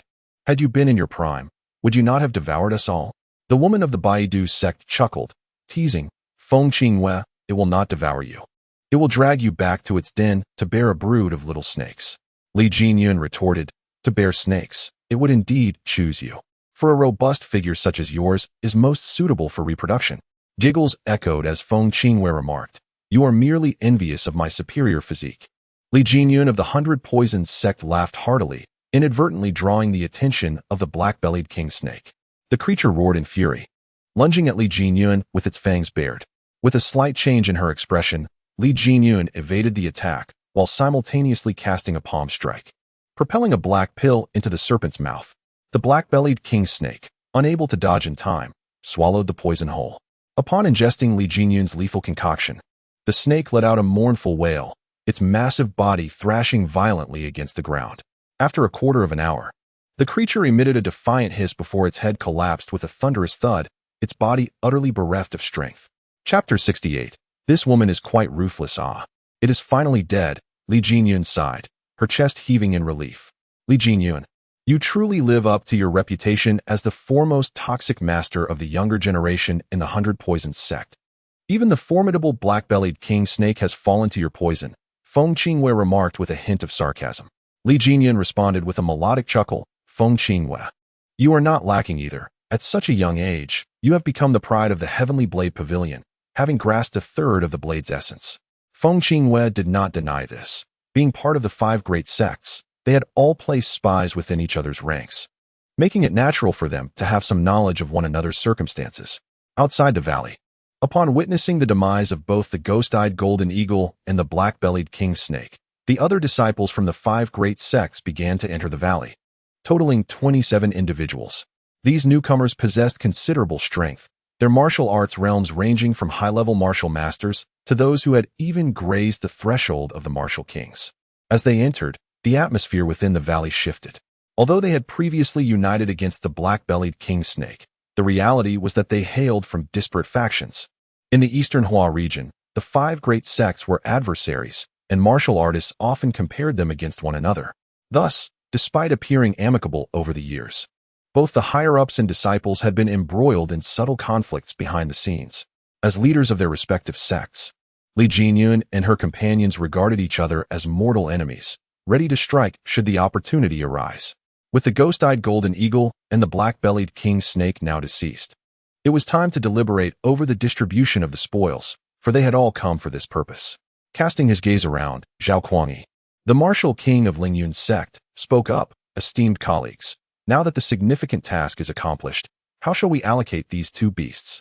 I desire the ghost-eyed golden eagle's beast core, claws, and beak. The rest shall be yours, declared Bai Xinghe, the martial king of the Sword Pavilion, in an authoritative tone. At his proclamation, the expressions of Li Jinyun and her companions darkened. Through their cultivation journeys, they had come to understand that the most valuable assets of the ghost-eyed golden eagle were indeed its beast core, claws, and its razor-sharp beak. The ghost-eyed golden eagle was a creature of gold and wind dual attributes, and its beast core was an exquisite material for crafting weapons. Should it be infused into a sword, there would be a significant likelihood of forging a spiritual weapon.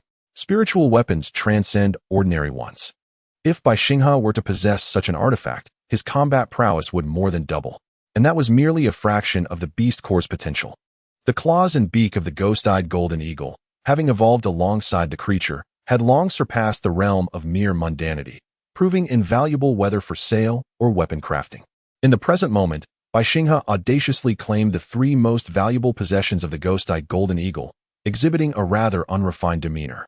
It appeared he intended to satiate their quartet with mere handfuls of flesh. Li Jinyun narrowed her eyes, fixating on the black-bellied king snake. I am the one who vanquished the black-bellied king snake. I demand its demon core and venomous fangs. The rest may be yours. Chen Luo, the martial king of the Blood Knife sect, sneered. One of you desires the precious items from the ghost-eyed golden eagle, while the other covets those from the black-bellied king snake. Are you implying we 3 are to labor for naught? The additional treasures of the ghost-eyed golden eagle were indeed rare and valuable. Bai Xinghe's cold retort belied his own disbelief in the words he uttered. Chen Luo wiped the blood from his blade, stating, Bai Xinghe, spare me your futile arguments. I, Chen Luo, will claim the claws and beak of the ghost-eyed golden eagle. No room for negotiation? Bai Xinghe's eyes narrowed, the long sword upon his back emanating a palpable aura of intent, as a murderous resolve began to stir within him. Today, the beak and claws of the ghost-eyed golden eagle would be his, and none could contest him. No room for negotiation. Chen Luo replied coolly. Prodigies? Who among us is not? Bai Xinghe, only a year older than the rest, possessed a slightly higher martial prowess. Yet, he was not beyond reproach or challenge. While others may have feared Bai Xinghe, Chen Luo did not. Should he provoke him, even at the risk of severe injury, he would ensure the blood knife tasted Bai Xinghe's blood. Very well, Bai Xinghe scoffed. Turning to the other 3, he inquired, What are your intentions? Li Jinyun replied, I have stated my claim. I shall take the demon core and fangs of the black-bellied king snake. I have no interest in the other spoils from either the ghost-eyed golden eagle or the black-bellied king snake. Feng Qingwei retorted mockingly, Bai Xinghe, you have seized all the valuable items. Besides the flesh, is there anything left for me? Faced with Feng Qingyue's inquiry, Bai Xinghe remained silent. Zhao Kuangyi, his gaze flickering, remarked, I shall not contest with you. Once you have made your selections, I will take the body of the black-bellied king snake. Then what remains for me is the flesh of the ghost-eyed golden eagle. Feng Qingwei added. At this, silence enveloped the 4. If they adhered to the current distribution, Feng Qingwei would receive the least, as the flesh of the ghost-eyed golden eagle was worth at most 500 or 600 spirit crystals. Despite being the second strongest among them, Feng Qingwei was allocated the least, which understandably incensed her. Yet, relinquishing her claim was not an option for them. Noticing their silence, Feng Qingyue coldly smiled. If that is truly how it shall be divided, I shall forego my portion. But mark my words, I, Feng Qingyue, shall ensure this debt is repaid one day. Before her words had fully settled, she turned to the 4 disciples of the Heavenly Blade sect. Let us depart. Our business here is concluded. The 4 disciples of the Heavenly Blade sect, feeling disgruntled, wished to argue, but upon witnessing the prowess of the quartet, they wilted. Confronting them would be an exceedingly simple task for the 4. Casting a lingering glance at the carcasses of the ghost-eyed golden eagle and the black-bellied king snake. The four followed Feng Qingyue, vacating the valley steeped in tension.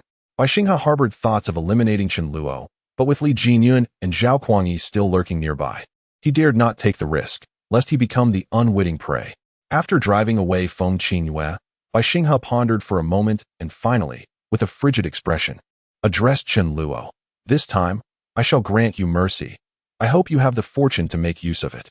Whether I have the fortune to make use of it is of no concern to you, Chen Luo retorted with a cold smirk. With a disdainful snort, Bai Xinghe appeared atop the ghost-eyed golden eagle and thrust his sword towards the location of the beast's core. However, at the very moment the sword pierced the creature's body, Lord Mouse suddenly raised his head, gleefully regarding the self-satisfied Bai Xinghe. Lord Mouse's unexpected reaction caused Lu Chen to take heed, and he cast a puzzled glance at Bai Xinghe, only for an unforeseen incident to unfold in the next instant.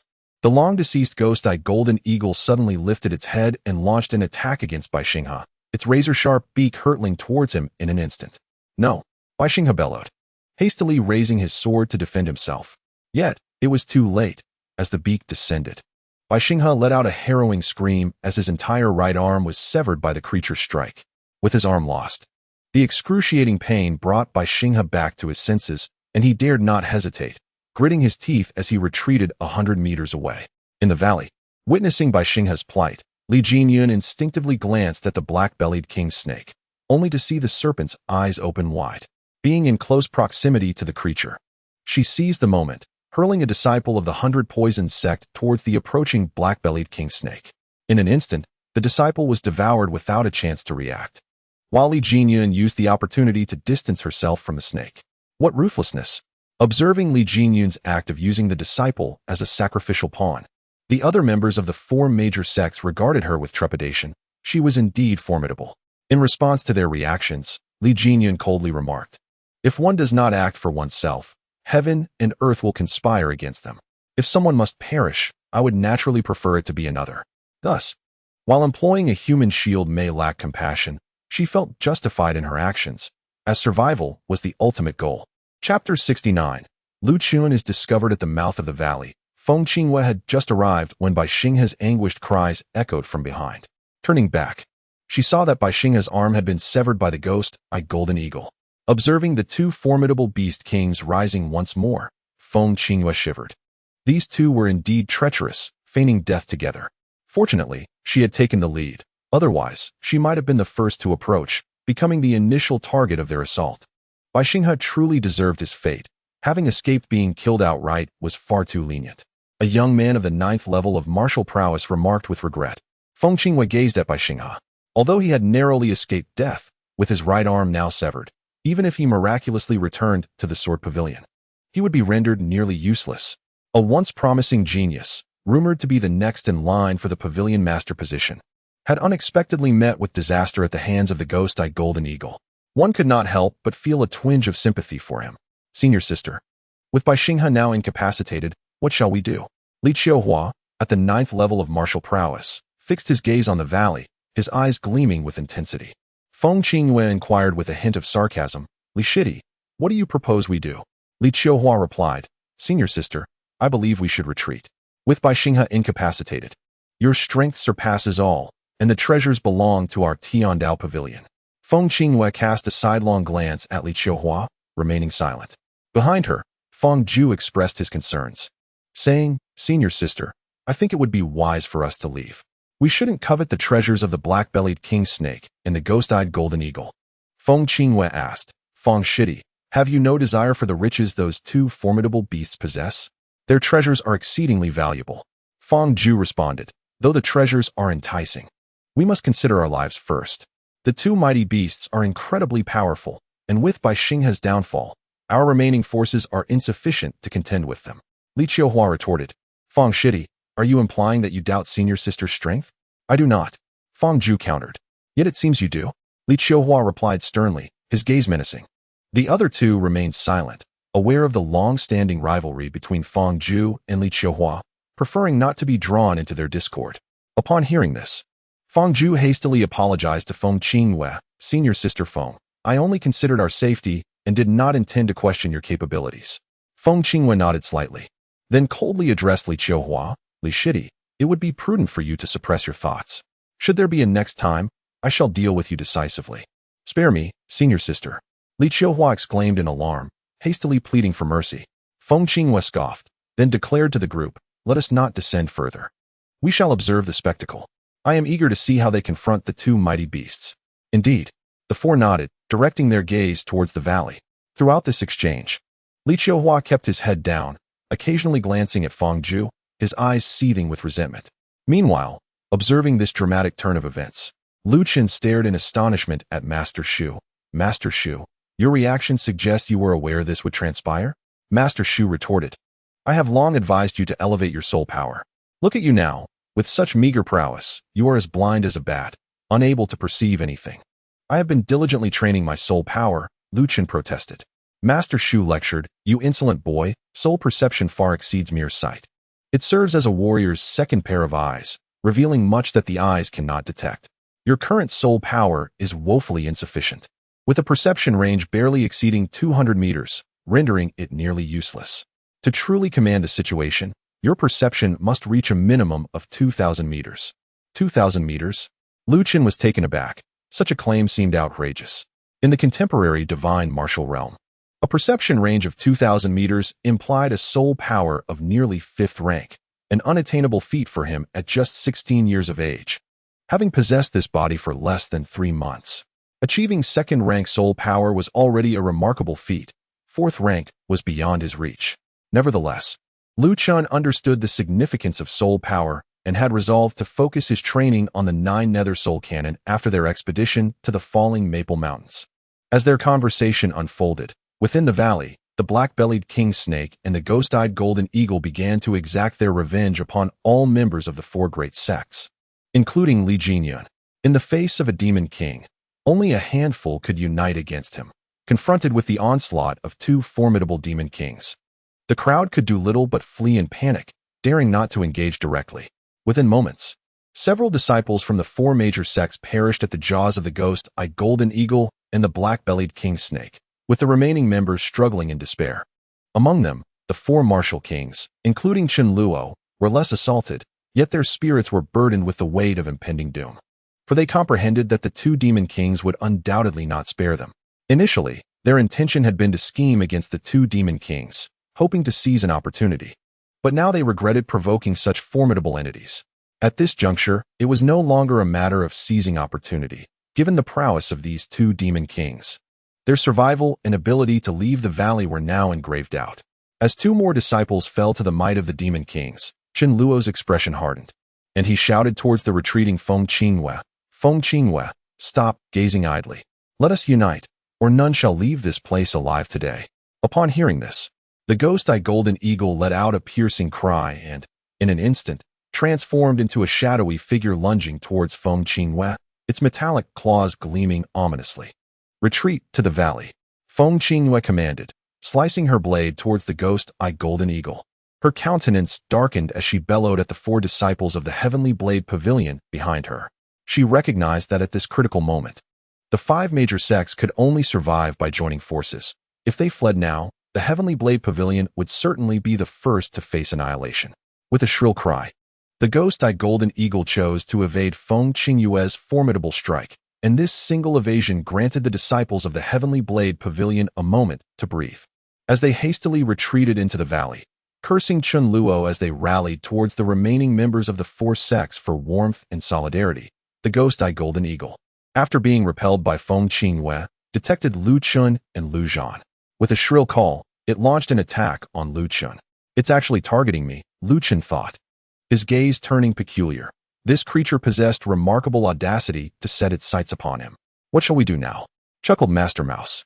I had initially hoped to seize an opportunity, but if these few are so inept, I will have to take matters into my own hands, Lu Chen replied, disdain evident in his voice. As he spoke, the ghost-eyed golden eagle descended upon him. Lu Chen glanced at the creature with indifference before vanishing in an instant.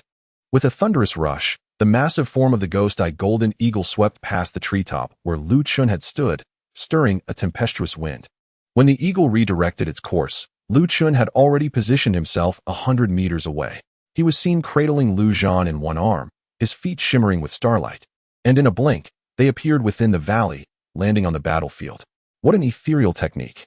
Feng Qingyue and the others were astounded by Lu Chen's agile movement. His skill surpassed their own, which they had honed in the most prestigious sects of the eastern Huayu region. In that moment, they were left pondering the identity of Lu Chen, a mere 6th-tier martial artist who had mastered such exquisite techniques.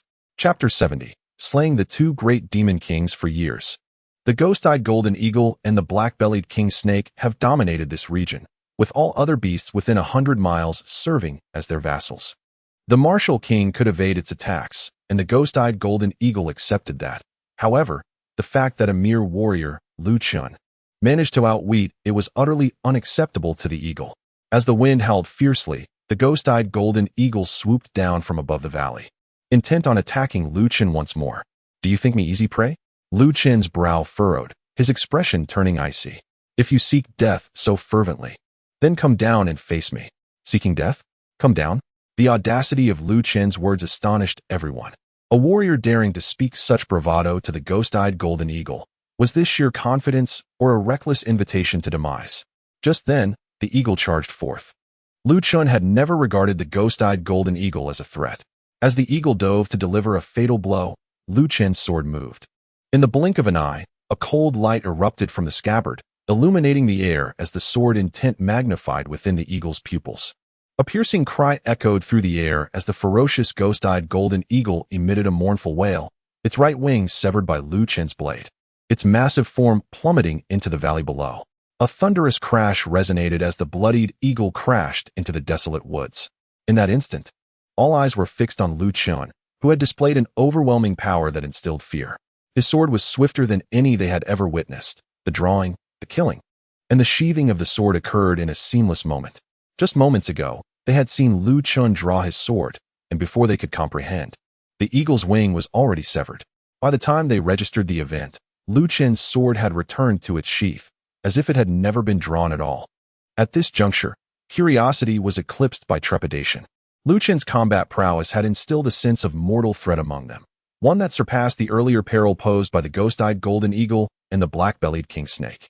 With blood staining the ground, Lu Chen felt a pang of regret for the waste. As the others regarded him with apprehension, he gazed at the bloodshed with a heavy heart. Subsequently, they watched as Lu Chen retrieved a stone jar from his storage ring, carrying it with one hand as he slowly approached the fallen ghost-eyed golden eagle. "Who is this person?" Feng Qingyue muttered to herself, while others looked on with intrigue, uncertain of Lu Chen's intentions. In the distance, the black-bellied king snake, witnessing the demise of its century-old rival, halted its rampage, slithering in retreat as thoughts of escape began to surface. The ghost-eyed golden eagle, stunned, fixed its gaze on Lu Chen, struggling to comprehend why this human was so formidable. As the ruler of the skies within 100 miles, it had been confident in its ability to easily dispatch the insignificant human, only to be instantaneously vanquished by Lu Chen's sword. This battle had shaken its beliefs, leading it to question its own strength. As Lu Chen advanced step by step, the ghost-eyed golden eagle trembled in fear, roaring at Lu Chen while struggling to rise unsteadily. As he rose, the wound of the ghost-eyed golden eagle bled profusely. "Do not move. The more you struggle, the more blood is wasted." Witnessing this scene, Lu Chen felt a pang of sorrow. After all, this was the blood of a demon king, a precious material for body refinement, and it was truly a waste to let it spill. While speaking, Lu Chen swung his sword, severing the eagle's two legs to prevent it from moving about and wasting more blood. Subsequently, under the astonished gazes of the 5 major sects, Lu Chen produced 2 stone vats, positioning them to catch the blood flowing from the eagle's 3 wounds. With its body restrained and bleeding, the ghost-eyed golden eagle let out an enraged roar, struggling to lunge at Lu Chen in an attempt to bite him to death. Lu Chen did not indulge its fury. He struck the eagle's head with a forceful punch, bringing its proud head down. Seizing the opportunity while the eagle was dazed, Lu Chen climbed onto its back, pinning its head beneath its left wing. Is this even possible? The ghost-eyed golden eagle, its head trapped under its own wing, emitted a lamenting cry, leaving the onlookers in utter disbelief. The demon king, a ruler of the skies, had become so feeble that it could be so easily subdued. Lu Chen's ruthlessness was astonishing. Handling the ghost-eyed golden eagle was akin to dealing with a mere chick, rendering it utterly immobile. With a resounding slap, Lu Chen struck the eagle's head once more, commanding, "Cease your cries. From the moment you sought to deal with me, your fate was sealed. Accept your doom." The eagle extended its neck, attempting another attack on Lu Chen. How could it, as a demon king, accept such a dismal fate? Enough of this noise. Lu Chen retaliated with a swift stroke of his sword, severing the eagle's head and detaching its neck to place it into one of the stone vats. The head of the ghost-eyed golden eagle fell to the ground, leaving the members of the 5 sects momentarily dazed. To think that a demon king of such strength could perish at the hands of a mere warrior. Had they not witnessed it with their own eyes, they would never have believed that anyone could slay a ghost-eyed golden eagle using only martial prowess at the warrior level. Rising to his feet, Lu Chen glanced at the black-bellied king snake that had stealthily slithered away several hundred meters. With a grin, he remarked, "The ghost-eyed golden eagle is dead. Now it's time for your blood." Hissing in fear, the black-bellied king snake flicked its tongue threateningly. In response, it coiled its body and transformed into a shadow, darting out of the valley. "You cannot escape. I have set my sights on your blood," Lu Chen declared with a smile. He then employed the ascended step, intercepting the black-bellied king snake with a sword in hand. The black-bellied king snake felt a surge of terror towards Lu Chen but refused to surrender easily. With a furious roar, it unleashed its full might in an attack against him. Yet, who was Lu Chen? He was the Sword Emperor, master of 3,000 sword techniques. In a matter of strokes, he slaughtered the black-bellied king snake at the valley's entrance. After dispatching the serpent, Lu Chen retrieved the stone vats to collect the blood of the black-bellied king snake, filling 2 large containers with its essence. After the bloodletting, Lu Chen grasped the tail end of the black-bellied king snake and dragged its lifeless form back to the valley. The sight of Lu Chen returning with the slain serpent sent a tremor through the hearts of the onlookers. Both formidable demon kings had fallen at his hands. "Brother Chen, the blood of the ghost-eyed golden eagle has nearly been drained," Lu Zhan remarked, observing the corpse of the eagle as he approached Lu Chen with quickened steps. "Zhan, go retrieve the demon core," Lu Chen replied casually. "Certainly." Lu Zhan responded with a grin as he made his way towards the golden eagle's remains. His heart ablaze with excitement. After all, this was the core of a 4th-tier demon king, now rightfully his. However, as Lu Zhan began to dissect the ghost-eyed golden eagle, a young man from the sword pavilion, a half-step martial king, stepped forward and shouted at Lu Zhan. "The demon core of the ghost-eyed golden eagle belongs to Senior Brother Bai." An intriguing turn of events, indeed. Upon hearing this, the expressions of the representatives from the 4 major sects shifted to one of peculiarity. The sword pavilion had quite the audacity to interject at this moment. Bai Xinghe furrowed his brow but refrained from speaking out, for he too coveted the demon core, recognizing its immense value to him. Lu Zhan retorted defiantly, "The ghost-eyed golden eagle was slain by my brother Chen, so its core rightfully belongs to us. Why should it go to you?" Zhu Jun replied coldly, "You merely stumbled upon a fortunate opportunity. Without our 5 sects, would you have been able to defeat 2 demon kings?" At Zhu Jun's first utterance, Lu Chen's anger ignited. He could scarcely believe the audacity of such words. Were it not for his intervention, today would have spelled disaster for all 5 sects. Yet this individual dared to belittle his efforts for the sake of a demon core, truly shameless. The representatives of the 4 major sects, including Feng Qinghue, meticulously observed Lu Chen's reaction, their hearts racing with anticipation. Lu Chen's terrifying prowess had swiftly dispatched 2 demon kings. His temperament was surely volatile, and should he choose to retaliate against the sword pavilion, it would be a most fortuitous outcome. Turning to face Zhu Jun, Lu Chen suppressed his fury and said, "What did you say? The wind was strong earlier. I did not quite catch your words. Please, repeat yourself." Zhu Jun, wary of Lu Chen's might, averted his gaze and muttered, "I said that the 2 demon kings were slain collectively. Thus, the spoil should be shared among us all." Zhu Jun, "It was this young hero who vanquished the 2 demon kings. It has nothing to do with my Heavenly Blade sect, nor did we ever intend to claim a share." Zhu Jun's words had scarcely left his lips when Feng Qinghue was the first to expose Zhu Jun's ulterior motives, swiftly distancing the Heavenly Blade sect from the affair. "It has no bearing on my Lingyun sect either," Zhao Kuangyi added in agreement. "Were it not for this young hero's actions against the 2 demon kings, my own life would be forfeit. I am merely grateful for his saving grace and dare not covet the treasures of the demon beasts." Li Jinyun was even more forthright, not only distancing herself from the situation but also praising Lu Chen while subtly sowing discord between him and the sword pavilion, deliberately exacerbating the existing tensions. At that moment, Shen Luo also interjected, Zhu Jun, your sword pavilion's intentions to claim what rightfully belongs to the young hero is your concern alone. Do not drag our Bloodblade sect into your quarrels. Upon hearing this, Zhu Jun inwardly cursed the four major sects for their cunning and treachery. He understood that they too coveted the two great demon kings, yet their fear of Lu Chen's strength prompted such declarations. His intention was to rally the four sects to confront Lu Chen, thereby allowing their sword pavilion to partake in the spoils. To his dismay, not only did the four sects refuse to act against Lu Chen, but they also turned to reproach him, leaving him greatly embarrassed. Observing the unfolding scene, Bai Xinghe realized that acquiring the demon cores was futile today. He stepped forward to mediate, saying, Young hero, Zhu Jun was merely jesting. I implore you not to take it to heart. No, this is no jest, Lu Chen interjected, his hand raised to silence Bai Xinghe. I have encountered shamelessness before, yet never to this extent. Were it not for my presence today, all of you gathered here would likely be facing grave peril. Bai Xinghe's pallid countenance tightened, and he refrained from responding, feeling a deep discomfort.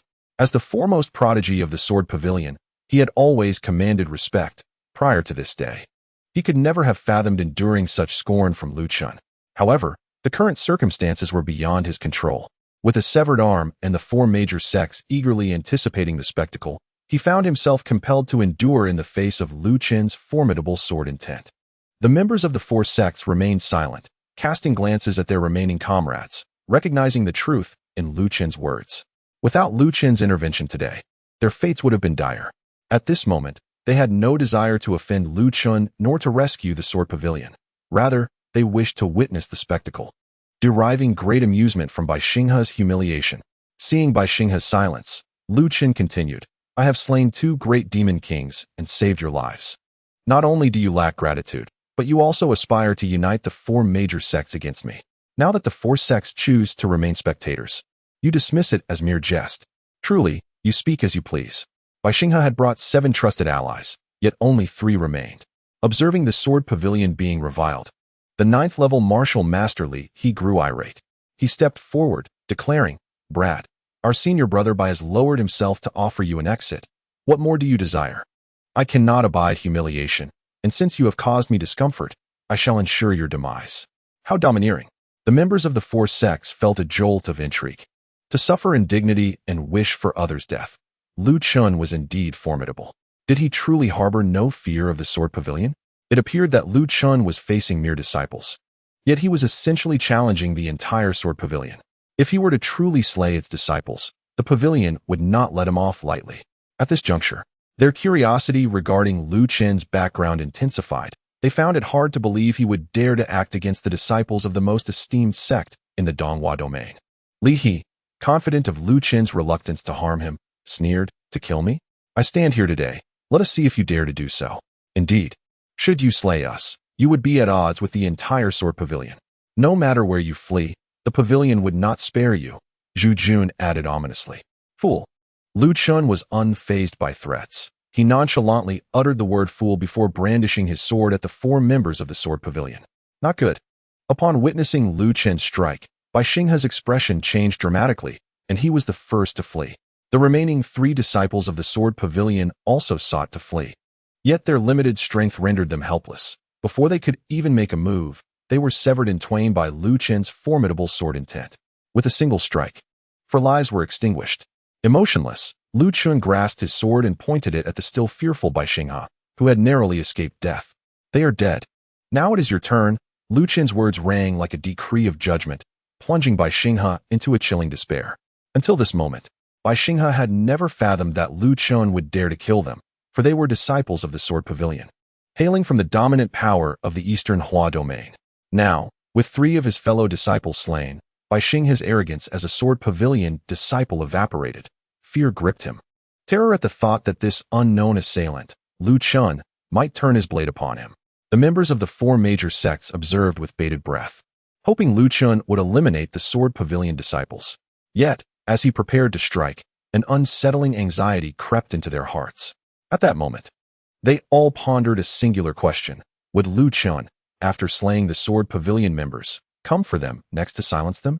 If such were his intentions, given the might he had displayed, None of them would escape unscathed today. Bai Xinghe met Lu Chen's frigid gaze, forcing himself to feign composure. Young hero, I am a direct disciple of the Sword Pavilion's master. If we can reach an understanding now, I can ensure today's events are forgotten and offer compensation. Bai Xinghe capitulated. Upon hearing his words, a flicker of surprise crossed Feng Qingwei and the other's eyes. Confronted by Lu Chen's overwhelming strength, Bai Xinghe had ultimately recognized the grim reality. Lu Chen replied coldly, I do not slay the innocent, yet I shall spare no enemy. The moment you harbored malicious thoughts towards my belongings, your fate was sealed. With that, Lu Chen stepped forward, advancing upon Bai Xinghe. Consumed by terror, Bai Xinghe's immediate impulse was to flee.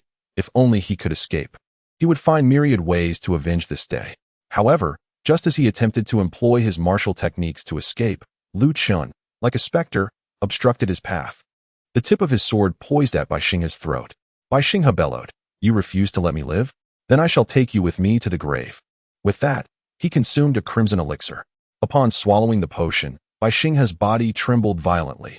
He bowed his head, one arm clenched tightly, seemingly enduring some excruciating torment. In that instant, onlookers noted Bai Xinghe's aura surging dramatically, and in the blink of an eye, he ascended to the 6th level of Martial King.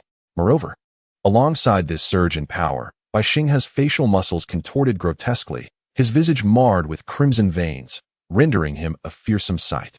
A moment later, Bai Xinghe lifted his head, his eyes now a blood-red hue. What had transpired?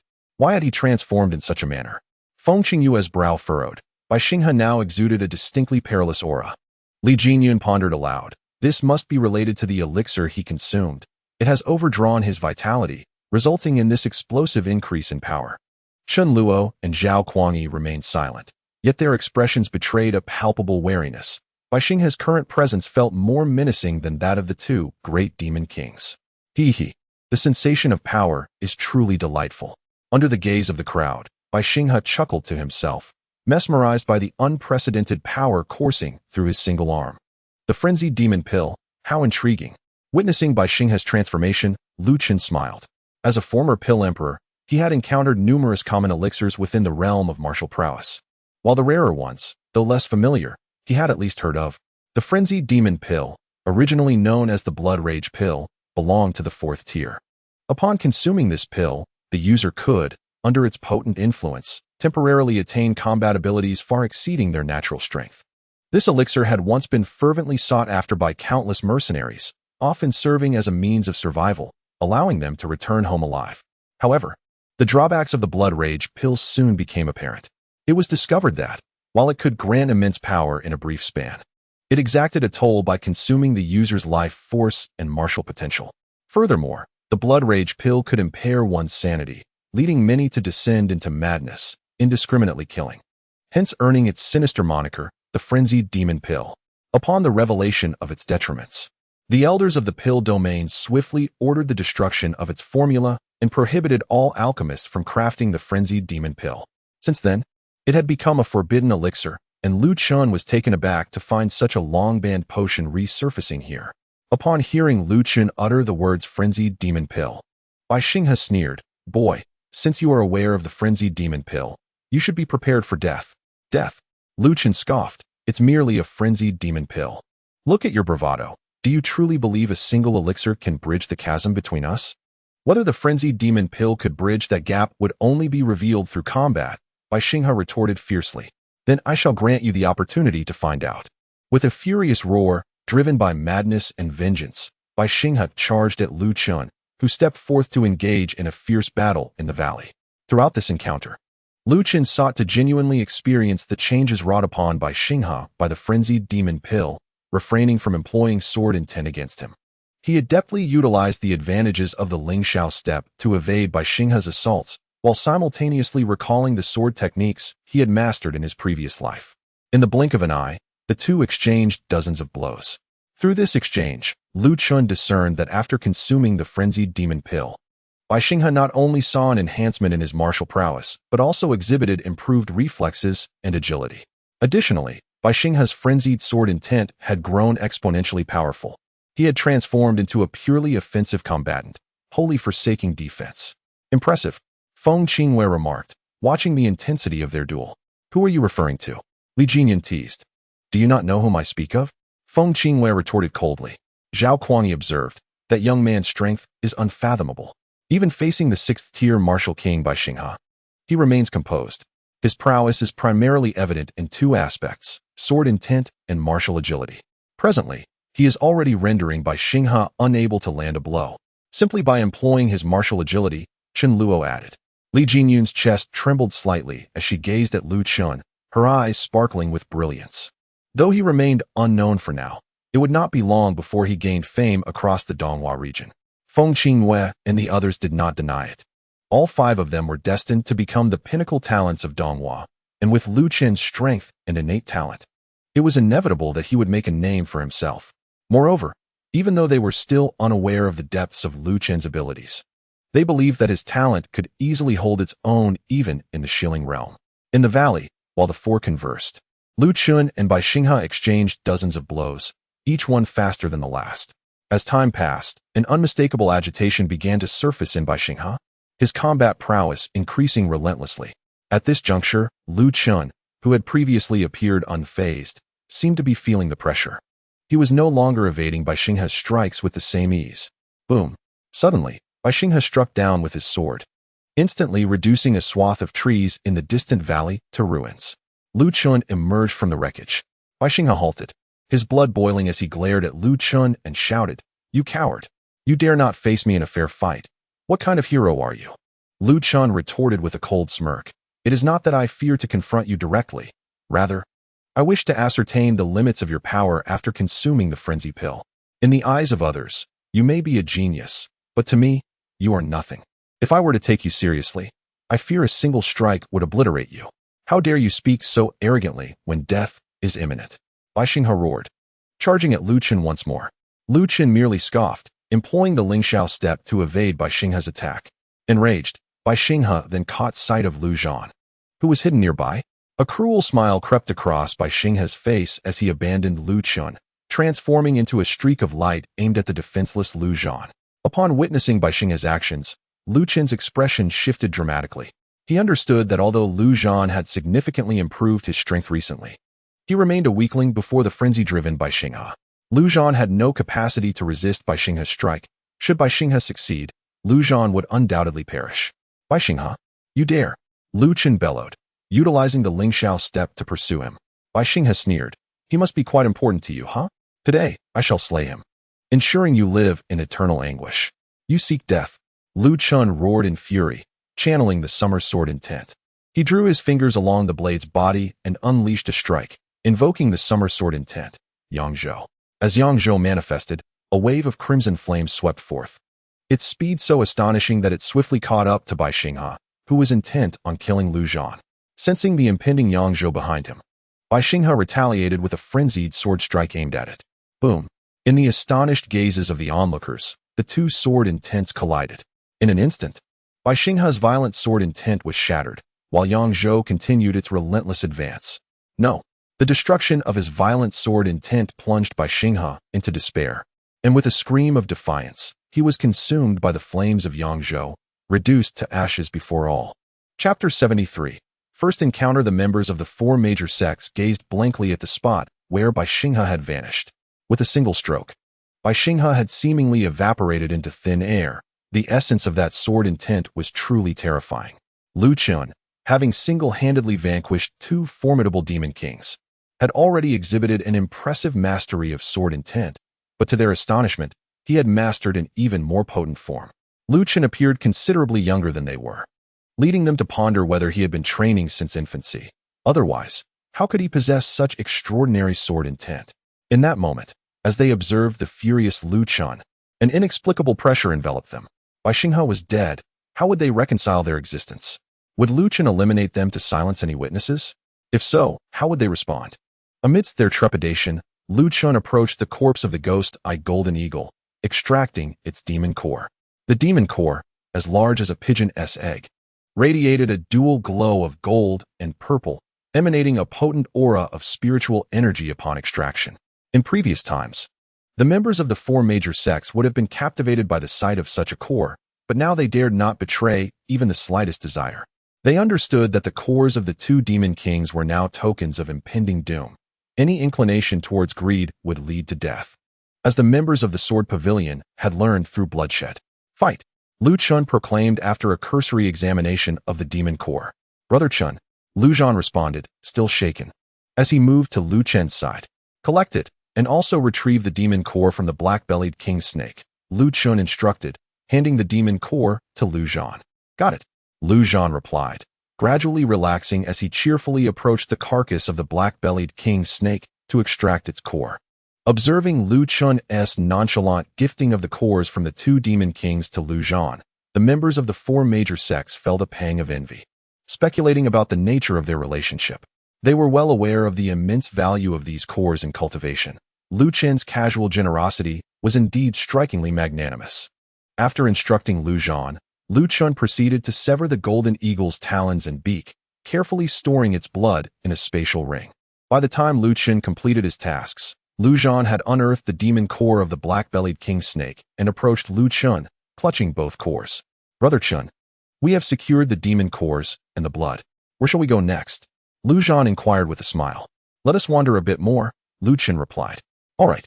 Lu Zhan was indifferent to their destination. As long as he was with Lu Chen, he was content. He stowed the two demon cores in his spatial ring, and the trio of them departed. Once Lu Chen and Lu Zhan had distanced themselves, the members of the four major sects withdrew their gazes, exhaling in relief. Grateful to have narrowly escaped with their lives. He chose not to kill us, Chen Luo remarked after a moment, squinting his eyes. Zhao Kuangyi added.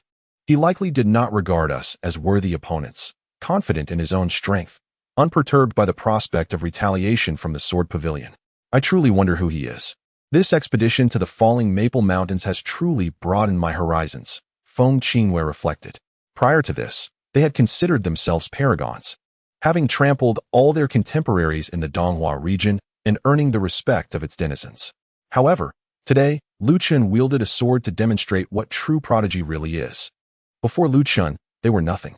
Upon hearing Feng Qingyue's sentiments, Li Jinyun and the others shared a similar feeling, and amidst their reflections, they beheld the corpses of the two great demon kings.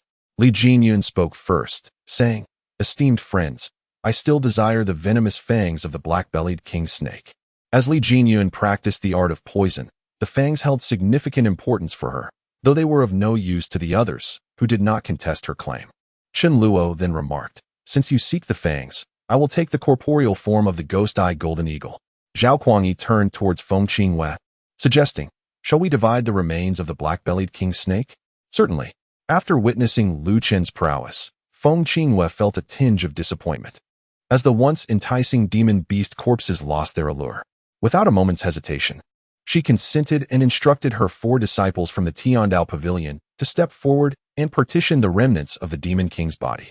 Meanwhile, emerging from the valley, Lu Chen and Lu Zhan employed their martial skills to swiftly head westward, their intent clear. As Lu Zhan pursued Lu Chen, he curiously inquired, Brother Chen, have you set your sights on another treasure? Lu Chen smiled at Master Mouse, who replied, You little rascal, it is the spiritual herb guarded by the black-bellied king snake. Wow, splendid. This time we shall reap great rewards, Lu Zhan exclaimed, recognizing that a fourth-tier demon king implied they would obtain a fourth-tier spiritual herb. At that moment, Lu Chen recalled the spiritual herb protected by the ghost-eye golden eagle and asked, Master Mouse, as we go to gather the black-bellied king snake's spiritual herb, do you think they will attempt to harvest the herb guarded by the ghost-eye golden eagle? Master Mouse responded, The lair of the ghost-eye golden eagle exceeds my current perception range. I doubt they will be able to acquire the herb anytime soon. That's a relief. Lu Chen felt reassured, and the two quickened their pace. Before long, the trio traversed two mountain peaks, entering a damp valley, where they discovered the spiritual herb guarded by the black-bellied king snake within a cave reeking of serpentine odor. It was a vine-like plant, its growth sprawling across half the stone wall, adorned with round, green fruits. Could it be the serpent's saliva fruit? Lu Chen exclaimed with excitement upon seeing the fruits on the wall. The serpent's saliva fruit, a fourth-tier spiritual herb, ripens once every century, consumed alone. It can both neutralize snake venom and significantly enhance a warrior's strength. In alchemical practices, the serpent's saliva fruit is an essential ingredient for many potions. with each fruit fetching a price of 8 to 900 spirit crystals. Upon seeing the fruit, Master Mouse felt a twinge of desire. Had it not been for the fact that the fruit was unripe, he would have eagerly clawed a few for a taste. Lu Chen approached the stone wall, touching the serpent's saliva fruit, and asked, "Brother Chen, is this fruit truly remarkable?" Lu Chen replied, "It is indeed a commendable spiritual herb." Lu Chen nodded in agreement. Master Mouse urged, "Hurry up, you little rascal, stop admiring it, and let's make haste."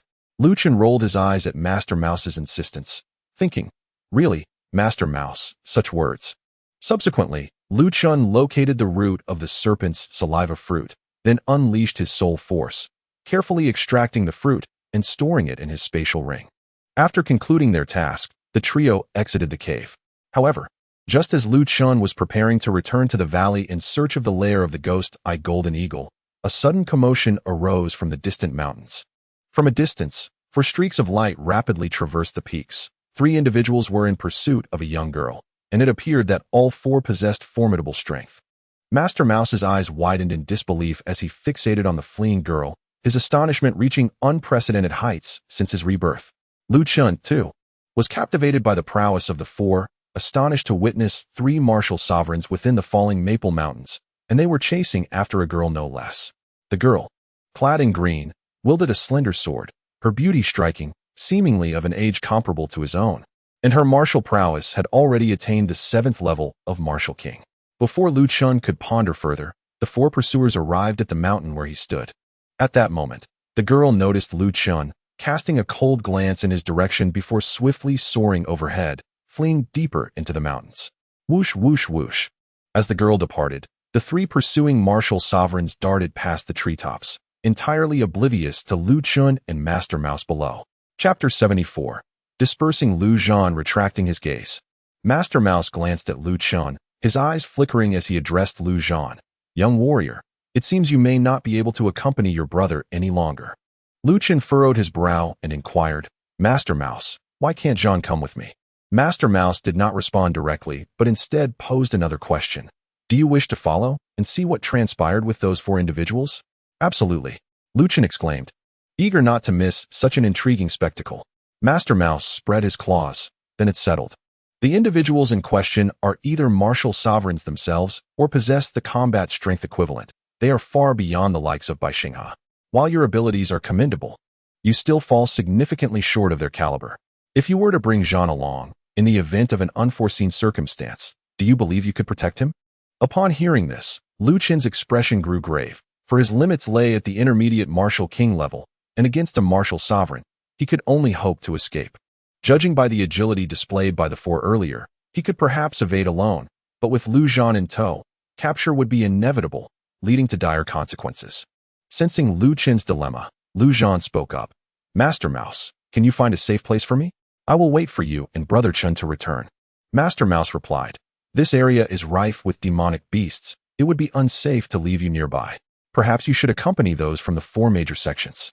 "No, Zhan cannot go with them. I do not trust them," Lu Chen firmly rejected, unwilling to entrust Lu Chen to their care, thus opting out of the fray himself. Master Mouse remarked, "Youngster, among that group, some may be of ill repute, but not all. I believe that girl with the twin ponytails is trustworthy." "You mean Feng Qinghua?" Lu Chen furrowed his brow. "Indeed," Master Mouse affirmed. "She chose to hold the rear when danger approached, allowing her companions to escape first. Such a person is undoubtedly honorable." Reflecting on the events outside the valley, Lu Chen fell silent, coming to terms with Master Mouse's perspective. In comparison, Feng Qinghua indeed seemed more reliable. Master Mouse continued to persuade. "Trust my judgment, young one. Zhan will be far safer with her than with you." "Master Mouse, I do not wish to go," Lu Chen declared. The eyes of Master Mouse glimmered slightly as he said, "You little rascal, even if you choose not to partake in this commotion, it is merely a matter of time before you must send the young warrior away. Don't even start." Lu Chen retorted skeptically. Master Mouse continued, "At this juncture, the strength of the demon beasts has already reached the 4th tier. Should you venture deeper, it will be impossible to protect the young warrior." "But aren't you here?" Lu Chen scoffed. "I can certainly procure spirit herbs for you, but engaging in combat is beyond my capabilities. If it comes to a fight where your life is at stake, I assure you, I shall be the first to flee," Master Mouse replied. His sole focus was to remove Lu Chen from the situation. Only then could he initiate his next plan, leaving Lu Chen with no glimmer of hope. Having overheard their conversation, Lu Chen proactively addressed Lu Chen. "Brother Chen, you should heed Master Mouse's advice and let me go find that girl." Lu Chen frowned. "Chen, are you not afraid she might bully you?" With a smile, Lu Chen replied, "Brother Chen, you've vanquished 2 demon kings. I am your brother. She would be more inclined to curry favor with me than to intimidate me." "Indeed," Master Mouse chimed in. "Very well, you may go with her. But wait for me in Luofeng town." Lu Chen pondered for a moment before ultimately acquiescing to Master Mouse's suggestion. At this point, Master Mouse turned to Lu Chen. "Young warrior, when you are with that girl, refrain from consuming demon cores in her presence." Lu Chen nodded earnestly. "Master Mouse, I am aware and will not disclose that I can enhance my strength through the consumption of demon cores. Furthermore," he added, "if my brother and I have not returned in 2 months, you must return to Tianyuan city and not linger in Luofeng town any longer." Master Mouse stated. Concerned, Lu Chen asked, "Master Mouse, is it truly that perilous?" "Indeed, it is dangerous. Otherwise, I would not risk offending your brother by sending you away first." Master Mouse replied solemnly. Hearing this, Lu Chen addressed Lu Chen. "Brother Chen, take care of yourself and Master Mouse. If things go awry, you should flee and return to gather herbs when you are stronger." Lu Chen affectionately ruffled Lu Zhan's hair, smiling. "Zhan, your brother is not one to court death. Do not worry about me. Just take care of yourself." "Yes, Brother Chen, I will wait for you outside," Lu Chen assured. Noticing the situation was reaching its climax, Master Mouse urged, "Hurry up and send him off, you little rascal. We must not let that girl leave without him." "I know," Lu Chen responded with irritation, and the trio made their way back along the path they had come. Shortly after, under Master Mouse's guidance, Lu Chen caught up with Feng Qingyue and her group, who had since separated from the other 3 major sections. Upon seeing Lu Chen, Feng Qingyue's heart raced, while Li Qiuhua and the others instinctively moved behind her. Filled with trepidation towards Lu Chen, Feng Qingyue cautiously inquired, "Young hero, do you have further business?" Lu Chen replied, "Miss Feng, I have some matters to attend to, and it is rather inconvenient to bring my brother along. I would like to trouble you to escort him out. As compensation, I shall gift you all the items from the Ghost-Eye Golden Eagle." As he spoke, Lu Chen presented the eagle's talons, beak, and the demon core he had procured from Lu Chen to Feng Qingyue. Relieved, Feng Qingyue silently sighed. As long as he was not here to silence them, everything would be just fine. Steeling herself, she refrained from accepting the item offered by Lu Chen and smiled, saying, "Young hero, I can take your brother out. Consider the reward waived." Lu Chen, not wanting to press the matter, clasped his fists and replied, "In that case, I shall take advantage of your kindness, Mississippi." "You flatter me, young Master Lu. It is but a trifling effort," Feng Qingyue responded. Subsequently, Lu Chen entrusted Lu Chen to Feng Qingyue and watched as she and her companions disappeared from sight along with him. Once Lu Chen had ventured far, Master Mouse urged, "You scoundrel, hurry and follow them, otherwise you'll miss the spectacle." Lu Chen scrutinized Master Mouse and asked, "Master Mouse, watching a play should not be done in such a manner. Are you plotting something devious again?" Master Mouse pouted, "You're overthinking it. I simply have a natural inclination to join the fray. There's no trickery involved." "I do not believe you," Lu Chen retorted with an eye roll before employing the ascending sky steps to pursue the direction the 4 had taken. "Alas, you are too slow. Let me assist you," Master Mouse said eagerly. Before he could finish his thought, he enveloped Lu Chen in spiritual energy. Instantly, the energy coursed through Master Mouse, transforming into a flesh-colored beam that surged deep into the wilderness, far swifter than the 4. As the mountains whizzed by, Lu Chen could no longer dismiss Master Mouse's claims. With such speed, he was entirely capable of safeguarding both himself and Lu Chen. Nevertheless, the truth remained that Master Mouse had lured Lu Chen away, and in that moment, observing the shifty-eyed Master Mouse, Lu Chen became increasingly convinced of his ulterior motives. After a quarter of an hour, Lu Chen followed Master Mouse for over 400 miles into the depths, where the surroundings underwent a notable transformation. Here, the beasts had significantly increased in strength, with the weakest exuding a mid-level 4th-tier aura, while some even reached the 5th tier. 5th-tier beasts corresponded to formidable human martial sect experts, many of whom had awakened their racial talents, their combat prowess vastly superior to that of the 4th tier. Sensing the oppressive aura of the surrounding beasts, Lu Chen felt a twinge of pressure, From this moment forth, he would need to tread carefully, lest danger befall him. Noticing that Master Mouse showed no signs of slowing down, Lu Chen remarked, "Master Mouse, were it not for the signs of battle and bloodstains below, I would suspect you had lost your way." Master Mouse teased, "Are you afraid, you little rascal?" "Nonsense. I, the esteemed Sword Emperor, could never be afraid," Lu Chen retorted, attempting to mask his underlying anxiety. Master Mouse declared, "If you're not afraid, then let us proceed. I trust they haven't gone far." No sooner had he spoken than Master Mouse accelerated once more. Indeed, he spoke truthfully. The four had not strayed far. Mere minutes later, Lu Chen heard the sounds of a fierce battle. "Ah, we've arrived." With a glance at the distant towering mountains, Master Mouse chuckled, concealed his aura, and led Lu Chen into the highest peak.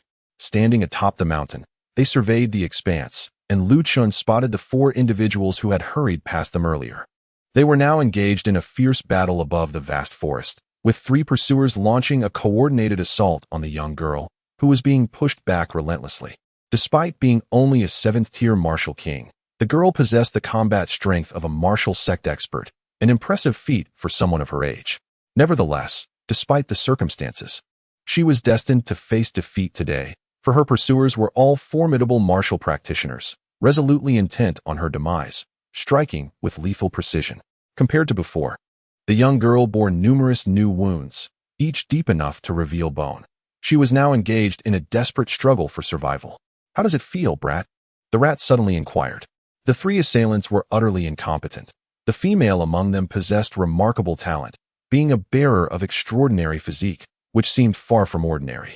Lu Chen remarked slowly, "It is widely acknowledged that martial practitioners' physiques can be categorized into 7 types: mortal body, spirit body, king body, emperor body, sovereign body, celestial body, and divine body. Among these, the mortal body refers to those with martial veins. Although capable of perceiving the spiritual energy of the universe for cultivation, their potential is significantly limited. The spirit body, also known as the pure martial body, represents practitioners whose physical alignment with the spiritual energy has reached its zenith, typically referring to those with divine veins. Individuals possessing a spirit body are essentially favored by the heavens, having secured their ticket to greatness. As long as they do not perish, their achievements are bound to be considerable. As for the king body, emperor body, sovereign body, celestial body, and divine body, each of these is a unique physique, capable of inciting fierce competition among major sections. Upon first encountering the girl, Lu Chen sensed that her spiritual energy was distinctly special. It was pure white, embodying a power of extreme yin. This force not only wielded immense destructive capability, but also appeared to exert a certain suppression over her opponent's spiritual energy, which likely accounted for her continued survival. In Lu Chen's perspective, the girl possessed this extraordinary spiritual energy, undoubtedly indicating she harbored an anomalous physique, very likely surpassing the king body to attain the emperor body. The rat's eyes glimmered momentarily as he slapped Lu Chen's head, exclaiming, "Who asked you about that?" "I inquired about your opinion on her appearance. She looks quite good," Lu Chen replied casually, as he felt it inappropriate to voice that she was beautiful, lest he be perceived as lecherous. "Since you think she looks fine, why not hurry up and save her?" The rat retorted with irritation. "Are you certain you want me to rescue her?" Lu Chen questioned, gesturing to himself, and then to the girl who could be slain at any moment. Doubting he had heard correctly, relying on his past life's insights into swordsmanship, he could handle some mid-tier and low-tier martial kings. But facing the three before him seemed beyond his capabilities. If he intervened now, they would undoubtedly kill him to silence him, ensuring he would not leave unscathed, leaving behind a potential threat. The rat replied, exasperated, "Brat, saving a life can lead to a wife. If you don't save her, do you expect me to do it?" "Absolutely not. If I can't save her, then I'd be risking my own life. If anyone should save her, it should be you, as you are the only one capable of dealing with those three," Lu Chen asserted. "I'll assist you in rescuing her," the rat declared. Lu Chen scrutinized the rat, remarking, "You seem quite strange today. You are usually someone who does not rise early without profit. Why are you so eager to save someone today? Enough talk. Hurry and save her. If you delay any longer, she will surely perish on the spot," the rat urged, observing the unfolding battle. Boom.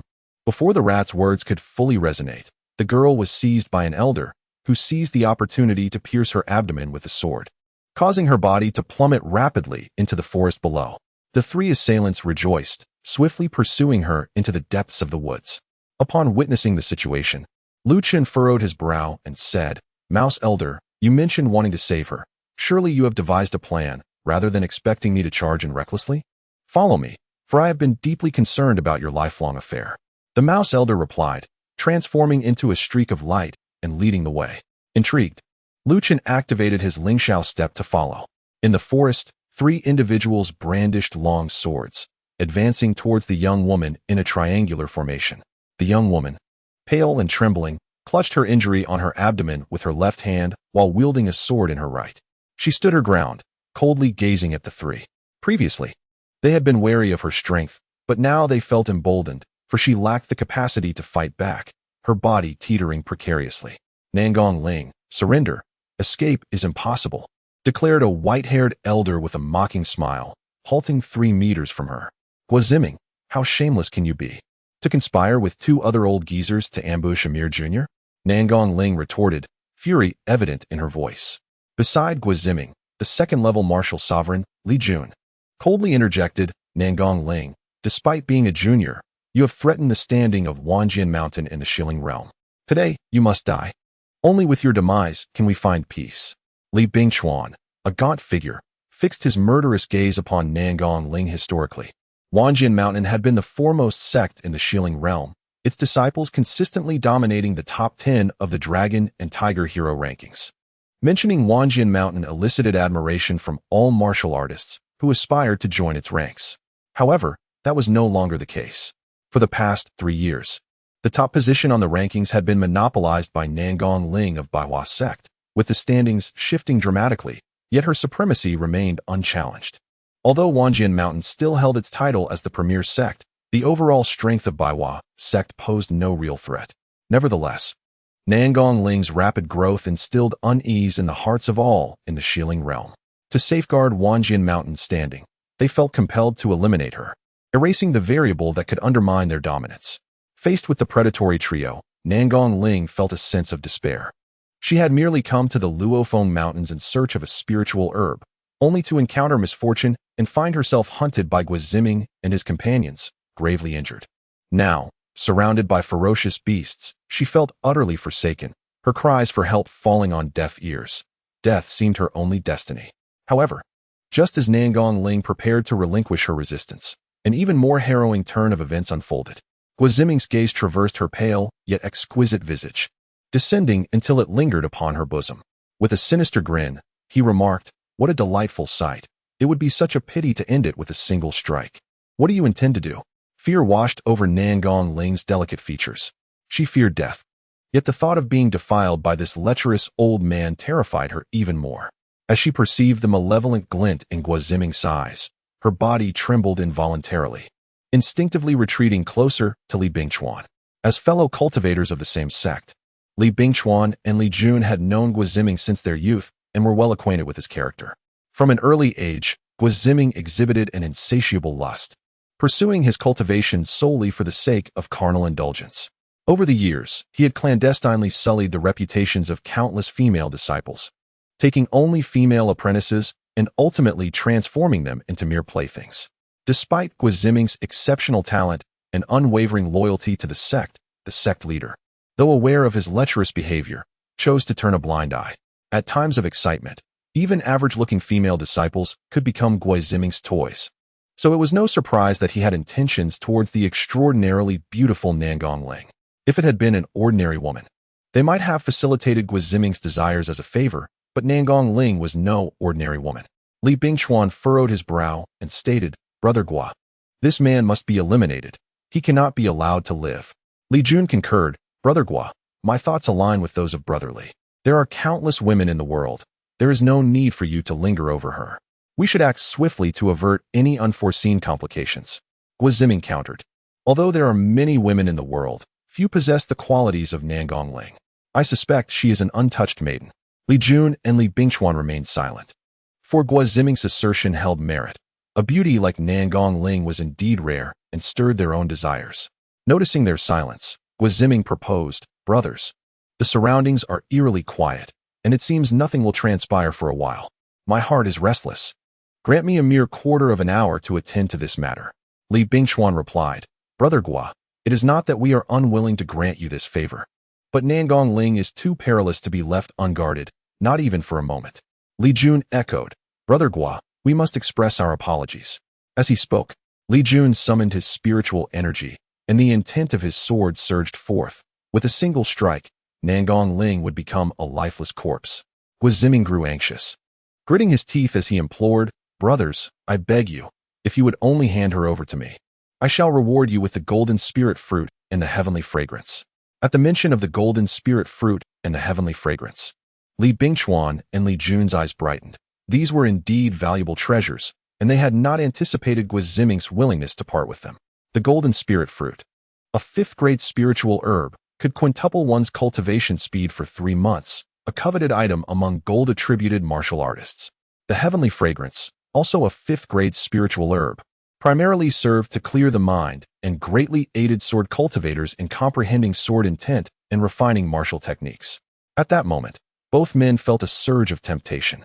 They exchanged glances, assessing their surroundings before Li Bingchuan said, In that case, Brother Gua, you should make the most of your time. Li Jun added, Brother Gua, we shall keep watch for you to ensure everything proceeds smoothly. Hearing this, Gua Ziming felt a surge of frustration in his pursuit of the stunning Nangong Ling. He had invested considerable resources, and it pained him greatly. Nevertheless, suppressing his anguish, Gua Ziming smiled and said, Thank you, my brothers, for your understanding. Your goodwill is greatly appreciated. Subsequently, Gua Ziming produced the golden spirit fruit and the heavenly fragrance, which Li Bingchuan accepted, while Li Jun claimed the heavenly fragrance. Acquiring what he desired, Li Bingchuan and Li Jun turned away, standing at a distance to observe Gua Ziming, ensuring that no unforeseen events transpired. After the two departed, Gua Ziming smiled wickedly at Nangong Ling. Nangong Ling, after so much effort, you have finally become mine. Nangong Ling, even in death, I shall not grant you your wish. She retorted fiercely, immediately raising her sword to pierce her own chest. If you seek death, it is not so easily attained. Gua Ziming's expression hardened, and in an instant, he seized Nangong Ling's sword and restrained her hands. Release me, Nangong Ling shouted in fury. Gua Ziming gazed down at her delicate features and replied with a smirk. Nangong Ling, it is impossible to set you free. Let us instead seize the moment and indulge ourselves. Before his words faded, Gua Ziming lifted Nangong Ling and entered a nearby cave. Gua Ziming, I beg you to kill me. Do not treat me this way, she implored desperately. Repulsed by the sight of his grotesque and aged visage, Gua Ziming callously tossed a pink pill into her mouth, grinning maliciously. Nangong Ling, do not fear. Soon you will be begging for my favor. Upon hearing this, unease surged within Nangong Ling, and she furiously demanded, What have you forced upon me? The Hehuan pill. Gua Ziming laughed heartily, sealing Nangong Ling's meridians and placing her upon a large stone within the cave. The mention of the Hehuan pill made her tremble. It was a dreadful concoction that could turn a cold-hearted person into a wanton. How could Gua Ziming dare to administer such a potion to her? Gua Ziming, you beast! Nangong Ling roared. Whether human or beast, it matters not. Today, you shall not escape, he replied, as he began to undress while consuming a pill himself, soon revealing signs of reaction. At that moment, Nangong Ling felt a surge of heat coursing through her body, her previously pallid complexion now adorned with a flush, and she was burning with fever. Understanding that the effects of the Hehuan pill were taking hold, she dared not glance at Gua Ziming, desperately crawling toward the cave's entrance in an attempt to flee. Help! Someone, please save me, she cried out in despair. Gua Ziming casually tossed her back, sneering, Nangong Ling. There isn't a soul here. Even if you scream until your voice breaks, no one will come to your aid. You might as well accept your fate as my woman. With that, he advanced, violently tearing at her garments, filled with fervor.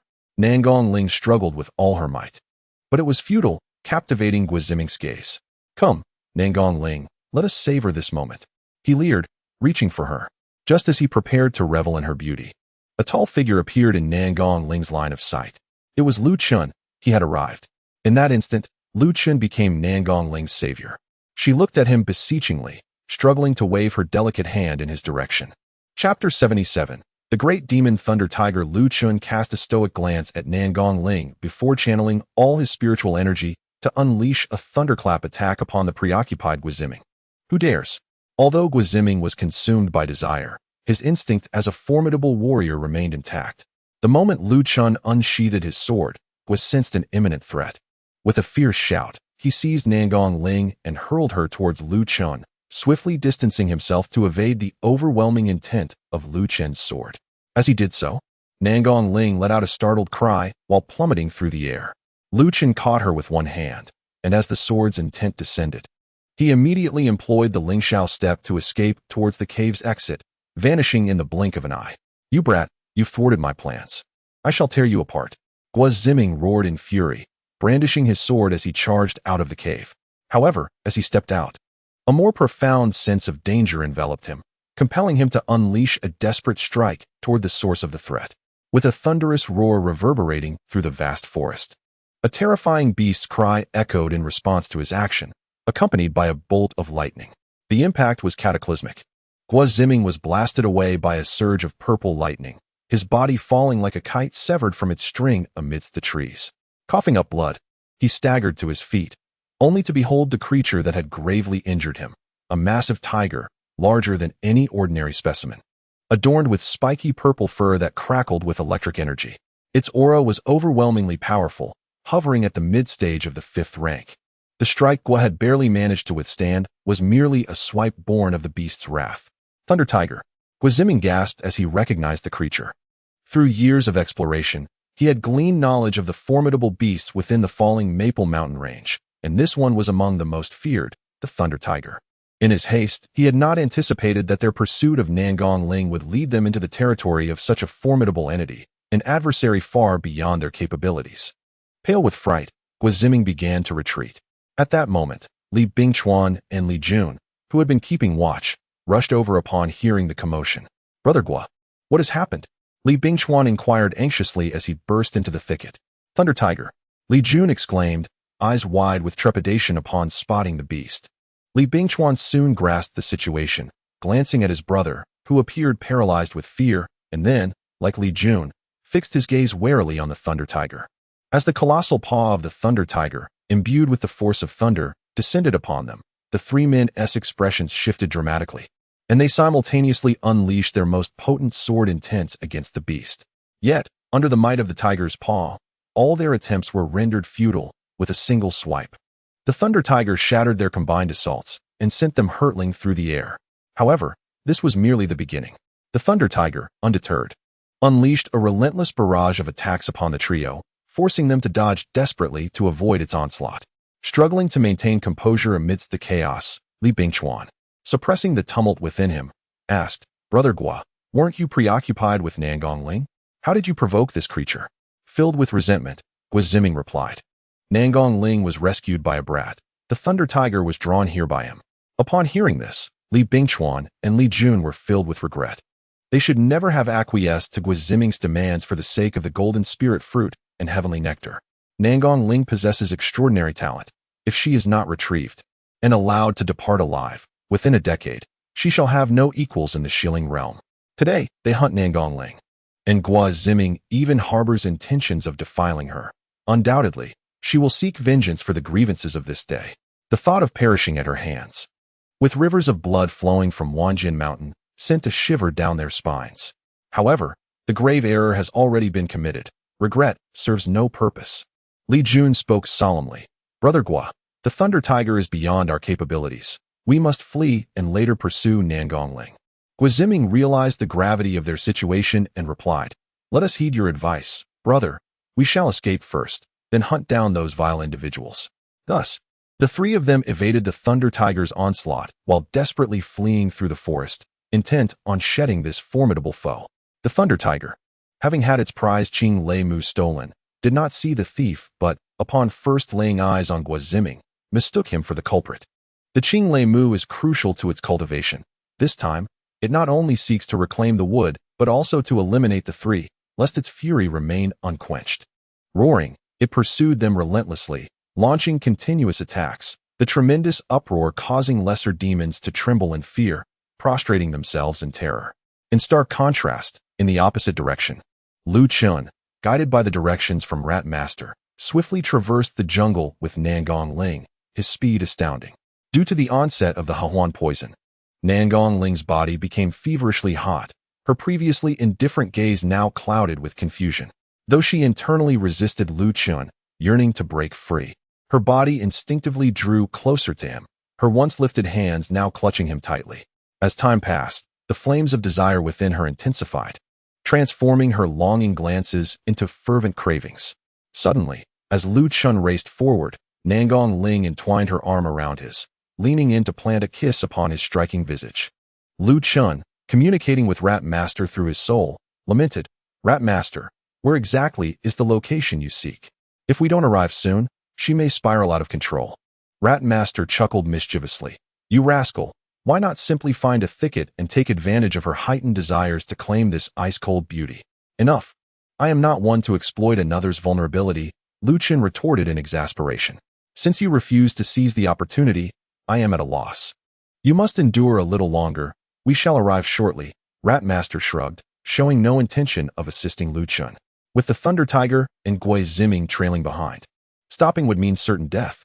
Although Lu Chen found Rat Master unreliable, he had no choice but to obey, dodging Nangong Ling's surreptitious advances while sprinting through the woods. However, he soon regretted heeding Rat Master's counsel. "Oh no, rascal, I must take my leave." Rat Master smirked as he transformed into a flash of flesh-colored light and vanished, leaving Lu Chen bewildered. Moments later, a grotesque creature resembling a leech, covered in viscous slime, erupted from the valley, spewing a stream of yellow saliva toward the two. Lu Chen, in a state of urgency and unpreparedness, fell prey to a fifth-tier beast whose swift assault left him no time to evade. Soon, much like Nangong Ling, he found himself besmirched with a repulsive, viscous substance. His brow furrowed in distress as he employed the Lingxiao step to slip away from the creature's grasp. But upon witnessing its form, his expression darkened. It was an indulgent serpent, the very creature that had ambushed both him and Nangong Ling. A formidable beast that instilled dread in female cultivators. Chapter 78. The Scheme of Lord Rat in the Realm of Divine Martial Arts. The multitude of beast species is vast. Yet among them, one holds the most notorious reputation and is universally reviled: the indulgent serpent.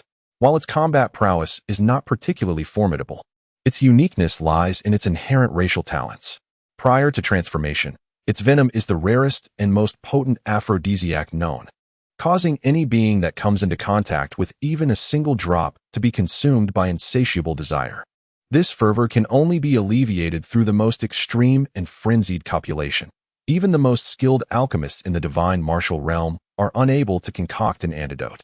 Without such release, the afflicted suffer catastrophic organ failure, followed by their life essence violently escaping through their orifices, leading to a swift demise. Upon transformation, the indulgent serpent's racial abilities undergo a profound metamorphosis, allowing it to conjure illusions that retain the properties of its aphrodisiac while increasing in toxicity.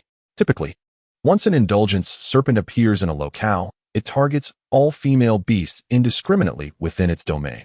Over the ages, warriors have observed that among all races, the indulgence serpent exhibits a particular predilection for human women.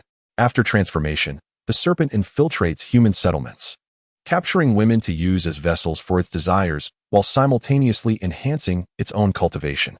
In a previous life, Lu Chen had heard tales of a transformed indulgent serpent that monopolized an entire city, using the women therein for its carnal pleasures and cultivation until it was ultimately vanquished by a powerful human. Now, faced with the advancing indulgent serpent once more, Lu Chen felt a chill run down his spine. He dared not linger, fleeing desperately before the serpent's venom could take effect. As Lu Chen made his escape, the indulgent serpent emitted a high-pitched shriek and leisurely pursued his retreating figure. Confident in the efficacy of its venom, it was assured that Lu Chen and Nangong Ling would not be able to flee far, for it could track them by the scent of its toxin. Meanwhile, as the indulgent serpent trailed behind at a leisurely pace, Lu Chen's frantic flight accelerated the flow of his blood, hastening the onset of the serpent's venom. Within 10 minutes, he was engulfed in the same fiery desire as Nangong Ling, the male affliction causing beads of cold sweat to form on his brow. Most distressing to Lu Chen was the dual affliction. Nangong Ling had completely lost her senses, consumed by a singular urge to seek his solace. At this moment, the unscrupulous Lord Rat returned, effortlessly weaving through the dense underbrush, maintaining pace with Lu Chen. Observing Lu Chen's struggle to hold on, Lord Rat chuckled. "You stubborn lad.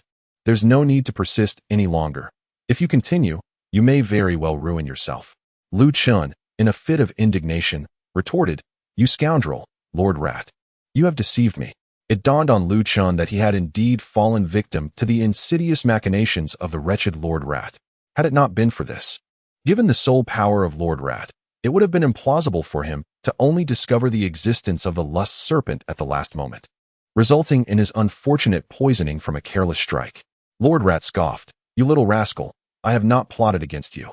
It was your own carelessness that led you into this predicament. You cannot blame Lord Rat for that." Lu Chen retorted, "You claim you haven't schemed against me? From the moment I laid eyes on that woman, you have been meticulously orchestrating my downfall, all for her sake." "I have not." Lord Rat continued to deny it. Still refusing to admit it, Lu Chen's tone turned icy. "I shall not concede." Lord Rat shrugged, asserting that an admission was out of the question. Lu Chen threatened, "If you do not confess, do you believe I would throw her away, rendering your schemes futile?" Lord Rat was acutely aware of the potency of the lust serpent's venom, and Lu Chen, as a top-tier alchemist, understood the gravity of the situation. Thus, Lord Rat remained unperturbed by Lu Chen's threats, chuckling, "If you wish to throw her, then do so, but think carefully beforehand. There is but one antidote to the lust serpent's poison, and that is through an intimate encounter. Should you discard her, you would be left with but two options. 1. To find a place and await your demise, or 2. To capture a female beast to release the poison."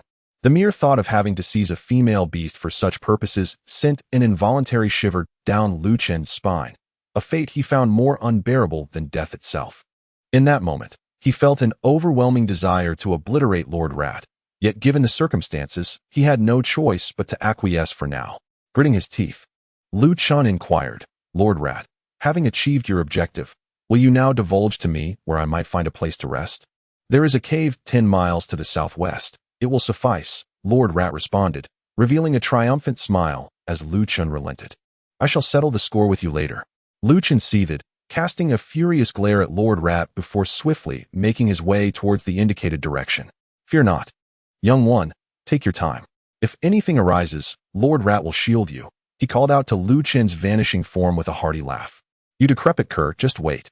There shall come a day when you will experience this very feeling." Lu Chen's irate voice echoed from afar. Lord Rat chuckled with satisfaction, then turned to observe the lust serpent pursuing him. Soon, the lust serpent arrived at Lord Rat's location, lifting its head and fixing its gaze upon him. "You foolish creature. Do you wish to obstruct my path?" It spoke in the language of beasts. Lord Rat coldly replied, "Throughout the ages, you are the first of your kind to dare speak to me in such a manner. Your audacity is remarkable." The lust serpent snarled, "You wretched rodent, cease your theatrics. I have no desire to squander time with you. Rather, you should willingly enter my belly." No sooner had it finished speaking than the lust serpent lunged at Lord Rat. With disdain, Lord Rat remarked, "To consume me? Are you not afraid of bursting yourself?" As he spoke, Lord Rat's expression turned steely. Simultaneously, he extended his plump left paw, and in an instant, the ethereal energies of the world converged within his grasp, manifesting an incomprehensible and terrifying force. Before this overwhelming power, the lust serpent appeared diminutive, akin to an ant, and with the emergence of this force, it shed all remnants of its previous arrogance. It lay prostrate, curled up like a lifeless insect, trembling uncontrollably. Although the origins of the Mouse Lord were still unknown, it was evident, given the power contained in that singular paw, that it had encountered an insurmountable obstacle today. "My lord, the little demon fails to recognize the great mountain before it. I implore you to spare my life," the lecherous serpent quavered. The Mouse Lord replied indifferently, "You have outlived your usefulness to me. You may perish." Upon hearing these words, the lecherous serpent discerned the truth. It realized that it was merely a tool of the Mouse Lord, intended to serve as an aphrodisiac for Lu Chen and Nangong Ling, rather than an adversary it had sought out. Raising its head, the serpent forced a grim smile. "My lord, I am aware of the significant figures in the falling Maple Mountains. May I inquire which one you are?" The Mouse Lord, with an air of superiority, declared, "Which one? I am the progenitor of all demons. You dare to consume me? Perhaps in your next life." No sooner had the words left its mouth than it struck down with a paw, and in the next instant, the lecherous serpent emitted a ghastly scream as its massive form dissolved into a nebulous mist of blood. After dispatching the serpent, The Mouse Lord dusted off its claws and stealthily followed Lu Chen and Nangong Ling, observing Lu Chen eagerly embracing the already ravaged Nangong Ling as they entered the cave. It could not suppress a chuckle. "You rascal, relish your fortune. While you may lament my actions now, in due time, you shall be grateful for what I have done today," the Mouse Lord mused, contemplating Nangong Ling's extraordinary constitution. However, its expression soon turned serious. Ancient wisdom states that in tumultuous times, prodigies emerge. As the ancient physiques began to manifest one after another, it signified that this era would be anything but ordinary. Gazing into the distance, it pondered numerous undisclosed matters, gradually feeling a weight of responsibility, for Lu Chen's current prowess was woefully inadequate. With thoughts swirling, the Mouse Lord began to devise its next course of action. Chapter 79. A preliminary trial of storms inside the cave. Lu Chen carried Nangong Ling to the innermost depths, hastily searching for a clean spot to set her down. Yet, at that moment, Nangong Ling had become utterly lost, her arms clinging tightly to Lu Chen, demanding from him without a trace of her former pride and aloofness. Sighing, Lu Chen felt the flames of desire surge within him. Having always navigated through the throngs of flowers and scathe, he now found himself ensnared by the Mouse Lord's machinations, compelled to yield. However, considering Nangong Ling's unparalleled beauty, which surpassed even the most exquisite he had encountered in his past life, he felt a modicum of solace. Yet, even this fleeting thought could not quell the inferno within. It erupted uncontrollably, and Lu Chen's eyes turned crimson as he forcefully pried away Nangong Ling's hands and shed his garments. Thus, the two, with fervent eyes, collided as a tempest ensued. Half an hour later, Nangong Ling curled up in a corner, her delicate hands tightly clasping Lu Chen's thigh. In that moment, her expression was vacant as she stared blankly ahead, as if her soul had departed. Lu Chen stood nearby. The venom of the lecherous serpent had been entirely purged. Yet having fought for so long, he felt utterly exhausted, as if his very waist might snap. Bracing himself against the rocky wall, he donned his attire. When Lu Chen turned back, he beheld two streams of tears cascading from the corners of Nangong Ling's exquisite eyes, prompting her to bury her face and weep uncontrollably. Lu Chen let out a sigh. Crying would serve no purpose, for he was not to blame.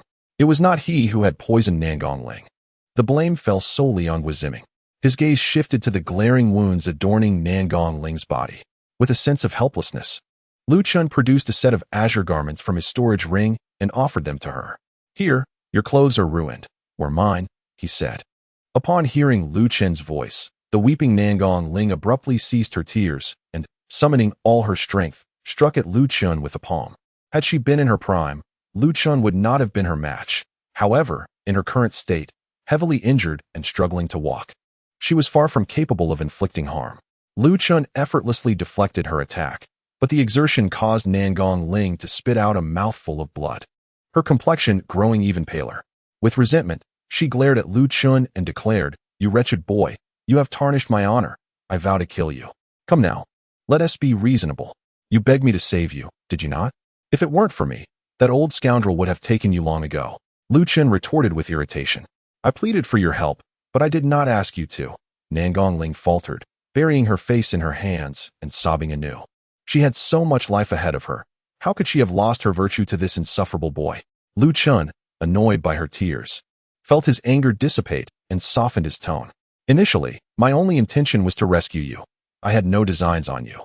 However, I found myself entangled with the lustful serpent. You must have heard of it. If we do not comply, we both perish.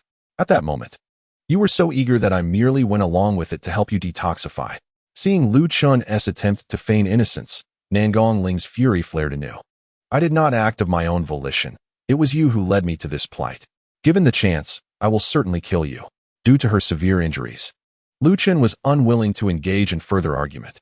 "If you truly wish to kill me, at least put on some clothes first." Nangong Ling glared at Lu Chen with fury. She had no desire to don his garments, yet her own were either torn by Guiziming or by Lu Chen himself. Realizing that refusing to wear his clothes would only benefit him, she begrudgingly accepted the garments from his hands and struggled to put them on. However, her injuries had left her in pain and weakness, rendering her unable to dress herself. Observing her stubbornness, Lu Chen sighed.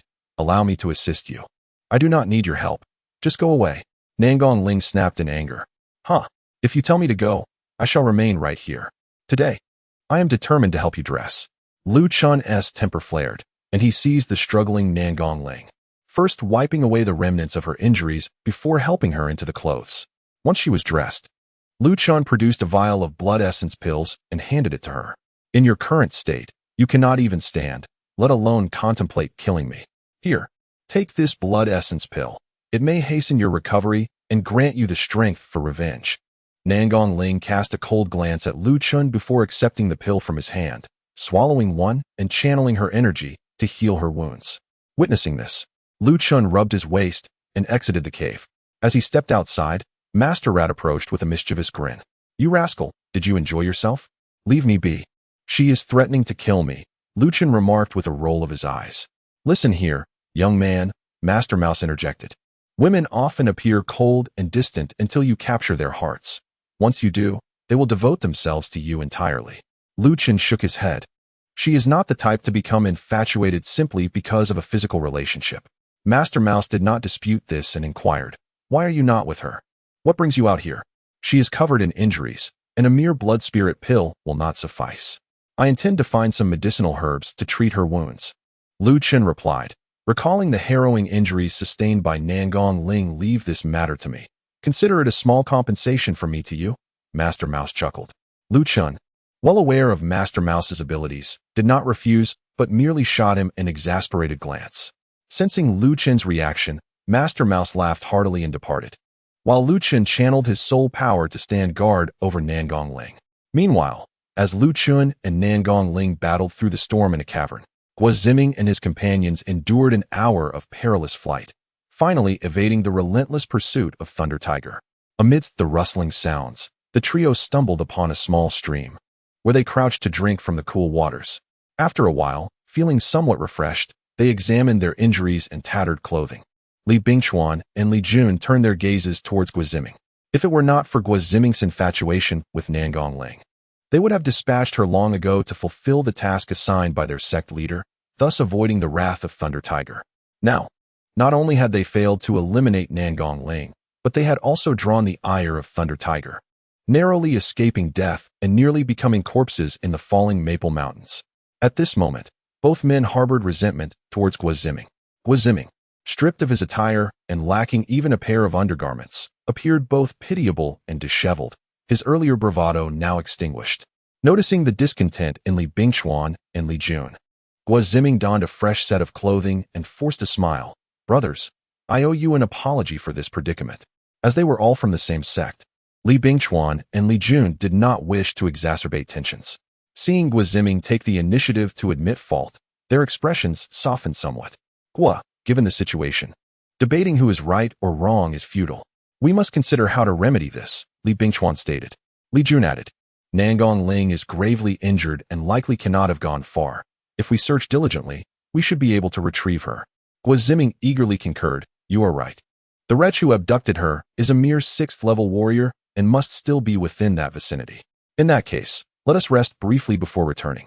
We must eliminate Nangong Ling. She cannot be allowed to leave the falling Maple Mountains alive, Li Bingchuan asserted. Li Jun expressed his concern. While that is true, we have now drawn Thunder Tiger's attention. That area may be perilous, and danger could strike at any moment. Li Bingchuan frowned. Nangong Ling must be dealt with. We must proceed despite the risks. Li Jun understood the gravity of the situation and did not refute him. Guoziming dared not voice any objections. Realizing that this predicament arose from his desires, and everything Li Bingchuan and Li Jun did now was to clean up his mess. Shortly thereafter, the trio turned back, stealthily searching for the whereabouts of Nangong Ling and Lu Chen. Chapter 80. Woman, are you a dog? Within the territory, having failed to eliminate Guoziming and his companions and retrieve the treasured Qinglei wood, the Thunder Tiger unleashed its fury in the mountains, instilling terror in the beasts of the region. Orders were dispatched for all tribes to exert their utmost in pursuing the thieves. The king demanded the living or the dead. After half an hour, the forest echoed with the roars of the Thunder Tiger. Subsequently, all the beasts within the jurisdiction began to frantically run and fly within a radius of several hundred miles, hunting down the human warriors. Lu Chen stood guard outside the cave for half an hour, and upon sensing the approach of beasts, he swiftly returned to the cave.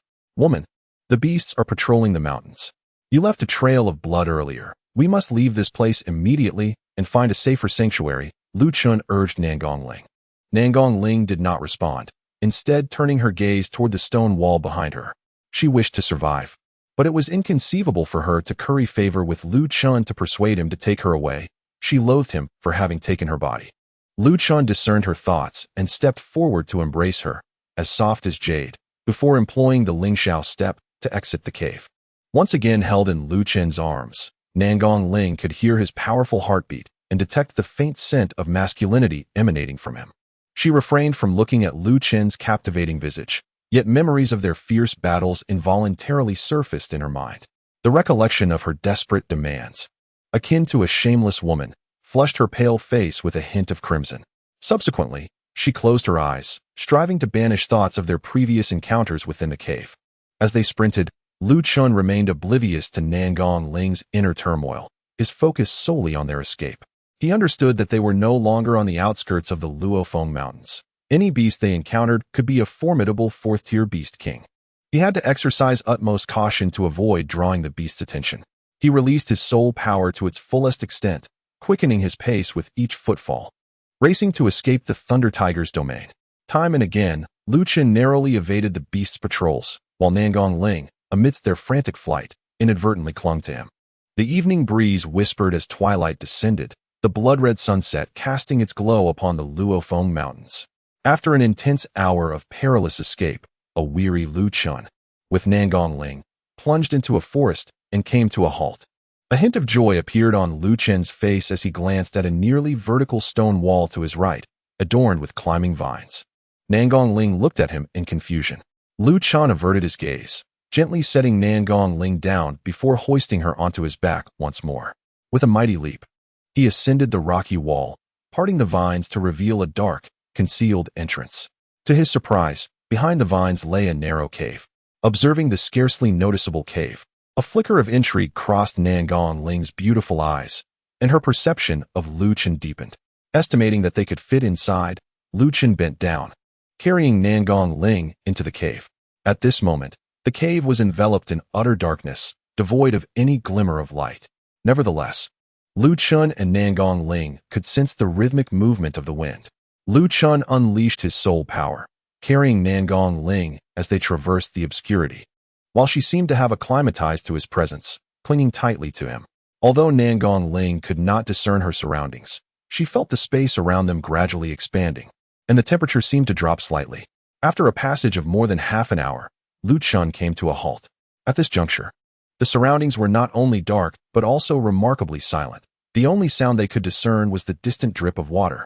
Lu Chen gently set Nangong-Ling on a flat stone and said, "Please wait here for a moment. I shall fetch something." With that, he turned and departed. An hour later, the sound of footsteps echoed through the cave. Nangong-Ling softly inquired, "Is that you, you rascal? What if it were not me? What would you do then?" Lu Chen replied, laced with teasing, "Who knows where you've been? It took you so long to return," Nangong-Ling retorted coldly, turning her face away to avoid looking at him. Lu Chen approached her, discarding a pile of dry branches onto the ground, and shortly thereafter, the surroundings were illuminated by a warm, golden flame. Only then did Nangong-Ling realize they were in a cavern of considerable size, measuring several dozen cubic meters. With a small pond nearby, she queried, "Did you know of this wondrous cave all along, rascal?" "Call me husband," Lu Chen replied, displeased. "Go to hell," Nangong-Ling cursed. Lu Chen smirked, "Woman, do you believe that without me, you would either be torn apart by demonic beasts or fall prey to those three men? Are you threatening me?" Nangong-Ling shouted in anger. "It's not a threat, merely a reminder to face reality and treat me with a bit more respect." "Not a chance." Nangong-Ling glared at Lu Chen with fury, resolute that it was utterly impossible for her to show kindness towards the man who had taken her body. She silently vowed that once her injuries healed, she would ensure Lu Chen met a gruesome fate, making him aware of the consequences of his disrespect. Lu Chen merely scoffed, averting his gaze, and retrieved a piece of demonic beast meat from his storage ring, settling down before the fire to roast it. Although Nangong-Ling wished to caution him that the enticing aroma of the meat could attract demonic beasts, her pride held her tongue. Instead, she closed her eyes and continued to heal, using Lu Chen's blood spirit pill. After half an hour, The cave was permeated with a rich scent of roasted meat. And despite her meditative state, Nangong Ling's stomach betrayed her with its growls. When she could no longer resist the urge to open her eyes, she found Lu Chen standing before her, savoring the deliciously roasted meat. "I thought you wouldn't get hungry," he said with a smile, chewing heartily. Nangong Ling shot him a fierce glare and commanded, "Get away from me. Do not disturb my healing." Lu Chen teased, "Call me husband, and I shall share some roasted meat with you. What do you say? You truly have no fear of death?" Nangong Ling's eyes glinted with murderous intent. Had she not been gravely injured, Lu Chen would have already been a lifeless corpse. Lu Chen scoffed, "I fear death, yet I am certain you would not kill me." "Why is that?" Nangong Ling inquired. "Because, whether you choose to acknowledge it or not, I have already become your husband, and we share a marital bond. You could never conspire against your spouse," Lu Chen replied with a hint of pride. "You are mistaken. I will kill you. I am resolute in my intent." Nangong Ling asserted earnestly. "Very well, if you wish to kill me, go ahead. But first, you must eat something, or else. Not only will you be unable to kill me, you won't even have the strength to throw a punch," Lu Chen remarked, offering her a skewer of grilled meat. With a countenance as cold as frost, Nangong Ling fixed her gaze upon Lu Chen's hand. In an unexpected moment, she opened her mouth and bit down on his arm. "Ugh, woman, are you a dog? How could you bite?" Lu Chen grimaced in pain, contemplating a retaliatory strike to teach her a lesson, yet fearing that he might inadvertently harm her. In the end, he gritted his teeth and endured the pain. After a while, Nangong Ling released her grip, leaving 2 rows of bloody bite marks on Lu Chen's arm, a sight that was painful to behold. Having bitten him, Nangong Ling seized the grilled meat from his hand and declared, "This serves as a lesson.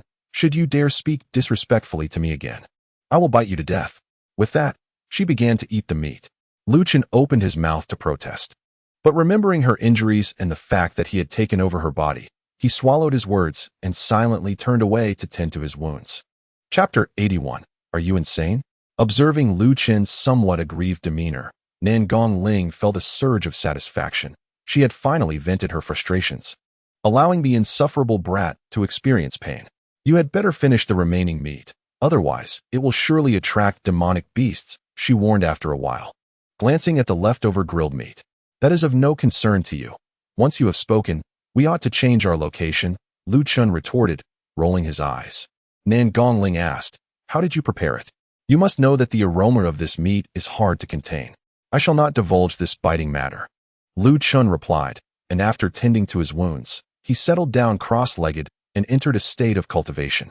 "Fine, keep your secrets. What is so impressive about that?" Nangong Ling pouted, munching on the grilled meat, sulking and ignoring Lu Chen. However, after a short while, her attention shifted back to him.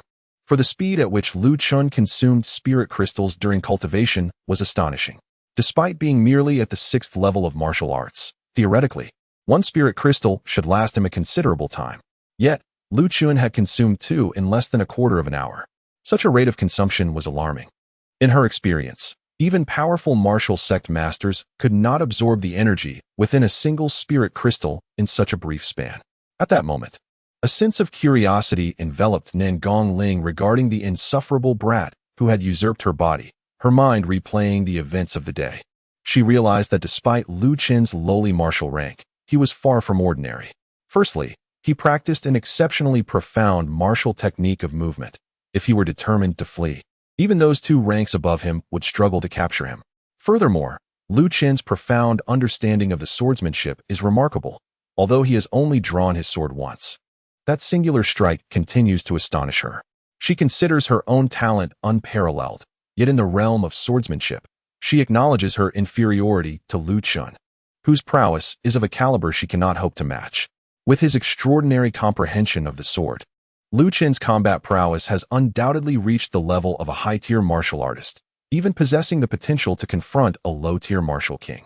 At this moment, Lu Chen's pace of cultivation once again leaves her in awe, as he exhibits a rate of advancement that surpasses her own, despite her being a practitioner of a superior constitution. As she scrutinizes Lu Chen, Nangong Ling finds herself plagued by uncertainty. She cannot fathom why someone with such exceptional talent has yet to attain a higher martial realm. She contemplates inquiring about this. Yet the memory of their recent confrontation dissuades her from doing so, as their relationship remains tenuous. when the pain from her wound resurfaces. She hastily consumes roasted meat and continues to replenish her vitality with the blood spirit pill Lu Chen had provided. Due to the theft of the Qinglei wood, the Thunder Tiger has been in a frenzy throughout the night. The cave is shrouded in tranquility, while outside, the furious roars of demonic beasts echo incessantly, some creating such a commotion that it unnerves Nangong Ling. Fortunately, as the night wears on, the cacophony diminishes significantly, restoring a semblance of the area's former serenity. However, Nangong Ling soon confronts an awkward predicament. She feels the pressing need to relieve herself, yet her injuries hinder her from rising. Meanwhile, Lu Chen remains engrossed in his cultivation, seemingly uninterested in resting. She wishes to avoid disturbing him, and even more so, she is reluctant for him to witness her vulnerability. Thus she endeavors to hold on until he falls asleep. Yet, her resolve ultimately falters. After an hour of suppression, Lu Chen shows no sign of rest, his cultivation unwavering. Unable to contain herself any longer, she cautiously glances at Lu Chen and gingerly attempts to rise, only to find herself unsuccessful. Lu Chen, attuned to her every movement due to his released soul force, perceives her discomfort and swiftly approaches her. With a wary expression, Nangong Ling retorts, "What do you intend to do? You wish to relieve yourself, do you not? Allow me to assist you," Lu Chen replies candidly. The abruptness of his words amplifies her embarrassment, causing her face to flush crimson as she retorts, "You shall not take advantage of me. I can manage on my own." With that, she continues to struggle to stand. "Which part of you have I not seen or touched? Why cling to your pride?" "It is truly exasperating," Lu Chen responds. Exasperated, disregarding her protests, he lifts her effortlessly and carries her toward a shadowed corner. Throughout this ordeal, Nangong Ling's face burns with shame, her head buried in Lu Chen's embrace, while her small hands repeatedly thump against his chest in protest. Ignoring her, Lu Chen sets her down upon reaching their destination. "Return to your previous position, close your eyes, and do not peek. Otherwise, I shall take your eyes," Nangong Ling commands sternly. Lu Chen shakes his head in resignation. After all, he has seen more than enough to warrant such trivial concerns. He was reluctant to make the journey back and forth. Yet upon encountering the fierce gaze of Nangong Ling, he obediently returned to the campfire, avoiding her eyes. Shortly thereafter, Lu Chen heard a series of hissing sounds, followed by Nangong Ling's call, "You little rascal, it's time. Come over and carry me back." Upon hearing this, a smile crept across Lu Chen's face. "See, you can indeed manage. Why not persist?" he mused, realizing that in the end, she was still asking for his help. With that thought, Lu Chen stood up comfortably and carried Nangong Ling back. However, just as he prepared to withdraw his hands, she suddenly grasped his arms and bit down on him as she had done before. Experiencing the sting of being bitten twice in a single day left Lu Chen seething with anger. "Woman, do you have some sort of ailment? Why do you bite so readily?" With a sharp bite, blood flowed from Lu Chen's hand, and Nangong Ling, satisfied, released her grip and coldly remarked, "You smiled just now. Consider this your punishment. You're the one with issues." Lu Chen retorted angrily, his expression darkening as he returned to his spot to cultivate the 9 nether soul scriptures and restore his energy. Unfazed by Lu Chen's anger, Nangong Ling bit him and, feeling mentally exhausted, leaned against the rocky wall and fell asleep shortly thereafter. The next day, when Nangong Ling awoke, Lu Chen had already ventured outside to gather firewood and had roasted some meat, sitting alone by the water's edge as he ate. "I'm hungry," Nangong Ling called out to Lu Chen's back. "After biting me so fiercely, you should fetch your own food," Lu Chen replied in irritation. "Fine, I'll get it myself," Nangong Ling declared stubbornly, pushing herself up against the wall, only to find her body uncontrollably sliding down. "You truly are my ancestor." Seeing her previously rosy complexion turn pale from the pain, Lu Chen cursed under his breath, stood up, and brought the roasted meat over to her. Nangong Ling, still sulking, refused to take the meat from him. Unwilling to yield, Lu Chen placed the meat on a stone and left. Once Lu Chen departed, Nangong Ling began to cultivate. But before long, hunger compelled her to seize the roasted meat and devour it eagerly. Chapter 82. You're done. You've fallen in love. As Lu Chen stepped out of the cave, a shadow flashed before him, and then Lord Mouse appeared, plopping down onto Lu Chen's shoulder. With a pitiful expression, Lord Mouse lamented, "You ungrateful rascal. How could you forget your loyal companion upon acquiring a woman? Are you not concerned about me being devoured by a beast?" "Devoured?" Please, Lu Chen scoffed, rolling his eyes. Even if we ventured deeper, there isn't a beast that could consume you. No, no, no, you overestimate me. Lord Mouse quickly shook his head. Lu Chen dismissed the banter and, recalling the purpose of Lord Mouse's recent departure, promptly inquired, "Did you find the healing herb I asked you to look for?" "See, you've truly forgotten your old friend. The moment we meet, it's all about your little wife, with no concern for whether I'm injured," Lord Mouse lamented. "Are you performing for me?" Lu Chen asked. Lord Mouse chuckled, his mind wandering back to the scenes he had sensed earlier.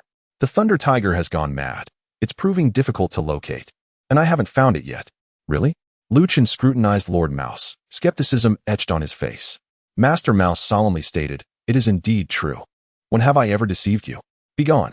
You are the reason my innocence was lost, yet you claim there was no deceit. It is true you did not bring about my demise." Lu Chen responded, speechless. "Ah, though you have lost your innocence, you are still a stunning beauty." "You are not at a loss," Master Mouse chuckled wickedly. Lu Chen cast a disdainful glance at Master Mouse and said, "I shall not indulge you any longer. It has been quite some time since I entered the Chaos Pearl for cultivation. I must attend to that now."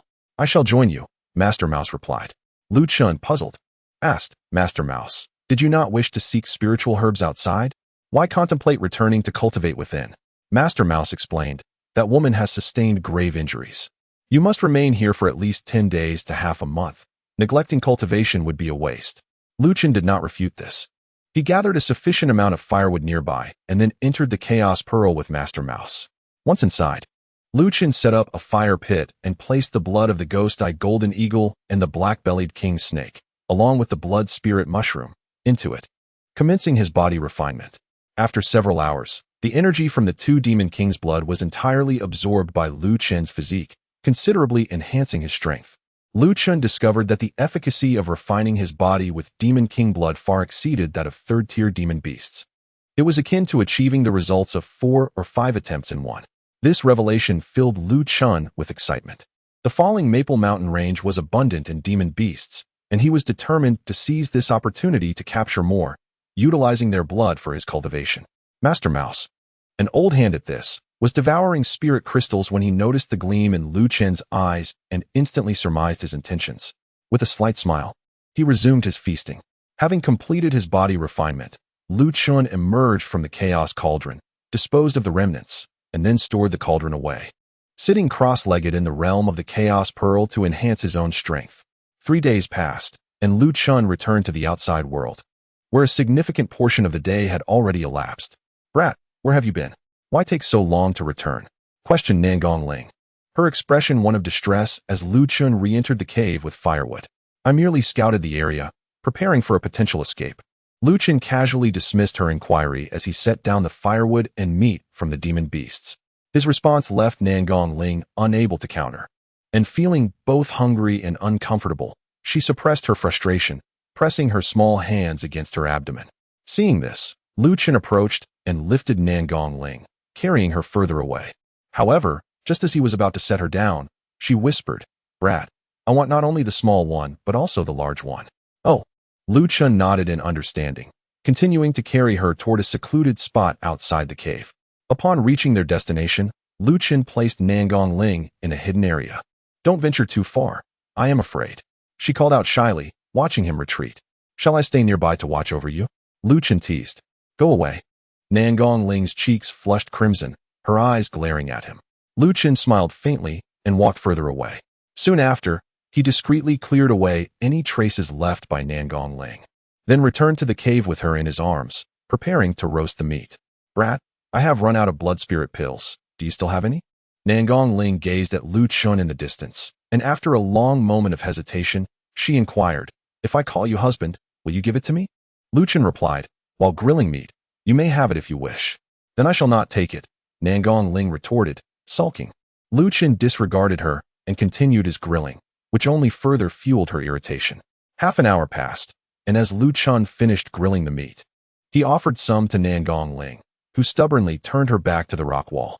Noticing this, Lu Chen chuckled and placed the grilled meat along with 100 blood spirit pills on a nearby stone before departing the cave as he had that morning. This mischievous rascal. As she looked at the meat and blood spirit pills left behind by Lu Chen, Nangong Ling's expression softened considerably. In that moment, she realized that Lu Chen was not as bad as she had initially thought. For the next 3 days, Lu Chen and Nangong Ling remained in the cave.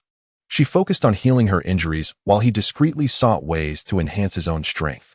By the end of the 3 days, Nangong Ling's wounds had significantly healed, though her combat prowess had yet to fully return. The majority of her injuries had mended, allowing her to move about normally. Lu Chen had successfully broken through to the 7th level of the warrior realm and had stealthily hunted down 3 Demon King level beasts, cleverly drawing the ire of Thunder Tiger towards XVIIth and his companions.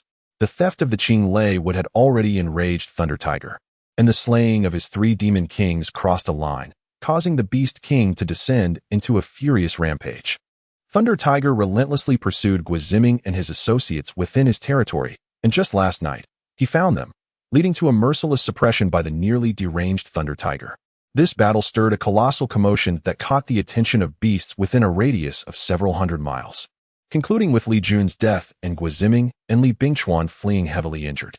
As dawn broke, the dew dampened the leaves, and the previously tumultuous Luo Feng Mountains gradually returned to tranquility.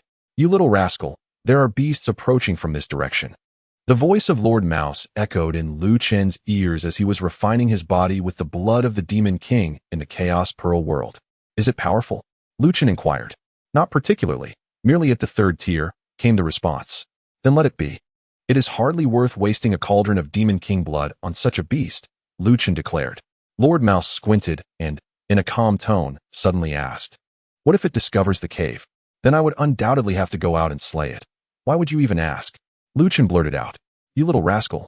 You're done for," Lord Mouse chuckled. Lu Chen, perplexed, asked, "What do you mean I'm done for? You've fallen in love. You've already developed feelings for the woman in the cave."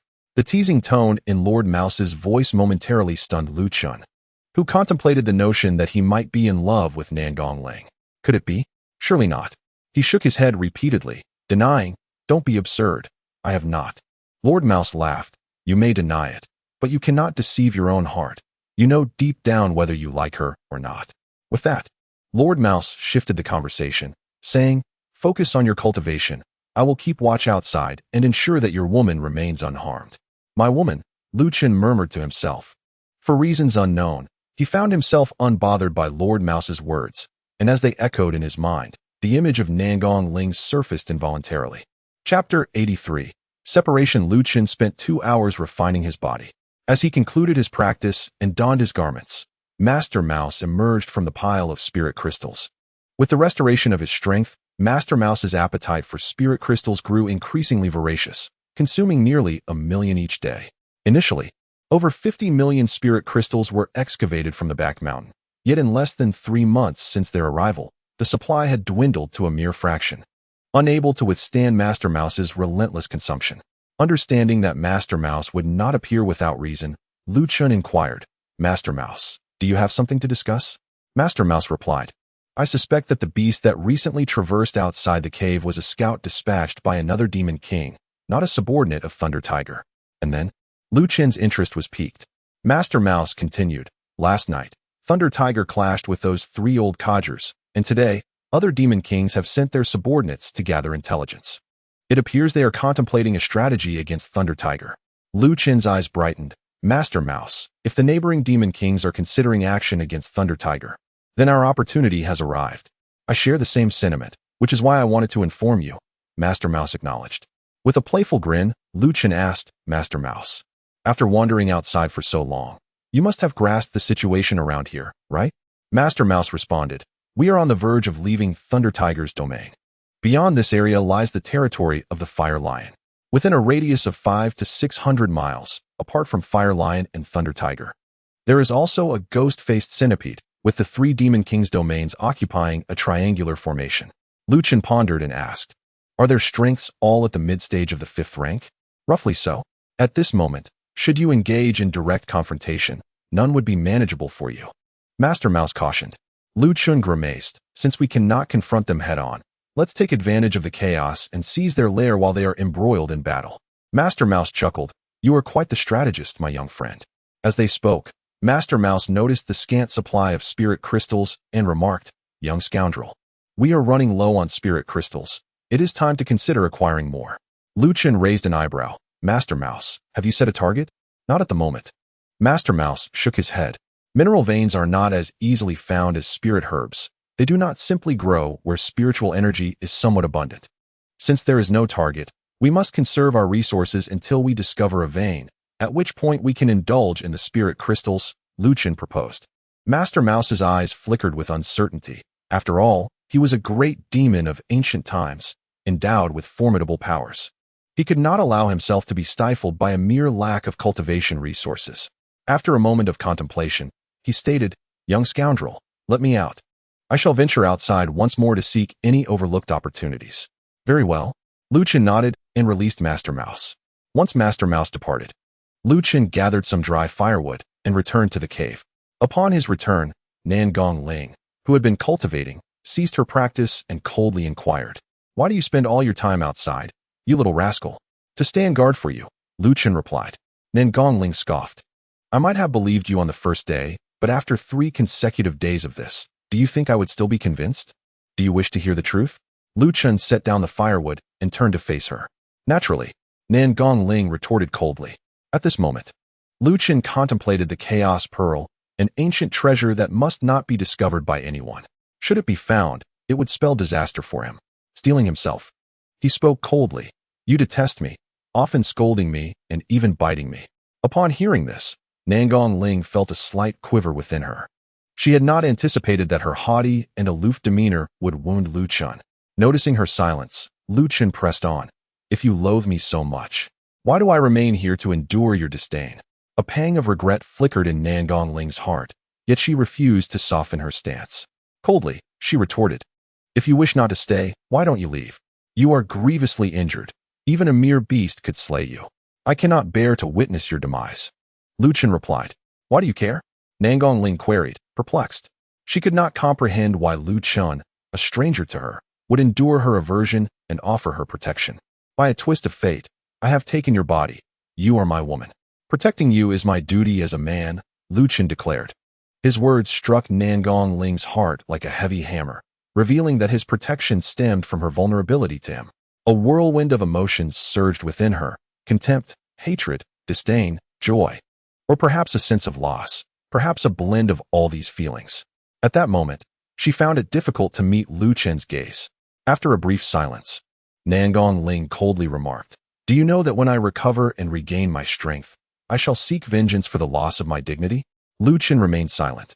Turning to roast the beast meat, Nangong Ling gazed at his retreating figure, speechless, uncertain of how to interact with him or what more to say.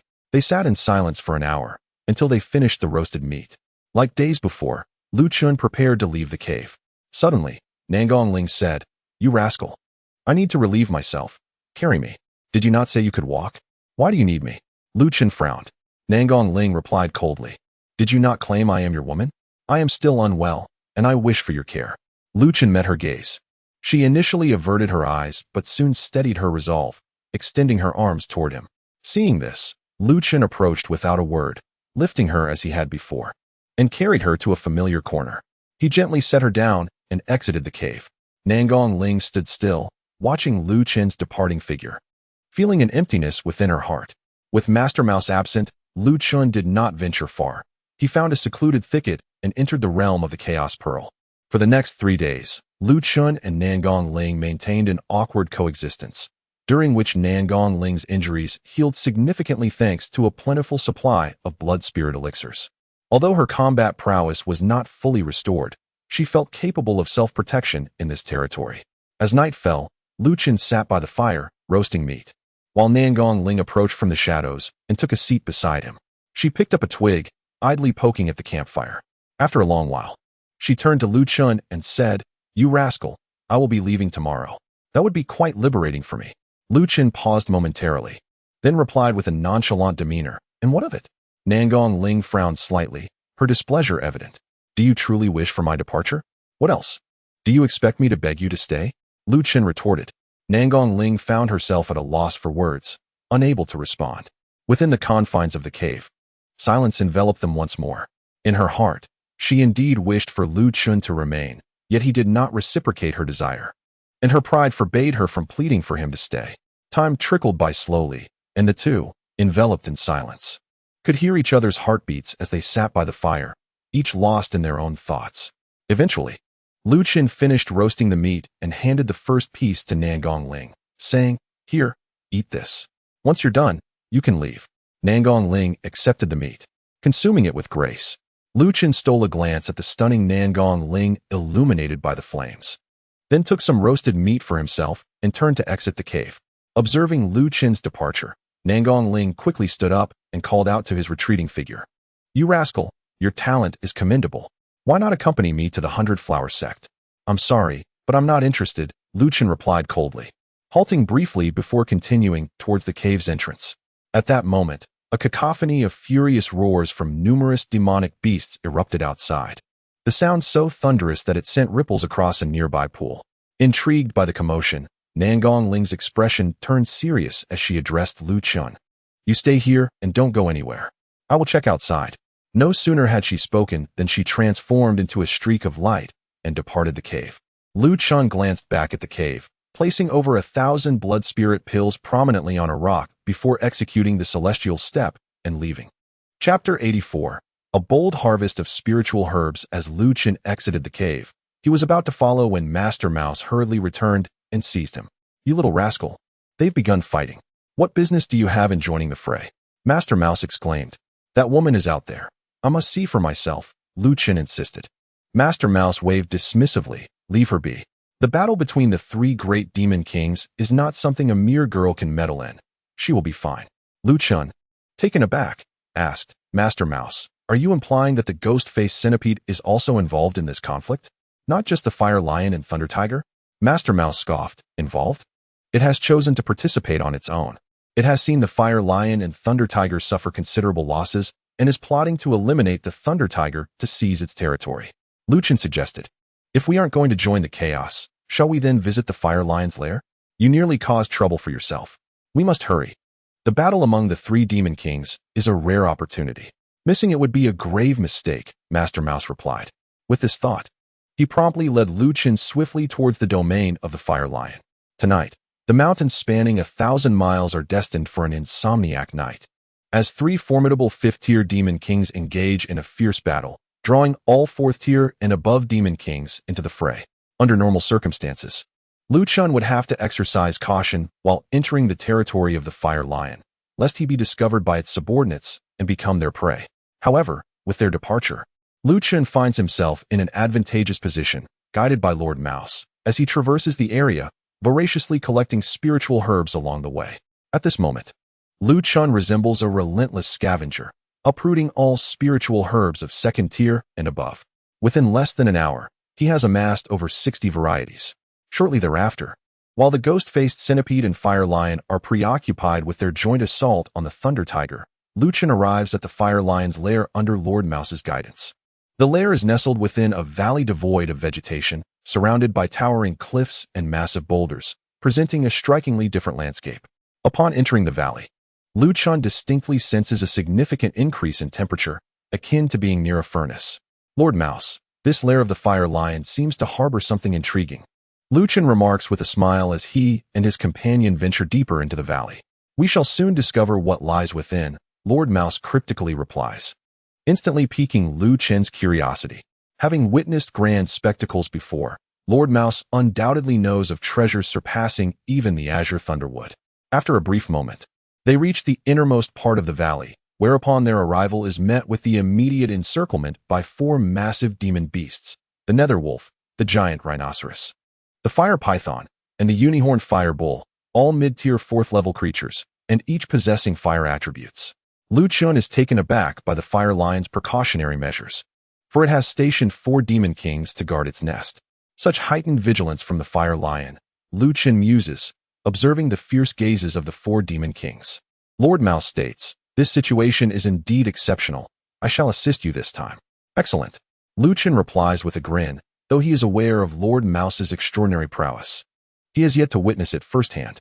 However, as Lu Chen turns to glance at Lord Mouse, the latter departs from his shoulder, and in the next instant, the valley trembles violently. When Lu Chen casts his gaze back at the 4 demon kings, he finds them lifeless. having been dispatched with such swiftness by Lord Mouse that they had no chance to even cry out. What terrifying strength! Lu Chen exclaims, realizing that to eliminate 4 mid-tier 4th-level demon kings in such a brief span, Lord Mouse must possess at least 6th-tier combat capabilities. Enough chatter, time is of the essence. And so is the spiritual herb, Lord Mouse admonishes. Quickly collect the demon beast's corpses and seek out the herbs. With your remarkable abilities, Lord Mouse, your words hold utmost weight. Lu Chen compliments, promptly using his thoughts to store the corpses of the 4 demon kings within the Chaos Pearl realm. After securing the demon beast corpses, Lu Chen follows Lord Mouse into a sweltering cave, where he soon encounters a magnificent flame tree at the cave's deepest recesses, towering over 4 meters. Its leaves blaze with fire, and among the vibrant red foliage dangle 17 white fruits, each the size of a baby's fist, radiating a red spiritual aura. Incredible! The Fire Lion's precious herb is none other than the flame spirit fruit tree.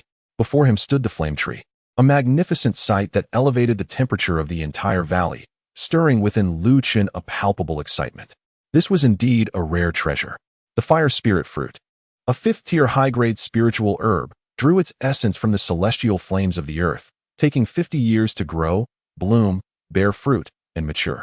Its entire growth cycle spanned 2 centuries, with both its leaves and fruits regarded as invaluable by fire attribute warriors, not only enhancing their cultivation speed, but also nurturing their meridians and dantians. As Lu Chen was aware, a single fire spirit fruit could fetch a staggering price of 4,000 spirit crystals in the marketplace, often with demand far exceeding supply. He was astounded to encounter such a remarkable find in the falling Maple Mountains, and it was no wonder that Master Mouse had previously exhibited an air of mystery. Quickly collect it, then proceed to the next location, urged Master Mouse. But Master, we've harvested the fire spirit fruit tree. Where else shall we go? Lu Chen inquired, his attention drawn back by Master Mouse's words. Seeing as all the formidable beasts have fled to the territory of the Thunder Tiger, let us gather the spiritual herbs guarded by the other 4th-tier demon kings as well, suggested Master Mouse. That is a splendid idea, Lu Chen responded with a smile. And like a treasure seeker, he meticulously transplanted the fire spirit fruit tree into the Chaos Cauldron realm. Subsequently, the man and the mouse emerged from the cave, traversing the night as they diligently collected the spiritual herbs from the realm of the Fire Lion. Meanwhile, under the relentless assault of the ghost-faced centipede and the Fire Lion, the Thunder Tiger sustained grave injuries. In a fit of rage, it abandoned its subordinates and, employing its thunderous might, broke free into the wilderness. Though the ghost-faced centipede and the Fire Lion were formidable, they could not thwart the fleeing Thunder Tiger, which ultimately escaped into the shadows. Once the Thunder Tiger had fled, the ghost-faced centipede and Fire Lion returned to its lair, commanding their subordinates to deal with the Thunder Tiger's followers and reorganize the territory. This process continued for over an hour, with the Thunder Tiger's subordinates either slain or surrendering, yielding to the Fire Lion and ghost-faced centipede. However, as the Fire Lion and ghost-faced centipede were preoccupied with dividing the Thunder Tiger's domain, a panicked 3rd-tier subordinate, the Eagle, sought out the Fire Lion. Approaching closely, it relayed the alarming news of human thieves appearing within their territory. Upon hearing this, the Fire Lion seethed with anger but concealed its fury, mindful of the ghost-faced centipede's presence, lest it reveal any hint of treachery. Return at once. I shall follow shortly, the Fire Lion commanded coldly. The Eagle dared not linger and promptly took flight back to its territory. All units, return immediately, it ordered. As the Eagle departed, the Fire Lion issued its own command. Instantly, the once jubilant subordinates were left bewildered, questioning why the Fire Lion suddenly desired to retreat. Now was the prime moment to claim the territory, and leaving would only serve to bolster the ghost-faced centipede's claim. Without offering an explanation, the Fire Lion took the lead, hastening back to its territory, while its subordinates, though reluctant to abandon the Thunder Tiger's domain, followed suit. Before long, the territory of the Thunder Tiger was left solely to the ghost-faced centipede and its 14 loyal Demon King subordinates. Chapter 85. The Clam and the Heron. The fishermen gains as they observed the hasty departure of the Fire Lion. The ghost-faced centipede king and his retinue were left in a state of bewilderment. This sudden turn of events had rendered them utterly confounded. In the ghost-faced centipede king's recollection, the Fire Lion king was not one to suffer losses. If he chose to act, it was always to his advantage. Consequently, he had never contemplated monopolizing the territory of the Thunder Tiger, fully aware that his strength was insufficient to consume such a vast expanse. However, with the Fire Lion King's inexplicable exit, he found himself at a loss regarding the division of territory they had intended to negotiate. What has happened to the Fire Lion today? This is not characteristic of his usual conduct, pondered a peak tier 4-stage giant rhinoceros demon king after a moment of silence.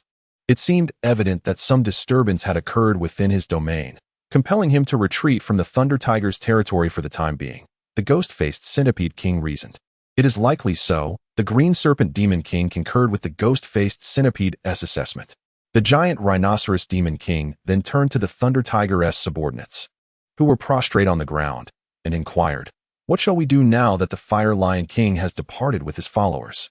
The ghost-faced centipede king's eyes flickered with uncertainty. Should he claim the Thunder Tiger's dominion entirely, or would they opt for an equal division, coexisting peacefully? Truth be told, now that the Fire Lion King had vacated, he was reluctant to share the spoils, not wishing to relinquish the delectable prize. Yet, if he were to monopolize the territory, he feared the Fire Lion King might retaliate with his subordinates, for the Fire Lion King was indeed capable of such actions.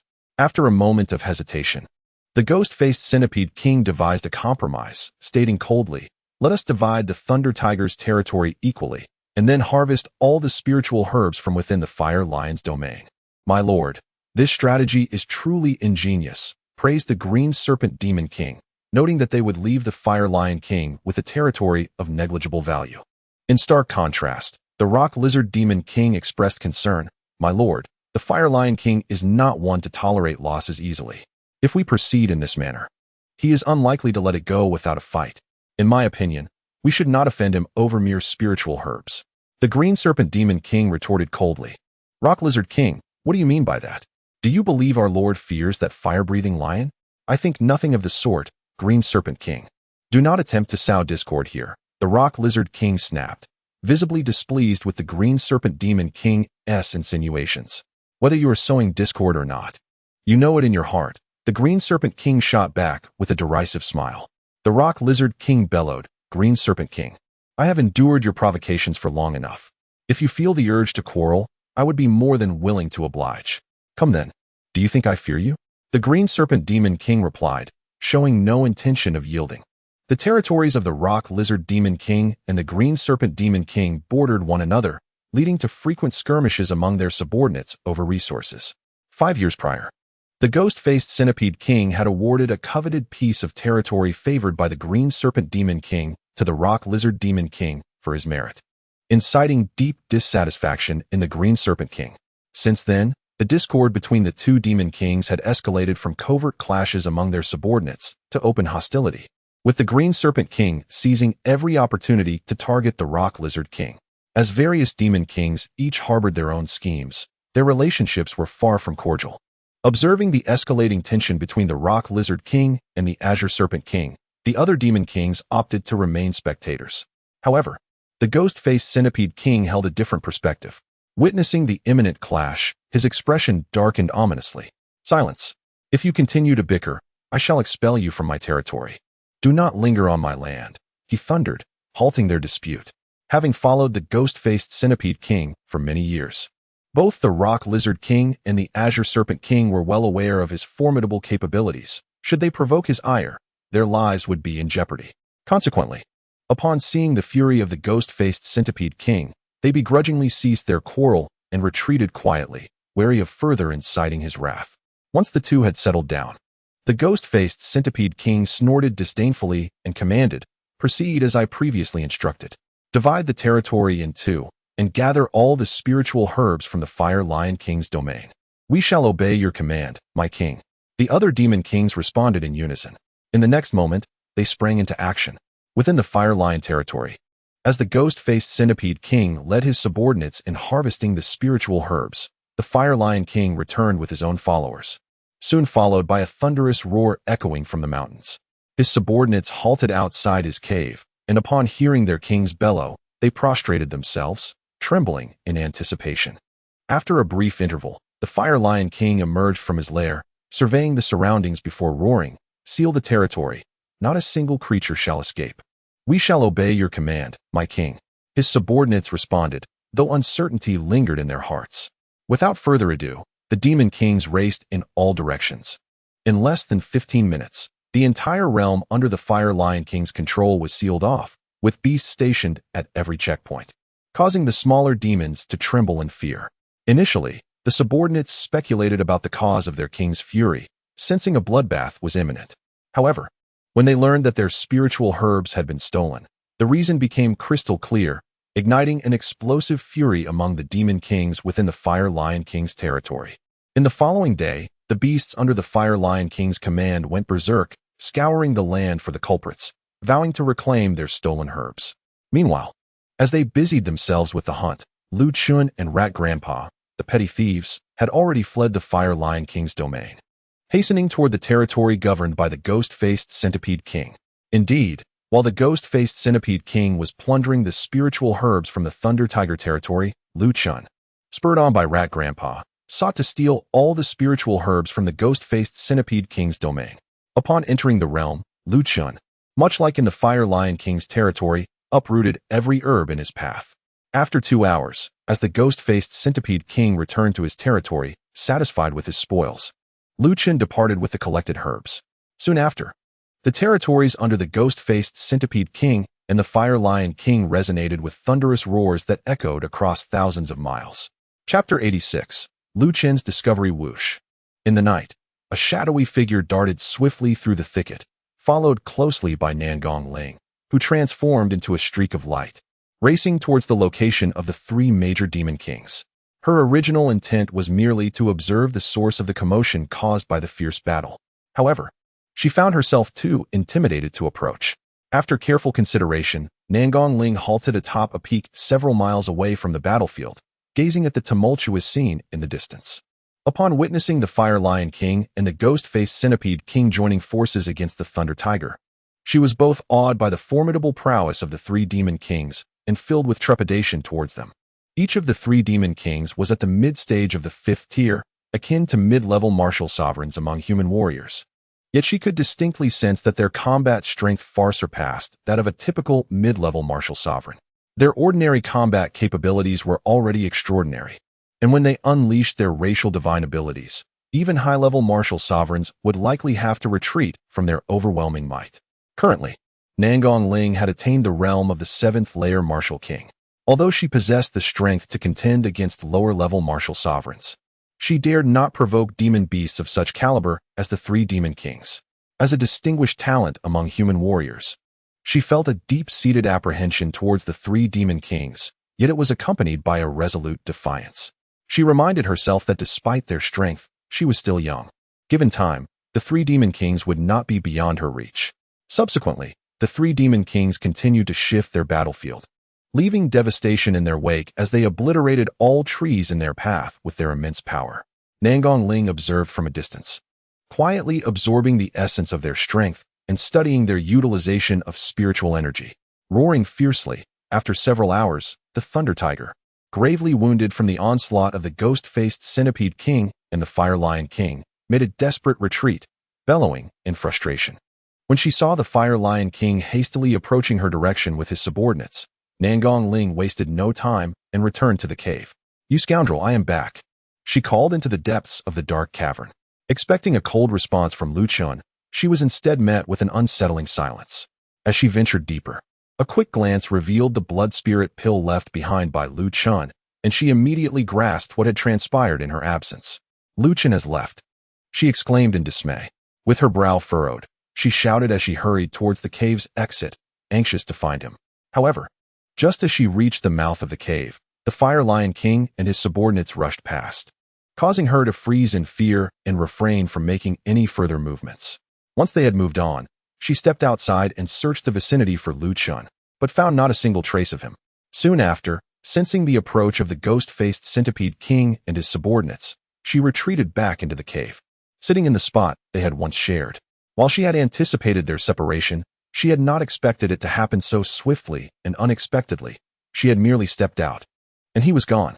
Men truly lack a heart, she murmured after a long while, staring blankly at the blood spirit pill. In the forest, the area governed by the ghost-faced Centipede King and the Fire Lion King was in chaos. The weaker demon beasts within a 1,000-mile radius fled in terror, fearful of becoming collateral damage. Yet, despite this, numerous demonic beasts continued to serve as instruments of venting anger for the demon kings, and by the end of the day, the forest was steeped in a heavy scent of blood. Meanwhile, as the demon kings lost their reason over the spiritual herbs, Lu Chen and Master Mouse had already concealed themselves within the Chaos Cauldron's realm, cheerfully cultivating the spiritual herbs. At this moment, the Chaos Cauldron's world was no longer an endless desert. It had transformed into 5 plots of land, each spanning several dozen acres. These plots were filled with spiritual herbs handpicked by Lu Chen, who had meticulously categorized them according to the 5 elements: gold, wood, water, fire, and earth. After planting all the herbs, Lu Chen stretched lazily and gazed with satisfaction at the 5 gradually expanding fields of spiritual herbs. Master Mouse, for some reason, I feel the spiritual energy in this world has become somewhat more abundant, Lu Chen remarked after a while, voicing his vague perception. Master Mouse chuckled and replied, "You little rascal, you truly deserve the title of World Master. You even noticed the spiritual energy has thickened by less than 1,000th. Indeed, upon hearing Master Mouse's response, Lu Chen was profoundly astonished. Though he had heard that divine artifacts possessed independent worlds and could evolve the laws of existence, he still found it hard to believe when this realization unfolded before his eyes. To him, an entire world was far too vast to be created by human effort, let alone exist within a single divine artifact. Such an overreaction, Master Mouse scoffed. Whether it's the Chaos Pearl or the Chaos Cauldron, once they recognize their master, their inner worlds begin to grow. Master Mouse, please clarify, Lu Chen inquired with curiosity. Master Mouse elaborated, simply put, the inner world of a divine artifact has the capacity for growth. Every action you take directly influences its development. As your strength increases, the territory of the inner world expands. When you comprehend momentum, the inner world acquires momentum. When you grasp the laws, the inner world embodies those laws. Lu Chen pondered deeply and then reached out to sense the fluctuation of spiritual energy, asking, Master Mouse, what about this spiritual energy? In response, Master Mouse gestured towards the 5 fields of spiritual herbs. It is because of them. How so? Lu Chen pressed further. Master Mouse did not respond directly, but countered. You, as a former martial emperor, should know how spiritual mountains and treasures come into being, right? The earth spirit nurtures the mountain spirit, and in turn, the mountain spirit nourishes the earth spirit. They exist in mutual dependence until they give birth to spiritual veins, forming a spiritual mountain. As Master Mouse finished speaking, Lu Chen reflected on this and looked at him in astonishment. Master Mouse, do you mean to say that the increase in spiritual energy in this world is due to the nourishment provided by the 5 fields of spiritual herbs? Otherwise, what could it be? Master Mouse replied, My heavens, it is indeed possible. Lu Chen exclaimed in awe. Master Mouse continued, the outside world is a world, and the Chaos Cauldron's realm is also a world. Fundamentally, there is no difference. The only distinction is that the outside world is more complete, while the Chaos Cauldron's realm is merely beginning to grow. Is there truly no difference? Master Mouse's words stirred profound thoughts within Lu Chen, causing turbulent waves in his heart. However, just as Lu Chen was about to inquire further, Master Mouse raised his paw to stop him. Enough of this topic, you impudent brat.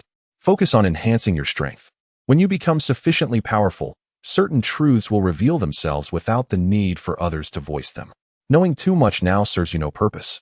Although Lu Chen acknowledged the veracity of Shai's words, a sense of irritation lingered within him, prompting him to cast an eye of disdain toward Shai.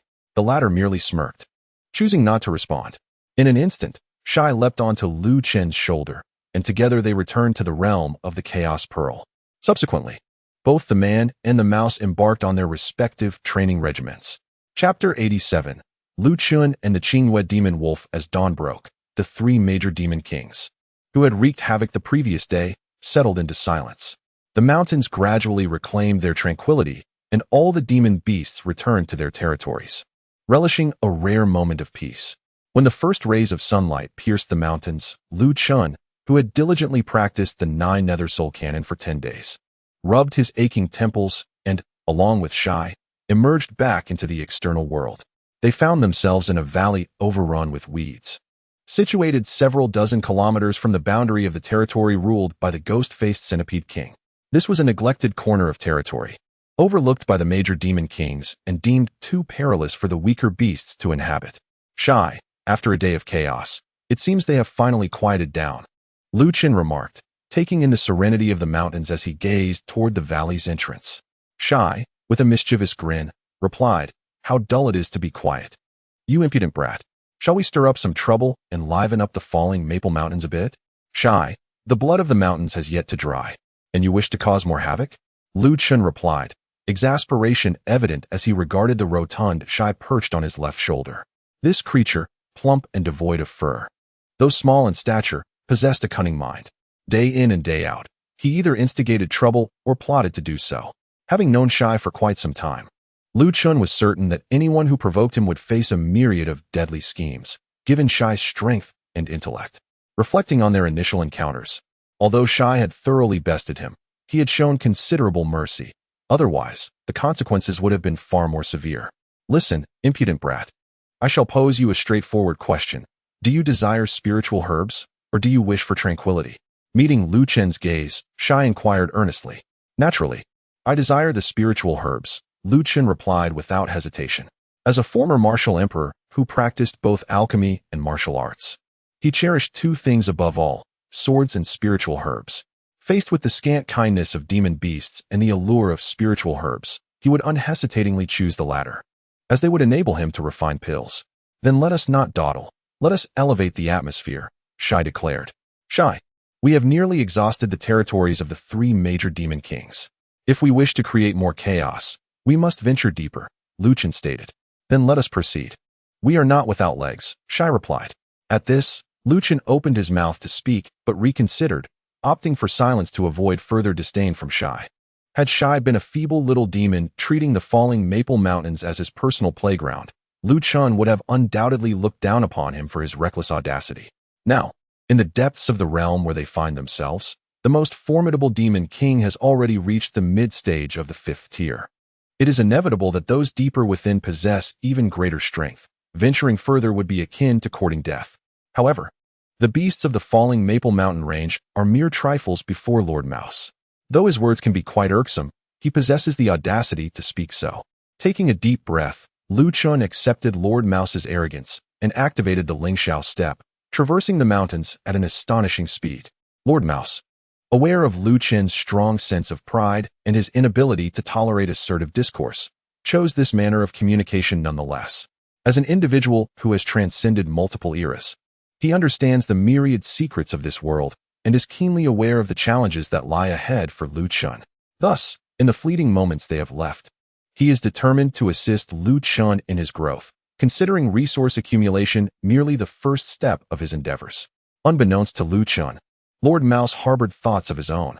The moment he resolved to delve deeper into the mountains, he released his soul power. With the aid of this ethereal force, the landscape enveloped in soul energy materialized vividly in his mind, granting him a modicum of reassurance. Northwest. Just as Lu Chen prepared to continue northward, Lord Mouse interjected. Startled, Lu Chen promptly altered his course. Simultaneously, he inquired, "Lord Mouse, is there something of value in the northwest?" "Indeed, there are treasures that you will undoubtedly adore," Lord Mouse replied. Previously, he had refrained from disclosing that they would encounter a 5th-tier high-fire spirit fruit tree, so this new discovery would surely not disappoint.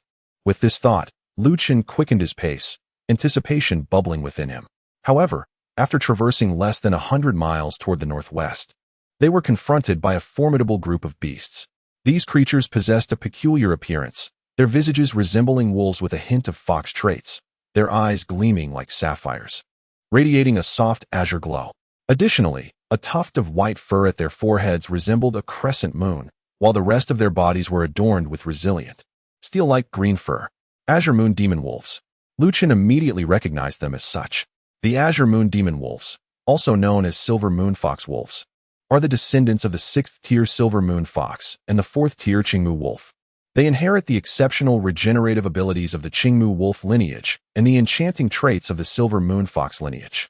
Among their kind, the Azure Moon Demon Wolves do not boast outstanding combat prowess, yet once ensnared by them, it becomes a vexatious ordeal. This group comprises over 100 members, with 2/3 of them ranging from mid to late 4th tier. The Wolf King has already ascended to the 5th-tier Demon King stage and is considerably larger than the others. Faced with this formidable assembly, Lu Chen felt overwhelmed. Combating such a large pack of Azure Moon Demon Wolves with his current strength would prove arduous. Lord Mouse, is the treasure you spoke of in their possession? Lu Chen inquired, a hint of frustration in his voice. Not at all. Lord Mouse shook his head. Once again, I find myself at your mercy, Lu Chen remarked, exasperated. Fear not. Vanquishing them will bring you significantly closer to the treasure, Lord Mouse asserted with a serious expression. Very well. As events unfolded, Lu Chen found himself at a loss for words. Casting a glance at the entire clan of the Tianyuan demon wolves, he cautiously retreated, intending to exit their territory and take a detour. However, it seemed that the Tianyuan demon wolves had no intention of letting him go. A demon wolf of the initial 4th tier lunged at him as he attempted to flee. With bared fangs and a ferocious roar, it appeared ready to devour the insignificant human who dared to intrude upon their domain. Faced with the advancing demon wolf, Lu Chen slowly closed his eyes. In the next moment, as all the Tianyuan demon wolves assumed Lu Chen had been paralyzed by fear and awaited his demise, an immense sword intent erupted from within him.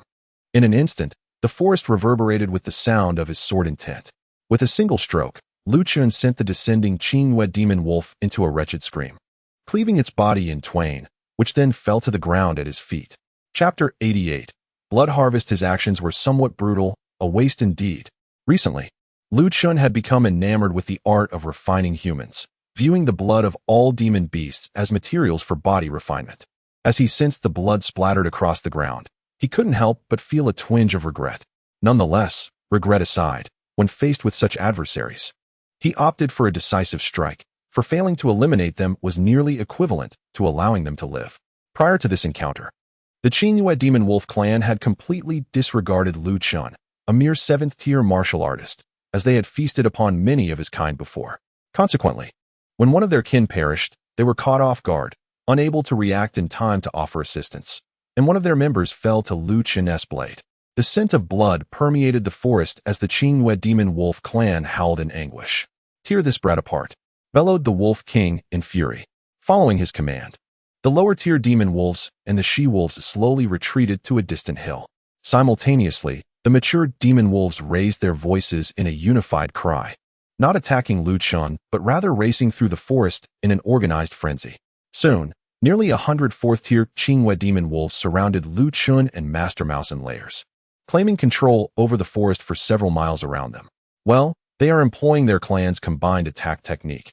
They truly regard me highly, Lu Chen remarked coldly, perceiving the formation of the Tianyuan demon wolves with his soul power. Master Mouse chuckled. The wolf clan ranks among the top 10 in unity among demon races. You dispatched one with a single sword strike. They will undoubtedly seek retribution. Lu Chen tentatively inquired, Master Mouse, what if you intervened to suppress them? Master Mouse scoffed. You little rascal, during this journey through the falling Maple Mountains, I will assist you only 3 times. I have already used one against the lustful python and another outside the Fire Lion Cave. You have one opportunity left for me to intervene. I respect you. So if you wish to expend this final chance on the Tianyuan demon wolves, I shall comply, but after this, I will refrain from further assistance. Even if you meet your end. Lu Chen furrowed his brow. The lustful python and the fire lion shouldn't count as attempts. Master Mouse retorted, Are you trying to play tricks on me? Lu Chen replied, The lustful python was your own scheme. You caused me to lose my purity. And I didn't even demand your assistance once. Yet you dare to count this against me?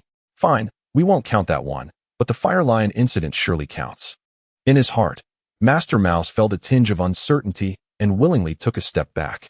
Observing this retreat, Lu Chen seized the opportunity to withdraw his gaze from Master Mouse and directed it towards the encroaching Tianyuan demon wolves, whose surrounding circle was steadily tightening. Noticing Lu Chen's shift in focus, Master Mouse inquired, You don't require my assistance any longer, do you? Although the Tianyuan demon wolves posed a challenge, they were merely formidable to the uninitiated. With the right techniques, they could indeed be managed. Thus, Lu Chen preferred to reserve his efforts for truly insurmountable beasts. In his previous life, he had relied solely on his extraordinary martial talent to rise among countless warriors, establishing his reputation step by step as the dual sovereign. Throughout his cultivation journey, he expanded his horizons and gained profound insights. He had encountered the Tianyuan demon wolves on the beast ranking and understood how to confront them. The reasons for their difficulty lay primarily in three aspects. Firstly, their remarkable speed. A mid-tier 4th-level Tianyuan demon wolf could outpace many 5th-level beasts, making them elusive targets. Secondly, as wood-type demons, they possessed formidable vitality and self-healing capabilities. If not dispatched in a single strike, they could swiftly recover from injuries. Thirdly, their enchanting abilities were peerless. When they employed their racial allure, anyone who met their gaze was often left to await their doom. Fully aware of the Tianyuan demon wolf's traits, Lu Chen closed his eyes, opting to perceive his surroundings through soul power, thus denying the wolves any chance to bewitch him. Very well, Master Mouse chuckled in agreement. Evidently familiar with the wolf's characteristics and disinclined to assist Lu Chen against such lesser beasts. With a sudden roar, all the Tianyuan demon wolves surged forth, encircling Lu Chen and filling the air with their howling. Little brat, they're about to strike, Master Mouse exclaimed, observing the wolves, now mere blurs due to their accelerating speed. Let them come. The one who strikes first shall perish. Lu Chen stood firm, sword in hand, his expression cold as he fixed his gaze ahead. While the speed of the Tianyuan demon wolves was indeed impressive, he was not to be underestimated. With the aid of his soul power, their rapid assaults could not surpass his own swiftness. At this moment, he needed only to control the battlefield with his soul energy. Once the wolves approached, he would unleash his swift sword intent with ferocity. Sensing Lu Chen's murderous intent, Master Mouse's small eyes narrowed slightly, and a human-like smile appeared on his face. To him, true strength was forged through a path of bloodshed. Mercy was the most ruthless of all virtues, often leading to one's own demise. Undoubtedly, Lu Chen's current mindset in battle was most to his liking, imbued with a desire to kill and a palpable aura of menace, unlike his usual overly merciful demeanor. With a sudden whoosh, after a brief exchange of probing, a mid-tier 4th-level Tianyuan demon wolf lunged from the formation, aiming to bite into Lu Chen's neck. Die? Lu Chen uttered the word, and with it came a swift strike of his sword. In the blink of an eye, his sword intent transformed into a shard of cold light, targeting the wolf's throat, eliciting a mournful howl as the creature met its fate. As the anguished cries echoed, the speed of the Tianyuan demon wolf diminished. Its body, propelled by inertia, hurtled directly towards Lu Chen. At that moment, its kin noticed a line of blood tracing its neck, with the azure fur around it severed like steel needles. Witnessing this grim scene, the entire Tianyuan demon wolf clan began to whimper, for they understood that their kin had been slain, its head severed. With a swift stroke, Lu Chen dispatched the creature, catching its lifeless form before placing it at his feet and retrieving a stone jar from the Chaos Pearl. Under the baleful gaze of the entire Tianyuan demon wolf clan, he then lifted the head and let the still-warm blood flow freely. This audacious act incited the fury of the Tianyuan demon wolf clan. With a heart-wrenching howl from the Wolf King, for more Tianyuan demon wolves charged at Lu Chen. Seeing this, Lu Chen addressed the mouse perched on his shoulder. Old mouse, while you may not assist in dealing with the Tianyuan demon wolves, surely you can help me collect their blood. Indeed, I can, the mouse replied with a chuckle, hopping down to press the neck of a Tianyuan demon wolf against the rim of the stone jar. As the mouse assisted in the bloodletting, Lu Chen simultaneously unleashed 4 strikes, slaying the 4 attacking wolves mid-air. Ah, you're quite the blood collector, aren't you? The mouse remarked, amused by the unfolding spectacle. Lu Chen, feeling a hint of pride, retorted, did you ever imagine that while you were scheming against me, I would turn their blood into my advantage? You surprise me. The mouse laughed, genuinely taken aback by Lu Chen's unexpected ingenuity. Rolling his eyes at the mouse, Lu Chen continued to dispatch the remaining oblivious creatures. Chapter 89. The canyon carved by a blade. With his eyes closed, Lu Chen found that the clan enchantment technique was of no use, and the Tianyuan demon wolves could not gain the upper hand against him. They were compelled to endure his onslaught. The Tianyuan demon wolves were a united and vengeful breed. Yet after enduring numerous defeats, they began to regain their composure. The blood of their fallen kin extinguished the flames of their hatred and fury, leading to reluctant howls of despair as they gradually retreated under the Wolf King's command. Before long, the remaining few dozen Tianyuan demon wolves had vanished from Lu Chen's sight, leaving only him and the 18 slain wolves in the forest. Quite interesting. The Tianyuan demon wolves have shown a degree of wisdom in retreating, the mouse mused, discarding a drained wolf and gazing at the 2 jars brimming with blood. Lu Chen replied, The intelligence of the wolf clan is quite high when they recognize a lost cause. They do not charge blindly, but instead lurk in the shadows for an opportune moment. Indeed, you are correct. They may appear to have withdrawn, but they are likely lying in wait in the nearby valley, ready to strike again, the mouse remarked. Lu Chen shook his head, smiling. And after storing the 2 jars of blood within the chaos pearl, he began extracting the demon cores from the wolf corpses with his sword. As Lu Chen extracted the cores, the eyes of the entire Tianyuan demon wolf clan brimmed with tears, each one yearning to rush forward and fight. Yet they were held back by the Wolf King. Minutes passed, and Lu Chen successfully unearthed 18 azure blue demon cores, each the size of a newly laid egg, which he promptly stored in his spatial ring. Thank you, Master Mouse. Without you, I would not have acquired such an abundance of cultivation resources, Lu Chen remarked, dusting himself off after collecting the demon core. Hee, I hope you will express your gratitude to me again next time, Master Mouse replied with a mischievous grin. Lu Chen merely smirked and, instead of responding, inquired, Master Mouse, the Tianyuan demon wolf clan must possess spiritual herbs as well. Would you lead me to gather them? Walk another 10 miles northwest, and you will arrive at a valley. Master Mouse pointed towards the lair of the Tianyuan demon wolves. Without hesitation, Lu Chen employed his Lingxiao steps to hasten towards their den, leaving a chorus of howling wolves in the forest, lamenting their fate. Oh, I never expected to find something like this. Moments later, Lu Chen and Master Mouse reached the valley and discovered an oddly shaped tree deep within. This tree stood approximately 3 meters tall with a sturdy trunk, its surface adorned with emerald roots and diamond-shaped leaves that were lush and vibrant green. Tianyuan wood, Lu Chen exclaimed, recognizing it as a mid-grade 5th tier wood attribute spiritual herb. Its remarkable property lay in its ability to absorb the energies of the 4 attributes, metal, water, fire, and earth, and subsequently transform them into pure wood attribute energy. In the eyes of wood attribute warriors, Tianyuan wood was an invaluable treasure. Its appearance at an auction would surely incite a frenzied bidding war. As Lu Chen approached the Tianyuan wood, he spotted several wolf cubs frolicking around it, with a gentle green mist emanating from the roots and leaves of the tree. You little rascal. The wood attribute spiritual energy here is at least 10 times that of the outside world, Master Mouse remarked, gazing at the Tianyuan wood. Lu Chen replied, It is not surprising that this Tianyuan wood can achieve such a concentration of wood attribute energy, given its stature. Master Mouse added, You little brat. If such a 3-meter-tall Tianyuan would exhibit such potency, I wonder what the effects would be if it grew to 100 meters. Master Mouse, Tianyuan wood grows only an inch per year. 100 meters would take 10,000 years. I wonder if you will live long enough to witness that, Lu Chen retorted, a hint of sarcasm in his voice. Master Mouse reminded him, Do not forget that you possess that artifact. With this revelation, Lu Chen realized the implications. Indeed, the time flow in the Chaos Cauldron world was 10 times faster than in the outside realm. Planting the Tianyuan wood in the Chaos Cauldron world would mean that 10,000 years would equate to merely 1,000 years there. The lifespan of a warrior extends with their cultivation level, and should one break through to the martial emperor stage, 1,000 years would not seem as daunting as it once did. One must acknowledge, the Chaos Cauldron serves as a true temporal cheat. Though he felt a stir of excitement within, Lu Chen maintained a nonchalant demeanor as he said, Master Mouse, you can wait here. I am eager to proceed to my next destination. With that, Lu Chen focused his will, and the entire Tianyuan wood uprooted itself, vanishing into the Chaos Cauldron world, leaving the little wolf cubs yelping in confusion.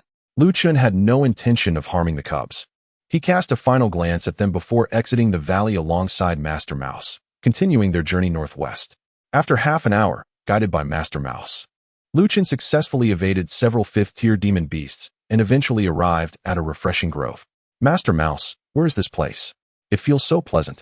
Lu Chen inquired as he strolled through the forest, relishing the cool breeze that provided respite from the sweltering summer heat. Little rascal, you may feel cool now, but soon that will change, chuckled the rat elder. Lu Chen raised an eyebrow and turned to the rat elder resting on his shoulder. Are we close to our destination? Just a few more miles ahead, replied the rat elder. Upon hearing this, Lu Chen, who was about to take a break, felt invigorated and once again unleashed his Lingxiao step, racing through the jungle with fervor. Moments later, he halted outside a canyon. This canyon was extensive, seemingly endless, with depths of several hundred feet and a width of over 10 feet. The smooth stone walls on both sides bore no trace of vegetation.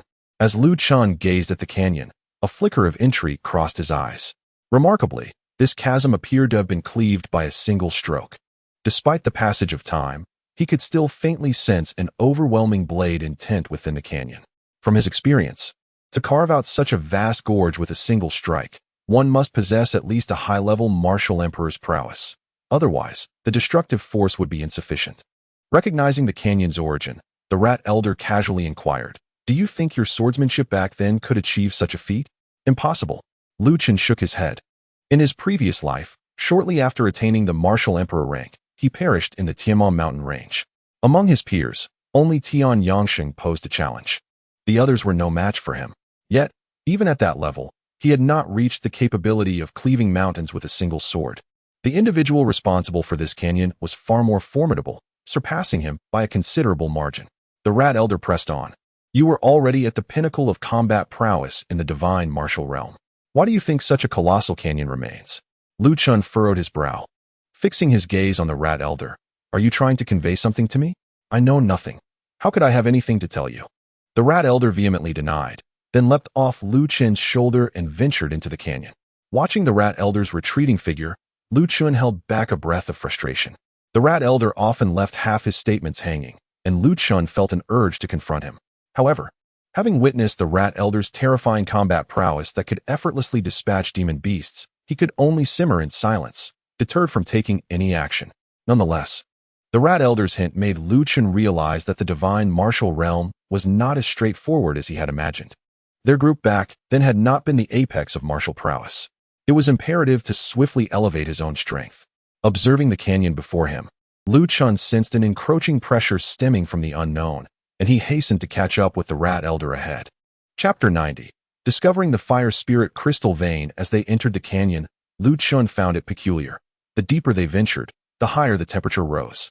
Within minutes, beads of perspiration began to form on his forehead. Out of curiosity, he followed the rat elder while releasing his soul power to sense what lay deeper within the canyon. After a quarter of an hour, clusters of flowers appeared within his perception, each one vibrant red as flames, embedded in the canyon's walls. Flame breath flowers. The moment he sensed the flowers, Lu Chen's breath quickened. The flame breath flower, a third-tier spiritual herb, may not possess a high rank, yet wherever it flourishes, one can be certain that a vein of fire spirit crystals lies beneath the ground, for only an immense concentration of fire attribute spiritual energy can sustain its growth. Lu Chen had surmised that the spiritual herb within the canyon was of the fire attribute, due to the intense heat of the locale. Yet he never anticipated it would be the flame breath flower itself. "What a beautiful blossom," Lu Chen exclaimed, delighted at the prospect of discovering a crystal vein in such a place, a truly extraordinary stroke of fortune. However, Old Mouse retorted, "Don't celebrate too soon, you little rascal." While the presence of the flame breath flower indicates a mineral vein, it also signifies the existence of other entities, namely, the giant spirit bees. At this revelation, Lu Chen's smile faded. Indeed, where there is a flame breath flower, there are also giant spirit bees, although the giant spirit bees do not rank highly in tier, with the average adult possessing a third-tier strength and the strongest being the queen who can break into the fourth tier. They are formidable foes. Adult giant spirit bees are roughly the size of a fist, adorned in a striking red hue, appearing both beautiful and somewhat endearing, yet they are ruthless carnivorous predators. They possess rapid flying speeds and aggressive tendencies, complemented by a venomous stinger that harbors potent fire poison. Reports indicate that any warrior struck by the stinger must consume a frost soul pill to detoxify, as otherwise, they will succumb to the fire poison within 3 days. Despite their relatively low tier, the lethal potential of the giant spirit bees places them high on the beast ranking, surpassing many 6th-tier monsters. With a flicker of determination in his gaze, Lu Chen extended his spiritual awareness to other areas, soon spotting numerous giant spirit bees practicing amidst the thickets of flame breath flowers. Contemplating the situation, Lu Chen retracted his spiritual energy and turned to Old Mouse. "These creatures seem rather troublesome. Could you lend me a hand? An opportunity?" Old Mouse inquired. "Absolutely," Lu Chen replied readily. Unlike the limited numbers of the Azure Moon Demon Wolf, the giant spirit bees are a vast and populous race. The mere thought of having to slay thousands of them one by one sent a shiver down Lu Chen's spine. "Then let us retreat," Old Mouse suggested nonchalantly. "Are we not moving forward? Why are we going back?" Lu Chen frowned. If we retreat, how shall we acquire the fire spirit crystals from the vein?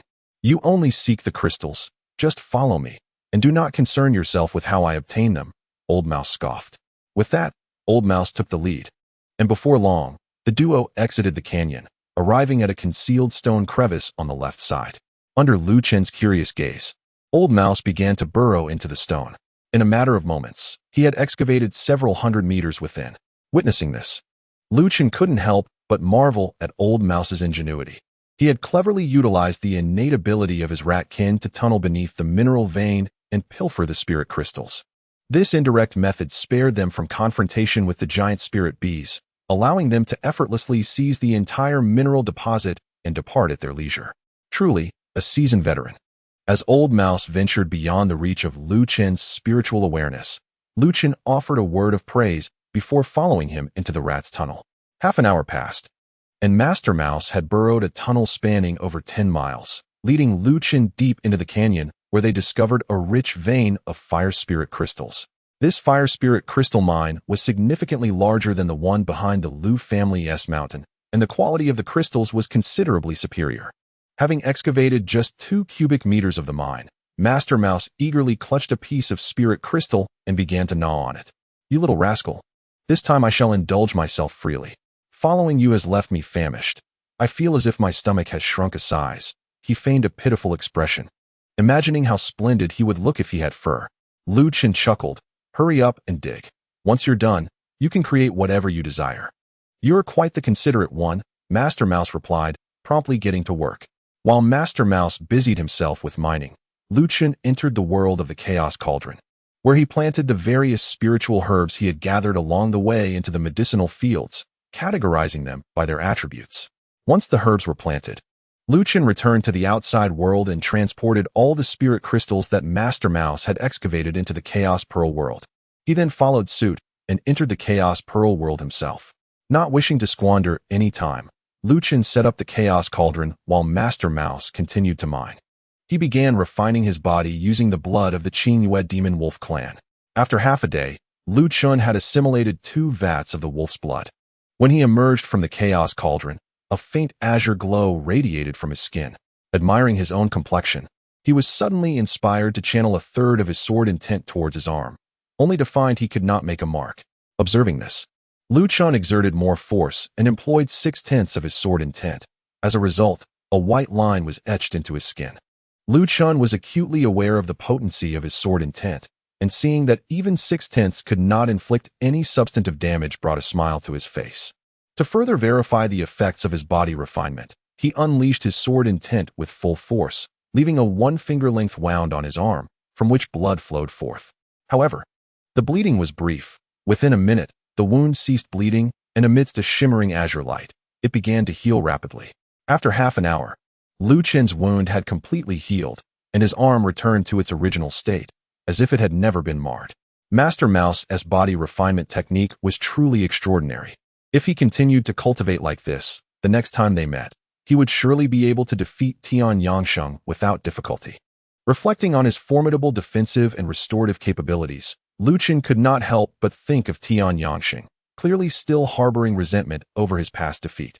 Back then, Tianyuan had bested him with his physical prowess, leaving him utterly disgraced. Now that he had also cultivated body techniques, he could not help but compare their strengths. After a moment, Lu Chen withdrew his thoughts, donned his clothes, and returned to the outside world. Time flowed differently. Half a day in the Chaos Pearl world equated to merely half an hour in the external realm. Upon his return, he found the industrious Master Mouse had excavated millions of spirit crystals. Subsequently, with a mere thought, Lu Chen transferred all the spirit crystals into the Chaos Pearl world, instantly rendering the once bustling mine empty. Noticing Lu Chen's emergence, Master Mouse paused, curiosity evident in his voice. You little rascal, where did you go, leaving me to toil alone? I was utilizing the blood of the Tianyuan demon wolf, Lu Chen replied. Ah, splendid. You carry on, I shall manage things here. Upon hearing that Lu Chen was engaged in cultivation, Master Mouse nodded in satisfaction before continuing his excavation. Lu Chen, not wishing to be impolite, turned back to the world within the Chaos Pearl and resumed his training. Chapter 91. Master Mouse's gains in the following 3 days. Lu Chen diligently advanced his martial arts in the Chaos Pearl realm. It was only when he heard Master Mouse's voice that he returned to the outside world. At this juncture, aside from a few easily discoverable areas, the entirety of the spiritual crystals in the mine had been thoroughly excavated by Master Mouse. The site revealed a vast expanse of vibrant fire attribute spiritual crystals. Master Mouse, you have worked hard. Lu Chen approached with a smile. Master Mouse shot Lu Chen a glance of annoyance and retorted, enough with the pleasantries. Quickly gather the spiritual crystals and flee. Otherwise, we shall be discovered. The thought of being pursued by a swarm of giant spirit bees darkened Lu Chen's expression. With a single thought, he stored over 200 million spiritual crystals into the Chaos Pearl realm. Master Mouse, we must depart, Lu Chen informed him after securing the crystals. Master Mouse waved his paw dismissively, saying, you go ahead, I will hold the rear. Having come this far, there are still some items I must retrieve. Haha. Master Mouse, you are truly relentless. At the mention of retrieving the honey essence from the giant spirit bees, Lu Chen realized the gravity of the situation. Master Mouse had not only plundered their mine, but was also eyeing their treasured honey essence, a significant blow to the giant spirit bee clan. This is merely a taste of my ruthlessness, Master Mouse scoffed. Lu Chen did not dispute this and replied earnestly, please be cautious. I will take my leave now. Indeed, with the spiritual crystals depleted, they will soon realize the theft. If you do not leave now, it may become difficult later, Master Mouse advised. Lu Chen nodded and then slipped into a mouse hole to make his exit. Once Lu Chen had departed, Master Mouse swiftly filled the mouse hole, cutting off the giant spirit bee's pursuit of Lu Chen and then burrowed elsewhere. After digging a 10-meter deep hole, Master Mouse sealed the entrance and continued to dig deeper until he reached the lair of the giant spirit bee queen. The queen's nest was situated within a vast cavern, filled with numerous red orbs the size of grinding wheels. These orbs contained the honey essence produced by the entire giant spirit bee clan, which was their primary resource for reproduction. Through his spiritual perception, Master Mouse observed several giant spirit bees guarding various exits, each possessing peak strength at the late 3rd tier. At the center of the cavern, the queen bee, at the early peak of the 4th tier, lounged at the exit of the fire spiritual crystal vein, surrounded by the very crystals. After a while, as the queen bee was in meditation, she opened her crimson eyes, a flicker of confusion crossing her features, sensing a subtle shift in the spiritual energy. With her curiosity piqued, the queen rose and continued to excavate the fire's spiritual crystals. However, she inadvertently fell into a pit that was over 10 meters deep. Moments later, amidst Master Mouse's mocking laughter, the queen bee burst forth. Damn it! Someone has stolen our spiritual crystals. The queen bee roared in fury. With a furious roar from the queen bee, the nearest giant spirit bee, tasked with guarding the honey essence, rushed to the scene, plunging the entire giant spirit bee clan into chaos. Amidst a cacophony of piercing shrieks, all members of the giant spirit bee clan took flight, swarming in every direction toward the valley. Upon emerging from the cave, Lu Chen unleashed his soaring steps and dashed northward, but he had scarcely covered 100 miles when the giant spirit bees were upon him. In response, Lu Chen entered the realm of the Chaos Pearl, and with a soft chime, the now dull Chaos Pearl fell into the thicket. Shortly thereafter, the giant spirit bees whizzed past from the forest. Inside the cavern, Master Mouse observed that most of the giant spirit bees had fled, leaving only a few to guard the honey essence. Seizing the opportunity, he unleashed his formidable soul power upon the remaining giant spirit bees. In the blink of an eye, all the guarding bees perished in silence, allowing Master Mouse to emerge and effortlessly collect 90% of the honey essence. After securing the honey, he exited the cave and gazed at the vibrant flames of the fiery breath flowers in the valley, murmuring to himself, without a vein of or. The fiery breath flowers will soon wither. Rather than let them go to waste, they might as well be offered to me. As the words left his lips, Master Mouse opened his mouth wide. In the next instant, his mouth expanded to the size of the valley, and with a deep inhalation, all the fiery breath flowers were drawn into his maw. After consuming the flowers, he transformed into a streak of light and vanished. By the time the giant spirit bees returned to the valley, having found nothing, Master Mouse had already made his escape.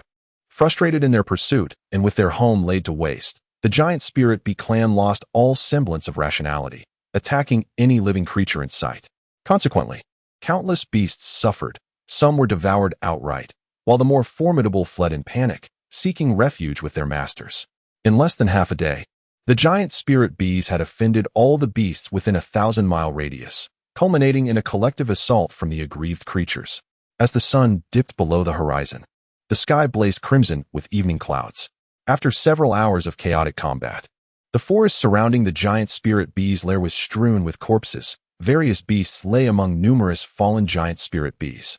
Under the relentless onslaught led by 7 fifth-tier demon kings and over 100 4th-tier demon kings, the giant spirit bee clan ultimately paid the price for their fury. In this battle, hundreds of lower-tier beasts could not withstand the fiery venom of the giant spirit bees, succumbing on the battlefield. Simultaneously, the giant spirit bee clan suffered the loss of thousands of adult members and tens of thousands of juveniles. As the threat of annihilation loomed over the giant spirit bee clan, the once arrogant queen bee, who had never regarded the surrounding demon kings with respect, lowered her proud head, pleading for mercy by offering land and compensation in honey essence. The demon kings, recognizing the clan's desperation and knowing they could not allow them to escape, chose to retreat with their followers, satisfied with their gains. Once all the beasts departed, the queen bee and the remaining giant spirit bees emitted a heart-wrenching wail. In their sorrow, they collectively scoured the battlefield to collect the bodies of their kin. Meanwhile, Master Mouse initially intended to seek out Lu Chen, but upon witnessing the giant spirit bees' irrational assault on various beasts, he abandoned that notion. He concealed himself, and, when all the demonic beasts besieged the giant spirit bee clan, he leaped forth to frantically gather the spiritual herbs from the lairs of the various beasts. As a result, Master Mouse effortlessly harvested over 100 varieties of 4th grade and above spiritual herbs, along with more than 400 varieties of those below 4th grade. When these victorious beasts returned to their territories, they swiftly discovered that their homes had been plundered, and, enraged, they rushed back to confront the giant spirit bees. The beasts believed the giant spirit bee clan to be the culprits behind the theft of their spiritual herbs, prompting another assault on them to demand the return of their precious herbs. However, since it was Master Mouse who had stolen the herbs, the Bee King was unable to surrender them. To avoid the annihilation of their lineage, the Bee King led his kin to flee to the outskirts of the falling Maple Mountains. After the giant spirit bees had escaped, the various beast kings gradually regained their composure, coming to the realization that they had all been manipulated, and that the giant spirit bees were not the true thieves of the herbs. Subsequently, the beast kings hastily returned to their territories with their subordinates, launching a comprehensive manhunt for the real culprit behind the theft of their spiritual herbs. Chapter 92. A chance encounter with Nangong Ling in the early morning. A veil of mist enveloped the entire falling Maple Mountains. The gentle morning breeze stirred the fog, causing it to drift languidly through the valleys, rendering the mountains as if they were floating amidst the clouds. In the heart of the mountains, the beasts, exhausted from a night of frenzy, begrudgingly returned to their domains, grappling with the bitter reality of their stolen herbs. Suddenly, a rustling sound shattered the serene silence of the forest, followed by Master Mouse appearing beneath the trees, where he discovered the Chaos Pearl. Though Lu Chen was engrossed in his training, his soul power remained attuned to the external world. Upon witnessing Master Mouse's arrival, he summoned him into the realm of the Chaos Pearl with a mere thought. "You heartless rascal, only thinking of yourself, not even concerned about me being devoured by the beasts." Master Mouse feigned displeasure as he approached Lu Chen. Lu Chen rose, wearing a sheepish grin, and said, "Master Mouse, it should be you eating them. What beast in the falling Maple Mountains could possibly harm someone like you?" Master Mouse retorted, "At least you know how to speak well." Lu Chen then inquired, "Master Mouse, have you obtained the bee spirit nectar? You doubt my capabilities, huh? When I make a move, there is no herb I cannot acquire." Master Mouse declared proudly, tossing a pile of storage rings to Lu Chen.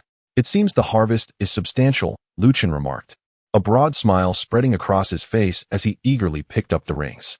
Upon inspecting them, Lu Chen incredulously asked, "Master Mouse, in just one night, where did you find so many spiritual herbs?" Master Mouse briefly recounted the events of the previous night, earning Lu Chen's continuous praise. "If anyone is to be considered cunning, it truly must be you, Master Mouse." Holding the storage rings, Lu Chen looked at Master Mouse and said, "All the spiritual herbs here have been harvested. Where shall we venture next?" "Let us head north and delve deeper," Master Mouse suggested. Lu Chen teased, "Master Mouse, you genuinely treat the falling Maple Mountains as your personal herb garden. It seems you intend to clear it out entirely on this trip." "Impudent boy. Now you see the merits of Master Mouse, don't you? You once complained about my voracious appetite, showing a complete lack of discernment, Master Mouse replied. Oh dear Master Mouse. I was wrong. Lu Chen hastily bowed in apology. The rat elder chose not to hold a grudge against Lu Chen and said, you should first plant the spiritual herbs. Once you finish, head north. After a night of toil, I too require sustenance to replenish my energy. Understood, rat elder. You rest for now. I shall handle the remainder. Lu Chen replied, before immersing himself in the world of the chaos cauldron. After planting the spiritual herbs, Lu Chen returned to the outside world and continued his journey into the depths of the falling Maple Mountain Range. With the rat elder consuming spirit crystals within the chaos pearl, Lu Chen unleashed his soul power to its fullest, cautiously circumventing several formidable beasts. As half a day passed, just as Lu Chen was seeking a place to rest, a ferocious roar from a distant valley pierced the air. Like the rat elder, Lu Chen preferred to acquire cultivation resources at minimal cost.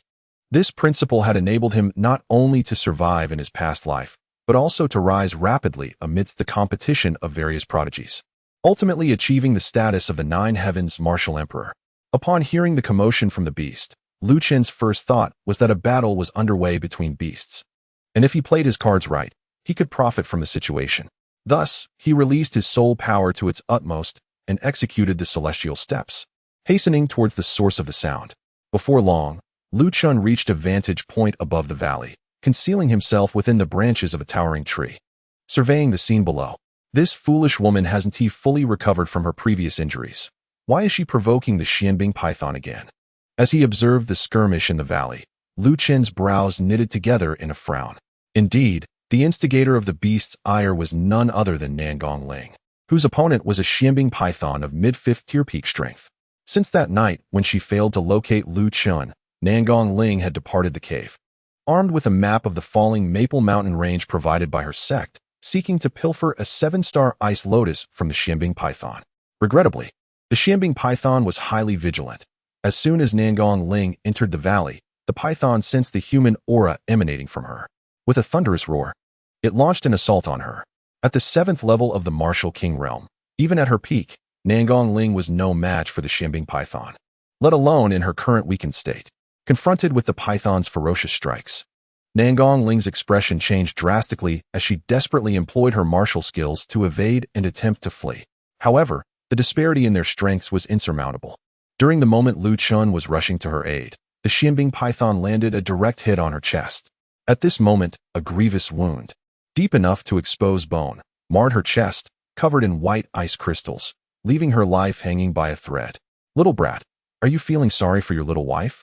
As Lu Chen pondered how to rescue Nangong Ling, the rat elder's teasing voice echoed in his ears. Impossible, Lu Chen vehemently denied. Yet his thoughts turned towards the rat elder. From the moment the rat elder met Nangong Ling, he had shown a particular fondness for her, constantly trying to bring them together, even to the point of risking Lu Chen's own chastity. Now that Nangong Ling's life was in peril, Lu Chen wagered that the rat elder would not stand idly by as she faced death at the hands of the Xianbing python, and in a critical moment, he would intervene. Thus, Lu Chen chose not to plead with the rat elder, but rather to wait for the rat elder to take the initiative. Indeed, the shrewd rat master jested, "You little rascal, hasten to release me. If I do not intervene today, your dear wife shall meet her doom." Upon hearing this, Lu Chen exhaled in relief, then feigned indignation, saying, "Rat master, this woman bites me incessantly. Her demise would be preferable. Please, do not rescue her, lest she returns to torment me further." Despite his words, Lu Chen's hands were not idle, as he promptly extracted Rat Master from the chaotic realm. Observing Lu Chen's mock defiance brought amusement to Rat Master. He understood Lu Chen's thoughts all too well, having played similar games in his own past. He wished to engage Lu Chen further, to see just how long he could endure, but a glance revealed Nangong Ling struck by the icy serpent. The impact rendered her utterly powerless, causing her to spout blood mixed with ice shards as her frail form plummeted rapidly. Recognizing Nangong Ling's significance to them, Rat Master shot an exasperated glare at Lu Chen and remarked, "This time, you have triumphed." With that, he vanished from sight. In the next instant, Rat Master materialized before Nangong Ling, striking at the ice serpent that sought to devour her. With a thunderous crash, the terrified serpent was cleaved into 3 segments, its massive form gushing blood. which pained Lu Chen's heart, wishing to rush down and staunch the flow. Simultaneously, Nangong Ling, encased in ice, fell into the valley, shattering upon impact and scattering ice shards in all directions. In that moment of devastation, Nangong Ling believed her demise was inevitable, only to be astonished that a hairless rat had come to her rescue. Gazing up at the formidable rat master, her eyes brimmed with confusion. She could not fathom the nature of this hairless creature or why it had appeared here to save her, a mere human woman. Understanding her bewilderment, Rat Master extended a claw and deftly plucked the icy serpent's core from the air.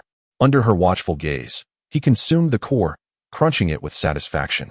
After devouring the serpent's essence, he belched contentedly and transformed into a streak of light, darting into the depths of the falling maple mountains. Perhaps this great beast acted solely for the sake of the core, she mused as Rat Master vanished, releasing a sigh of relief. With an acute awareness of her injuries and predicament, Nangong Ling struggled to ingest a blood spirit pill, swiftly channeling her energy to mend her wounds. Chapter 93. The Demon Emperor's Scripture. Outside the valley, Rat Master circled back and returned to perch upon Lu Chen's shoulder. "You little rascal, do you not wish to see her?" he inquired, noting that although the crisis had passed, Lu Chen showed no intent to descend. Lu Chen scoffed, "She is she, and I am I. She is not of my kin, so why should I seek her out?" Rat Master fell silent for a moment, then fixed his gaze upon Lu Chen's eyes, saying, "You wish to check on her injuries yet fear separation, hence you refrain from descending. Am I correct, Rat Master? Your boldness in guessing is remarkable. I had not even realized I harbored such thoughts." Lu Chen gazed at Master Mouse with a look of exasperation, his eyes betraying a hint of evasion. Observing Lu Chen's demeanor, Master Mouse realized his conjecture was correct and smugly remarked, "You little rascal. I have traversed the world for 30,000 years. What scene have I not witnessed? You think you can conceal such trivial thoughts from me? Truly laughable." Lu Chen refrained from responding, opting for his habitual silence. Noticing this, Master Mouse shifted his tone. "If you truly do not wish to see her, we shall depart. We have other pressing matters to attend to." Lu Chen pointed towards the figure of Nangong Ling below. "Master Mouse, this is the territory of 5th tier monsters. Do you not fear that woman may be slain if we leave?" "Ah, look at you, still concerned for her despite your bravado," Master Mouse teased. "I am not." Lu Chen quickly turned his head away from Nangong Ling. With a smile, Master Mouse reassured him, "Rest assured, our undertaking is not far from her. It lies beneath this valley." "Beneath?" Lu Chen paused, doubting his own hearing. "Indeed, beneath," Master Mouse affirmed. Lu Chen's eyes brightened as he turned his gaze towards the depths of the valley, which were entirely blanketed in ice and snow. A lake, exhaling frosty vapors, lay smooth as a mirror. At its center, a unique plant thrived. This plant bore an uncanny resemblance to a lotus flower, the sole distinction being that its 6 leaves were composed of ice, with the seed pod radiating a spectrum of colors. The 7-star ice lotus. Lu Chen recognized the rare botanical, which was exceedingly close to a 6th-grade spiritual herb. When fully matured, its seed pod would emit a dazzling array of hues. The 7-star ice lotus served as a crucial ingredient in the concoction of the 6th-grade ice soul pill and was a coveted elixir for ice attribute warriors, making it immensely valuable. Upon seeing it, Lu Chen quickly surmised that Nangong Ling must have come in search of the 7-star ice lotus. Otherwise, she would not dare provoke a monster of the Xianbing python's caliber. His gaze lingered on the 7-star ice lotus for mere seconds before he withdrew it to look at Master Mouse perched on his shoulder. Indeed, while the world outside basked in the height of summer, this place remained entirely encased in ice. Such an extraordinary sight suggested the presence of an ice mine beneath the valley. With the recent acquisition of a fire spirit crystal vein, the prospect of discovering an ice spirit crystal vein ignited a fervor within Lu Chen. Master Mouse was truly a treasure, and with its guidance, there was no resource beyond reach, no prize unattainable. Eagerly rubbing his hands together, Lu Chen exclaimed, "Master Mouse, if that is the case, let us act swiftly and not waste any time." Master Mouse nodded in agreement and promptly delved into the mine to excavate with fervent zeal. While Master Mouse busied himself with mining, Lu Chen entered the realm of the Chaos Pearl, diligently enhancing his martial prowess day by day. A week passed in the world of the Chaos Pearl, and Lu Chen's Yin-Yang dual pill naturally propelled him to a breakthrough, reaching the 8th level of the warrior realm, bringing him a step closer to the master realm. After achieving this advancement, Lu Chen returned to the outside world, collecting over 100 million ice spirit crystals unearthed by Master Mouse into the Chaos Pearl. After gathering the spirit crystals, Lu Chen noticed that a quarter of them remained unexcavated. He was just about to inquire with Master Mouse when the realization dawned upon him. The 7 Stars Ice Lotus thrives only in the harshest of conditions, requiring a frigid environment for its growth. Should the mineral vein be depleted, this exquisite plant will inevitably wither away.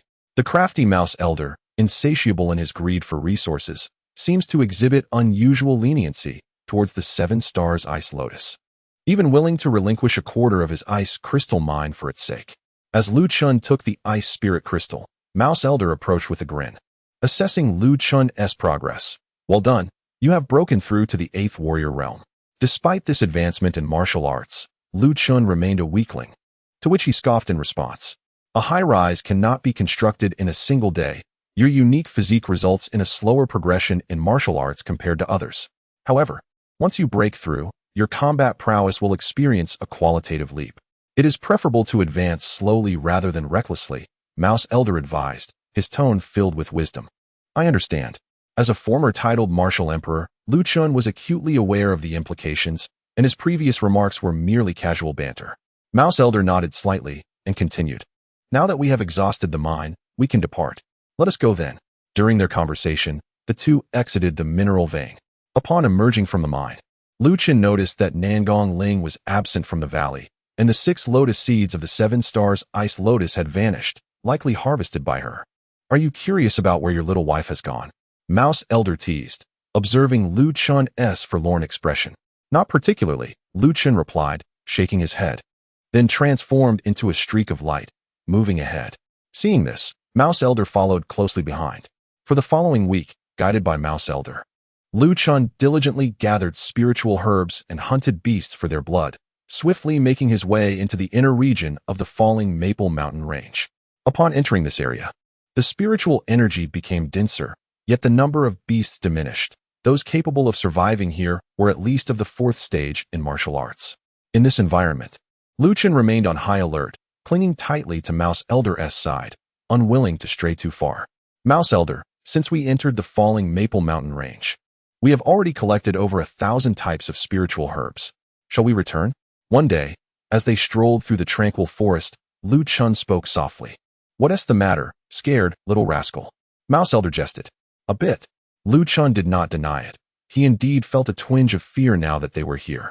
Very well, since you're feeling apprehensive, once we finish this task, we shall head back and not venture deeper into the falling Maple Mountain Range, Mouse Elder conceded.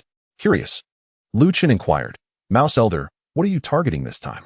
Instead of answering, Mouse Elder extended a claw and pointed to Lu Chen's brow. In an instant, a scroll radiating golden light appeared in Lu Chen's mind. The Beast Emperor Scripture. Mouse Elder had bestowed upon Lu Chen a beast-taming technique known as the Beast Emperor Scripture. Being a former martial emperor, Lu Chen recognized its formidable power. It was indeed potent and domineering. Though not on par with the Yin-Yang Classic, it was certainly comparable, rivaling any divine-level technique he had encountered, perhaps even surpassing them. To call it the foremost beast-taming scripture would not be an exaggeration. With a flicker of intrigue in his eyes, Lu Chen asked, Mouse Elder, is this the technique you practiced? Indeed, the Beast Emperor Scripture was one of my key advantages in dominating the divine martial realm.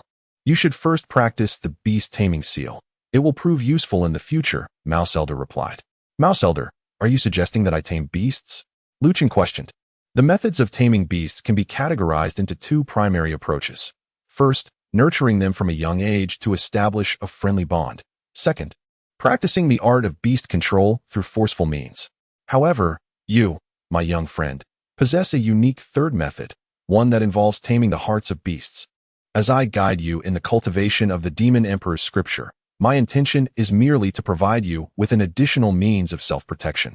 Upon perceiving the sincerity in the eyes of the Elder Mouse, Lu Chen felt a blend of gratitude and confusion. As someone who had ascended from the depths to become a martial emperor, he had never believed in love without reason. He could not fathom why the Elder Mouse treated him with such kindness. After a moment of hesitation, he voiced his curiosity. Elder Mouse, we are not related. Why do you extend such goodwill towards me? The Elder Mouse appeared taken aback, evidently unprepared for such a question. After a prolonged silence, He gazed towards the distant horizon and spoke, tinged with melancholy. Perhaps it is because the Chaos Cauldron and the Chaos Pearl have chosen you, believing in your potential. Or perhaps it is because you are a continuation of that person. Who is that person? Lu Chen sensed a hint of profound connection and pressed for an answer. The elder mouse began to respond, but upon seeing Lu Chen's youthful and innocent countenance, he hesitated and refrained from continuing. After a brief interval, the elder mouse regained his jovial demeanor and chuckled. That person is simply that person. With that, he took a step and vanished from Lu Chen's sight. Chapter 94. Cultivating the Demon Emperor's Scripture. Lu Chen remained rooted in place, his thoughts swirling. Prior to today, he believed he understood this body thoroughly. Yet after hearing the elder mouse's words, he found himself perplexed. A continuation of that person? Who could that individual be? The elder mouse's reference to a continuation, did it pertain to bloodline or perhaps a shared cultivation path? In that moment, Lu Chen realized that he bore numerous secrets within him. Secrets known to the elder mouse, who had chosen to conceal them, deeming Lu Chen unworthy of such knowledge due to his perceived weakness. Elder mouse, just wait. There will come a day when I compel you to reveal the truth, Lu Chen vowed silently, observing the direction in which the elder mouse had departed. He then swiftly entered the realm of the Chaos Pearl, immersing himself in the study of the Demon Emperor's Scripture.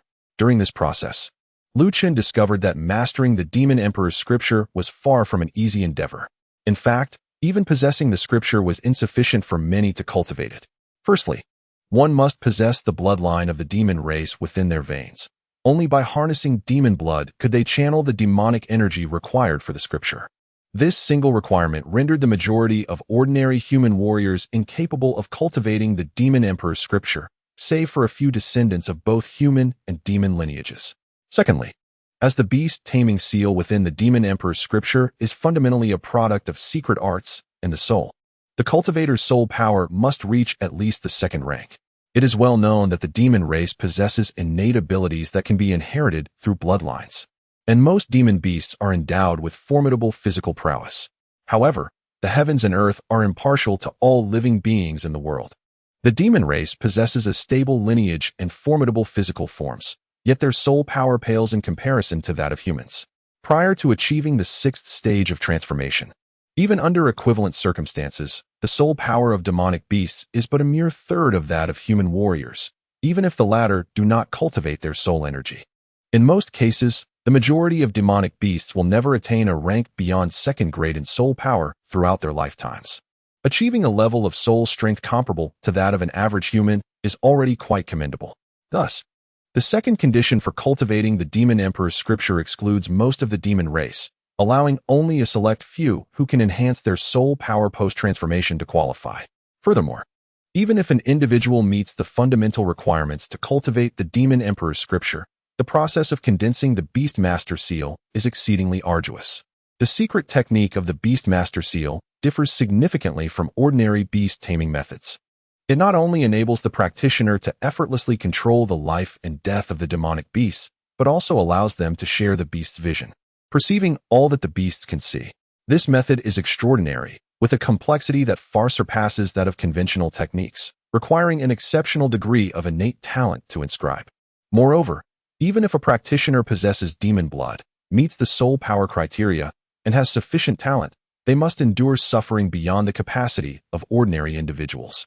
The Beastmaster Seal comprises a maternal seal and a filial seal. The maternal seal represents the practitioner's soul body, while the filial seal is a fragment of the soul body that has split from the maternal seal. The sensitivity of the soul to pain is far greater than that of the physical body, and the process of splitting the soul body is infinitely more agonizing than skinning or breaking bones.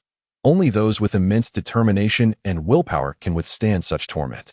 After comprehending the Demon Emperor's Scripture, Lu Chen compared his own cultivation conditions and found that, aside from lacking demon blood, he satisfied all other requirements. He contemplated consulting Master Rat, but then realized that since Master Rat had bestowed the Demon Emperor's Scripture upon him, it indicated that he indeed possessed the necessary conditions for cultivation. Thus, Lu Chen seated himself cross-legged on the ground and began to inscribe the secret technique of the Beastmaster Seal onto his soul body using his soul power. For others, inscribing a secret technique on the soul body would be excruciatingly painful. However, for Lu Chen, who had cultivated the 9 nether soul canon and endured countless instances of the 10,000 ghosts devouring souls. This task was child's play. He immersed himself in the task without any pressure, attempting inscription once, failing twice, failing thrice, and repeating the process over and over again. A week swiftly passed, and after countless failures, Lu Chen finally succeeded in inscribing the secret technique onto his soul body. At that moment, the maternal seal manifested. As the maternal seal took form, Lu Chen exhaled in relief, and simultaneously, he noticed Master Rat waiting outside, his eyes bloodshot. With a mere thought, he summoned Master Rat inside. Upon seeing the haggard Lu Chen, Master Rat said nothing, merely gesturing with his paw before transforming into a streak of light that dove into the pile of fire spirit crystals. Soon after, the sound of crunching crystals echoed from within the pile. Hearing that familiar sound, the mentally fatigued Lu Chen collapsed, and before long, his steady breathing filled the air. The following evening, Lu Chen awoke. Upon awakening, Lu Chen first consumed a portion of the honey essence pilfered by the Rat Elder. Once his hunger was satiated, he began to cultivate the Demon Emperor's scriptures, splitting the child's seals. After the passage of an hour, accompanied by the emergence of 4 golden rays, Lu Chen successfully separated 4 child seals from his spiritual body. These 4 seals bore an exact resemblance to Lu Chen's spiritual form, the sole distinction being their diminutive size, measuring less than 1/10 of his own and radiating a golden light. At the moment of their separation, Lu Chen experienced a peculiar sensation, as if these 4 child seals were akin to his offspring.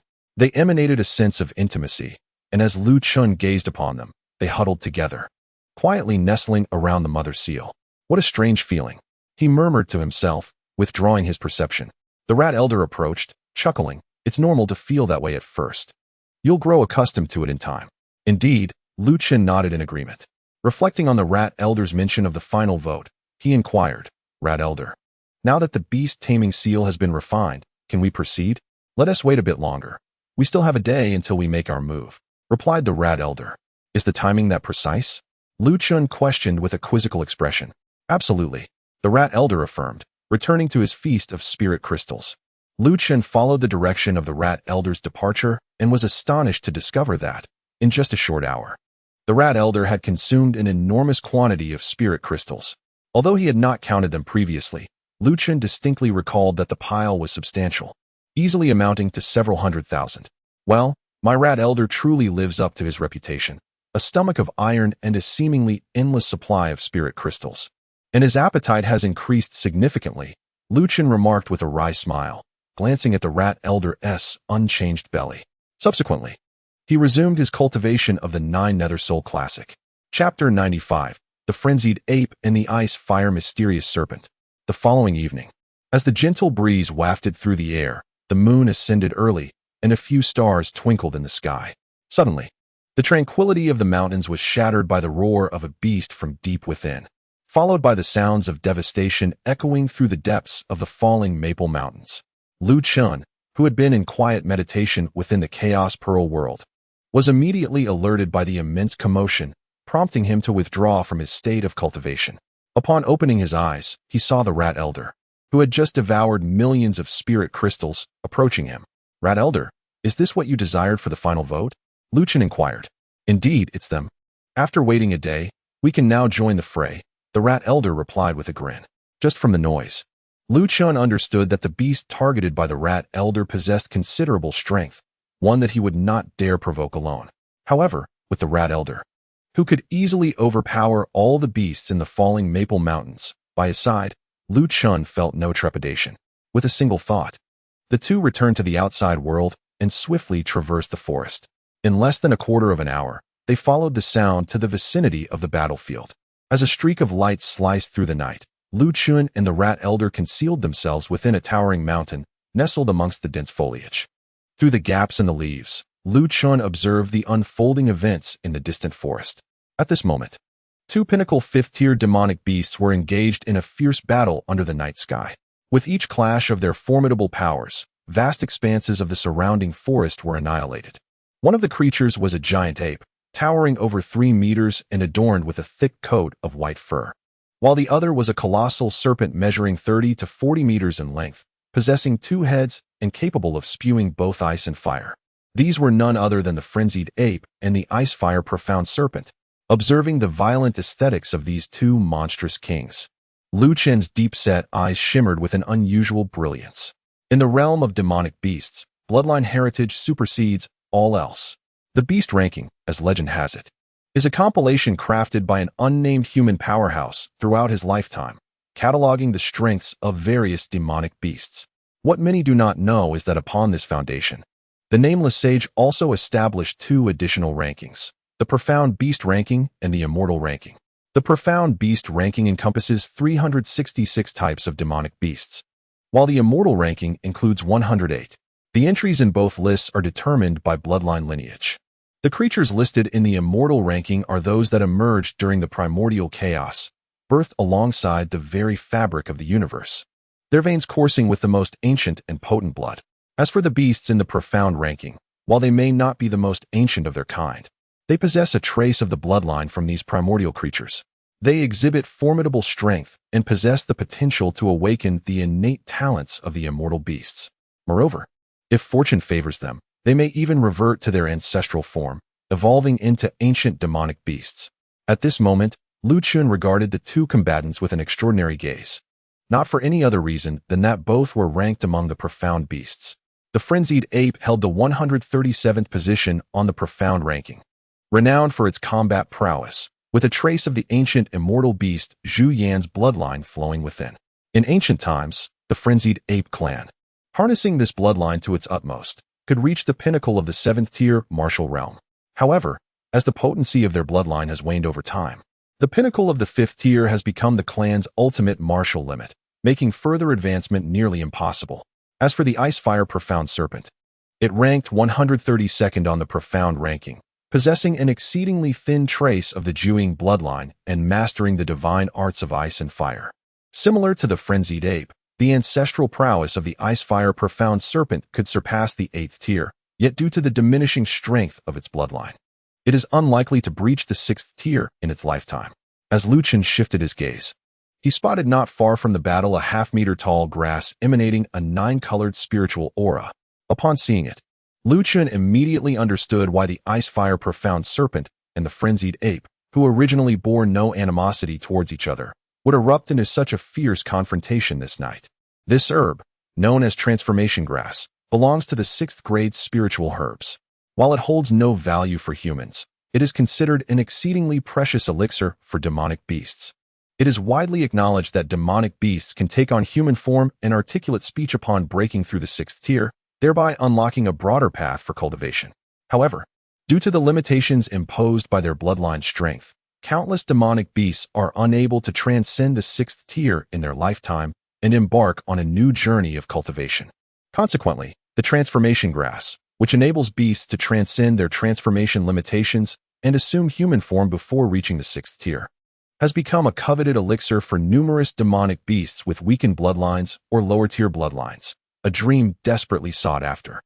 At this moment, the ferocious ape and the Ice-Fire Serpent are locked in a fierce battle, both vying for the mystical transformation herb, hoping to alter their fates. "Are you satisfied with them, you little rascal?"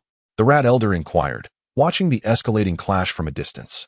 In response, Lu Chen glanced at the Rat Elder perched on his shoulder and asked, "Elder Rat, did you instruct me in the beast-taming seal solely to control the ferocious ape and the Ice-Fire Serpent?" "Indeed," the Rat Elder retorted with a smirk. Lu Chen nodded thoughtfully. "I am indeed satisfied, but with my 2nd-tier soul power, it may prove challenging to imprint a slave seal upon them without your assistance." "One last opportunity?" the Rat Elder queried. "Absolutely," Lu Chen replied, considering the exchange of the Rat Elder's intervention for the chance to subjugate 2 peak 5th-tier beasts as a favorable trade. "Very well, when their battle reaches its peak, I shall intervene to subdue them, and you can then attempt to place the slave seal," the Rat Elder declared. "Agreed," Lu Chen responded eagerly, settling into a patient wait. As time passed, the conflict between the ferocious ape and the Ice-Fire Serpent intensified, each determined to inflict severe wounds upon the other, even at the cost of their own lives. With each clash, trees in the surrounding forest were annihilated, reduced to mere splinters.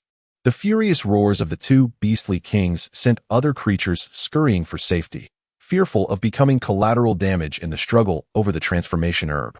After half an hour, Both beasts found themselves grievously injured.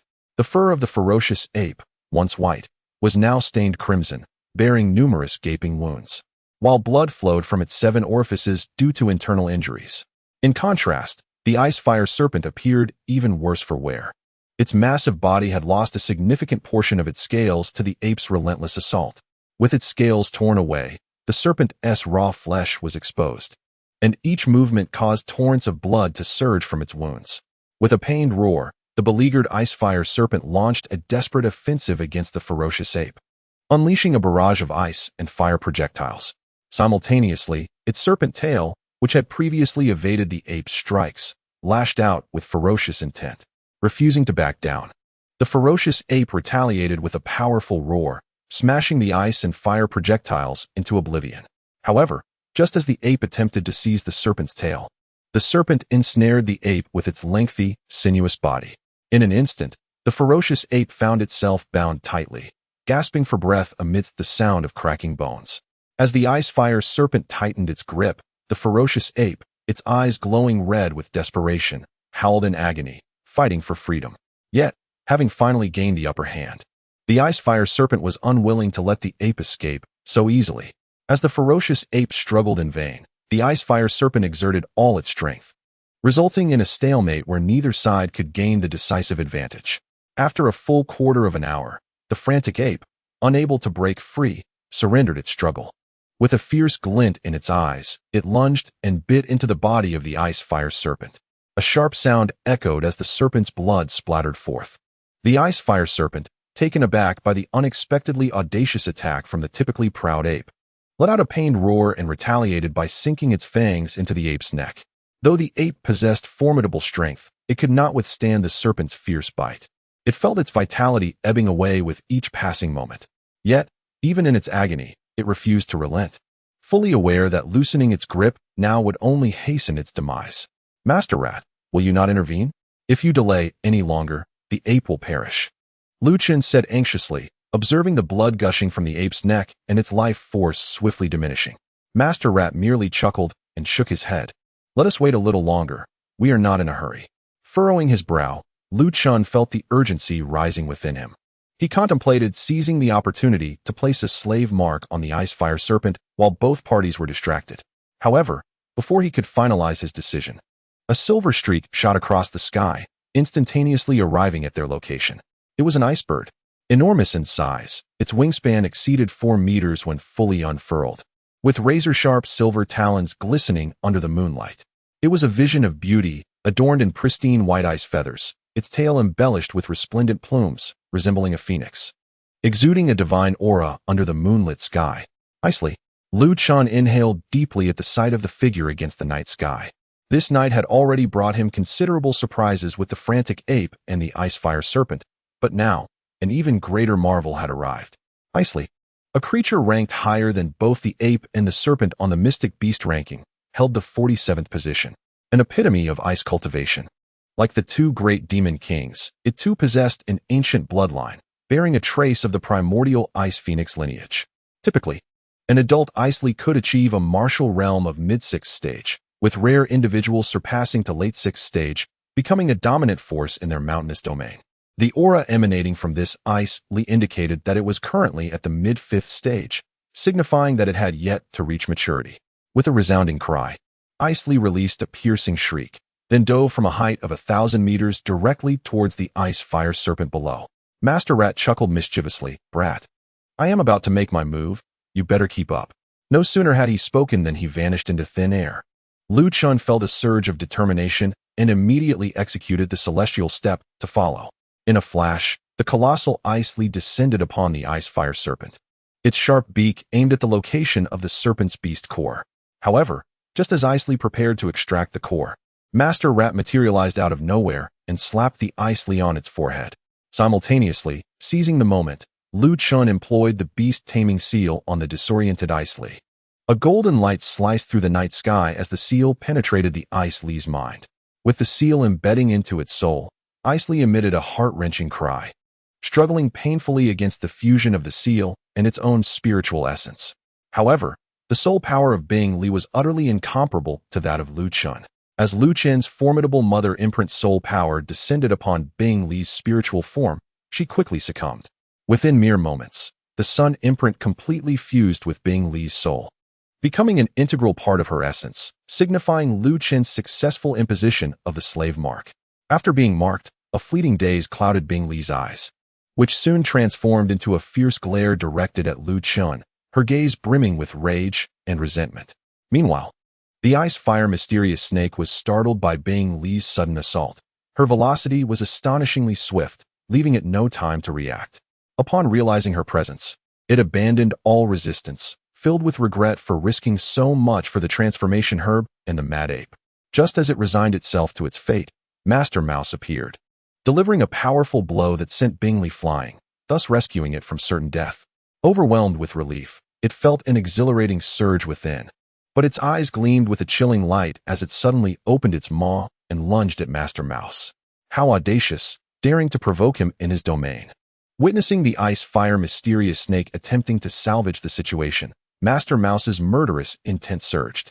Given his usual temperament, he would have relished devouring the ice-fire mysterious snake, teaching it the peril of harboring murderous thoughts. However, he refrained this time, recognizing Lu Chen's vulnerability and the utility of the snake. Consuming it would indeed be wasteful. Nevertheless, while he chose not to eat the snake, he deemed it necessary to administer a lesson. Otherwise, this little serpent might mistakenly believe him to be amiable. In a swift maneuver, Master Mouse deftly evaded the ice-fire mysterious snake's attack, and, with the same ease as he dealt with Bing Li, struck the snake away with a single paw. A thunderous crash resonated as the massive form of the ice-fire mysterious snake collided with a distant tree, shattering it in an instant and burying the serpent beneath the splintered wreckage. In that single blow, the ice-fire mysterious snake grasped the gravity of its miscalculation. It disregarded its pain and attempted to flee. Regrettably for it, as the serpent emerged from the debris, Master Mouse seized its tail with his ethereal energy and forcefully slammed it down. Nearby, witnessing Master Mouse's merciless torment of the ice-fire mysterious snake, the weakened mad ape trembled in fear. Taking a deep breath, it struggled to straighten its spine, then pressed a hand against its gushing neck and fled in haste. Little monkey, with Master Mouse around, your escape is futile, echoed the voice of Master Mouse as the mad ape sprinted a mere dozen meters. In the next moment, it sensed a terrifying force approaching from behind. Turning to look, it saw the ice-fire mysterious snake's head rapidly enlarging in its vision. Panic seized the mad ape. It never anticipated Master Mouse would wield the ice-fire mysterious snake as a weapon against itself. With a furious roar in response to Master Mouse's onslaught, the mad ape channeled all its strength into its palms, launching an attack towards the ice-fire mysterious snake. The clash of their powers reverberated through the forest, unleashing a terrifying energy that radiated outward, shattering countless trees in its wake. However, this was not the end. In the next moment, the ice-fire mystic serpent's body struck like a rod, forcefully embedding the entire form of the frenzied ape into the ground. Upon observing the ice-fire mystic serpent, it fell unconscious from the impact dealt by the Master Mouse. Its skeletal structure utterly shattered where it collided with the frenzied ape. With a single blow, the fate of both the ice-fire mystic serpent and the frenzied ape was sealed. Releasing his grip, the Master Mouse chuckled at Lu Chen, saying, "You rascal. It's time to take action. They are now yours." At these words, Lu Chen, initially taken aback, regained his composure. He approached the two formidable beasts and effortlessly inscribed a slave mark upon their spiritual forms. Thus, the three great demon kings became Lu Chen's beastly thralls. Chapter 97. The power of Lu Chen's blood with control over the three demon kings. Lu Chen exhaled in relief, then extracted the frenzied ape from the earth, subsequently awakening the dazed ice-fire mystic serpent with a kick. As they regained their senses, both the ice-fire mystic serpent and the frenzied ape realized that they bore Lu Chen's slave mark. Much like Bing Li, they glared furiously at Lu Chen. Had it not been for the Master Mouse's presence, they would have already launched an assault against him despite their grievous injuries. In the demon race's traditional perception, humans are cunning and ruthless. To be marked as a slave by a human is a cruelty worse than death itself. Under the moonlight, Bing Li, filled with indignation, roared at the Master Mouse, "Damn you, rodent! As fellow demons, why do you assist a human in subjugating us? You should be grateful to have become the rascal's beast slave." Otherwise, you would already be dead, your demonic blood serving as nourishment for his body refinement. The Master Mouse retorted coldly, "If living means being enslaved by humans and losing the freedom and dignity that comes with being a demonic beast, I would rather meet my demise." "Really?" the Master Mouse inquired. "Indeed, the Bingley clan shall never become the slaves of humanity, forever trampled underfoot by them," Bingley replied with a cold demeanor. The Master Mouse did not question Bingley's determination to uphold her dignity, but continued to probe. "What was the purpose of your conflict here tonight?" "Naturally, it was for that transformational grass," Bingley answered sharply. "And what is the goal in seizing the transformational grass?" "To transform, to break free from the constraints of bloodline power, and to elevate our strength more swiftly." Faced with the Master Mouse's relentless inquiries, Bingley's patience waned. Had it not been for her trepidation toward the Master Mouse's inscrutable power, she would have already engaged in combat rather than waste time conversing with an adversary. Noticing Bingley's growing agitation, the Master Mouse remained unfazed and continued, "But what if the rascal could assist you in enhancing your cultivation? Would you be willing to serve as his thralls?" "Absolutely not." "But what if he could not only elevate your cultivation, but also help you break the constraints of your bloodline power?" "The bloodline power of our kind is predetermined from the moment of our birth. I do not believe that a mere human can shatter the rules of our lineage," Bingley retorted vehemently. In response, the Master Mouse ceased to engage Bingley further, turning instead to Lu Chen and instructing, "Rascal, draw forth 3 bowls of blood and offer one to each of them." Lu Chen felt somewhat perplexed by the Master Mouse's actions, yet he trusted that there was a purpose behind it, undoubtedly for his benefit. Thus, he retrieved 3 stone bowls from the world of the chaotic pearl and, under the watchful eyes of the 3 demon kings, drew blood from his wrist. Before Lu Chen bled, none of the 3 demon beasts, including Bingley, believed in the words of Lord Mouse. However, once Lu Chen allowed his blood to flow, everything transformed. At the moment Lu Chen cut his arm and blood began to spill, the 3 beings detected an intoxicating fragrance emanating from his blood. This aroma was unlike the scent of flesh and blood. It possessed an extraordinary quality, and upon merely inhaling it, they found themselves utterly unable to resist. As Lu Chen